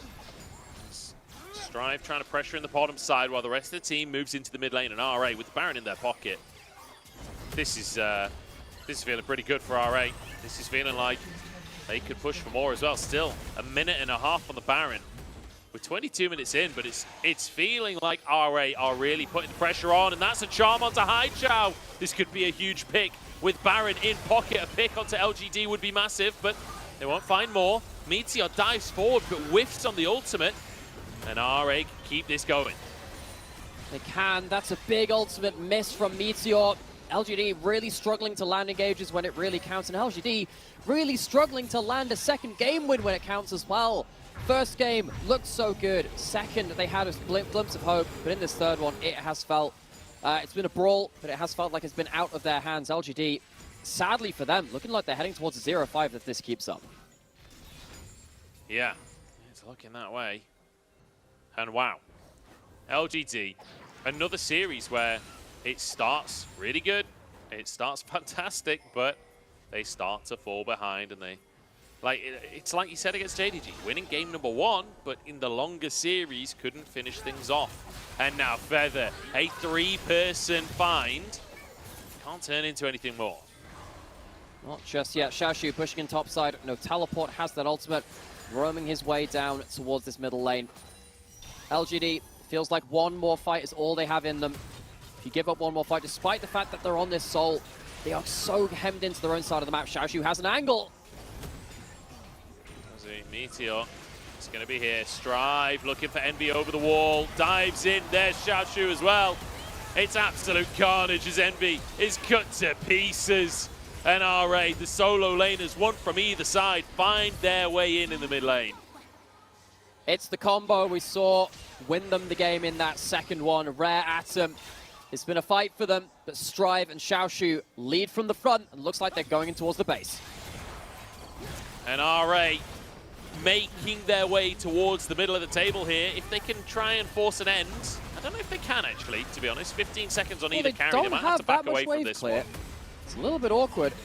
I suppose with Envy and Haichao respawning soon, they don't feel bold enough to do so. I was just wondering, with only the low-range frontliners involved, potentially it could have been a bit of a force for that end. Not going to be the case, though. Now with a minute on Dragon, Rare Atom, they can reset, get themselves back out onto the map for what could be Soul Point, or the Soul for LGD. Would like to not give them that. That could be a glimpse of hope for them. Certainly could. They need to win this fight, though. They're pretty behind at this stage. There's Meteor kind of getting caught out a little bit, but Xiaoshu is really the hero of the play. Love to see it. A lot of these Malphite ults, they look even better because they've been set up for an advance. Strive walks in, puts people on edge, means that he gets a much easier time to go for that angle. Xiaoshu again has his ult coming up. Let's see what we can do with it.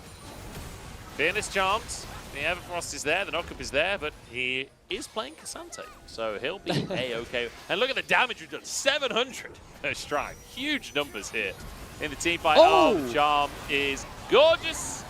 And that's another few picks. Look at this. Into the meat grinder they go. Envy trying to spy, but Lien cuts him into pieces.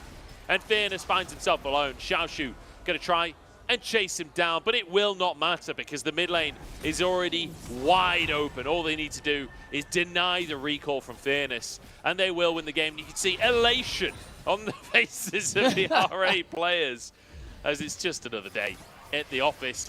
2-2 now for RA, and it wasn't the most confident win I've ever seen on my screen, but managing to find themselves a win regardless, managing to find themselves this and put themselves even on the scoreboard here in the LPL. It's a bit rocky. It's going to be particularly some macro worries for RA to kind of work themselves through. I think particularly in Game 2, they weren't playing to their strengths of their composition to close out the game. They just about get away with it. They'll be lucky to walk away with this win. Sadly, LGD not found a single series win just yet. They are better than a 0-5 team. You have to feel that. But at the end of the day, scores on the doors aren't painting a prettier picture. It's, I don't know, like, the fact that they are 0-5, with these series being as close as they are, is just heartbreaking, isn't it? I can't imagine how disheartening that is for the players on LGD. Like, just a single win here, a single extra win at least. They did get a single win. A win here in this series could have turned things around for the team morale-wise, but very, very tough one. And RA, they'll be over the moon. They got themselves a win. Still a lot of work to be done for this team, but a win is a win. You're on the scoreboard. You're even there at 2-2. And I will say, Xiaoshu, fantastic series. I think Xiaoshu was kind of the highlight player of this series for me. Really, really good performance coming out from him. I'm going to chuck it straight over to an interview. Christine is standing by with one of our winners as we were slightly behind the live feed. I'm going to kick it over now.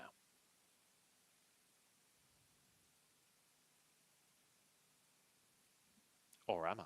There, welcome to post-game interview. I'm Christina. We're joined by Xiaoxu, the top laner for Rare Atom. Congratulations on your win. Thank you so much for joining us. It is a reverse sweep, but my first question, I really want to touch on your own performance on K'Sante in Game 2, because a lot of people say that it is a bot lane meta. So how would you rate your own performance in Game number 2 on K'Sante? 欢迎小徐来到我们的赛后采访，恭喜 RA 今天让1追2获得了本局比赛的胜利。其实首先想聊一下你在第2局用奎桑提拿到 MVP 的一个表现，很多人说这可能是一个以下路为主的这样的一个版本，所以说对于一个上单选手来说，好像拿到 MVP 并不是一个在这个版本很常见的事情。你觉得自己第2局在奎桑提的发挥怎么样呢？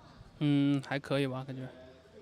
那你在第2局拿到奎桑提之后，可能一个重点是放在哪里的？对线呢，还是在团战啊？对线的话，对面比较给机会吧。团战的话，就因为对线比较优势，所以团战就自然很好打。I think I performed decently on K'Sante, and in terms of the laning phase, I did a really great job because maybe my opponent gave me so much opportunities. And in terms of the team fights, because I have got some leads because of the laning phase, so I can perform always better in team fights. And the second question, it seems like that Rare Atom wants to get some very strong top jungle compositions. Is that why you got Malphite and Kazik in the game number 3 as a top jungle duo? 那么其实可以看到后面2局的时候 ，RA 这一边好像是拿一些更强势的上野英雄想来带起节奏嘛，这是你们最后在第3局选出石头人和螳螂组合的原因吗？螳螂的话就是感觉可能。就只有螳螂了，就没有英雄了。石头人的话，就是看阵容感觉比较好，就选择了石头人。So firstly, I think that Malphite really suits our whole draft very well. And in terms of the junglers options, it seems like there is only Kazik is available. He's the best choice, so we just pick this duo. Final question for you. There were a lot of skirmishes and kills on the ball lane early game. I'm curious about why you guys put so many focus on the ball lane early game. And coming to the new team, how everything going in terms of your team synergy, and did you adapt to the environment very well? 那么最后一个问题，首先想要聊一下第3局的时候，不知道为什么前面在下路有那么多的爆发，那么多的团战，你们第3局的重点是什么呢？然后加入到新队伍之后，小徐对于各方面还适应吗？第3局的重点的话就是上路肉打肉嘛，就还是放在下半局。加入到新队伍的话，适应的还比较好吧。The reason why we have put more focus on the ball lane is that we got a tank versus tank top lane matchup, so we just put my focus on the bot lane. And in terms of my synergy and adaptation to the new environment, everything went very well. It is decently. Thank you so much for joining me. 谢谢小徐来到我们的赛后采访。Back to you guys. Thanks very much, Christina. Yeah, fantastic to hear from our top laner who really did have a fantastic series today. Great stuff coming out from him. And with that, we can move on to our MVP, who is going to be Feather. Fantastic stuff to see Feather grabbing himself an MVP, because I feel like he has been consistently pretty great across the course of the... Oh, sorry. Post-game first. Spoilers. Feather's going to get the MVP. Yeah, well, he had a good game. He did, because I think particularly... for Rare Atom as well, they were trying to replace outgoing Southwind. They tried a couple of games in a couple of series with BKR in spring as well. And they hadn't quite figured out what they were going to do in regards to particularly the divvying up the roles of kind of like doing damage from jungle or engage from jungle, or kind of utility from support or engage from support. They kind of didn't know how to work out with both of them. The fact that Feather has come in, seamlessly fit into the lineup, done well in laning phase, done well as an initiator for the team, it solves a lot of Rare Atom's stylistic issues that they suffered in spring. So for him to have good performances like this, very important for this team, which was trying to rectify some of their stylistic issues. Yeah, stylistic issues is one way to put it, that is for sure. LGD, some desires of future wins, but RA getting it at the end of today. And Feather, 100% kill participation actually. Really good stuff to see coming out from him. And you know, look, at the end of the day, 3 Vastaya on one side, 0 on the side of LGD. I think we know who won that draft. Feather is the answer. Birds of a feather flock together, 3 of them on the same team, 3 kills for him. They all came from the early game as well, which is kind of hilarious. We had some very fed supports for a brief moment in time. with Feather, hey, he paid back his team more than that in dividends as the game went on. I think what was really important for him is the fact that he was very in tune with the rest of his team's engage. When we saw that Strive was looking for picks, he was immediately there, flashing forward to keep up with the Ahri engage. As you said in game, it's quite hard to do that with an Ahri sometimes. It's a bit of the Jarvan problem where he says, I'm going in, and he's 2 screens away. You can just about follow up with that with the Rakan. He did that very, very well in this game. Yep, he certainly did. Managing to, like you say, follow up on that Ahri play. Great stuff to see coming out from Feather. And I love that the man's called Feather, and all of his best games are on the Rakan. It just feels so perfect to see. But Nymera, we've got a bit of a treat ahead of us as well, because this will be our last cast, but Mazel and Kitty are going to be subbing in a moment. And they're going to be subbing in for TES versus Weibo. This is a series and a half. I mean, there really are very few series that can match up to this one. Don't go anywhere. We're going to jump into a break, and then Mazel and Kitty will take you away with our match of the week. 나는 프로게이머를 하면서 그냥 행복하게 살고 싶었던 것 같아. 프로 생활이 그 형들과 함께하는 게 즐거웠고 그냥 그런 삶이 나는 재밌었어. 18년도 때보다 우선 훨씬 잘해. 그냥 훨씬 잘하고 챔프폭도 훨씬 넓고 그냥 이제 거의 모든 부분이 훨씬 잘해 이번 연도가. 프로게이머로서 나는 그냥 매 경기 잘하려고 하는 것 같은데 초심을 버리고 난 열심히 살아야 될 것 같은데.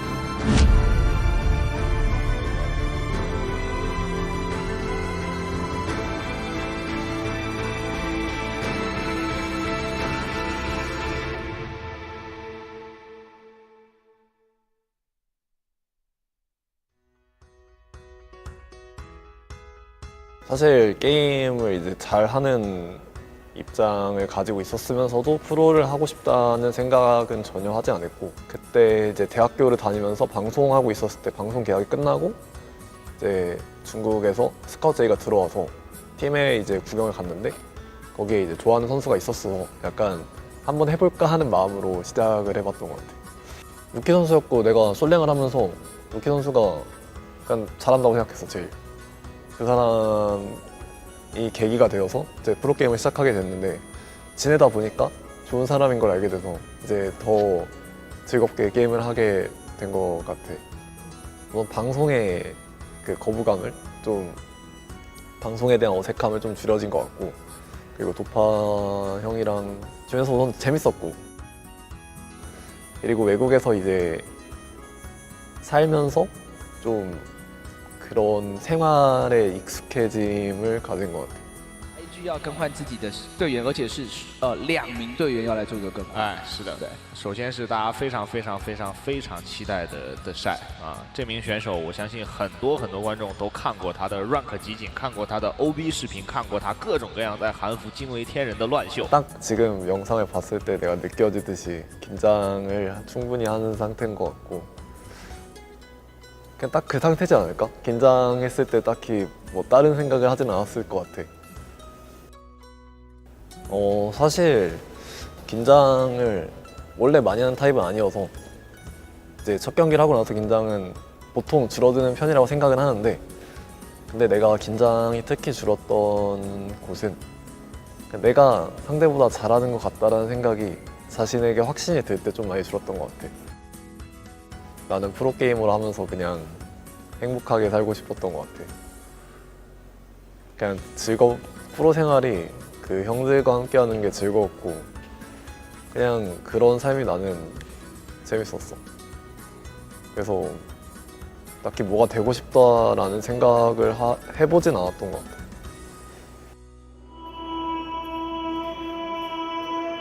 게임은 즐기려고 하는 거고 프로는 이기려고 하는 거지.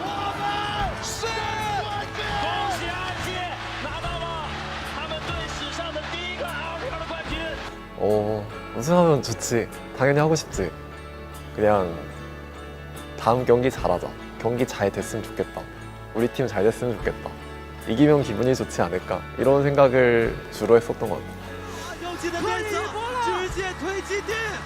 哇！恭喜 IG 3-2战胜了 KT，LCK 的头号种子被 IG 送回了老家。6分钟不到 ，IG 永不加班，IG轻取 SKT。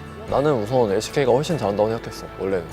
근데 이제 선수들과의 이제 경기라든지 스크림 그리고 이제 실제 대회에서 나오는 결과를 봤을 때 비슷하다. 또는 이제 성격만 다르다. 그러니까 실력의 차이는 크게 없고 이제 리그 간의 성격 차이만 보이는 정도니까 실력 차이가 보이지 않는 거는 둘 다 최고의 리그라고 하기에 맞다고 생각해서 꽤 오래됐지 이 생각을 가지게 된 거는. 欢迎来到2019英雄联盟全球总决赛半决赛的比赛了。roki 在侧边等待进场，对面是只剩下了林伟翔一个开团技能，祥子哥直接是带到了台二，帅被秒了，帅被秒了，没给出来。帅自己有闪现有大招的情况之下，是被林伟翔的一个大招直接秒掉。 솔직히 나는 경기 졌을 때 막 그렇게 힘들고 그렇진 않은데 근데 이제 보통 주변의 그 분위기가 좀 힘들지. 예를 들어 관계자들이 기분 안 좋아하는 얘기를 선수 입장에서 들을 수도 있으니까 보통 그런 것들이 없으면 사실 경기 져도 크게 힘들 일이 없는 것 같아 나는. 일상생활에서 정말 괜찮고 착한 아이인 것 같고 이제 스크림이나 경기에서는 너무 예민하기 때문에 어떤 사람인지 잘 모르겠네. 그냥 매우 예민하고 좀 스스로가 힘든 것 같아 내가 생각하기에 좀. 솔직히 말해서 2018년 때 이제 다쳤으니까 지금 만약에 내가 지금 우승했다면 정말 기뻤을 것 같은데 18년도 그 당시 때는 이제 우승을 했지만 사실 좋긴 한데 좀 그냥 막 좋아하지만은 않았던 것 같아 그때는. 그래서 이제 18년도가 이제 사람들이 나에게 18년도에 대해 물어본다면은 좋다고 얘기는 하겠지만 사실 그 당시에는 이제 그렇게 좋지는 않았을 것 같아.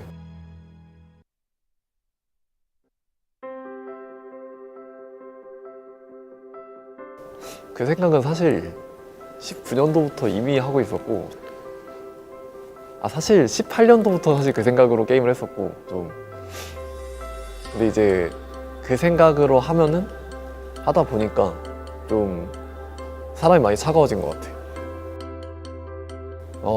사실 이번 연도까지는 그랬는데 내년에 이 성격이 좀 바뀌었으면 좋겠어. 有请微博 gaming 上单的晒。来德泰去了 WBG 之后，会不会带来战术体系上面一些变化呢？ 우선 내가 생각하기에 난 이번 연도가 제일 잘한 것 같고 내 개인적인 그러니까 대외적인 실력으로 봤을 때 그 전에는 그냥 다 비슷했던 것 같아. 18년도 때보다 우선 훨씬 잘해. 그냥 훨씬 잘하고 챔프 폭도 훨씬 넓고 그러니까 이거는 이제 게임적으로 봤을 때 그냥 이제 거의 모든 부분이 훨씬 잘해 이번 연도가. 今年我们应征了很多新人选手，而他们的名气也好，他们实力也确实挺好的。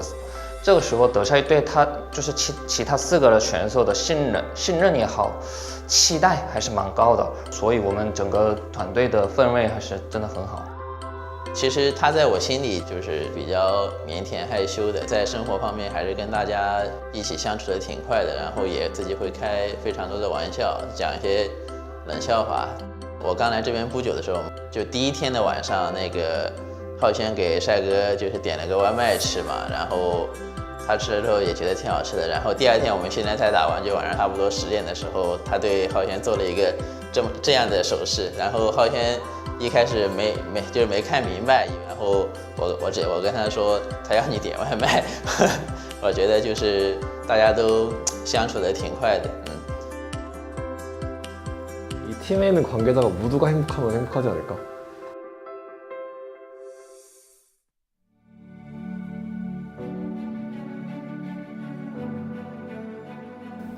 우선 이제 매우 어렸을 때 이제 사회생활을 하면서 그 과정에서 이미 어른이 됐다고 생각해. 나는 이미 매우 괜찮은 성격을 가지고 이제 괜찮은 가치관을 덕분에 가지게 된 것 같고 수많은 팬분들이 이제 관심을 가져주게 되면서 이제 사랑을 받았고 이제 그 과정에서 사랑을 베풀 수 있는 사람이 되었고 프로게이머로서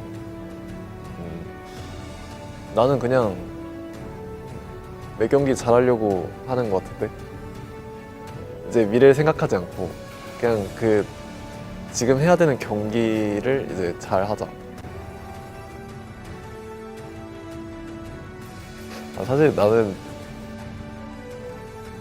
노력을 더 한다면은 사실 나는 엄청 많은 시간을 프로게이머로 할 수 있을 것 같은데 이제 그거는 이제 모르는 일이고 이 초심으로 그냥 성적 더 잘 나오지 않을까?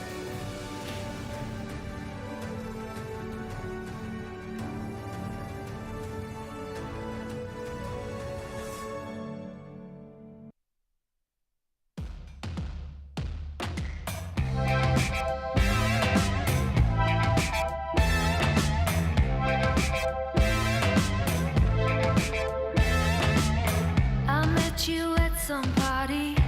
You were talking about your band. You bored me with your stories about your tour in Amsterdam. But you spoke so politely, drinking gin out of a can. I knew that you liked me from the way you touched my hand. But I don't care if you play guitar like Johnny Marr. And I refrain from laughing when you compare yourself to Kurt Cobain. Yeah, I don't care. I don't care. I don't care. I met you at some party. You acted the part. Had your Ray-Bans on, even though it was dark. I met you at some party. You acted the part of a rock and roll superstar. I don't care. I don't care. But I don't care if you play guitar like Johnny Marr. And I'll refrain from laughing when you compare yourself to Kurt Cobain. I don't care. I don't care. I don't care. I don't care.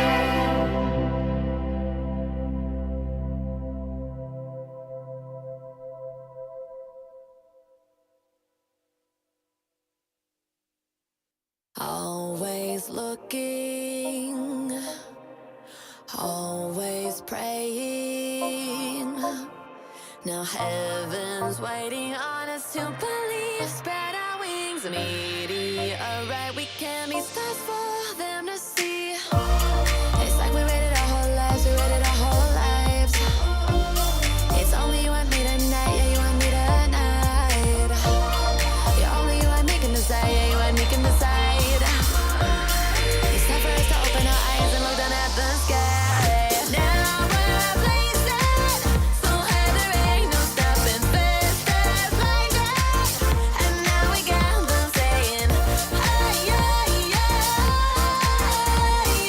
Now we're blazing, take off the subs and watch us fly. You know we fly, you know we fly, you know we fly, you know we fly, you know we fly. Take off the subs and watch us fly. You know we fly, you know we fly, you know we fly, you know we fly, you know we fly. Take off the subs and watch us. Now we're floating, forever winning. Now heaven's watching as we join into eternity. Feel the rhythm as it pulls us in, just the beat.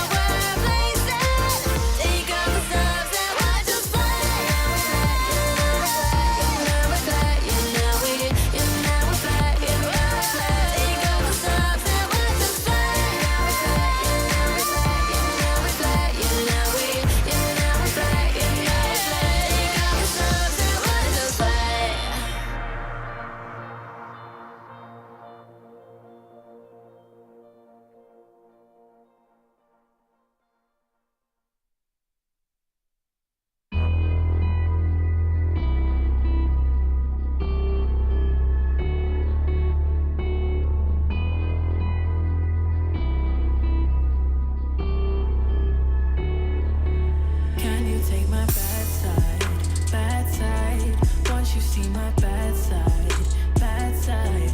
No, it ain't picture perfect. Don't push me, it's not worth it. You don't wanna see my bad side. Can you take my bad side? Bad side. Once you see my bad side. No, it ain't picture perfect. Don't push me, it's not worth it. You don't wanna see my bad side. I'm far from your ordinary lover. I'm different from any other you've ever had before. So you must have me mixed up. You must have messed up. 下一场打 WBG， 我觉得首先就是要减少我们自己的失误，因为觉得微博最近的状态其实我看的是挺好。赖的选手的话，最近其实就是不管对线还是打团，就是都打得挺好。最近看状态也非常好。跟他对线的话，希望还是能压他一下了。接下来的赛程就前面强队比较多吧，压力就还是有的。和队友的配合就慢慢在变好吧。感觉对于惹赛说明书这个感觉还是我跟队友之间的配合在变好。现阶段对常规赛的目标就希望能尽力赢下每一把比赛吧。想对天选手说，也去等着我吧。Welcome back to the LPL. You might have thought we were done, but we are here to culminate week number 2 as we get to our match of the week. We got Top Esports versus Weibo Gaming. I'm Mazel. I'm joined by Kitty, and I couldn't be more excited. Even if we have a short stint here, we get the banger of all bangers. Yep, to seal the deal, we have Weibo Gaming versus Top Esports. So I'm really glad that I am doing this match of the week with you, Mazel. And of course, we have some huge narratives to cook up as we approach this upcoming series, because we have The Shy versus Rookie and Jackie Love on the opposing team. And these World Championship players from IG 2018, I mean, I'm pretty sure Jackie Love and Rookie, they're looking for some revenge, because if we throw it back to Spring Regular, which is the last time they versed each other, Weibo Gaming took that series away with quite the ease. And speaking of kind of those storylines, those friendships maybe put to the test here, we also have Tien versus Crisp on the other side. So all kinds of little brotherhood rivalries going on in this one, but it's so fitting that we've got such a banger matchup going to finish week 2. They've also, both teams, had a heck of a tough schedule to get to this point, where both of them have faced some of our top teams, right? TES has already faced LNG, EDG, now they're facing Weibo. On the other side, Weibo has already faced JDG and LNG, now they're facing Top Esports. Yeah, I mean, talking about how Weibo Gaming was able to just 2-0 LNG, that is quite the, I wouldn't say surprise, because everyone was expecting that series to particularly go to the 3 games, but they also took their series up against JDG to a clean 2-0 as well. So I feel like this one, a very big match for the side of the Weibo boys, and it's really going to give us a clear idea of where they are in terms of the power ranking, because they also did drop that series up against OMG, which was pretty unexpected, but with the form that they're given right now, I'm pretty confident to say that they should be coming into this series with a strong foot. It definitely was a lesson learned for Top Esports over there against OMG, but on the actual carry points here, I think we have very differing styles coming into it. I love that we got to hear from Jackie Love even just saying, I want to overwhelm them. We see some of that style coming through with what TES have picked. It hasn't all worked out, but you have a plethora of bot lane variability going on for Top Esports, and I'm wondering how that plays into Weibo. Yeah, I've been just looking at Top Esports drafts, and that has been the most interesting thing for me, because I feel like when it comes to specifically the bottom lane in Jackie Love and Mark, they have some of the most flexible identities shown in the LPL Summer Split so far, which allows for a lot of these creative drafts to be picked by the side of Top Esports, which usually act as a response to those hyper carry drafts, which we've seen in the LPL as the most ideal. But I want to talk about how they play champions like the Varus and Heimerdinger shown in their series up against TT. We also seen the Draven and Pyke being slammed by them in that game 3 up against EDG and did absolute wonders. So it's going to be really interesting to see their approach for this game 1, specifically coming into it kind of blind, because that's just best of series. But up against like and Crisp. I feel like Crisp is really finding his mojo. He's really enjoying the current meta right now. He's probably one of the better enchanters that we have in the league, especially alongside Light, who is just as consistent as ever. So the biggest question for me is about the mid lane 2v2, because this time it's not going to be Karsa, which was the exact matchup that we had during spring. It's going to be Wei Wei pairing along Xiaohu. And some stat that I found pretty interesting is that I'm pretty sure Rookie and Tian, they have some of the highest jungle proximity as a duo when it comes to that early game. So can Wei Wei really come up to the test? Yeah, it's got to be an important connection there. We see a little bit of different facilitation from both sides, where both junglers are definitely facilitators, do go with some aggressive carries every once in a while. But for Tien, it's facilitating Rookie and Jackie Love. We see just off their stats, but as well as the play, right? If these two guys are online, it's looking a lot better for TES. And on the other side, Wei Wei is just trying to set up for his solo lanes and let Light get to a point of power later on.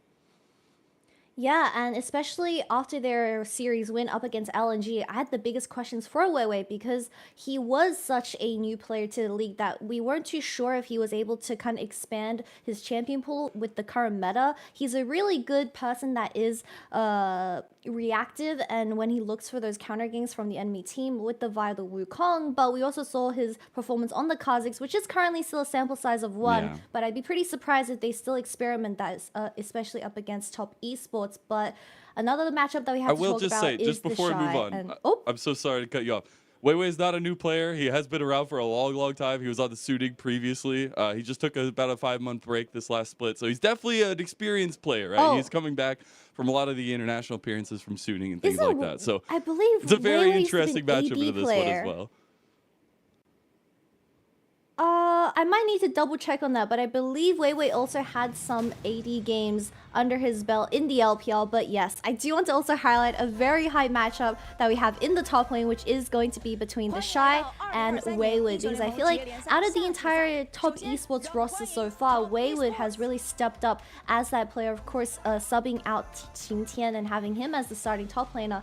I feel like when it comes to the current meta, we have champions like Cassante and Gragas being extremely high priority. But we've seen what happens when you give this Cassante champion, which is quite funny. You know, you have a lot of CC, you have a lot of frontline ability and a lot of damage also given to the Shy, and it was the pick that really sealed the deal up against LNG and allowed them to be such a strong team. So my biggest question is, if these two champions, I mean, once they're blinded, do they have a really good answer for it, like the Gwen, which is going to be a very, very big pick coming to the series?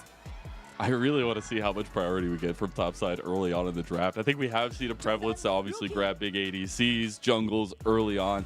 While I think the jungle matchup is still taking that very big priority here, I want to see how confident both these guys are, the Shy and Wayward. I think it's such a interesting skirmishing matchup. There is also a world where we just literally get no action. Topside is just a noodle fight, and we look everywhere else, which, you know, is fine, because that's why this is the match of the week. We have powerful matchups across the board. Yeah, and I'm really excited to see how Top Esports kind of pilot their early game, because we've seen that Top Esports, they've been able to gain that early game lead that everyone so desires, but we often see a disconnect between the players when it comes to those major teamfight objectives, where in particular, I find it the most between Wayward, Rookie, and the rest of the players, where you have them acting as the setup in those team fights with something that is going to be a control mage, or the Gragas or the Cassante in the hands of Wayward, but there's just no follow-up, and that often throws their lead and gives it to the enemy team. And Weibo Gaming, I mean, they're more than happy to take an inch to a mile. They truly are. And as a team, right, Weibo have not truly found success, like lasting success, with the organization switch, right? They finished 4th in regular season, but they were out in their first round of playoffs. And I think with a roster they put so much investment into and so many powerful names, you expect a lot more, and they expect a lot more from themselves this split as well. You've seen a lot of confidence being built in the back rooms of Weibo, and I'm really interested in how that continues to grow, because I do think their solo lanes in this meta can be so powerful, but it's about Wei Wei trying to kind of ping pong between them. Yeah, most definitely. And Wei Wei, definitely one of the biggest or best surprises to Weibo Gaming's roster for the second half of the split, because I feel like, yes, you have collected a lot of those wins, but it was through Weiwei, and it was through him being that proactive jungler that was willing to help his side lane, especially around the Shy, where we've seen multiple teams just targeting down on that top lane, trying to gank him consistently, but your boy Weiwei working alongside Xiaohu will always be there for him. So that is definitely a point to look out for in this upcoming series. But my biggest question for Weibo Gaming is, because you already won against all of those top teams like LNG and JDG, I mean, Top Esports is going to be the next one, and we know that they always have a banger of a time at the start of regular split, but can they continue this and have that consistency later towards playoffs? It's so key, especially with such a grueling schedule in the LPL for this summer split. But I do want to ask a pointed question before we get to the draft here soon. How much are you putting in the pressure basket of these friendship matchups? Obviously, we were talking earlier about Rookie and Jackie Love versus the Shy, and Tien versus Chris. But is there some extra give to these games because that may be a little extra bloodiness, you think? I know that the Shy, Rookie, and Jackie Love are still really good friends. I believe I saw them chatting at the anniversary ceremony award for the LPL 10th year anniversary during spring. So I know that they're gonna have some fun for sure in this series. And I know that Rookie and Jackie Love, they want to find their revenge. They want to get that spring regular split series back into their pockets and even it out to 1-1. I was surprised we didn't get any fun little intros here, but it's all, it's all business. It's all business for the match of the week for these guys. And I think particularly when you look at what I talked about earlier for Weibo in terms of their lack of real lasting success last split, the same could be said for Top Esports, really. They finished 7th in the regular season, knocked out the second round, so not even much of more of a chance to find anything there. And this was a team that consistently was making finals, that was having such a powerful performance, and when they switched up the roster, we haven't necessarily seen that click just yet. Yeah, especially if you look at their previous series that we've seen so far in the summer. I mean, a lot of them have gone to that 3-game distance, and you see just a bit of a shaky performance coming out of, I believe it's Rookie and and top lane. Unfortunately, I think Jackie Love has had a pretty decent split so far, where a lot of people pinpoint him to be, I guess, kind of hit or miss because of his aggressive playstyle, but Rookie having so much pressure on his shoulder, being one of the setups and main engages that Top Esports kind of play off, he has to be extremely consistent on champions like the Ari and the Lissandra for Top Esports to really thrive in this upcoming series. Yeah, and another big sticking point that I feel like has been a conversation for a long while with Top Esports, especially the last split, was Ching Tien in the top side instead of Wayward. The conversation was that he was just a little bit more stable on fighters, on bruisers, but Wayward has gotten the holistic start this time around, and I'm really, really curious how he wants to match up into the Shy, how they're going to find a point of power if they want to through solo lanes, or if they're going to focus elsewhere. As we get into draft number 1, we're kicking off our match of the week here for week number 2. Got TES on this blue side with the Yuumi ban, tried and true with the Annie as well, and the Cassante Melio by Weibo on red side.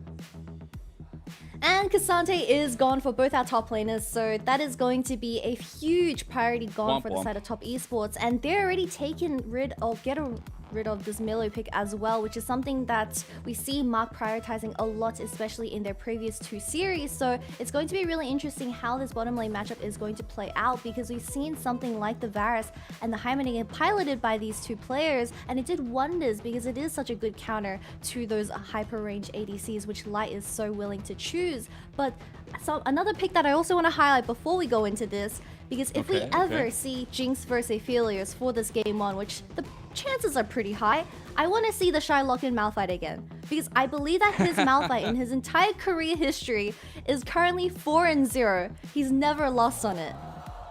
Ooh, that would be nice. Rock solid there as well. But the Nico is still open, a prevalent pick every time it is open, and Top Esports will grab that one for Rookie.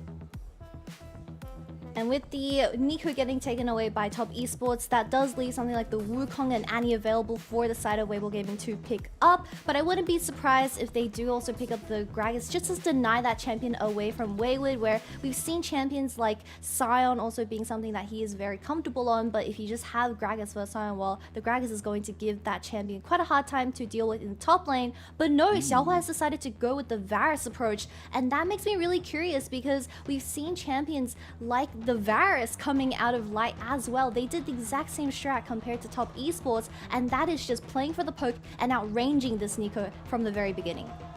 Yeah, trying to combo that with the Jace and that lockdown from the Maokai in the jungle as well. I want to see what the answer is from TES. Maybe some fight ability, some team fight potential, and some setup from this mid lane. We talked a lot about how these duos mid jungle are so crucial to get both these rosters off the ground and running, and we will potentially have just our jungle matchup locked in with a Wukong for Tien.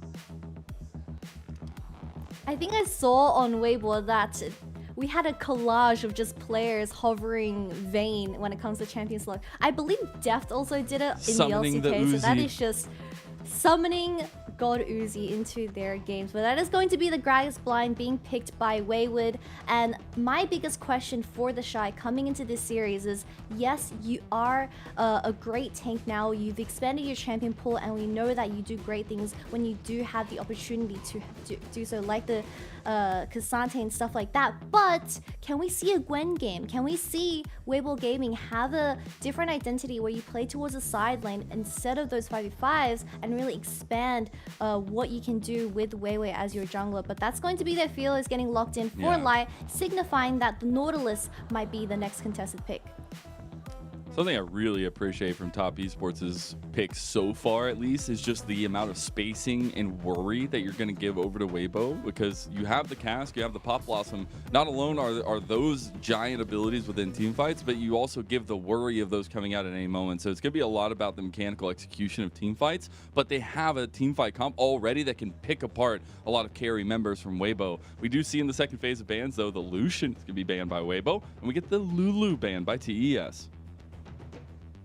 We also need to be aware that Jackie Love and Mark always have the Pyke and Draven up their pockets. So if Weibo Gaming, they want to go full scaling and wait for those items to come online for Light and Xiaofu on this Jace in the mid lane, that is going to be something that they really need to deny the enemy team from finding those angles. But I'm sure that with the next pick going towards over to Weibo Gaming, they're most likely going to lock in something like the Sion for the Shy to go towards that top lane and save that counter pick for Crisp. A little bit of supportal counter pick. Something we've actually seen happen a couple times already, which I just always find hilarious. We finally get the Zeri ban. I thought maybe she makes it through, but there's no way that champion's making it through if she's still open in the second phase. So there's the ADC focus from Weibo. We also get the Sion ban towards the Shy from TES. Yeah, that has been denied, so counter pick will be saved as Weibo Gaming. They suspect that this Gragas, I mean, realistically, I'm a cook. We've seen Nico jungle cooking in this current patch, and we could potentially see this Gragas not going towards that top lane, but that is going to be the Draven and Pyke getting locked in, as we have Crisp blinding this Rakan, which is going to be a terrible matchup. You never want to be doing that when Draven is up and available, but the final pick most likely going to be this Poppy. I would love to have that in the hands of Weibo Gaming. That does deny a lot of that mobility that is shared between Mark and Tien. A classic Jackie Love champion, but also a strategy that they can really heavily play around. You get rolling on this bottom side, and then your team fight just becomes hell later on. On the other side, I do really like the Poppy up here. This top lane matchup is going to be very peculiar, but you see the obvious setup for Weibo coming into this first game.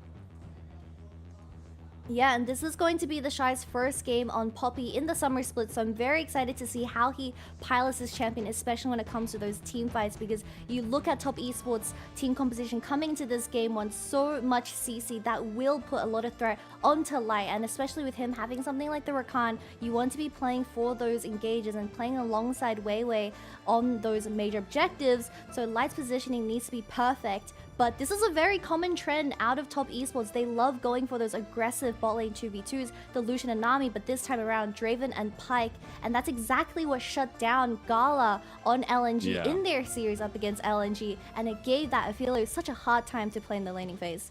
It did indeed, but we're getting into it now. Game 1 of our match of the week for week 2 of the summer split of LPL is kicking off. It's Top Esports versus Weibo Gaming. Brothers versus brothers. The Shy versus Rookie and Jackie Love. TN versus Crisp. We're hitting the rip now. We're going to have some bad blood here. You better get ready. As our match of the week kicks off, we are looking at these duos in the mid and jungle and where Tien and Weiwei will be looking early on.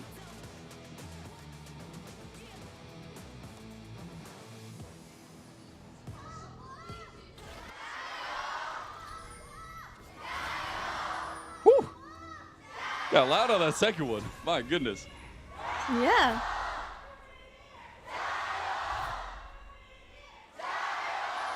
Gotta let the Jayos ring as we got a packed house here for match of the week. Love seeing the audience in person and everyone ready to go for this fire matchup here. But to brass tacks, at least, we do see a little bit of vision play coming out for both sides. This has been very typical since the start of the season, but now it is about seeing where these junglers are gonna be pathing towards. It looks like we should have bottom side starts for both of them. Yeah, I wouldn't be surprised if Tian, he finishes something like the red buff and he starts putting a lot of attention towards his bottom side and force the flashes out of light in particular. But like you said, having so much vision and Jackie Love being a little bit of a menace, getting that stack onto blue, it is going to mess with Weiwei's ability to clear just a little bit on this Maokai, denying that blue buff for at least the first level. Tian can honestly go for an invade here and really bully Weiwei out of his own jungle, but that's spotted on a ward. What a game plan from TES to just keep the aggression up using this bottom lane. As the skewer does connect, get the grand entrance out by Crisp, leveling that one up with that first tick. And it's Tiet who went the wraparound, but has been spotted this entire time and still under vision. Weiwei with no real answer because of the pressure that's being put on bottom side. We do have the bottom lane of Weibo Gaming rotating, but we also have to highlight that Mark does have that ignite advantage when it comes to a full-on 3v3, and Top Esports, they're more than happy to take that. He's still pestering Weiwei. He's still here, man. He's got the monkey antics coming through, and the patience. Oh my God. Mark is coming over now. They smell blood in the water, and TES, they want first blood. Weiwei goes down. First blood for Tiet as you get the Timo thumbs up, and TES are off to the races. And that's exactly what you expect out of Mark, piloting something like the Pike, committing all the summoners, and giving Weiwei such a hard time to start off in this game 1.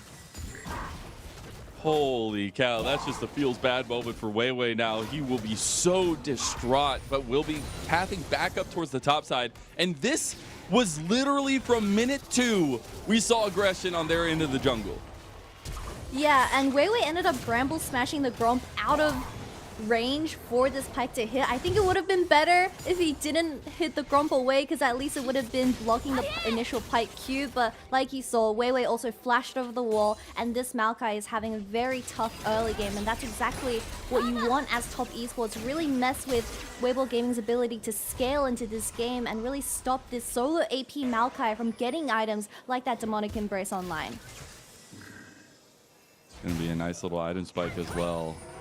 As things going to plan right now for Top Esports. Top lane going to be going even here so far. We see Weiwei finally having cleared his top side of the jungle, getting some of that farm discrepancy back. But Tien, I will expect to see continuously hovering at this bottom side after he clears his top side of the map.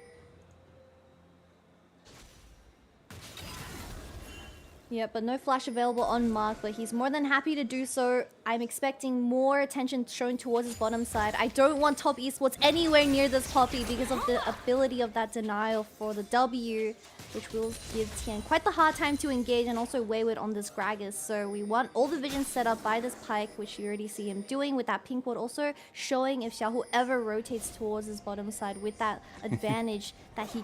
I don't think he will ever get up against Nico, because we had a Nico first pick away by Top Esports, and this champion in the current patch will always get lane priority. It truly is disgusting. I do have a conversational question though, especially because we have so many world champions in our midst here in this match of the week. Which one of their world skins is the best? But I guess we'll have to wait for your answer, because the Shy might have wished that he had his world skin right now, as Wayward looking for the solo does end up getting that flash. And I go back to my question, Kitty. I personally enjoy the, I believe it's SSG skins a lot. Okay. But in particular, I really enjoy Ruler's World Championship skin just for his signature. The little But star. out of these three, what do you Out think? of these three, Or 4, I guess. I'm Five, gonna go with five. FPX Malphite. FPX Malphite has to be the most Giga Chad skin out of everything. All right. No? I actually really like the Thresh because it makes it just look that much more like the Power Ranger. It's either that or the Lisa. I think they're both great. That whole line. Power Ranger fan here, no big deal. We did have a laden gank set up and not seen so far by Weiwei. Just trying to get some pressure relief on this bottom side. Weiwei doesn't have that flash available though, so Chris has to be the one that hits that initial W onto the enemy team. But like I've been saying, this lane is pretty hard for Chris to ever be the first engage with that Draven E available. Makes it so We'll have to wait and see how much damage. Mazel. Yep. Now, Reset did end up coming out from Weiwei, the Shy, focusing on a bit of vision game for himself. Make sure he's all safe and sound. He's got his whole little nest set up here, and I think we're just going to go right back to the noodle fight. I mean, to be fair, Weiwei came out on top. I'm assuming one too many Qs hit onto the Shy while the Shy was just trying to get his wave in, and he ended up being the one burning that flash towards that top side. But we need to wait for level 6s, especially for the side of Weibo Gaming, as they have a lot of lockdown once those ultimates come online. But my biggest question is, we want to see a lot of this Rift Herald being used for the side of top esports, especially towards Jackie Love. So we want to have both of these supports rotating towards there in about a minute's time. And again, the typical stay is that Weiwei floats around these solo lanes. They wait for Light to really come online and try to take 5v5 from there. On the other side, TN specifically focuses through Rookie and Jackie Love, and they have opted into that here this time around. They've put a lot of presence from TN on bottom side of the map, and we see that continue here. But I'm starting to get to the point we're going to get level 6 Nature's Grasp for Weiwei, and that's when you can start being a bit more proactive. So like I've been saying, that Demonic Embrace for that first item acting as the Maokai is so important. Ooh. The Shy's dead! He's so low. No, he makes it out. He is Oh my a little God. bit worse for wear here. Is Sneaky, now Wayward with the sneaky. flash. He gets that slow. Keeper's verdict will be flashed out of. Wayward looks for the solo. He's going to solo Giga Shy, as that should just be it. One slam down, and Wayward has delivered the cask. And this is why Weiward is one of the highlight players on top esports in this summer split so far. Absolutely stylish combo onto the Shy without that flash available, and gets that kill into his pockets. And again, this is a guy, Wayward, who had questions raised on him. He was the primary starter. Ching Tien took his spot last split, and we saw so much from him in terms of stability in the top side. But you bring Wayward because you want to get some lane advantages, and we see that happen here with the mistake from the Shy. And you see that cast killing off the final minions, also putting the Shy into that tower range, taking 2 tower shots. But this final flash coming out of Wayward as he places that ward into the bush makes him do that as well. And of course, the final bonk onto the Shy seals the deal, and that's a solo kill into Giga Wayward. A little bit of hype from the coaching staff there as well, as we do see plates being burned down by Weibo. Be a little bit more careful. They actually have Weiwei hovering down here as well, so a lot of safety, but there is a angry Tian coming back out on the rift, and Mark's actually looking for a little bit of something. Weiwei is level 6 Nature's though. Grasp, there's that level 6. Mark in a little bit of trouble, going to be blocked, and there you go, right onto Mark, and Weibo will get their first kill of the game. Top 10 mysteries to League of Legends. I don't know Maokai's ultimate hitbox, because you clearly saw Jackie Love purposely standing in front of it, tanking it with the cleanse, but Mark still got hit. Oh, double Cyclone here, and a lot of damage can come through from Jackie Love, but he can't get the cash out just yet. As Chris did burn the flash, so did Light, and so did Weiwei. Yep, that is 3 flashes coming out of Weibo Gaming. Also, Chris decided to take the Hex Tech flash for this game 1. But like I said, having that Rift Herald, it's all about Jackie Love for this game 1, and how this Draven is going to pop some heads on the Rift with the amount of items and gold that he's going to be able to collect. That's 3 plays for this man. Huge stuff and a big back going to be coming out here. Now, we do have to temper some expectations, I feel like. We've seen what Aphelios does post 25 minutes, right? 3 items, you literally destroy entire team compositions. You have to be a little bit more, not reserved, but a little bit more clinical with this Draven as you get further on into the game. Now, if you have a snowball lead, maybe that doesn't matter so much. They'll look towards that as Rookie gets engaged on in mid lane by Crisp. Won't find it. And like you've been saying, the biggest problem for the side of Top Esports is their range is quite small compared to what Weibo Gaming have decided to drop in this game. When something like the Jace, the Aphelios, once those items come online, they're going to be able to play with that space. So Top Esports, they need to be very willing to pull the trigger and not get poked out before those important 5v5s, especially in Rookie, because we've seen this Nevo pick getting used to its full potential when you do have those flashes available. So my question is Rookie going to be able to do the same? If he does sometimes get caught out of position towards that mid lane, you already see Chris desperately trying to get his hands onto this Nico to deny that ability. We've had all the Yagao Nico plays you could ever want. I want me some Rookie Nico plays as Weiwei trying to shut down this bottom lane. I said they usually focus around these solo lanes, but this bottom lane needs to be dealt with, and he's looking to deal with it right now. As Mark going to step up here, maybe taking the engage. The Nature's Grasp is available once again. Maybe Top Esports going to be a little bit scared of Nature after this. We do have the flashes available for the side of Top Jackie Esports, Love. so if Weiwei does look, I'm You sure innocent, Weiwei's going to be innocent making child, a visit. as they're going to find the big engage. Moonlight Vigil point blank on the Mark. He did buy a lot of space for Jackie Love there and buys his life too. He got instantly deleted. Mark also had that flash available, but Weiwei coming out with a very clutch combo just secures that as well. I'm surprised that Tien didn't hover a little bit more. I mean, you had the vision towards that top side. You don't really see the Maokai making it too much play towards this Poppy and Gragas lane. So I think for Top Esports, you really need to be stopping Weiwei from kind of denying this Pyke's and Draven's ability in this early game, because you already see him making 2 attempts towards his bottom side. Yeah. But in the end, because of that reset, Top Esports gets his first dragon. We set up a lot in the draft about kind of the spacing for TS works in later game team fights as well, but I think one thing we focused big for Weibo was that poke. It's also just about the way they can be so aggressive with that poke, right? You have Weiwei on this Maokai that can set up so much vision control around objectives. They want to poke you down and then come in to execute, and that's going to be even easier to do with some walls gone, as we got Infernal Soul on the Rift. And Top Esports having 2 of those dragons already, but I do want to kind of mention this topside matchup as we keep getting the directors showing us. I'm very surprised that Weibo was able to get that kill onto the Shy. I think the 2 times that the Shy got really low HP, it was just him being a little bit over pushing that lane, trying to get his wave in. Yeah. And Weibo, instead of going for the wave, he was just going for the kills. But now he's picked up that Roa, and it's already on 2. Remember when Roa Saras was a thing back in League of Legends for the mid lane meta? Don't bring it back. Don't bring it back. I don't want it. I don't want it. We did get those first item completions, though. The Essence Reaver plus the Serrated Dirk for Jackie Love is going to be huge. We still haven't seen the cash out, though, and that needs to come alive for TES with this Draven pick as well. And maybe with this clear coming through, you see a little bit of safety on this bottom side, because I think there is a stalemate to some extent. You don't necessarily have the big damage to take out the combo of Light and Crisp, and Light has the Storm Razor now on the Aphelios. Yeah, relatively slow early game for the Aphelios and Rakan. I would love to see Rookie utilize his lane push that he is able to secure on this Nico Jace matchup and rotate and put some pressure onto this Aphelios and Rakan, where you see that there's so much vision set up in this river, but there's a lot of great flank wars by Chris. So if Rookie decides to take the correct route, that could be an angle. But like you said, Jackie Love still looking to cash out is going to be the next big play for the side of Top Esports.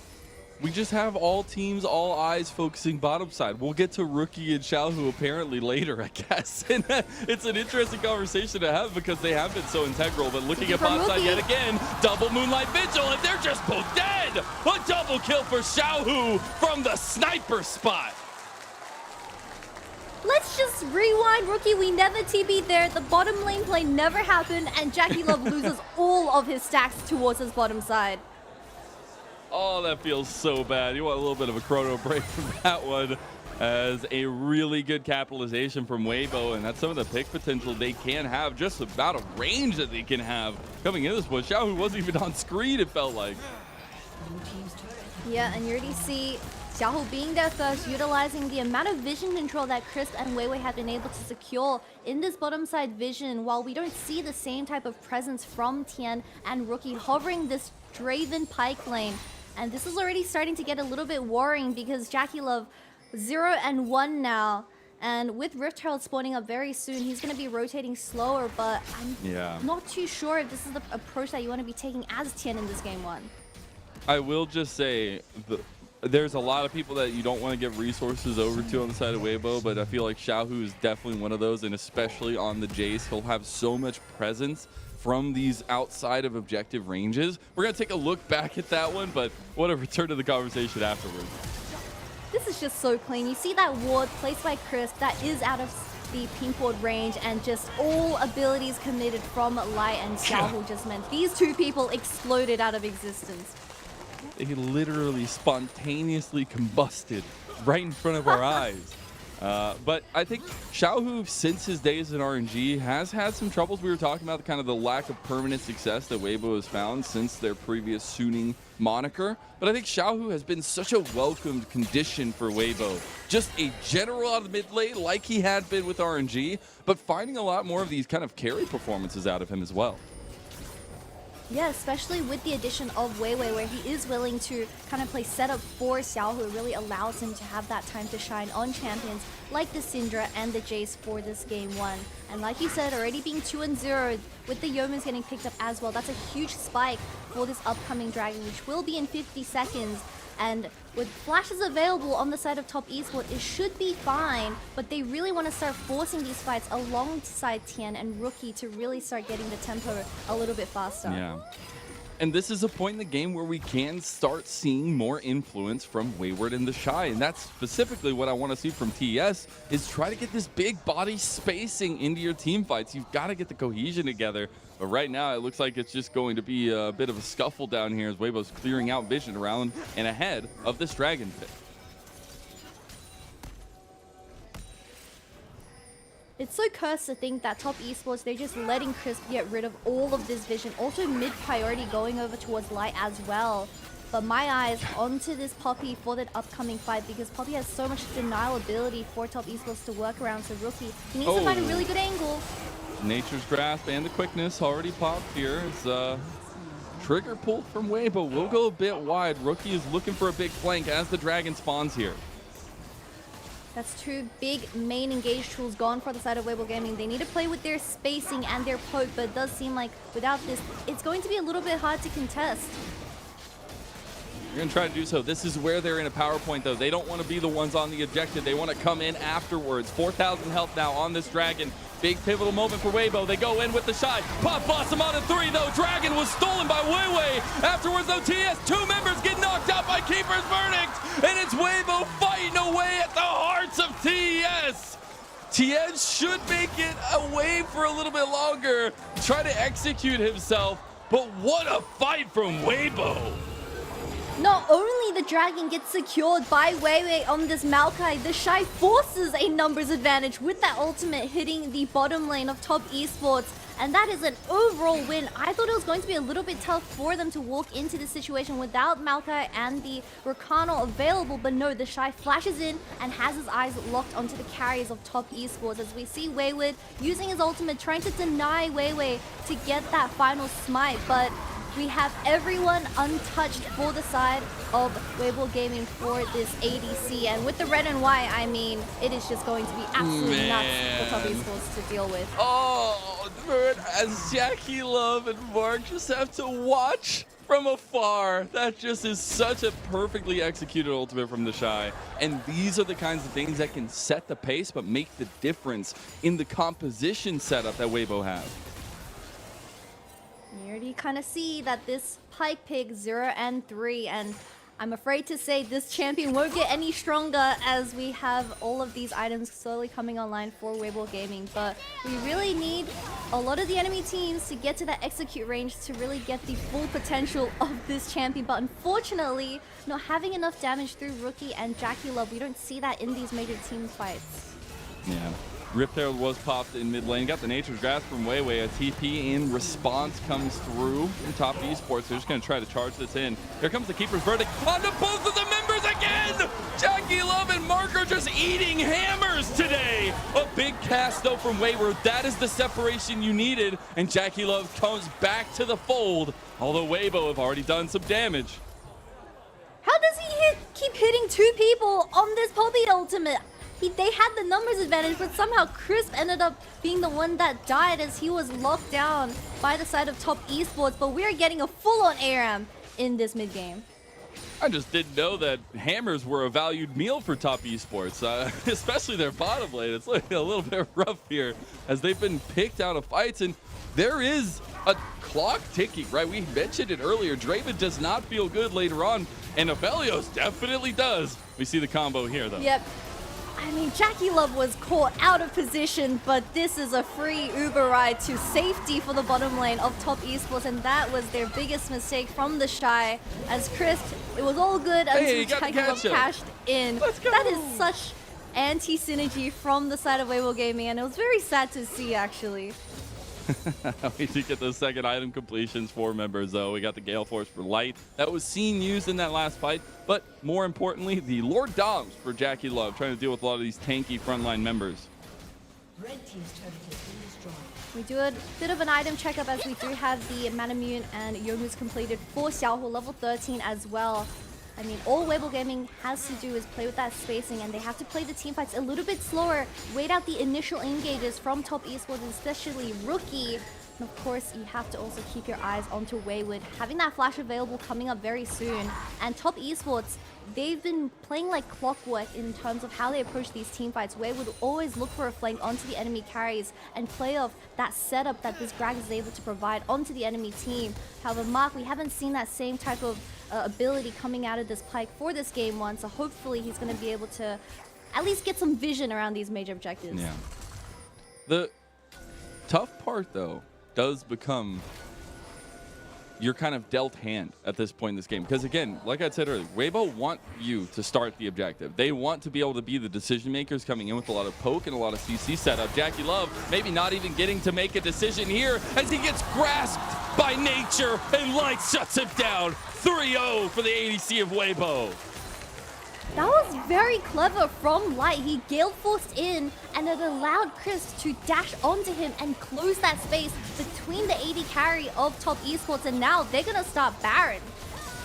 They are setting the tempo in this game number 1. They might not have the gold lead, but they definitely have the decision-making power. Wayward can look for a cast in. Tien's around the side, 2,000 health down. Tien can't get in the pit. Tien goes down before he can even get the spine off, man! Baron goes to Weibo, and Top Esports are running away like dogs. Rookie gets a big pop buster, but it doesn't matter for long, as they should be able to chase down Mark here. One shot, Weibo will be able to pick off the support of Top Esports, but they'll go straight to this dragon.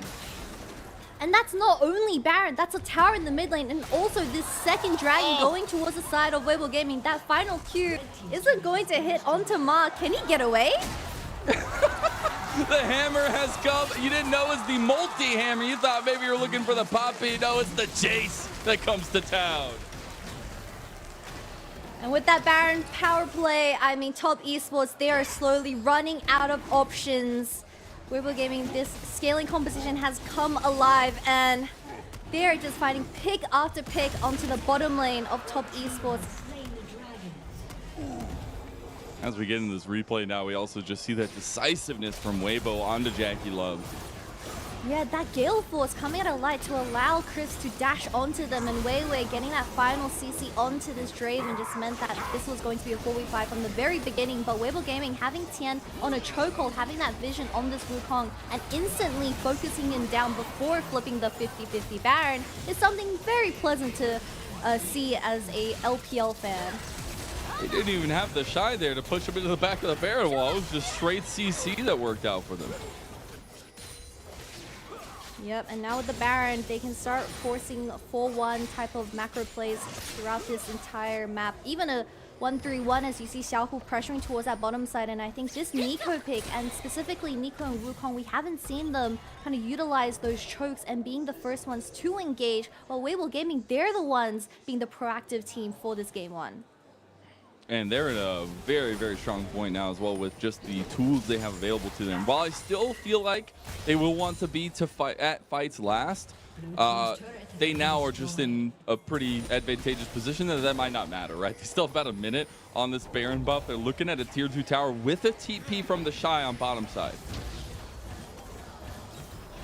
I'm surprised no one is going to be pushing in that midway, but Tian is top side, by the way, so this is going to be an uncontested tier 2 tower, and Weibo Gaming, they are going to slowly walk towards this mid tower, but that's not Tian. I'm getting pranked by Nico. He got baited.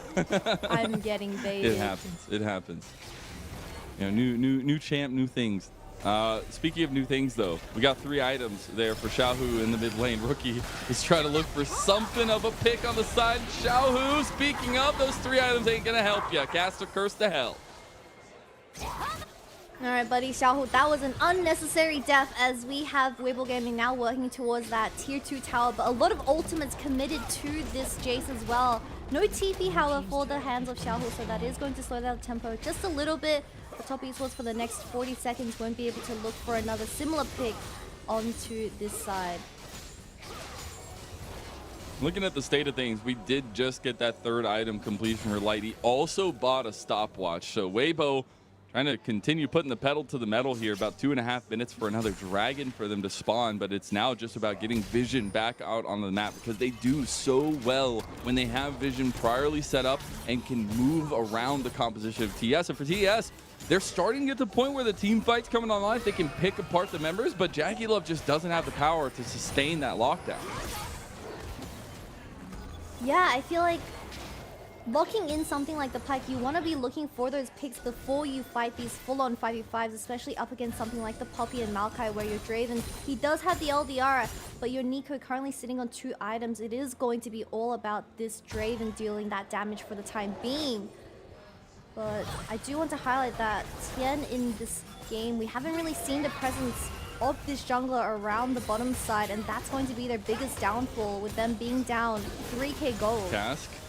Okay, just trying to get some separation and clear this minion wave. They're TPing on the back. That's Rookie with looking for a big pop blossom. He finds 3-4 members, but again, there's no damage to follow him up. Mark gets the reset. They've got 1. They're trying to pick apart. Mark doesn't survive, though, and here comes Light. He's already gotten 2 kills. He's looking for more. Wayward steps forward. Wayward about to go down to Light, but he can't get him, and Xiaohu survives. They have so much range now. There's not much that TES can do against the Seeds in a tier 2 tower fall.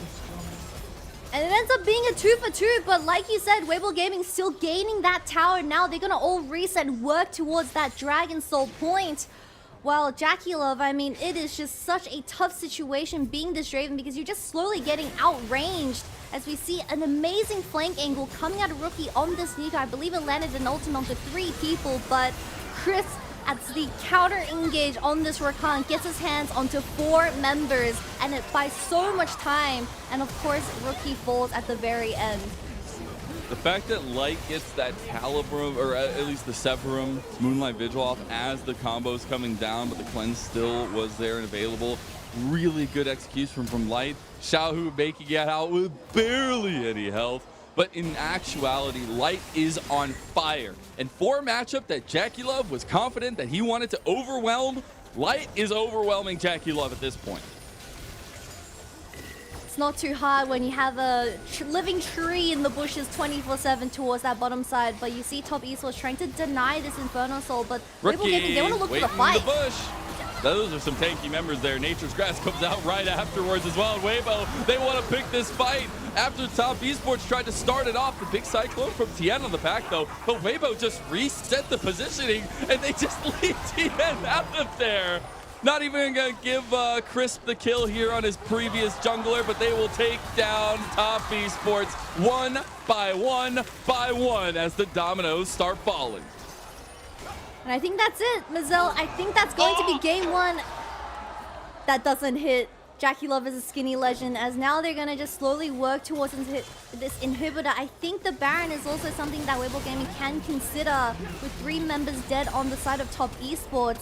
But this game is done and dusted for them to take. Xiaohu and Light are just too strong. And I think going back to Light as well, he was on LNG. He was a standout on LNG for over 2 years. This man had worked his way to being a big combination with Doonby back when Doonby was on LNG. But he made enough of a spark to get noticed by Weibo, right? He came over here in the 2023 spring split. And while we didn't see the biggest success from Weibo, they had so much strength through this bottom lane, and it seems like they're just building on that continuously. 7-0-6 for the man. Yeah, and I was just looking at the records, because when we do talk about Weibo Gaming and Top Esports, the last time they met during that spring regular split, it was like piloting a champion like the Caitlyn, and we had so many flashy montage moments from this player, as he is now, in my heart at least, one of the best Caitlyn players we have in the entire League of Legends scene. As rookie, being a 2-item Nico, not even having that Zhonya's available doesn't mean he gets instantly popped, and this team fight is just very sad to be witnessing if you're a Top Esports fan. How do you even play the game? The Shy is just always at the front, and it stops all of that mobility from Wayward and Tien from engaging and look for any angles. God, man, the Shy is ruthless. Just the little tip of the ledge to flash and knock him into. And Weibo, after getting that inhib mid, will be looking topside now. Unfortunate thing is Rookie, you only has one chance. Rookie. Having that flash, it's no a moving stopwatch. ward. I love that it moves. That's great. The siege does come down, though, as, again, Weibo are so strong from this kind of position. They just poke you down. Wayward goes in, tries to get the engage on the life, but he flashes in time, or at least gets the cleanse out in time. And TES getting knocked back a little bit. Jackie Love back in base with the I guess. Hope Guard, hopefully. But they are still sieging here with the Shy, the lone gun in the mid lane, and the rest of Weibo barreling down topside. They still have one more chance. Rookie still has that flash available. Oh my God, the Shy! Again, just so ruthless on this Poppy. Knocks you into your own tower, and then the team fight just falls handily afterwards. Rookie is very, very low, but Jackie Love still has a lot of health here. The towers are the focus, and Light knows where to go. He wants to take down this overwhelming carry from TES, as Light's giving him the guns. Can't hit that Calibrum, but they turn right back onto the Nexus and should be cleaning up game number 1. Weibo dismantle Top Esports. And it was all because of a singular pick in those team fights. The Shy locking in Poppy and knocking away 2 members at that game-deciding dragon meant that this gold lead snowballing out of control for both Light and Xiaohu was really the deal maker. But coming into this series, I didn't expect it to be this one-sided. I think we saw some nice comebacks. Again, the game plan from TES was just to come out swinging. Jackie Love said he wanted to overwhelm bottom lane, but they just tried to do that as a whole, right? Tian spent the first 3 minutes in Weiwei's bottom side jungle trying to contest that. And if that continues to be a thing, you need to drive that home before the beast gets back up again and fights you back. I like how we saw a very clear game plan coming out of Top Esports. It was to shut down Weiwei and give him a very tough time on that Maokai. Don't let him get into his own jungle and start full clearing until that level 6 and get those items online. But for some reason, like he said, after 3 levels, man was like, peace, I'm out. And you never saw Tien towards that bottom side ever again, as you saw constant dives from Weibo Gaming, shutting down both Mark and Jackie Love on such a high kill threat lane where they were just missing members for the side of Top Esports. And just saying, the Shy and Crisp get the better of their Brotherhood counterparts on the other side for game number 1. So not too shabby to start off. And I think that the way that specifically Weibo drafted their composition, it's very stable. Yes, it requires a little bit of execution, and you've got to make sure to bridge this early game, but that's something that Weibo are perfectly fine doing. And I think now, looking into game number 2, Top Esports is going to have a lot of questions to answer, as we see the lead was at some points in Top Esports, especially from that strong early start. But then you start getting to the point where Weibo's champs come online. Yeah, the first blood went into the pockets of Top Esports, but ever since that first initial dragon fight, or the second initial dragon fight, and Xiaohu picking up 2 kills, that is just the difference in terms of damage. You see this Jace dominating this Nico, and I feel like having this Nico and Wukong in the pockets of Top Esports for this game 1, we didn't really see the wombo coming, a combo that we would love to kind of expect out of these 2 champions, and that is a very big concern because Top Esports, I feel like it's something that I've been highlighting, that they depend on Rookie being the initial setup and engage so much that a lot of these other players, you see a bit of a disconnect between the communication, and especially towards the later state of the game, you saw Wayward on this Gragas getting a little bit desperate, trying to go for those flash E's onto the enemy team, but it just disconnected, and that's half of their engaged was gone because I feel like Tian, he's a little bit hesitant on finding those angles. Yeah, and I think that has been the story of Rookie for a long time, right? And it's still something that we're searching for the answer to, because he does put himself in these positions. I feel like he needs to be that engaged. And we saw, like, he actually had some good angles. But the problem was he didn't have any items. He didn't have any follow-up. He didn't have any damage. So while, yes, he needs to continue to be this primary engage for them, or at least find success through that, it's the rest of the team that I need to see consistently able to survive this early game and bridge into the late game. We're going to take a small little break while we rest up and get ready for game number 2 of our match of the week. Top Esports have a lot of splaining to do, and we'll see you after this break. Not where that spawns. That's not where that spawns. Look at him on the camera. He took his hands off the keyboard and everything. He is chilling right now. He is chilling. There's only so much I can do, and here we go. Will this work? Will it work? Will it work? It will! And that's what you want to be seeing, Igao. Patient as ever. Back now, yeah, we made it. We back now, yeah, we made it. 九董先往前进，给到非常去伤害 ，poke 一下。这个位置看先锋队友是谁的，有没有惩戒？葛温先进人堆了，又抢到了宁王，而且大招过去直接开转。哇，这人堆已经打得很混乱了，泽力在疯狂的投伤害，恶粉流点到了葛温，但正面还有个满血泽力加小猫咪，泽力杀有点不太够，被震回来了。恶粉流这个点杀有点高，有机会追。泽力还有第2周目，再往里给伤害，没有把厄斐琉斯击倒。还有厄斐琉斯有击爆还在拉扯，后续的九桶带着小猫咪应该要撤退，但是被坤在粘到脸上 ，Q3命中，厄斐琉斯再点个人头，要五杀了吗？就在杀敌赛的第1天。 五杀 Goes for Tian. He's not winning that 1v1. Scout now joining into the play cycle and is there, but the culling. Scout knocked up and Tian's got a stopwatch. Scout has to turn golden as well. This is absolute carnage. Jaggalo getting onto Scout, though he's over the wall and taking down Moonlight Vigil. Gala! That was gorgeous! And now onto Mark as well. He steps into LNG and he steps up in the fight. Rookie fleeing through the mid lane, but Tarzan's got him and it's a triple for Gala. 德善路遇卡纳维，先减速给上，大招直接撞起来，卡纳维是有大招的，可以走。但是369到场，先开没有大招，369反击风暴结束，赖这波输出位置还可以，369开始，看到这一身这个大招打3个，第一时间第1条命已经被打出来了，厄斐琉斯需要往后拉扯一下，营业的效果很不错，这波 AOE 拉扯直接拉满了，重新站起支持配合德善，拿下大半颗，狐狸越墙而过来，卡纳维也要被留下。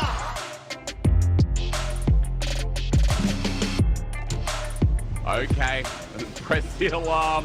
Shadow with a double cyclone, almost dying here, but whoa, Mako, it looks good, but the rest of the team are like, where are you going, brother? Angel jumping in now, has to buy time. He's already found one, the Heartbreaker, not hitting, but they know where he is. Nice lens from Jeje as he gets a reset, and Ala is taking on the whole world.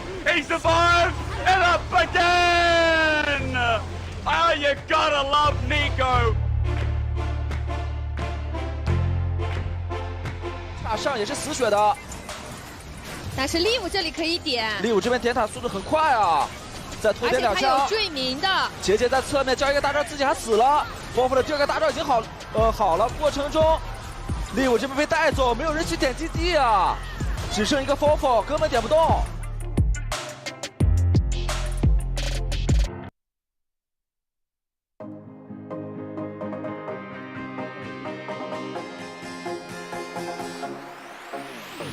Right now, I got this beat in my head. Right now, I want to dive into the this world. Let it out for the crowd, let it out, yeah, be proud. Right now, this is a real good atmosphere. Right now, superficialities are here. No excuse, no rules, no one to judge. Just give a fuck. The time has come to lose control. Don't be so shy, just let it flow. We are the masters of our own world, of our own world. We pray for fire in the sky. We show that desert is our light. We stick together, together, together. We're alright.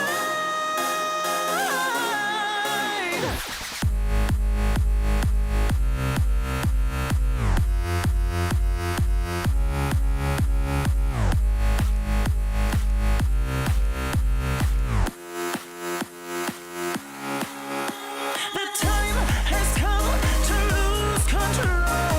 Don't be so shy, just let it flow. We are the masters of our own world, of our own world. Well, they drink really expensive champagne on their private jet plane. All we need is a cheap bottle of wine and a cigarette to have a good time. A freedom, conviction, and no restriction. There's no other place to die than here with us tonight. The time has come to lose control. Don't be so shy, just let it flow. We are the masters of our own world. We pray for fire in the sky. We show that desert is our light. We stick together, together, together. We're alright.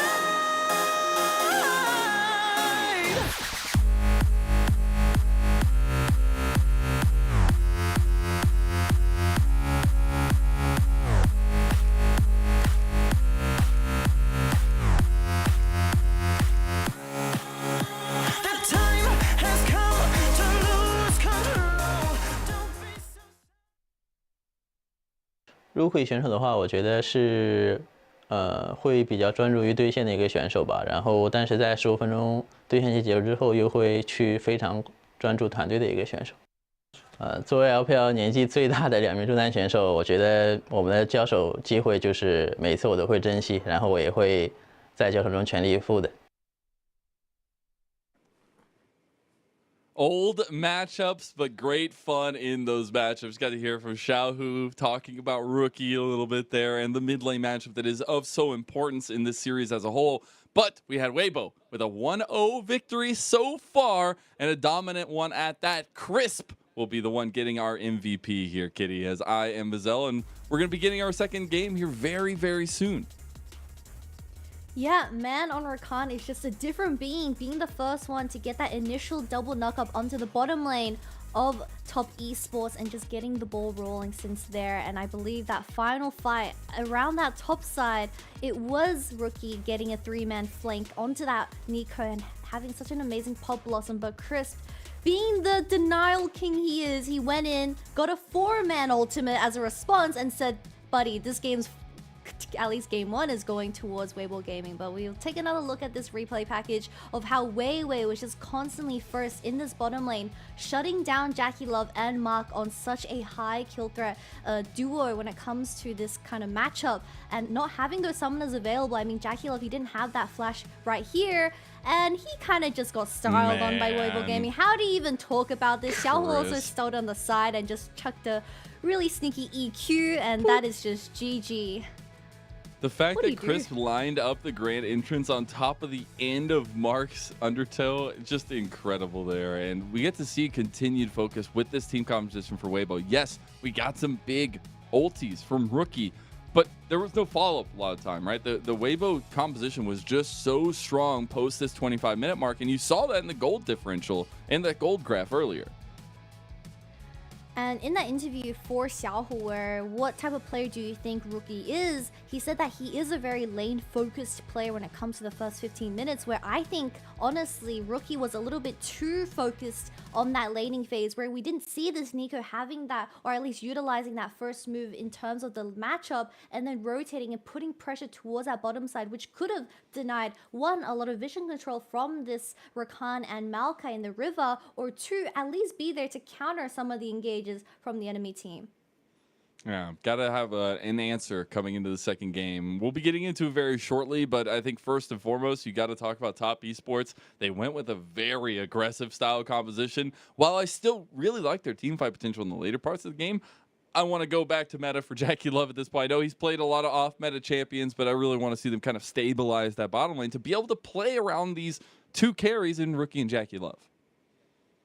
Yeah, and you already see the amount of attention that Weiwei is putting towards his bottom side. So I wouldn't be surprised if they go with an approach or of either the I believe it was Ziggs Leona bottom lane. You don't have as much of a threat. You kind of just sit in the back and throw Qs and slowly scale alongside whatever hyper carry Light decides to choose. Or two, something like the Zion Rakan. However, the Rakan was denied by Crisp in the draft, but the Zion would still would have worked really well because it has a lot of that denial from the engages that Weiwei and Chris provided to that team comp. But we'll have to wait and see, because I feel like that Poppy pick as the final counter used by Weibo Gaming on that red side was a really big problem for the entire top side of Top Esports, which was Gragas, Wukong, Nico. They couldn't find the angles, and that's all over from there. But I believe for this game too, we have Weibo Gaming on the blue side. We do. So a little bit of something for them here, as they might be looking to try to get more of a stable comp. Again, kind of the same style they went for in game number 1, but now also looking at kind of the track record so far in this summer split for both these two teams, they are not shying away from adversity, at least. Both of these teams have faced such top-tier opponents already. LNG, EDG for Top Esports so far. And then we also, on the other side, had JDG, LNG for Weibo. And getting a lot of your top opponents out early can maybe ruffle a little feathers as the season goes on. We are in a very quick season here in the summer split, but I still find that very important to get these wins, because it is a first or single round robin, rather. This will be the only time until postseason that we see Weibo versus Top Esports.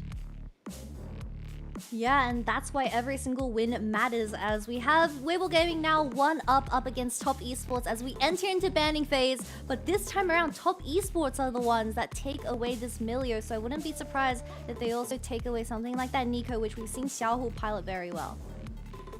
I'm looking at big meta picks. I'm looking at what Jackie Love is going to grab this time. We have the red side pick for Wayward as well, potentially, but we did actually see top lane matchups picked very early in game number 1. We get the Aphelios ban, though, from Weibo towards Top Esports, so not trying to give that easy answer here and the meta pick over to them. They want, it seems like at this point, want to force Top Esports into a very aggressive 2v2 down there. We get the Yumi ban, though, from Top Esports as well, so they are sticking to the meta bans.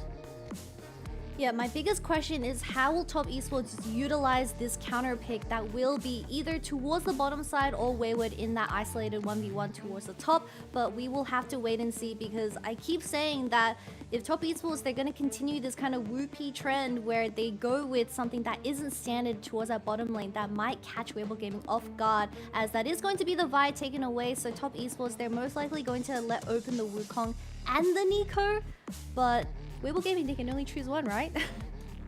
Can only choose one. We'll see what the final ban is from Top Esports. Maybe just trying to take that Nico away, because I feel like giving that to Xiaohu is going to be even more terrifying. No, it's going to be the Maokai versus Weiwei they want to take away, because, again, it provided so much pressure around the objectives. Alright, Weibo Gaming just lock in the Nico and give the Wukong to Tian. As we saw in that game 1, although he had a really good matchup, I'm assuming something like the Annie and Wukong for Top Esports in this game 2 would also be fine. But no, Cassante also led through the first banning phase, and it's going to get insta-locked by the Shine. He's very comfortable with whatever matchup you throw at him when it comes to this blind Cassante. So this is an obvious change in strategy going in game 2 for Weibo. They go away from the Nico, which was available as a first pick. Maybe waiting to see if Top Esports are confident on that one for a second time around, but they go with something that the Shy is so confident on the Cassante. Be the second time this split he's been able to whip it out, but it will just end up being that Nico and maybe a little bit of aggressive bot lane for TES. Still is the Zeri on the table. Oh, yep, most definitely. But my biggest concern for Top Esports is, yes, you've shown a very solid type of team identity for Wayward. He looks excellent on those frontline engages like the Cassante, the Gragas, and the Sion. But once this Cassante champion is in the enemy's hand, do you really have an answer for this champion when it especially comes to the side lane? Because in my opinion, champions like the Gragas and the Sion, they barely go even as you want to look for those 5v5s. But the Shy, I mean, he is more than happy to take that matchup and kind of push towards the side lane and have that extra bit of pressure. But as a response, the Zeri has been left open. Maybe something like the Zeri and Lulu gets locked in for Weibo Gaming right here, because I really don't enjoy Zeri with anything else outside of Lulu and Yuumi. I'm just so worried. We're looking at the same situation as last time, where they just don't have a lot of range on their damage. You're going to have to be able to follow up. We obviously know Lucian's in the LPL can be so strong, but let alone Jackie Love and Mark on the Lucian Nami. But I still look at just the brass tacks of range advantage in sustainability for Weibo. That'll be very strong. Weibo Gaming already locking in two great scaling champions when it comes to that late game, and we keep highlighting this. Rookie and Tien really need to start working on their synergy and start forcing plays around their bottom lane duo, which will be the Lucian and Nami for this game, to be very similar to what Draven and Pyke want to look for in that early game. But we will have to wait and see what Tien decides to pick for his jungler, as we will expect a lot of those jungle bans to be coming out of Weibo Gaming. Something like the Wukong or the Nocturne could be considered here. I'm not going to be the biggest fan if Tien locks in something like the Viego, which could be a potential champion, but no, Weibo Gaming, they're gonna get rid of Wayward's Nah.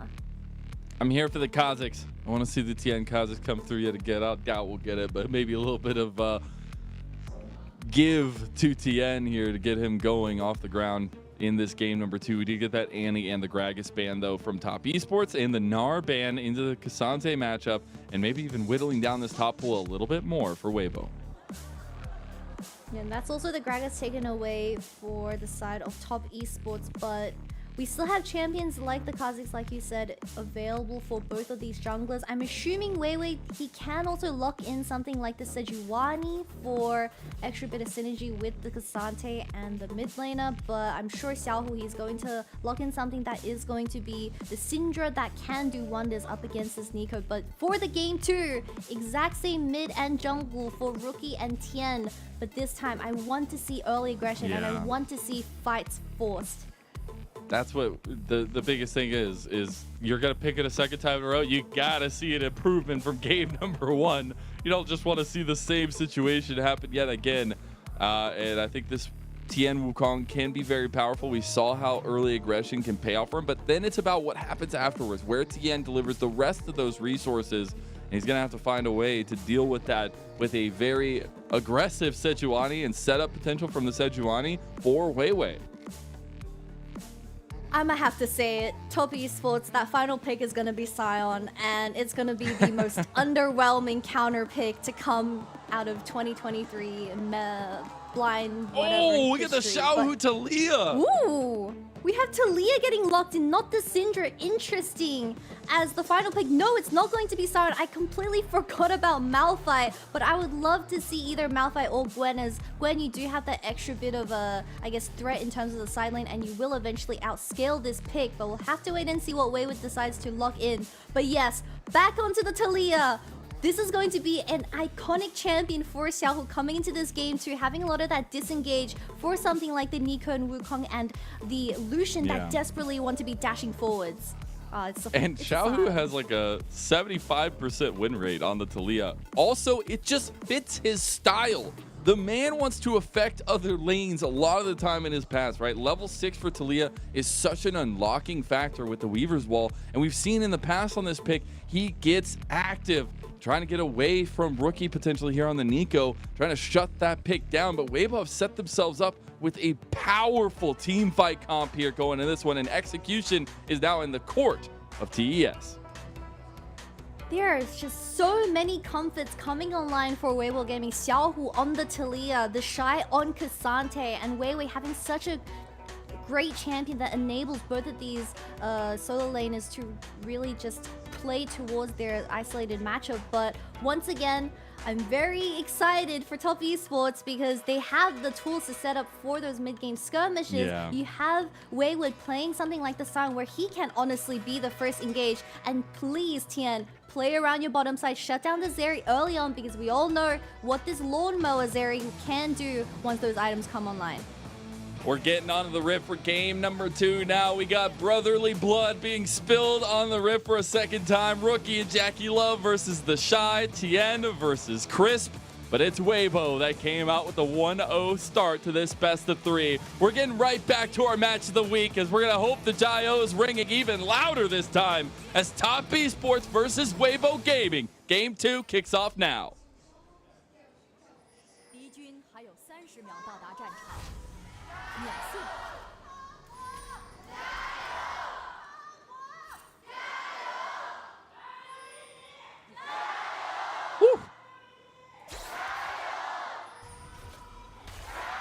A little bit louder the second try there, but I love to hear the crowd still in it, still with it, as we have some of our best players on display tonight. Speaking of all the world champions you could ever ask for, but specifically looking at where some of these world champions are be focusing. We heard Xiaohu looking at how he lanes against Rookie, but I'm now looking at Tien to be the saving grace of Top Esports at this point.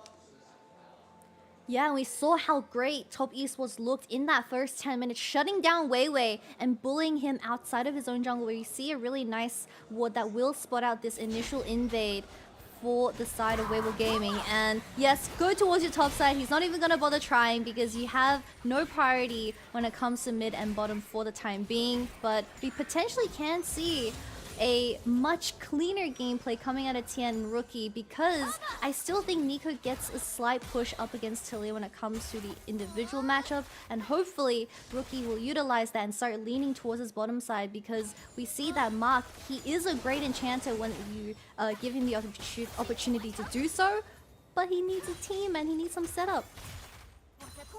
I do appreciate just that early aggression from Jackie Love and Mark, needed especially, but Tien will go for a full bottom side clear of Weibo's jungle. Spotted out on the Krugs here, probably a little bit of aggression given back over, but Tien trying to split the map a little bit here, and rightfully so, maybe trying to give himself some more options than he had last game. A really nice trade coming out of Jackie Love, utilizing that level 2 power spike. Are they going to look for a dive onto Light? I don't think so because you have 3 more pots in the Zeri's pockets. Weiwei's bolting it over here. He's like, I smell something can fishy tell, going you on can bottom smell side. something. Yeah, all right, Tien's going to find the engage here. polymorph. Doesn't really have follow-up. Decent amount of damage from Jackie Love, but now they are way overextended as Weiwei will show up. Weibo just trying to fight for their lives as the turret's taking out the waves here. Light trying to scoop up a little bit of those minion farms, but TS trying something bot lane early again. Yeah, and I don't know if you noticed, but Light lost his cannon minion from that dive, so that's an overall dub for the side of Top Esports with how they're already putting that pressure onto the Zeri and Lulu and not giving them the space to slowly scale towards those items. But this is a really good start for the side of Top Esports so far, but I think something that was also really clever is that when Weibo Gaming's bottom lane was level 2, Chris went the polymorph, and that bought a lot of time for Weiwei to make it back to the bottom side. It definitely did, and timing is going to work out beautifully for Weibo now as they go back up towards this top side. Weiwei just taking away the Skeleton Crab. Should have renewed focus from Tien after he got that reset to, or after he's looking for the reset to come back towards bottom lane, but he's actually going towards his top side. He has so many jungle camps to clear here. He has a extravaganza in front of him. Yep, and I do want to highlight that it's pretty surprising to think that Top Esports, they decided to default to the Sion as that final pick for this team composition because I would have loved to see... Oh my god, he's dead! Still dies! Solo bolo for Rookie! The Scorch coming out of Rookie just finishes Xiaohu off, even burning that flash as well. Well, now I'm starting to question the Talia pick in the mid lane. Rookie gonna find a lot of potential prowess at the mid lane just looking at that matchup. You cannot have that happen for Weibo, right? You were fishing for 6, you're waiting to get out of lane, and now Rookie has control. There's also double Summoner's Burn for the mid laner of Weibo Gaming, so Weiwei not having that kind of stability like the Jace in that game 1. How is he going to kind of respond to this type of game state? But we'll take another look. I'm assuming it was just a route into a Q because Nico's Q damage is so insanely high with how she's been ulted. The final Q connects onto this with that passive from the 3rd order. And of course the Scorch to seal the deal. The Comet didn't even hit, by the way. But it was a dub because he got the flash out of Xiaohu. I'll just say a little bit of a slap on the wrist there for Xiaohu. I don't know why he stepped back up towards Rookie, but Rookie will take that every time he can. Now, Leon on the back foot in this mid lane, maybe setting up Rookie for success. We again saw him have so many big engages with no follow-up for his team. Now with 1 kill, maybe you have a little bit more confidence coming out of that mid lane now. Yeah, hopefully that Rookie will also start utilizing this amount of pressure towards the side lane. Something that I do want to see out of top esports is the TP's already been spent by Wayward, but something common out of these rounds is that once they hit level 6, they will just force an ultimate towards that bottom side, get the flashes out of the Zeri and Lulu, and put them in an uncomfortable situation. But not having that TP available doesn't allow for that to happen for the side of top esports. But Dragon is up and available, and we do have this Nico having first move. We were looking for proactivity from TN, and they are looking proactive as ever. The polymorph comes through. Light's trying to get out, does flash, but Crisp will take the brunt of the damage from TES. He goes down. That's 2 kills now on the board for top esports, and specifically, one of those has gone to Jackie Love. It wasn't just 2 kills. Look at the amount of CS that Light is missing out on towards this bottom side where Weiwei, he is just sniffing for that experience. But it's also going to be the Dragon started up for top esports and a much better early game for this game too. They split the map early and they continued playing towards their win conditions. It wasn't Tian just running away from bottom lane after that early fight. And that's the kind of renewed focus from top esports we were expecting. Red side working out very well for them as we did get that 1v1 on the top side between the Shy and Wayward. That Dragon finally goes over to top. Something annoying in the Cassante vs Sion matchup is, yes, you do go relatively even. The Cassante will never be able to solo you unless you get to very low HP after bad trades. But this Cassante with the Demolish, he can look for those tower plates early on to the game, and that's where the gold starts snowballing for this champion in particular. But you see now Tian making his way towards his Rift Herald. The Shy has to be a little bit careful because his jungler is towards that bottom side. He does. He's playing with a lot of confidence up here, though, and I guess that's the mark of this second game so far. Not the Bart lane for TES, but especially the way that Weibo are playing, I feel like they're very reserved right now. And while we do have 2 kills with top esports, they're saying, yo, hold on, the game's not over just yet, although the Shy gets his backstop, so maybe the game's over at this point. But you still have the Zeri, the Lulu, a lot of strength when you pull this composition together, and Tian going to go ahead and start this Rift Herald. I really thought he was going to go mess with the Shy on that top side just a little bit, but no, it is going to be the safer route. The Rift Herald gets secured by the side of top esports. You see a much better synergy coming out of Rookie and Tian for this game too. That's exactly what you want. But Weibo Gaming, as long as they cut the bleeding right now and they slow down the tempo, I wouldn't be too surprised if Light can still recover from whatever happened from that bottom side. But now he's currently down 20 CS, and this Lucian has a BF sword and serrated dirk, so they can't go for bad trades, especially when Naomi has that type of healing ability.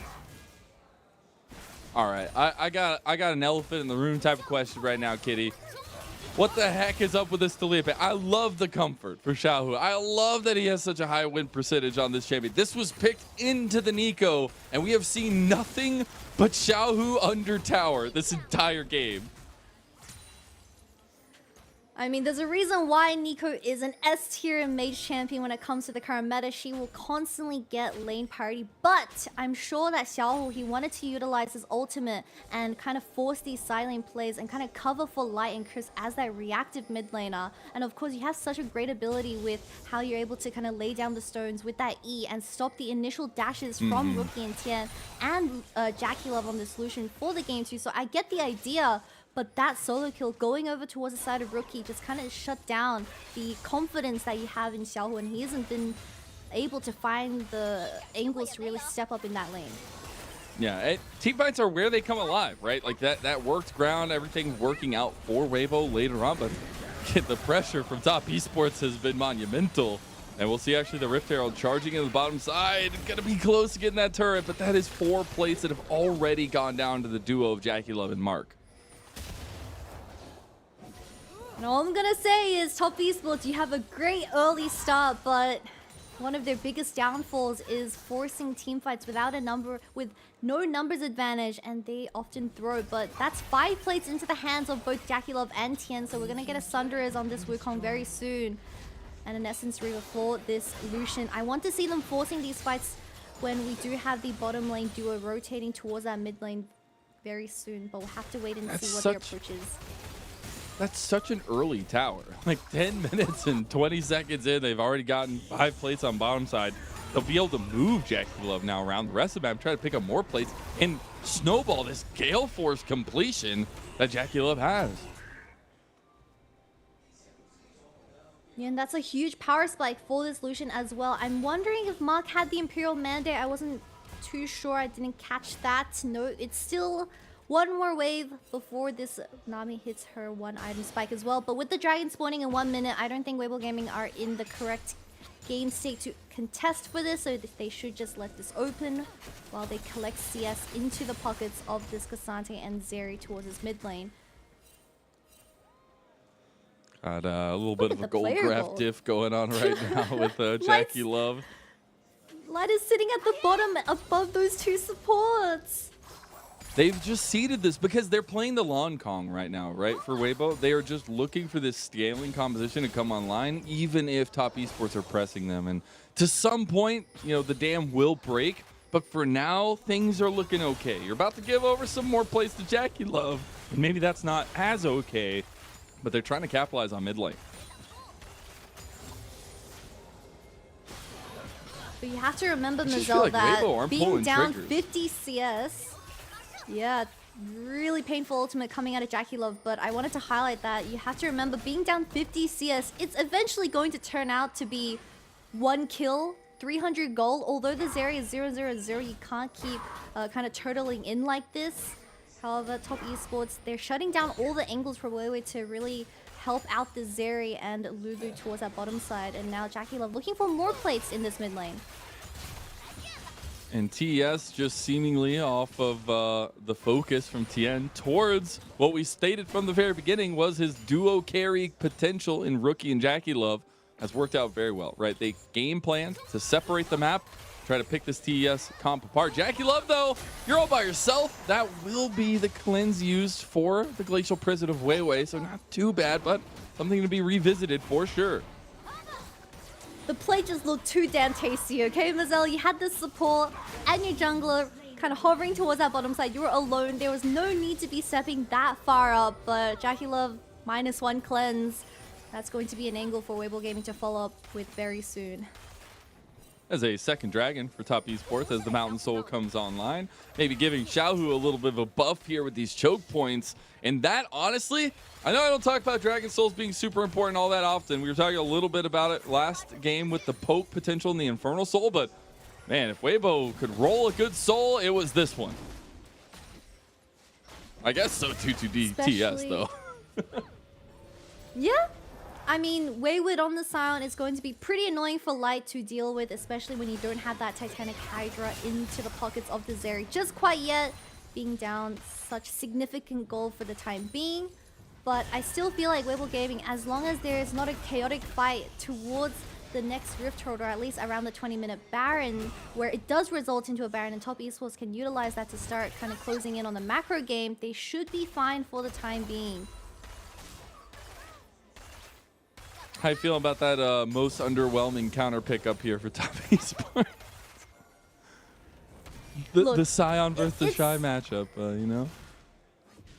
It's been working out for Top Esports so far as we approach week 3, but I'm sure that you can't always just default into the Scion as that last pick and letting something like the Cassante free scale on that side lane where it just forces you to kind of play for these 5v5s in the mid lane. As you only have that one type of playstyle for Top Esports so far. There might be a fight starting up very soon though.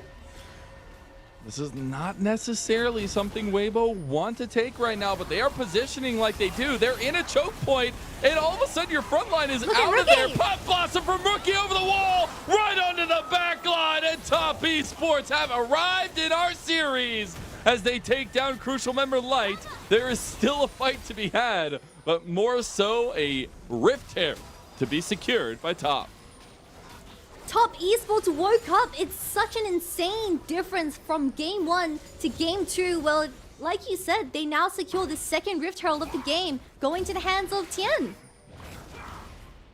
Night and day difference from game number 1, but it was the flank set up by Rookie. We said how important this man is and how reliably they go to him for permanent engage potential. And they just bait out the early fight. Nobody realizes Rookie's around the corner, and here you go. Yeah, there was absolutely no vision for the side of Weibo Gaming to be walking up. You see a final ward placed by Chris, but that's already too late. I believe Rookie was already channeling his Pop Blossom. But the gold lead is going to get out of control as the E does connect onto this support. But I was saying you have to total in for the time being, but that fight kind of blew out the gold lead out of as an explosion. Oh. Trying to find Rookie. Xiaohu with the lockdown. Finally, the Talia making something happen here. Rookie goes down. Oh, he's not even going to give it to the Shy. As I thought a little bit better. Oh my God! Jackie Love just eliminated Crisp. You sure there was a support there? Was that not just thin air? How did the Lulu just die in 0.5 seconds? Man, this gold lead is being pounded to the front door of Weibo. And trying to look at this tier 2 tower in the mid lane now. The Shy got a response in topside, but it is literally pity prizes at this point for Weibo. And Top have come alive again in the second game. The duo of Rookie and Jackie Love so integral to get this team off the ground, and here we are.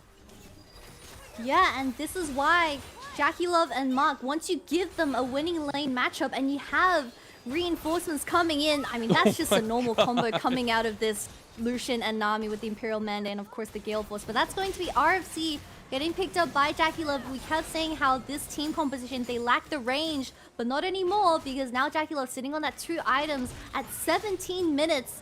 I'm not too sure if Weibo Gaming, they can find or at least cut the bleeding. They need to start looking for picks with the Sejuani and Xiaohu, which we haven't really seen a lot of these proactive plays out of the Tilia just quite yet. And there's not really many picks you can find necessarily. I mean, a 6,000 gold deficit at 17 minutes is insane. The mountain you're going to have to climb to get out of this one is a tall one. And we have the crown completed for Xiaohu, so going even more defensive, waiting on damage. And at this point, I don't see damage coming out from Weibo at all. Look, I'm going to predict the future. If Weibo Gaming want to win this game, they're going to hold off until 40 minutes. Because, like you said, the Shattered Crown getting picked up for Xiaohu. He's not going to be doing damage until he picks up either the Rabadons, the Shadow Flame, and the Void Staff onto Wayward, which is going to be Mountain Soul Point, by the way, on this 3rd dragon. He's tanked a full combo, and he's fine. Even he is so tanky, and he still took almost half his health and damage from Jackie Love. That second item completion does wonders for you as dragon number 3 comes up for Top Esports. And that means a timer has started for Weibo. About a 5-minute one to boot, or maybe even more. Oh no! Crisp, this just ain't your game, bruh. As Light is out of there, but Crisp has been turned into a crispy piece of toast. And the Shy about to join him as well. You got 2 slots in a toaster oven. And there goes your 2 slices of toast. The Shy and Crisp. And Top Esports, they find their revenge onto Crisp on how he kind of styled on them in that game 1. But this game, I mean, the gold lead is so big at 18 minutes, with the Baron also coming up very soon in around 1 minute. I don't think Weibo Gaming can even contest in a straight up 5v5 because of how much damage this Lucian has by itself. This is the crazy thing, and we'll get to the full conversation after this. Chris just doesn't exist anymore. He will literally be blown up if he shows anywhere. Lucian, E, Gale Force, and this Lulu is just straight Two up gone autos from in a existence. Gale Force. Yep, that's kind of what you expect when the Zeri is constantly down 3-4 waves in that early game, and you have 5 plates given over to Jackie Love and Mark in this early game. And it's great to see that Top Esports, they're snowballing with this type of gold lead given to them. A 4-0 start for Jackie Love. He's definitely overwhelming the game right now on this Lucian. It's feeling really good. You also got the second item completion for Rookie, but this is the crazy part about the LPL, right? We've seen both these two teams lose games they shouldn't have lost. We've also seen them just not show up in situations, right? Weibo showed up game number 1. They were looking real good. Game number 2, where'd they go? Maybe they got stuck in the bathroom. But this is the kind of style that TES can do and force you into that does make these games look so one-sided. Yeah, I feel like just Jackie Love and Mark, they've been having a pretty... Oh, specifically Jackie Love has been having a pretty consistent split so far into the summer. But my biggest question for Top Esports is, can they continue this consistency? Because they've had the most games played when it does come to a top ranking team. When these best of series, they've been taken to that 3rd game for a lot of them, and that is because of this game 1 type of performance that they showed us in the previous match, where you just see a bit of a disconnection from all these players. So hopefully with a bit more time they are able to mold that type of communication. And still very far in the advantage is Top Esports right now. They'll just start up the Baron at this point, 21 minutes in, and force the hand of Weibo yet again, who at this point don't really have any answers unless they just want to force it. And that's the Baron Force coming out of Top Esports. I mean, Weibo Gaming, they don't even have an angle to even go in, because they're just going to play front to back and instantly delete the Sejuani. Okay. We're not going to flip the Baron today. All right. I saw Rookie wait to the side lane with the TP, but yeah. But Mazel, at the very end, this is why I'm not a professional player. I do too many flips.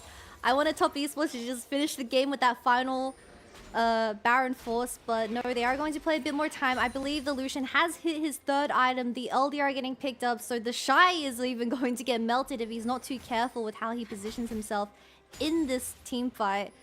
But once again, they're going to regain that vision towards the top side. Don't look at 80 items. Just don't look. Oh my god! It's not even 2 items completed for Light. We're 22 minutes in.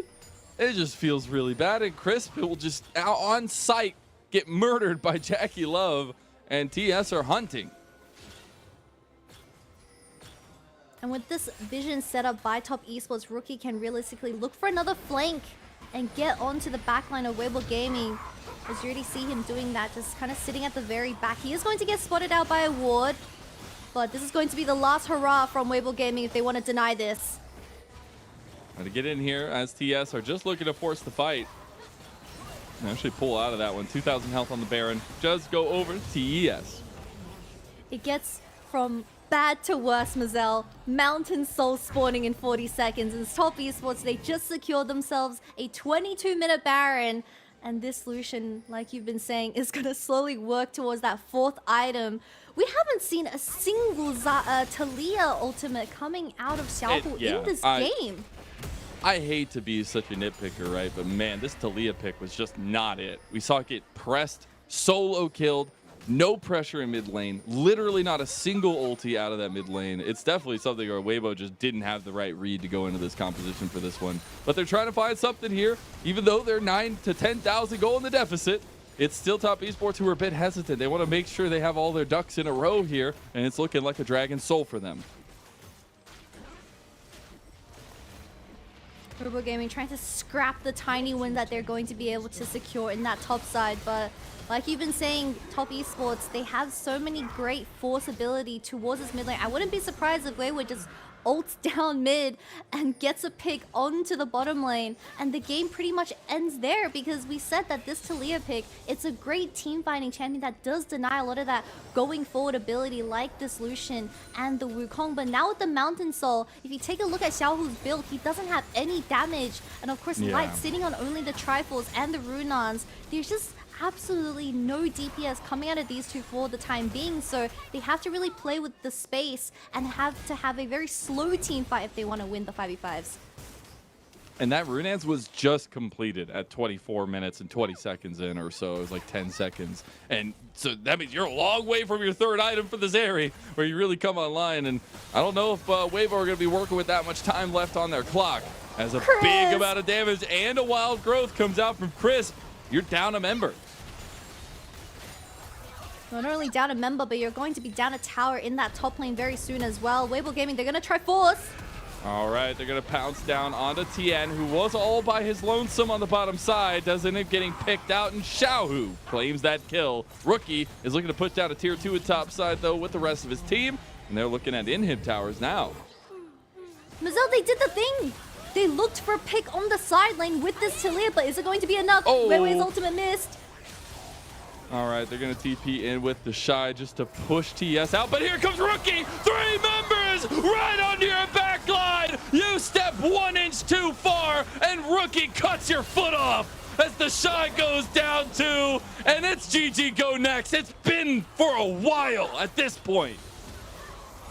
And Tien, who was just giving Weibo Gaming a sign of hope, and it baits the entire Weibo Gaming roster out of their own base. And like you said, Rookie landing an amazing Pop Blossom on this Nico. Top Esports redeemed themselves by taking this series to a 1-1. That's where, like, literally the LPL has me holding my hands up in confusion so much. The night and day difference between Top Esports Game 1 and Game 2 is insanity to me. And we saw them dismantle, just like they got dismantled in Game number 1, a Weibo Gaming team that was looking to scale. Now, I'm just curious at what the heck we get for our game number 3 of this match of the week. There was no way we weren't going to 3 games, Kitty. I mean, I like the way that you described night and day, because it really felt like Top Esports, they woke up in this game too. In particular, Rookie and Tien, I mean, they were so aggressive in that early game to the point where Dracula was sitting on 3 items at 22 minutes, and it was all thanks to Tien hovering towards that bottom side and putting Light in an uncomfortable position on the Zeri and Lulu, where you had like 2 dives at around that 15-minute mark, and Wei is constantly getting lost for the side of Weibo Gaming. There was a lot of question marks raised by Weibo there. Again, the Taliyah interested how that continues to rise. I love the pick for Xiaohu. He took that hard L on that one in that game, and I expect a lot more of a refurbished composition from Weibo to try to find something to combat that Nico in the mid lane. Why even leave it to go in the first place, as that pick was the difference maker? It wasn't the Cassante that Weibo first picked as well, so I want to see kind of adaptation in that style, because we saw in Game 1, right, if they are on the same page, Light can carry, just have to bridge into that moment, and that's where Weibo's looking for Game 3.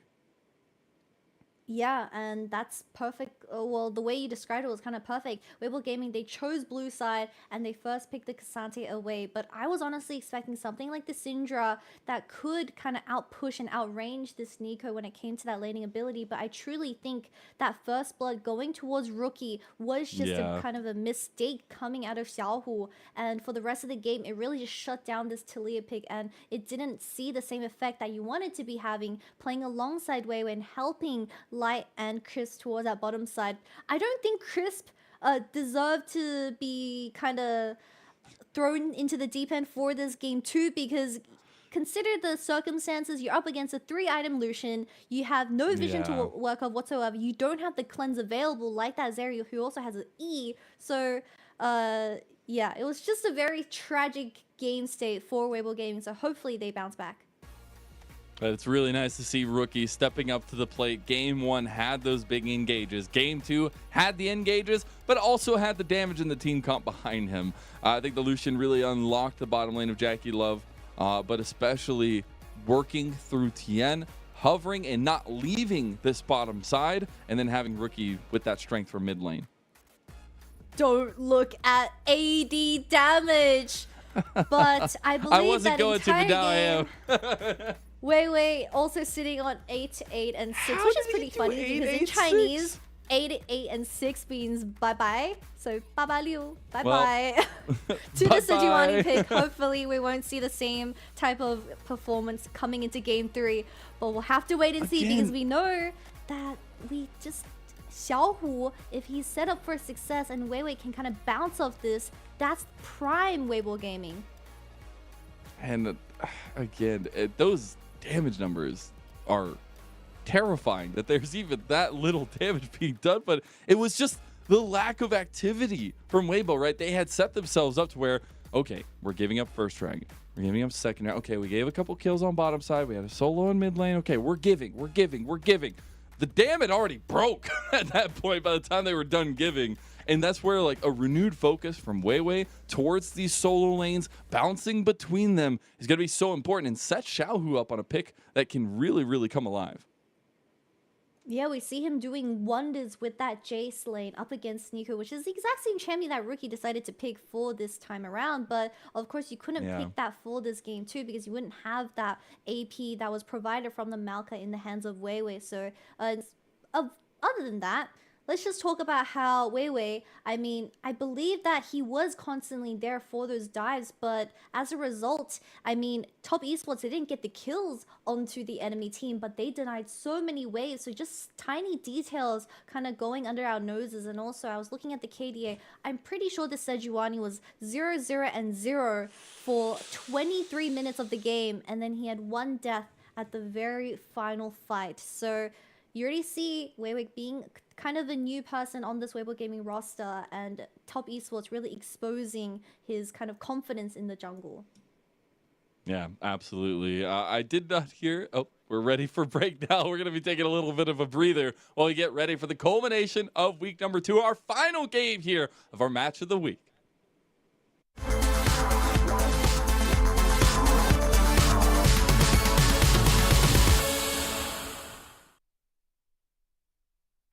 It's a 2v2 in base. Ultis ahoy as Cryan is doing the damage. Look at this man again getting Tibbers out of the face of Phoenix. Gets chucked out YSM on his deathbed. Tries to run in and he dies. Meanwhile, Nautilus flushes and the LPL is unrelenting. An open nexus for Cryan. Phoenix and Haijiao are trying to get him off. Phoenix will die. Haijiao's next. And Cryan has just shown that his time on the bench was misplaced. Welcome back to the LPL. Barely surviving at this moment in time as Tarzan goes for Tien. He's not winning that 1v1. Scout now joining into the play. Cyclone is there, but the culling. Scout knocked up and Tien's got a stopwatch. Scout has to turn golden as well. This is absolute carnage. Dragon getting onto Scout, though he's over the wall and taking down Moonlight Vigil. Gala! That was gorgeous! And now onto Mark as well. He steps into LNG and he steps up in the fight. Rookie fleeing through the mid lane, but Tarzan's got him and it's a triple for Gala.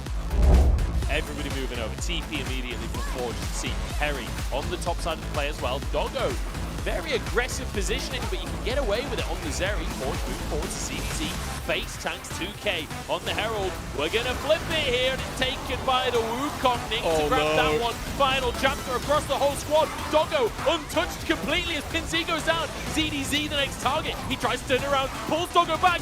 In they go with it, fellows too. Oh, jumps back into the play, but the shield is there. And the kitty cat can't do squat. Forge finishing one off though. He's too low to go back in. Forge gets knocked up and somehow goes down. And in his debut series, he comes on in. Chichoyi finds the Penta. Air pack or something. Oh, really? It's that lame? Yeah, it's not great. It's not great. It's a bit lame. I'm not gonna lie. I have it here. Hang on, let me figure it out. It's upgraded air wait, pack. actually, we gotta wait. That's what it is. TP flank coming in. We're gonna have a fight. There's gonna be a TP flank from Scout who's gonna be at the pop blossom. Immediately Zika has to go into stasis because here comes the eco. Lands on the 3, and that means that all these health bars are so low. Your front line means nothing if you attack them from behind. Now we can see if Gala can plant his feet, which is exactly what he's doing as he tries to break down the wall that is this Ornn. The Aphelios has gone down, and Gala gets himself excited. LNG want to end this game. They're chasing down Knight. He doesn't really have many places to go, and he's going to be the last last one to stand, but also the last one to fall. Full ace in favor of LNG, 5-0, and they're going to be able to push in and get an inhibitor. And he could maybe go for it, but I mean, this is just a straight up Baron at 20 minutes. That's why they're kind of like pushing for this right now. And look at him on the camera. He took his hands off the keyboard and everything. He is chilling right now. He is chilling. You go, please. There's only so much I can do, and here we go. Will this work? Will it work? Will it work? It will! And that's what you want to be seeing. You go, patient as ever. Gets himself his kill. The hunter finds his prey.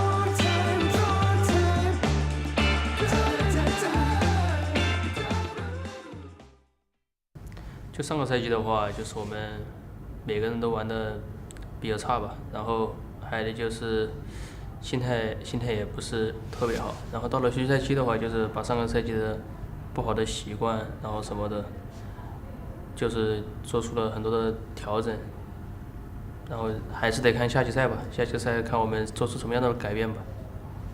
这场的话，就是 WBG 的话，他们下路是比较稳定的嘛，玩得还不错，我看他们的比赛状态。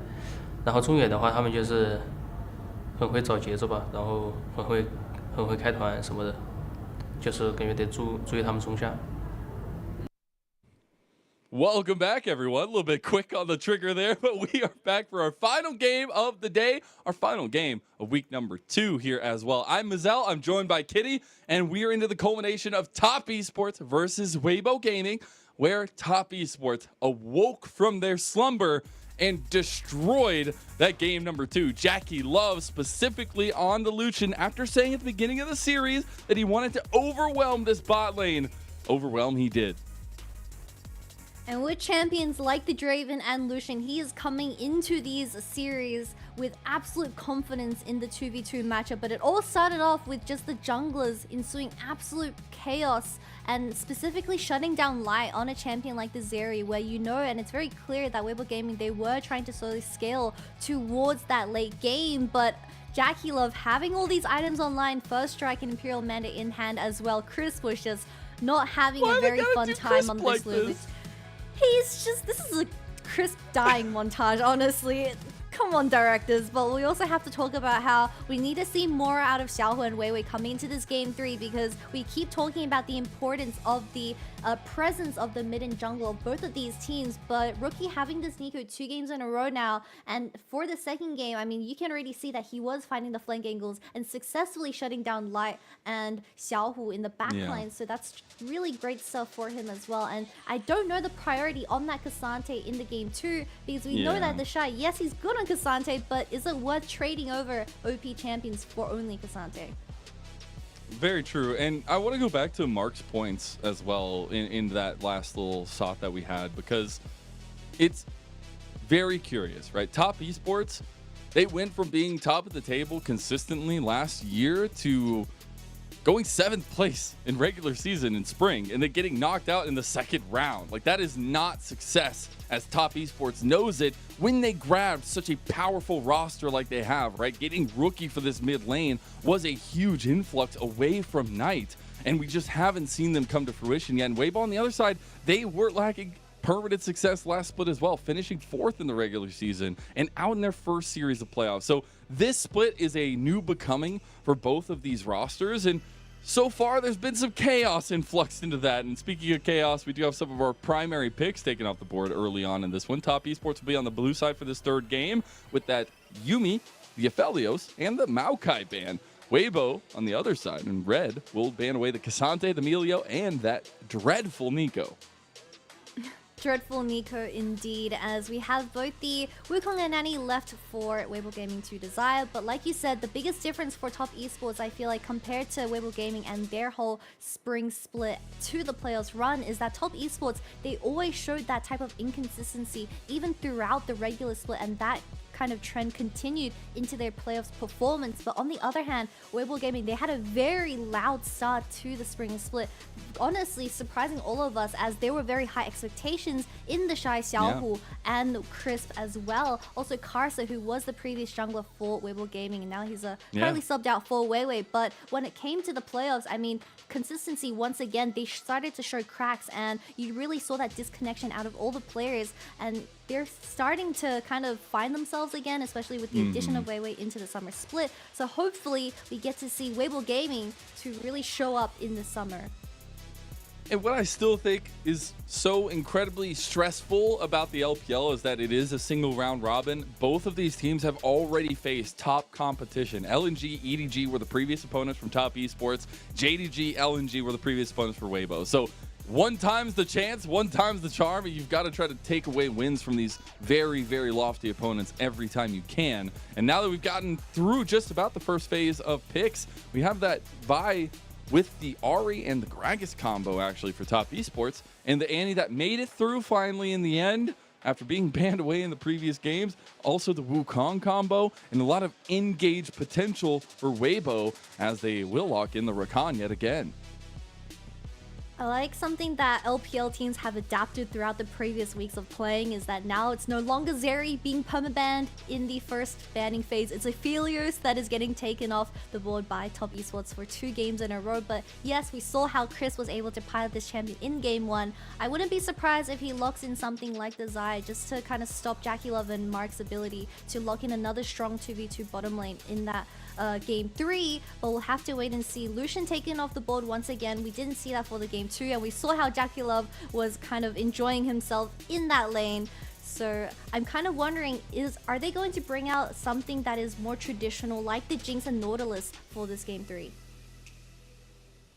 Definitely gotten a little bit of a change in trajectory for both these two teams in game 3 here in terms of how they want to draft early on, right? Got the big focus for this top side of the map for Top Esports, fitting to their name. And on the other side, you got some good combos, some good wombos, some things in between, at least so far. You got the Lulu ban from them as well. Try to take away some sustainability on the bottom side. Zeri was still open. That combo can be strong. It just never got off the ground in game number 2. And with that Zai ban already from TES, we'll see what they want to go ahead and pinch out next. Most definitely. And I always need to throw it back to this potential of a duo, is the Varus and Heimerdinger for that bottom side, but it has to be a counter to whatever Light is going to pick here. We still have the Jinx on the board for this second half picking phase, but honestly, Light can also pick something like the The AD champion pool has been narrowed down so much that I honestly think it's just going to be Jinx for Weibo Gaming, but we'll have to wait and see. That's one of the best power picks still left on the table. No way we're going to get ADC counter pick here. R5 ADC for Wave. Oh my goodness, what year are we in? I don't feel like I've seen that in so long, as now we will have Top Esports needing to go ahead and get their duo locked in now.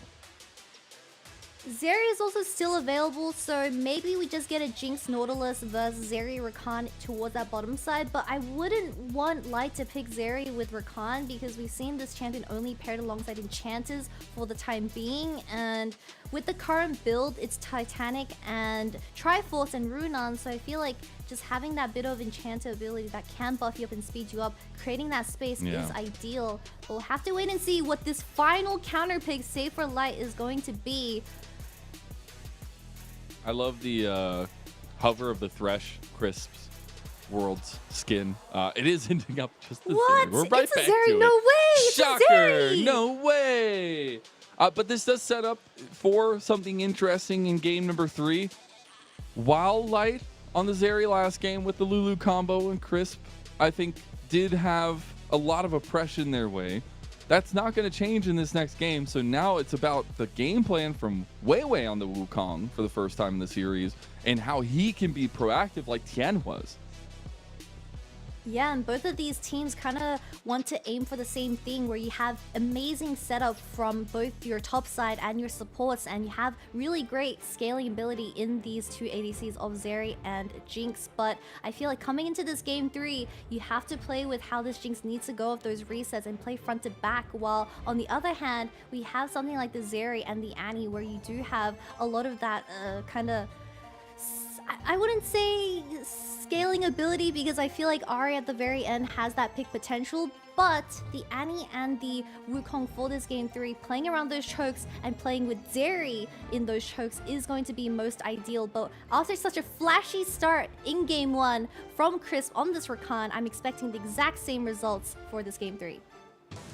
Our mid-jungle 2v2s are going to be lit. Our match of the week delivering here at the end of week number 2. We've got Weibo Gaming taking on Top Esports. The story of the take so far, Weibo came out dominated game number 1. Top Esports woke up from death, it felt like, and arrived to game 2 holistically. And now we get the culmination. We get team fight comps. We get sustain in both sides. And as the Gyos come up, we got our game 3 on the horizon.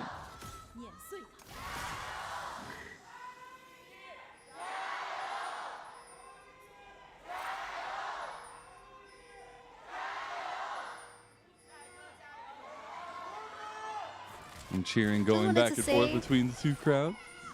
There was a really cute fan sign of the Shy. I think there was a heart held by one of the Weibo Gaming fans we had at the live crowd. But taking a look at both of these compositions coming into game 3, I mean, it was very obvious that Top Esports kind of wanted Light to pick the Zeri up as that final pick, as Xiaohu, 800 total games in the LPL was out.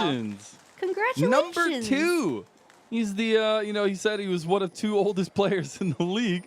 And it will be Xiaohu right behind Mako and right above Rookie. Talking about oldest players, Rookie is our oldest active mid laner in the LPL right now. So is Rookie and Xiaohu our 2 oldest players in the mid lane right now? That's what he was saying in the interview. At least we need a background check on that. Maybe check some IDs, some birth certificates. No, but in all actuality, it's still 2 of our best LPL mid laners in the history of this league. Both of them international champions. While Xiaohu wanting to make something happen at Worlds, he has consistently been the Spring King at MSI. Rookie on the other side, a literal world champion, but hasn't found that lasting success since those high moments. And I thought coming into the Top Esports roster at the beginning of the year that this was the make or broke moment for Rookie. He finally found a roster that suited him well. We're still seeing that cohesion needing to come online.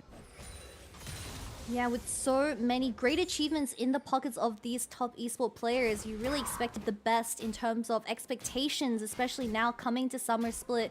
They've had half a year to mold together, and specifically in that bottom lane, Mark and Jackie Love working together. We already see them in that game too, having excellent synergy when they're set up to do so. So hopefully that carries over to finalize this series up against Weibo Gaming. But something I wanted to highlight is this Zeri pick getting locked in. Top Esports, they're very happy with how this draft went because you have a look at the single target CC that they are able to kind of show onto the Zeri. The Vial, the Nautilus ult. I'm not going to be too sure how Light is going to survive in these team fights if he gets a little bit behind. It's going to be very difficult. Going to need a bar of execution that's a little bit taller than he is. Now, in mid lane, Weiwei is actually looking at an early gank on a Rookie. Rookie was not expecting this because they had actually seen Weiwei pathing towards bottom side, and Rookie does burn that flash, but still goes down to the big old stick. Weiwei on the board for Weibo. Can't miss the CC from the Q on Annie, and that is going to be flash for flash. And like you said, first blood going into Weiwei. As Tian, he was just getting a response on the club. Chris was really low. That was a heal out from Light, and Light's looking for it. No mana, but he's got guns. There's the flash back out, and Light now in some trouble. Has to burn the flash, potentially the AoE. Not enough. There's the dredge line back, and Chris goes down to Jackie Love. He gets excited. Burn Light at least a little bit more on this bottom side. Both summoners down. Your support's gone, and now Jackie Love and Mark are looking real fine. And I'm telling you, Weiwei is instantly regretting that he went for the top scuttle instead of walking towards his bottom side, because he could have been there to deny that kill going over to Jackie Love.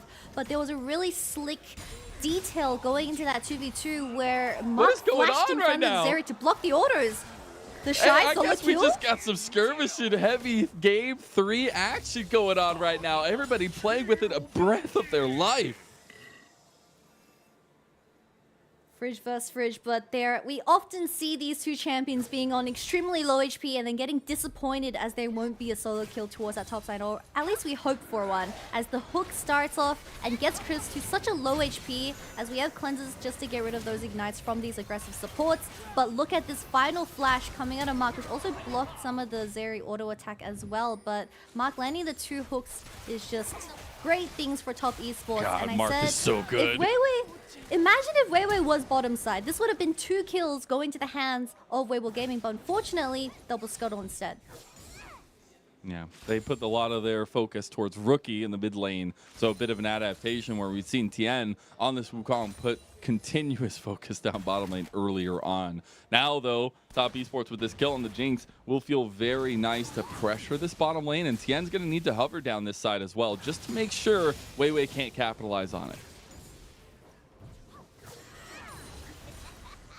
Yeah, I keep saying that Tian, he has the highest jungle proximity alongside Rookie, but this time around Mark, he has been a big enjoyer of those enchanters, but given something like the Nautilus, I would love to see these two champions kind of working together and getting vision for this bottom side river. No flash available in Weiwei. Oh, trying to find the charm. Rookie looking for the insta connect. We'll get the flash out of Xiaohu. He's just playing mind games with him right now. Weiwei, you broke your own ankles right there, my friend, as Rookie picks up the kill. Rookie really said, dodge this, as Weiwei starts staggering himself from walking into safety. But like he said, really good angle from this Ari and Vi combo, catching the enemy team off guard and also burning a flash from Xiaohu as they secure this first dragon. Or they just leave. I'm just imagining Rookie sitting there with his fist up, like making him flinch over and over again. He just can't get out. He's like, oh my God, I can't do anything about it. And really, really heads up stuff from Top Esports, who are not stopping anytime soon if that dredge line had connected. Yep, as Weiwei walk of shame, he's now back to the bottom side, but now no flashes available in both the Annie and the Wukong, so it's going to be quite hard to close the gap between themselves and the carries of Top Esports for this upcoming dragon fight, which will be this wave pushed in. We'll have to wait and see. Tian is now level 5. I would love to see these ultimates coming online very soon for both Weiwei. It's out for revenge. Trying to get a little bit of something on Tien. We'll burn that flash. Might have that revisited at some point later on, but that is definitely a tool both these junglers want to have up and available to them. Weiwei going for that invade. Don't you love this matchup? Wait, he can actually solo kill him. Where's the ult? The shy ult him. Nope. Oh, we gotta see a little bit of a miscast from Wayward, but disappointment reigns yet again. He has the ulti. He could just go away. He wants to make sure though. There is still the flash for Wayward, and I will just say, Wayward had a pretty big outplay with his flash last game, so maybe the shy thinking about that a little bit. I guess it was just a game of kind of chicken because Wayward, he was the one that dropped the cast and it ended up getting dodged by the shy. So he's going to go back, have that ultimate in his pockets and have that kind of ult advantage coming into this next skirmish, which will be around the Rift Herald. We have 5 people rotating for this Rift Herald as we have Weiwei and both Tian sitting on that level 5. So whichever jungle hits level 6 might be the difference. We're finally back to last season. 8-minute fights like clockwork here. We'll see if we can get this one off the table. It already looks like Tian is starting that up. They have all of TES in the mid lane as well, and Weibo should move here very shortly. Yep, no flash available for Xiaohu, so he has to be very clever on how he engages this next team fight. Shy want to step up a little bit here. You got the minions pushing in on the side, as our observers noted. The Rift Herald, though, ends up getting very low here. I actually think that TES just secured it. Now, with the knock-up on a Xiaohu rookie on the back line, he does get charmed up with the quickness and engaged now onto Light. They can't get the damage down. Look how well Weibo are peeling for themselves. What teamwork coming out from the Mojo squad. And Wayward just goes down here with a triple body slam. The Shy is looking for more. The Shy is looking for Mark. Mega Death Rocket back from Jackie Love answers in kind as Mark goes down to Light. And that's it. The game explodes at 9 minutes as Top Esports, they have such a messy team fight. We have 2 people going in onto the backline while Weibo Gaming playing front to back. Jackie Love, you don't want to be there. Run away, Jackie Love! Run, no! Jackie! Jinx from Arcade can't save you, but a flash can, and now a TP from your teammate can. So now he's actually just fine, and 4 members from Weibo can't take out a lonely ADC. Hey, look, Jackie Love, although you spun both of your summoners, you got that wave in, so also backing with the 2 kills, I think really that's matters. a win for Top Esports, Jackie Love. But we'll have to wait and see as both our ADCs are now sitting on that extra bit of gold, as we will have another kind of fight within the Piltover champions. But this replay, you see that Weibo Gaming, they are just playing front to back and focusing down a singular person, while Top Esports, they have Rookie going in and Tian going in, but the follow-up is non-existent from the side of Top Esports, and that is one of my biggest critiques when it comes to their team fighting, where when you don't have a clear engage from either Rookie or Wayward, they just seem very lost when it comes to these straight-on 5v5s, and this becomes their biggest downfall. The discombobulation, it felt like, from Top Esports. Everybody running around a little bit, different ideas in their heads, but needing it to come together with this composition, right? You do have a lot of reset potential for them and that single target focus. You just got to get on the same page. Rookie, speaking of, was kind of just focused out, like you were pointing out in that replay. Weibo instantly, as soon as Rookie came on that back line, all 5 members turned towards him, and that's kind of that decision making you expect to see from these top teams, but especially a team like Weibo, where now Tian is looking to punish them on the bottom side.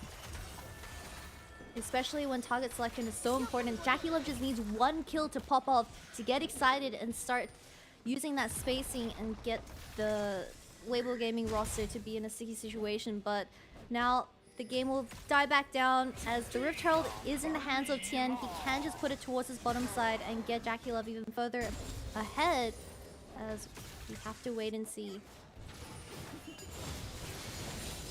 Buying our time as our 9-minute explosion has petered out into some fizzling sparks, but it is still main eyes on the 2-0 carries here. We put so much focus early on about the mid-jungle duo, how these junglers are going to get off the ground running. We saw a lot of that early game focus come down towards this mid lane, towards this bottom lane. But now, as we're getting over that 12-minute mark, plates still available, still a lot of sieging available to them. It's Jackie Love and Light who are going to be taking center stage. Yeah, it really just feels like for this final game to seal this series, a battle between the AD carries Jinx and Zeri, but I already said Top Esports, they have great utility in terms of single target CC and locking down Light on the Zeri, so he isn't able to kind of just dance around these team fights. What we saw from the previous fight, which is very concerning, is that you have lockdown CC for the Zeri and great target selection, but the players have to commit to it. Yeah, you got to commit to the bit, if you will.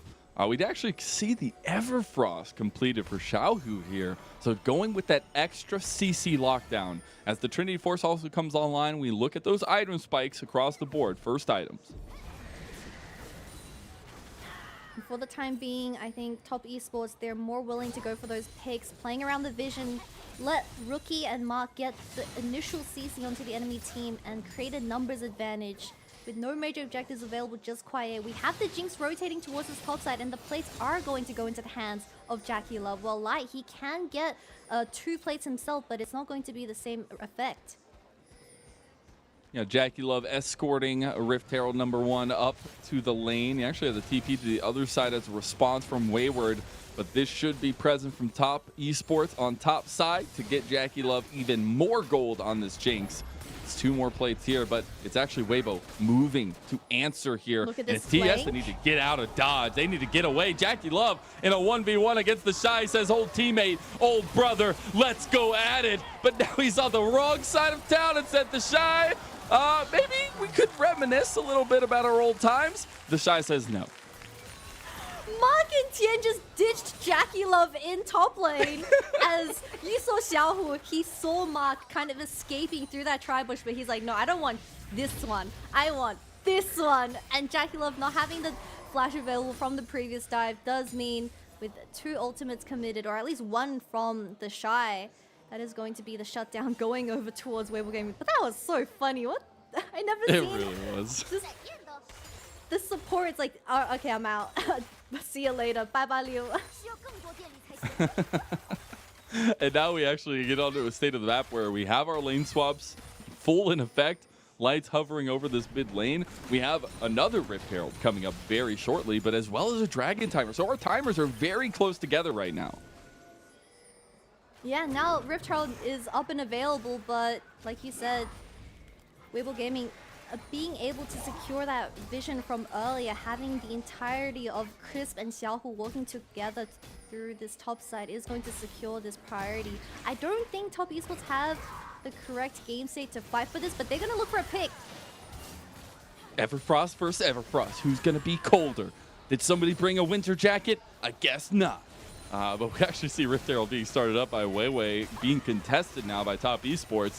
And just about 1,600 health as the eye gets cracked. Now it's going to be a smite fight. And the fight also continues. Bomba out. And Jackie Love goes excited as Light has fallen. You still have so much damage potential and a double kill. He's not going to get the triple, but it's Top Esports cleaning house against Weibo in game #3. You thought they woke up in game 2? Well, they're roaring in your face for game 3.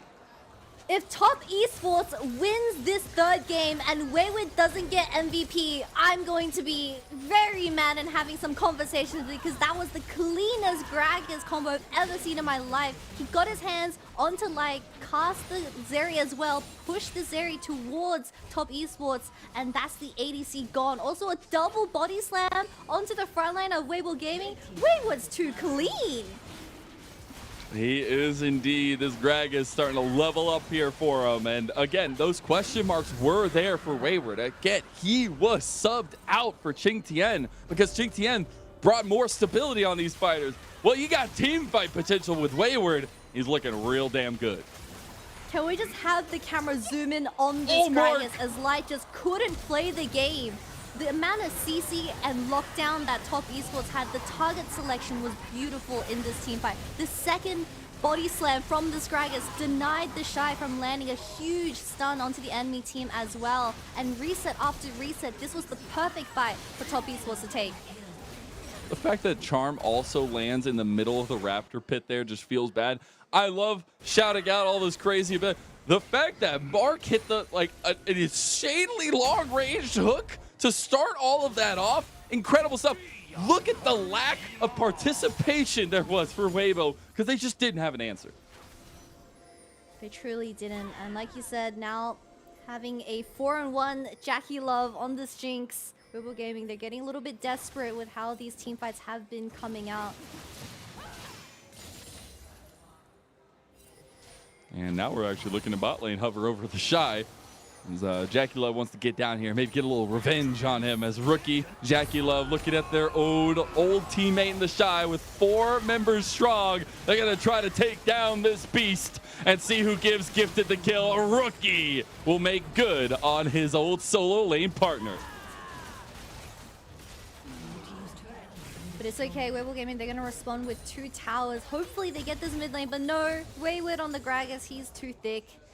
As they are going to secure some deep vision towards his top side. I wouldn't be surprised if Weibo Gaming, they start kind of making picks towards his top side with the amount of vision control that they've been able to secure. But I think the Shy dying there was a bit unnecessary. You could have just left that tier 1 tower. You had no reinforcements coming out of your side. As you also had some wards spotting out the flank from top esports. But it is what it is as the game continues.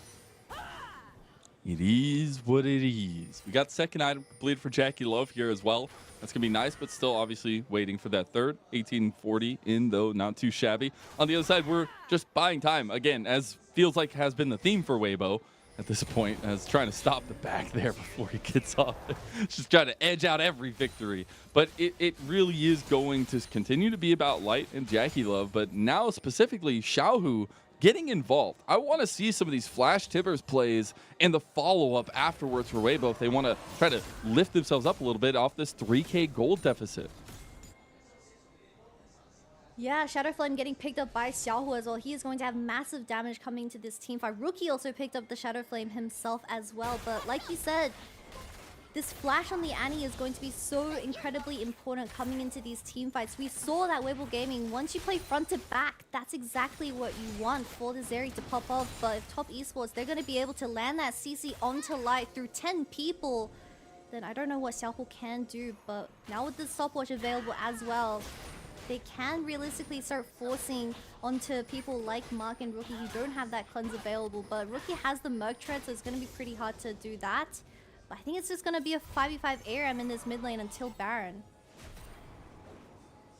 Bring it on. We got Baron spotting now. About 1 minute and 19 seconds for this Infernal Dragon coming up. This would be Soul Point for top esports, which again, we've seen, at least in this meta, be such a jumping off point with the decision-making power that it gives you, right? You can force the hand into fights because they don't want to give you the Infernal Soul, but you can also try and trade these things for Baron. So top esports in the decision-maker's seat right now in our game number 3.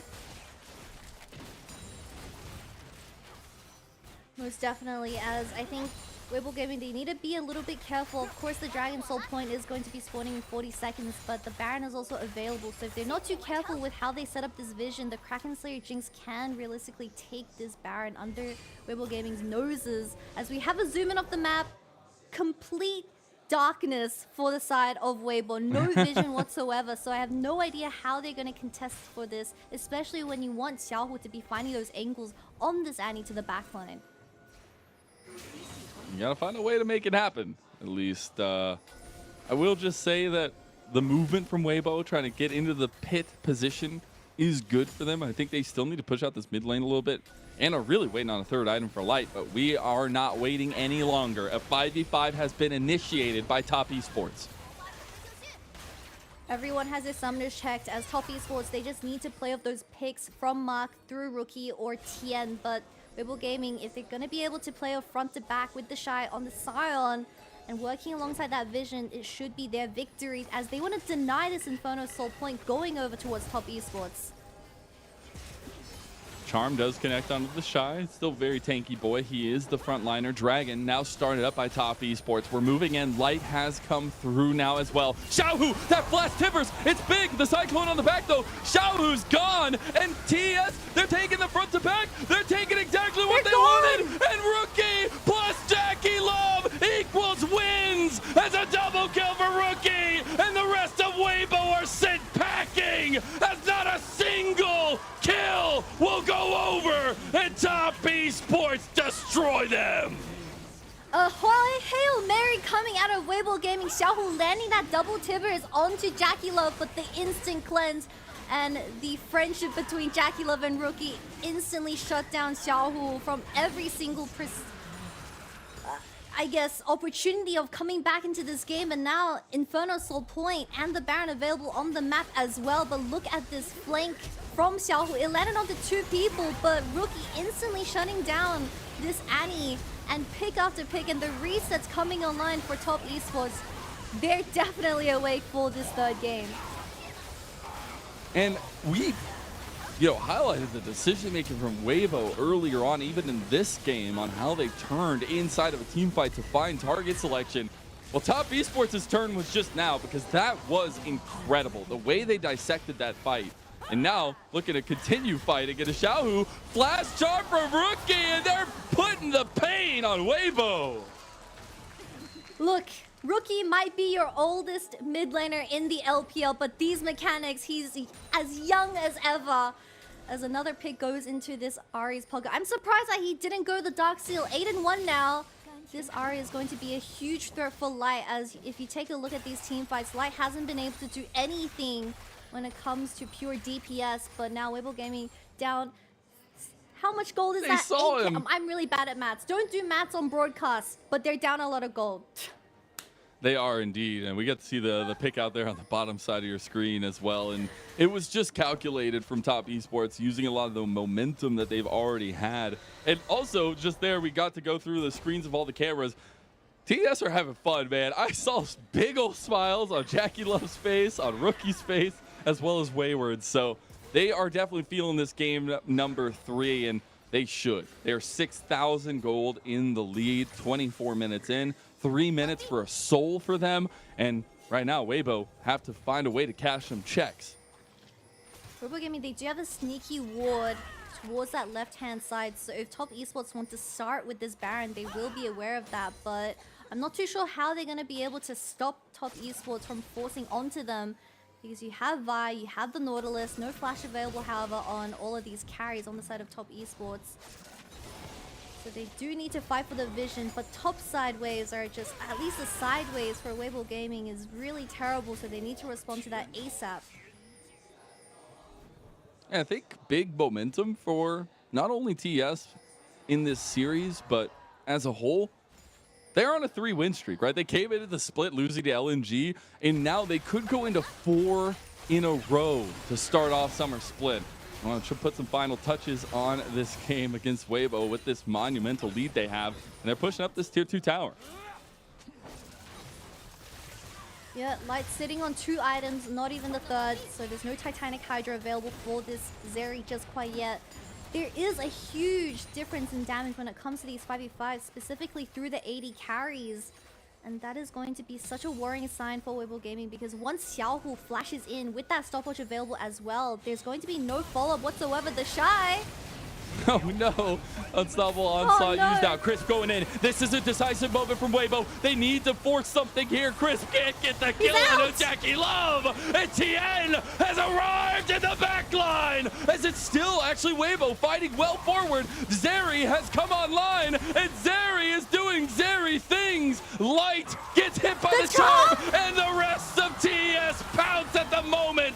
Weiwei will pick off Jackie Love on the side, but it's Top Esports and specifically the man, the myth, the legend, Rookie in the mid lane that dominates Weibo.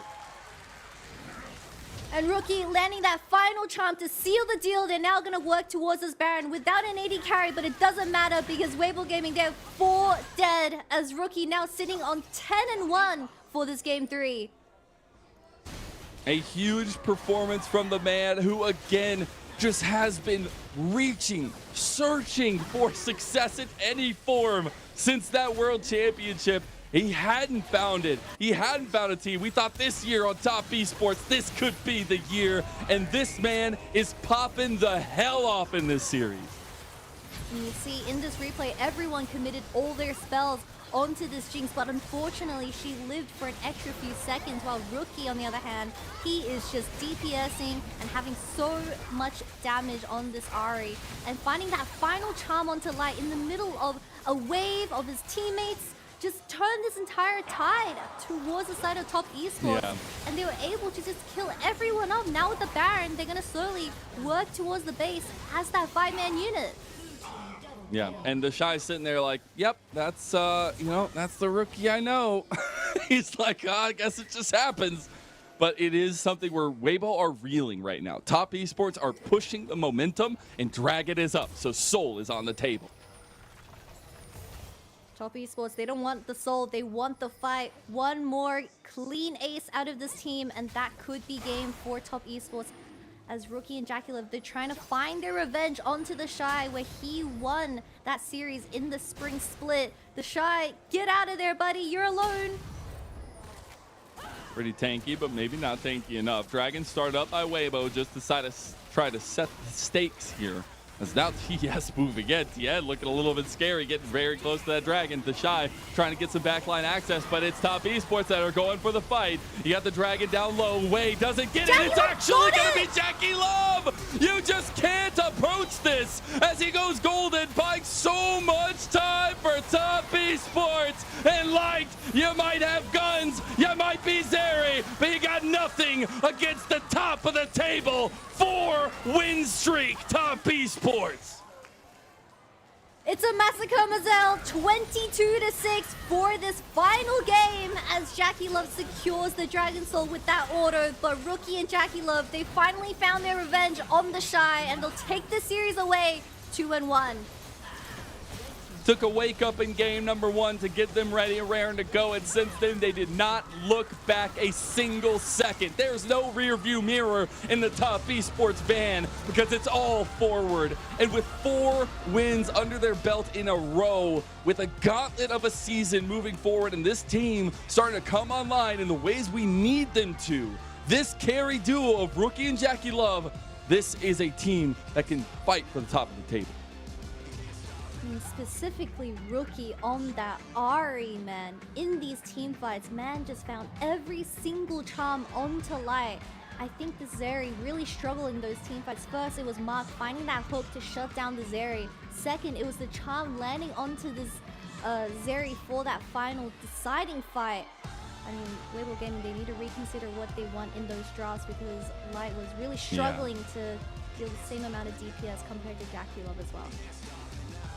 In the culmination of things, though, we have some scores to tally.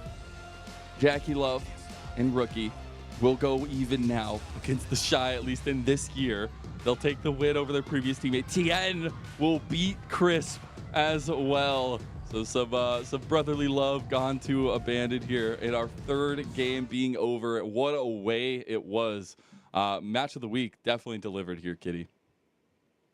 Yeah, and I love how the final game, it was still extremely back and forward. After that first Rift Herald, we said, well, at least we voiced our concerns about how top esports, they looked so messy for that first major 5v5. But Rookie, I'm more than happy to be proved wrong as he once again did it on his Ari. If he gets a championship skin, would it be Ari? I feel like it would. Could be. That would be actually incredible. It would be interesting, though. I would want to see which one's his favorite over all the time that he's played and be like, yo, so which one do you think it would be? But more importantly, I think we are talking so much about the tough schedule for both these two teams.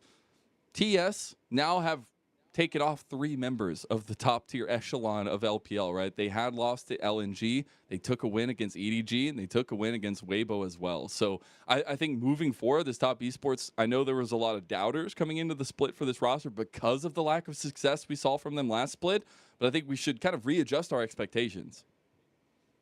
Yeah, and my biggest question, like you said, coming into this series for Weibo Gaming, they just came off a win up against LNG, also taking that series away from JDG, but dropping games up against top esports and OMG. It's really hard to pinpoint where this team truly places on the power ranking, as I feel like at the very end, it is just consistency, but sometimes their biggest downfall is also just draft, because we see that, I believe it was their series up against OMG, they let open something like the Cassante over to Shanzi, but this game, I mean, the Zeri just didn't really work out, but we'll have to wait and see how Weibo Gaming can turn around from this series, because top esports, they came out with a bang, for that game 3, and Jackie Love and Rookie played off those resets, and they were absolutely insane in those team fights. Yeah, they absolutely were. And I think you look forward for both these two teams, obviously just coming off the back of a match of the week. They go right back to it, right? I think the biggest conversation is that Weibo is going to be facing against LGD next. So definitely a comeback potential for them there. And TES are just looking to go from strength to strength where they're facing up against FPX next. Rookie had a 95% KP He in did. that game. 11 Yeah. kills and 10 assists. I can already hear Nightmare complaining that there was no Medjais in sight for this Ari in the game 3. But of course he doesn't need it. All right, he didn't need He didn't need it. He already taught the Shy a lesson by taking this kind of head-to-head to a 1-1. But I believe we have an interview with the man, the We myth, get the to talk legend, to him. Rookie. Let's go. We got an interview with Christina lined up with Rookie, so let's go ahead and send it over. Hello there, welcome to Postgame Interview. I'm Christina. We're joined by Rookie, the millionaire for top esports. Congratulations on your win. It is a reverse sweep. Actually, as a lot of people expected that it has to be a 3 game. So did you make anything special into WBG, and did you expect 3 games today before this matchup?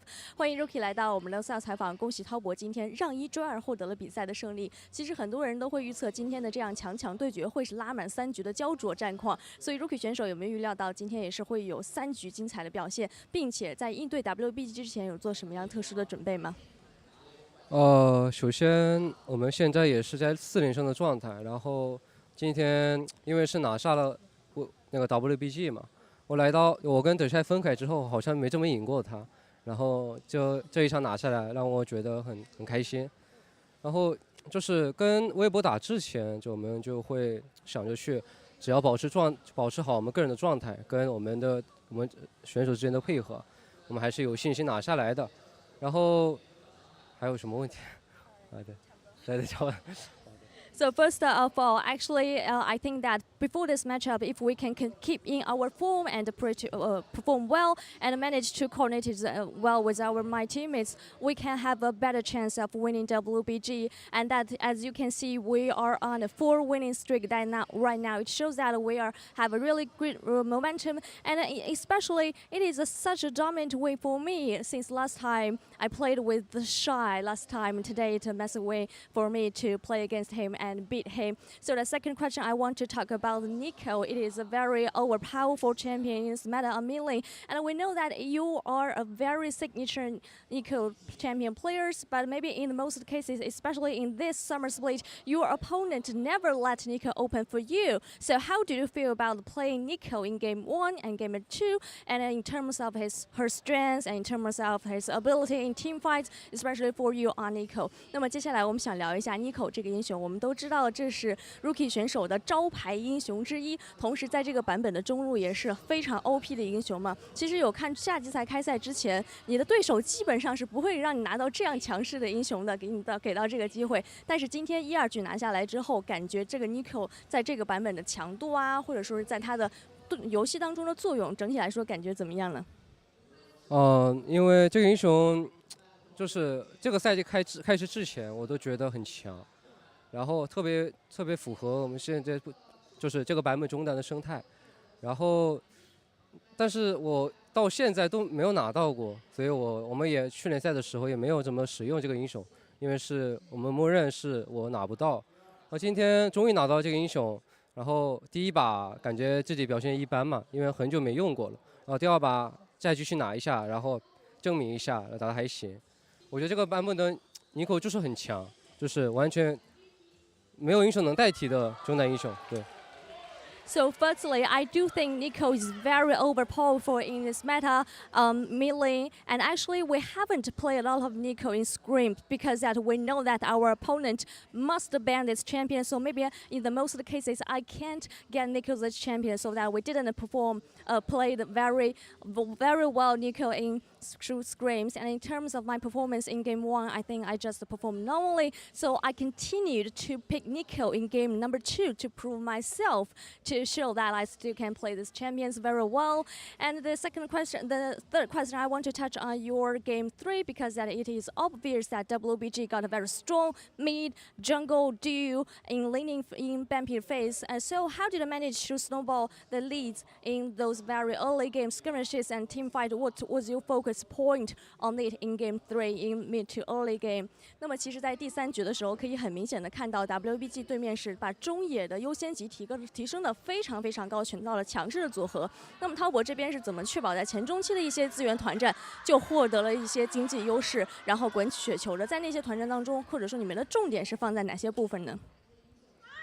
因为我们很有信心，只要我们拿的英雄不比对面差，不管是我们提前拿中野，不管是我们提前拿下路组合，只要我们拿的不错，都还可以。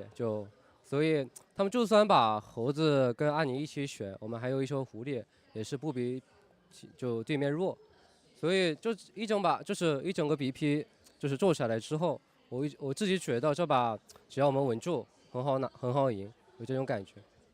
So firstly, we are very confident of our champion picks, and we are very confident on ourselves. As long as we pick decent champions, maybe the champions don't less stronger than our opponent. Even if they got Annie, they got the Wukong, the Monkey King very earlier, this kind of very strong duo. As long as we pick decent champions into them, we still have the chance, and maybe we have a better chance of winning them. After the Bampy's laning phase ends, I'm pretty sure that as long as we play normally and stabilize the situation, we will win the game 3 definitely. And a final question for you, as you mentioned earlier, you are on a 4 winning streak. So what do you attribute this victory to? 那么最后一个问题，正如刚才 Rookie 选手也提到的，你觉得你们现在是处于一个4连胜的火热状态当中？那么觉得能够拿下4连胜，状态这么火热的一个原因主要是什么呢？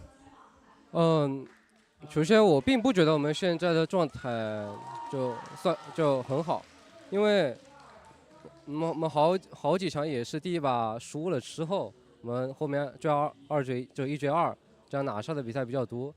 我们这个说明我们第一把还是不太集中，然后就状态不在线嘛。然后我们也知道这个问题，所以我们赛训就跟选手们都会尽量去改变这个点。So first of all, I don't think we're in the best form, because as you can see, in most cases we take the victory by 2-1. Sometimes we just lost the game number 1 of the best of 3, and we have realized these issues, and our coaching staff and everyone in our team has realized these issues. Maybe we still need to work on and be more concentrated in game 1 of the best of 3 in order to get better performance. Thank you so much for joining me. 谢谢 Rookie 来到我们的赛后采访。Back to you guys. Thank you so much, Christina, and love to hear from Rookie, as we did get to hear from him a lot of the working through of the early split, finding out what works for them, but now trying to figure out what to do about these game number 1s. But Rookie will earn himself a rightful MVP for game number 3. And once a go, always a go, as he will take away this MVP on the Ahri 11-1. And once again, I need to highlight that he had a 95% KP. That is just how insane and how influential he is when given the chance to. And everyone, I mean, coming into the series after game 1 especially, people started doubting top esports. Maybe Rookie and Tien, they weren't really kind of up for the test up against Weibo Gaming, who just took down LNG in a 2-0 fashion. But no, top esports, when the situation counts, they will always show up. And we take a look at this where we kind of see Rookie dissecting a lot of these fights. He's the carry in this one because all the focus had already gone down on the ADCs, and he's able to weave in so much damage here as an Ahri in a team fight, which I absolutely love. And especially this, but copied with what Munchables had posted on Twitter in that catch out of the charm onto Light to really put the nail in the coffin of this game. it was an incredible showing from Rookie, who leveled up from game to game, right? Game 1, non-existent. Game 2, finding some good Pop Blossoms and some good Nico play, and as he said, showing that he can play the champion. And in game number 3, he just takes full frontal aggression from top esports. Yep, you rarely see a mid laner that can do it all, be the engage, Right here, be the this one. TPS, and be Bam! the setup. This charm onto light was absolutely nuts. Even though Jackie Love died at the very end, it didn't really matter because I feel like when it did come to those important team fights, it was all about Rookie, and Jackie Love was just trying to survive, honestly, as Weibo Gaming was trying to shut him down every single time. But like we've been saying, this RA being able to out-damage a Jinx that had a 4-1 start is absolutely insane, especially given the meta right now. Also, special shout-outs to Mark, okay? He doesn't get a lot of the praise when you have all these superstars on the roster. There were multiple times in this game on the Dallas that he was fighting hooks to set up the entirety of team fights. So, again, top esports functioning all together. We didn't see it game number 1, but when they did, it looked so good, and they will be on that 4-win streak now moving forward. Yep, and I believe in that interview with Rookie, he was feeling very confident going into those drafts because he was willing to take that red side and trade that 1 OP champion for the 2. He was like, yep, we can pick the Annie, we can pick the Wukong, and we will do just as good. So top esports showing us how they can adapt to the current meta and how these OPs are really being considered when you are on the red side. But going into the week 3, it is going to be very insane for us because I believe Hysterics and Lyric, they taking a bit of a vacation, and we're gonna have One to of them is getting married or something, you know, no big deal, right? No big deal. Shout out to Hysterics getting married. But yeah, it's going to be a heck of a week number 3. But as well as we're about to crest over into our halfway point of the regular season after this next week and halfway into next. So I'm really interested as we go forward into this in this tight schedule. And especially when we were kind of looking at the future of both these teams, Weibo facing up against LGD, where definitely a one-sided matchup in that one. And top esports going against FPX, who are trying to light a fire under themselves. Hey, LGD being able to take away that 1 game away from JDG, not to be underestimated, but it's so insane for you to say that it's already nearing the halfway point for our regular split. We only have 7 weeks, we're approaching our 3rd one, and it's already June in 2023, so just an aware moment. But we'll have a look at today's results as we have LNG surprisingly falling that 1 game up against FPX. I feel like LWX really standing up and showing why he is that world-class ADC. And of course, LGD vs RA was a very messy one, similar to our final game, but top esports Rookie and Jackie Love proving to everyone why they are the GOATs of this league. Yeah, absolutely. And the fact that we got all 9 games on a day such as this, on a night such as the LPL's final day of week number 2, you gotta love it. Now the standings, you got BLG up there in the top at 4-0. JDG right behind them. All 3 of our top teams on a 4-win streak right now. Yeah, and like you've been saying, top esports 4-1 on that 2nd position, tied with JDG. They have yet to play, but it's very nice to see that they're finally kind of stepping up into the summer split and not repeating what we saw throughout spring. But the concerning fact is that LNG and Weibo Gaming, it's very hard to pinpoint where they truly sit in the standings position right now, because we've seen a bit of inconsistency, especially these few teams kind of playing to the skill level of their opponents. But someone else I wanted to highlight is EDG is at the very bottom. But week 3, everyone, we have Uzi coming in very soon, so that's going to be a huge banger for the LPL scene. It absolutely is. Hopefully they'll be able to pull that one back. But we got tomorrow's matches kicking off week number 3. Top is nowhere to be seen, as early on getting a little bit of a break. I know we've had a lot of back-to-back series for teams, but TT will be taking on Ultra Prime. BLG with their 4-0 be taking on AL. Maybe looking at a bit of an underdog story already into the split. Yeah, but AL managing to kind of scrap up that one series win, already great stuff for this roster, especially having such a shift in AD carries where I believe it's Zhi Yi. He was the one that got the penta on that day one, so was. absolutely nuts. I have very high hopes for him in the LPL, but like you've been saying, BLG looking to kind of continue their streak, being the only team that remains in the LPL that I believe is defeatless. And after such an amazing performance from the international events, I'm expecting the trend to continue.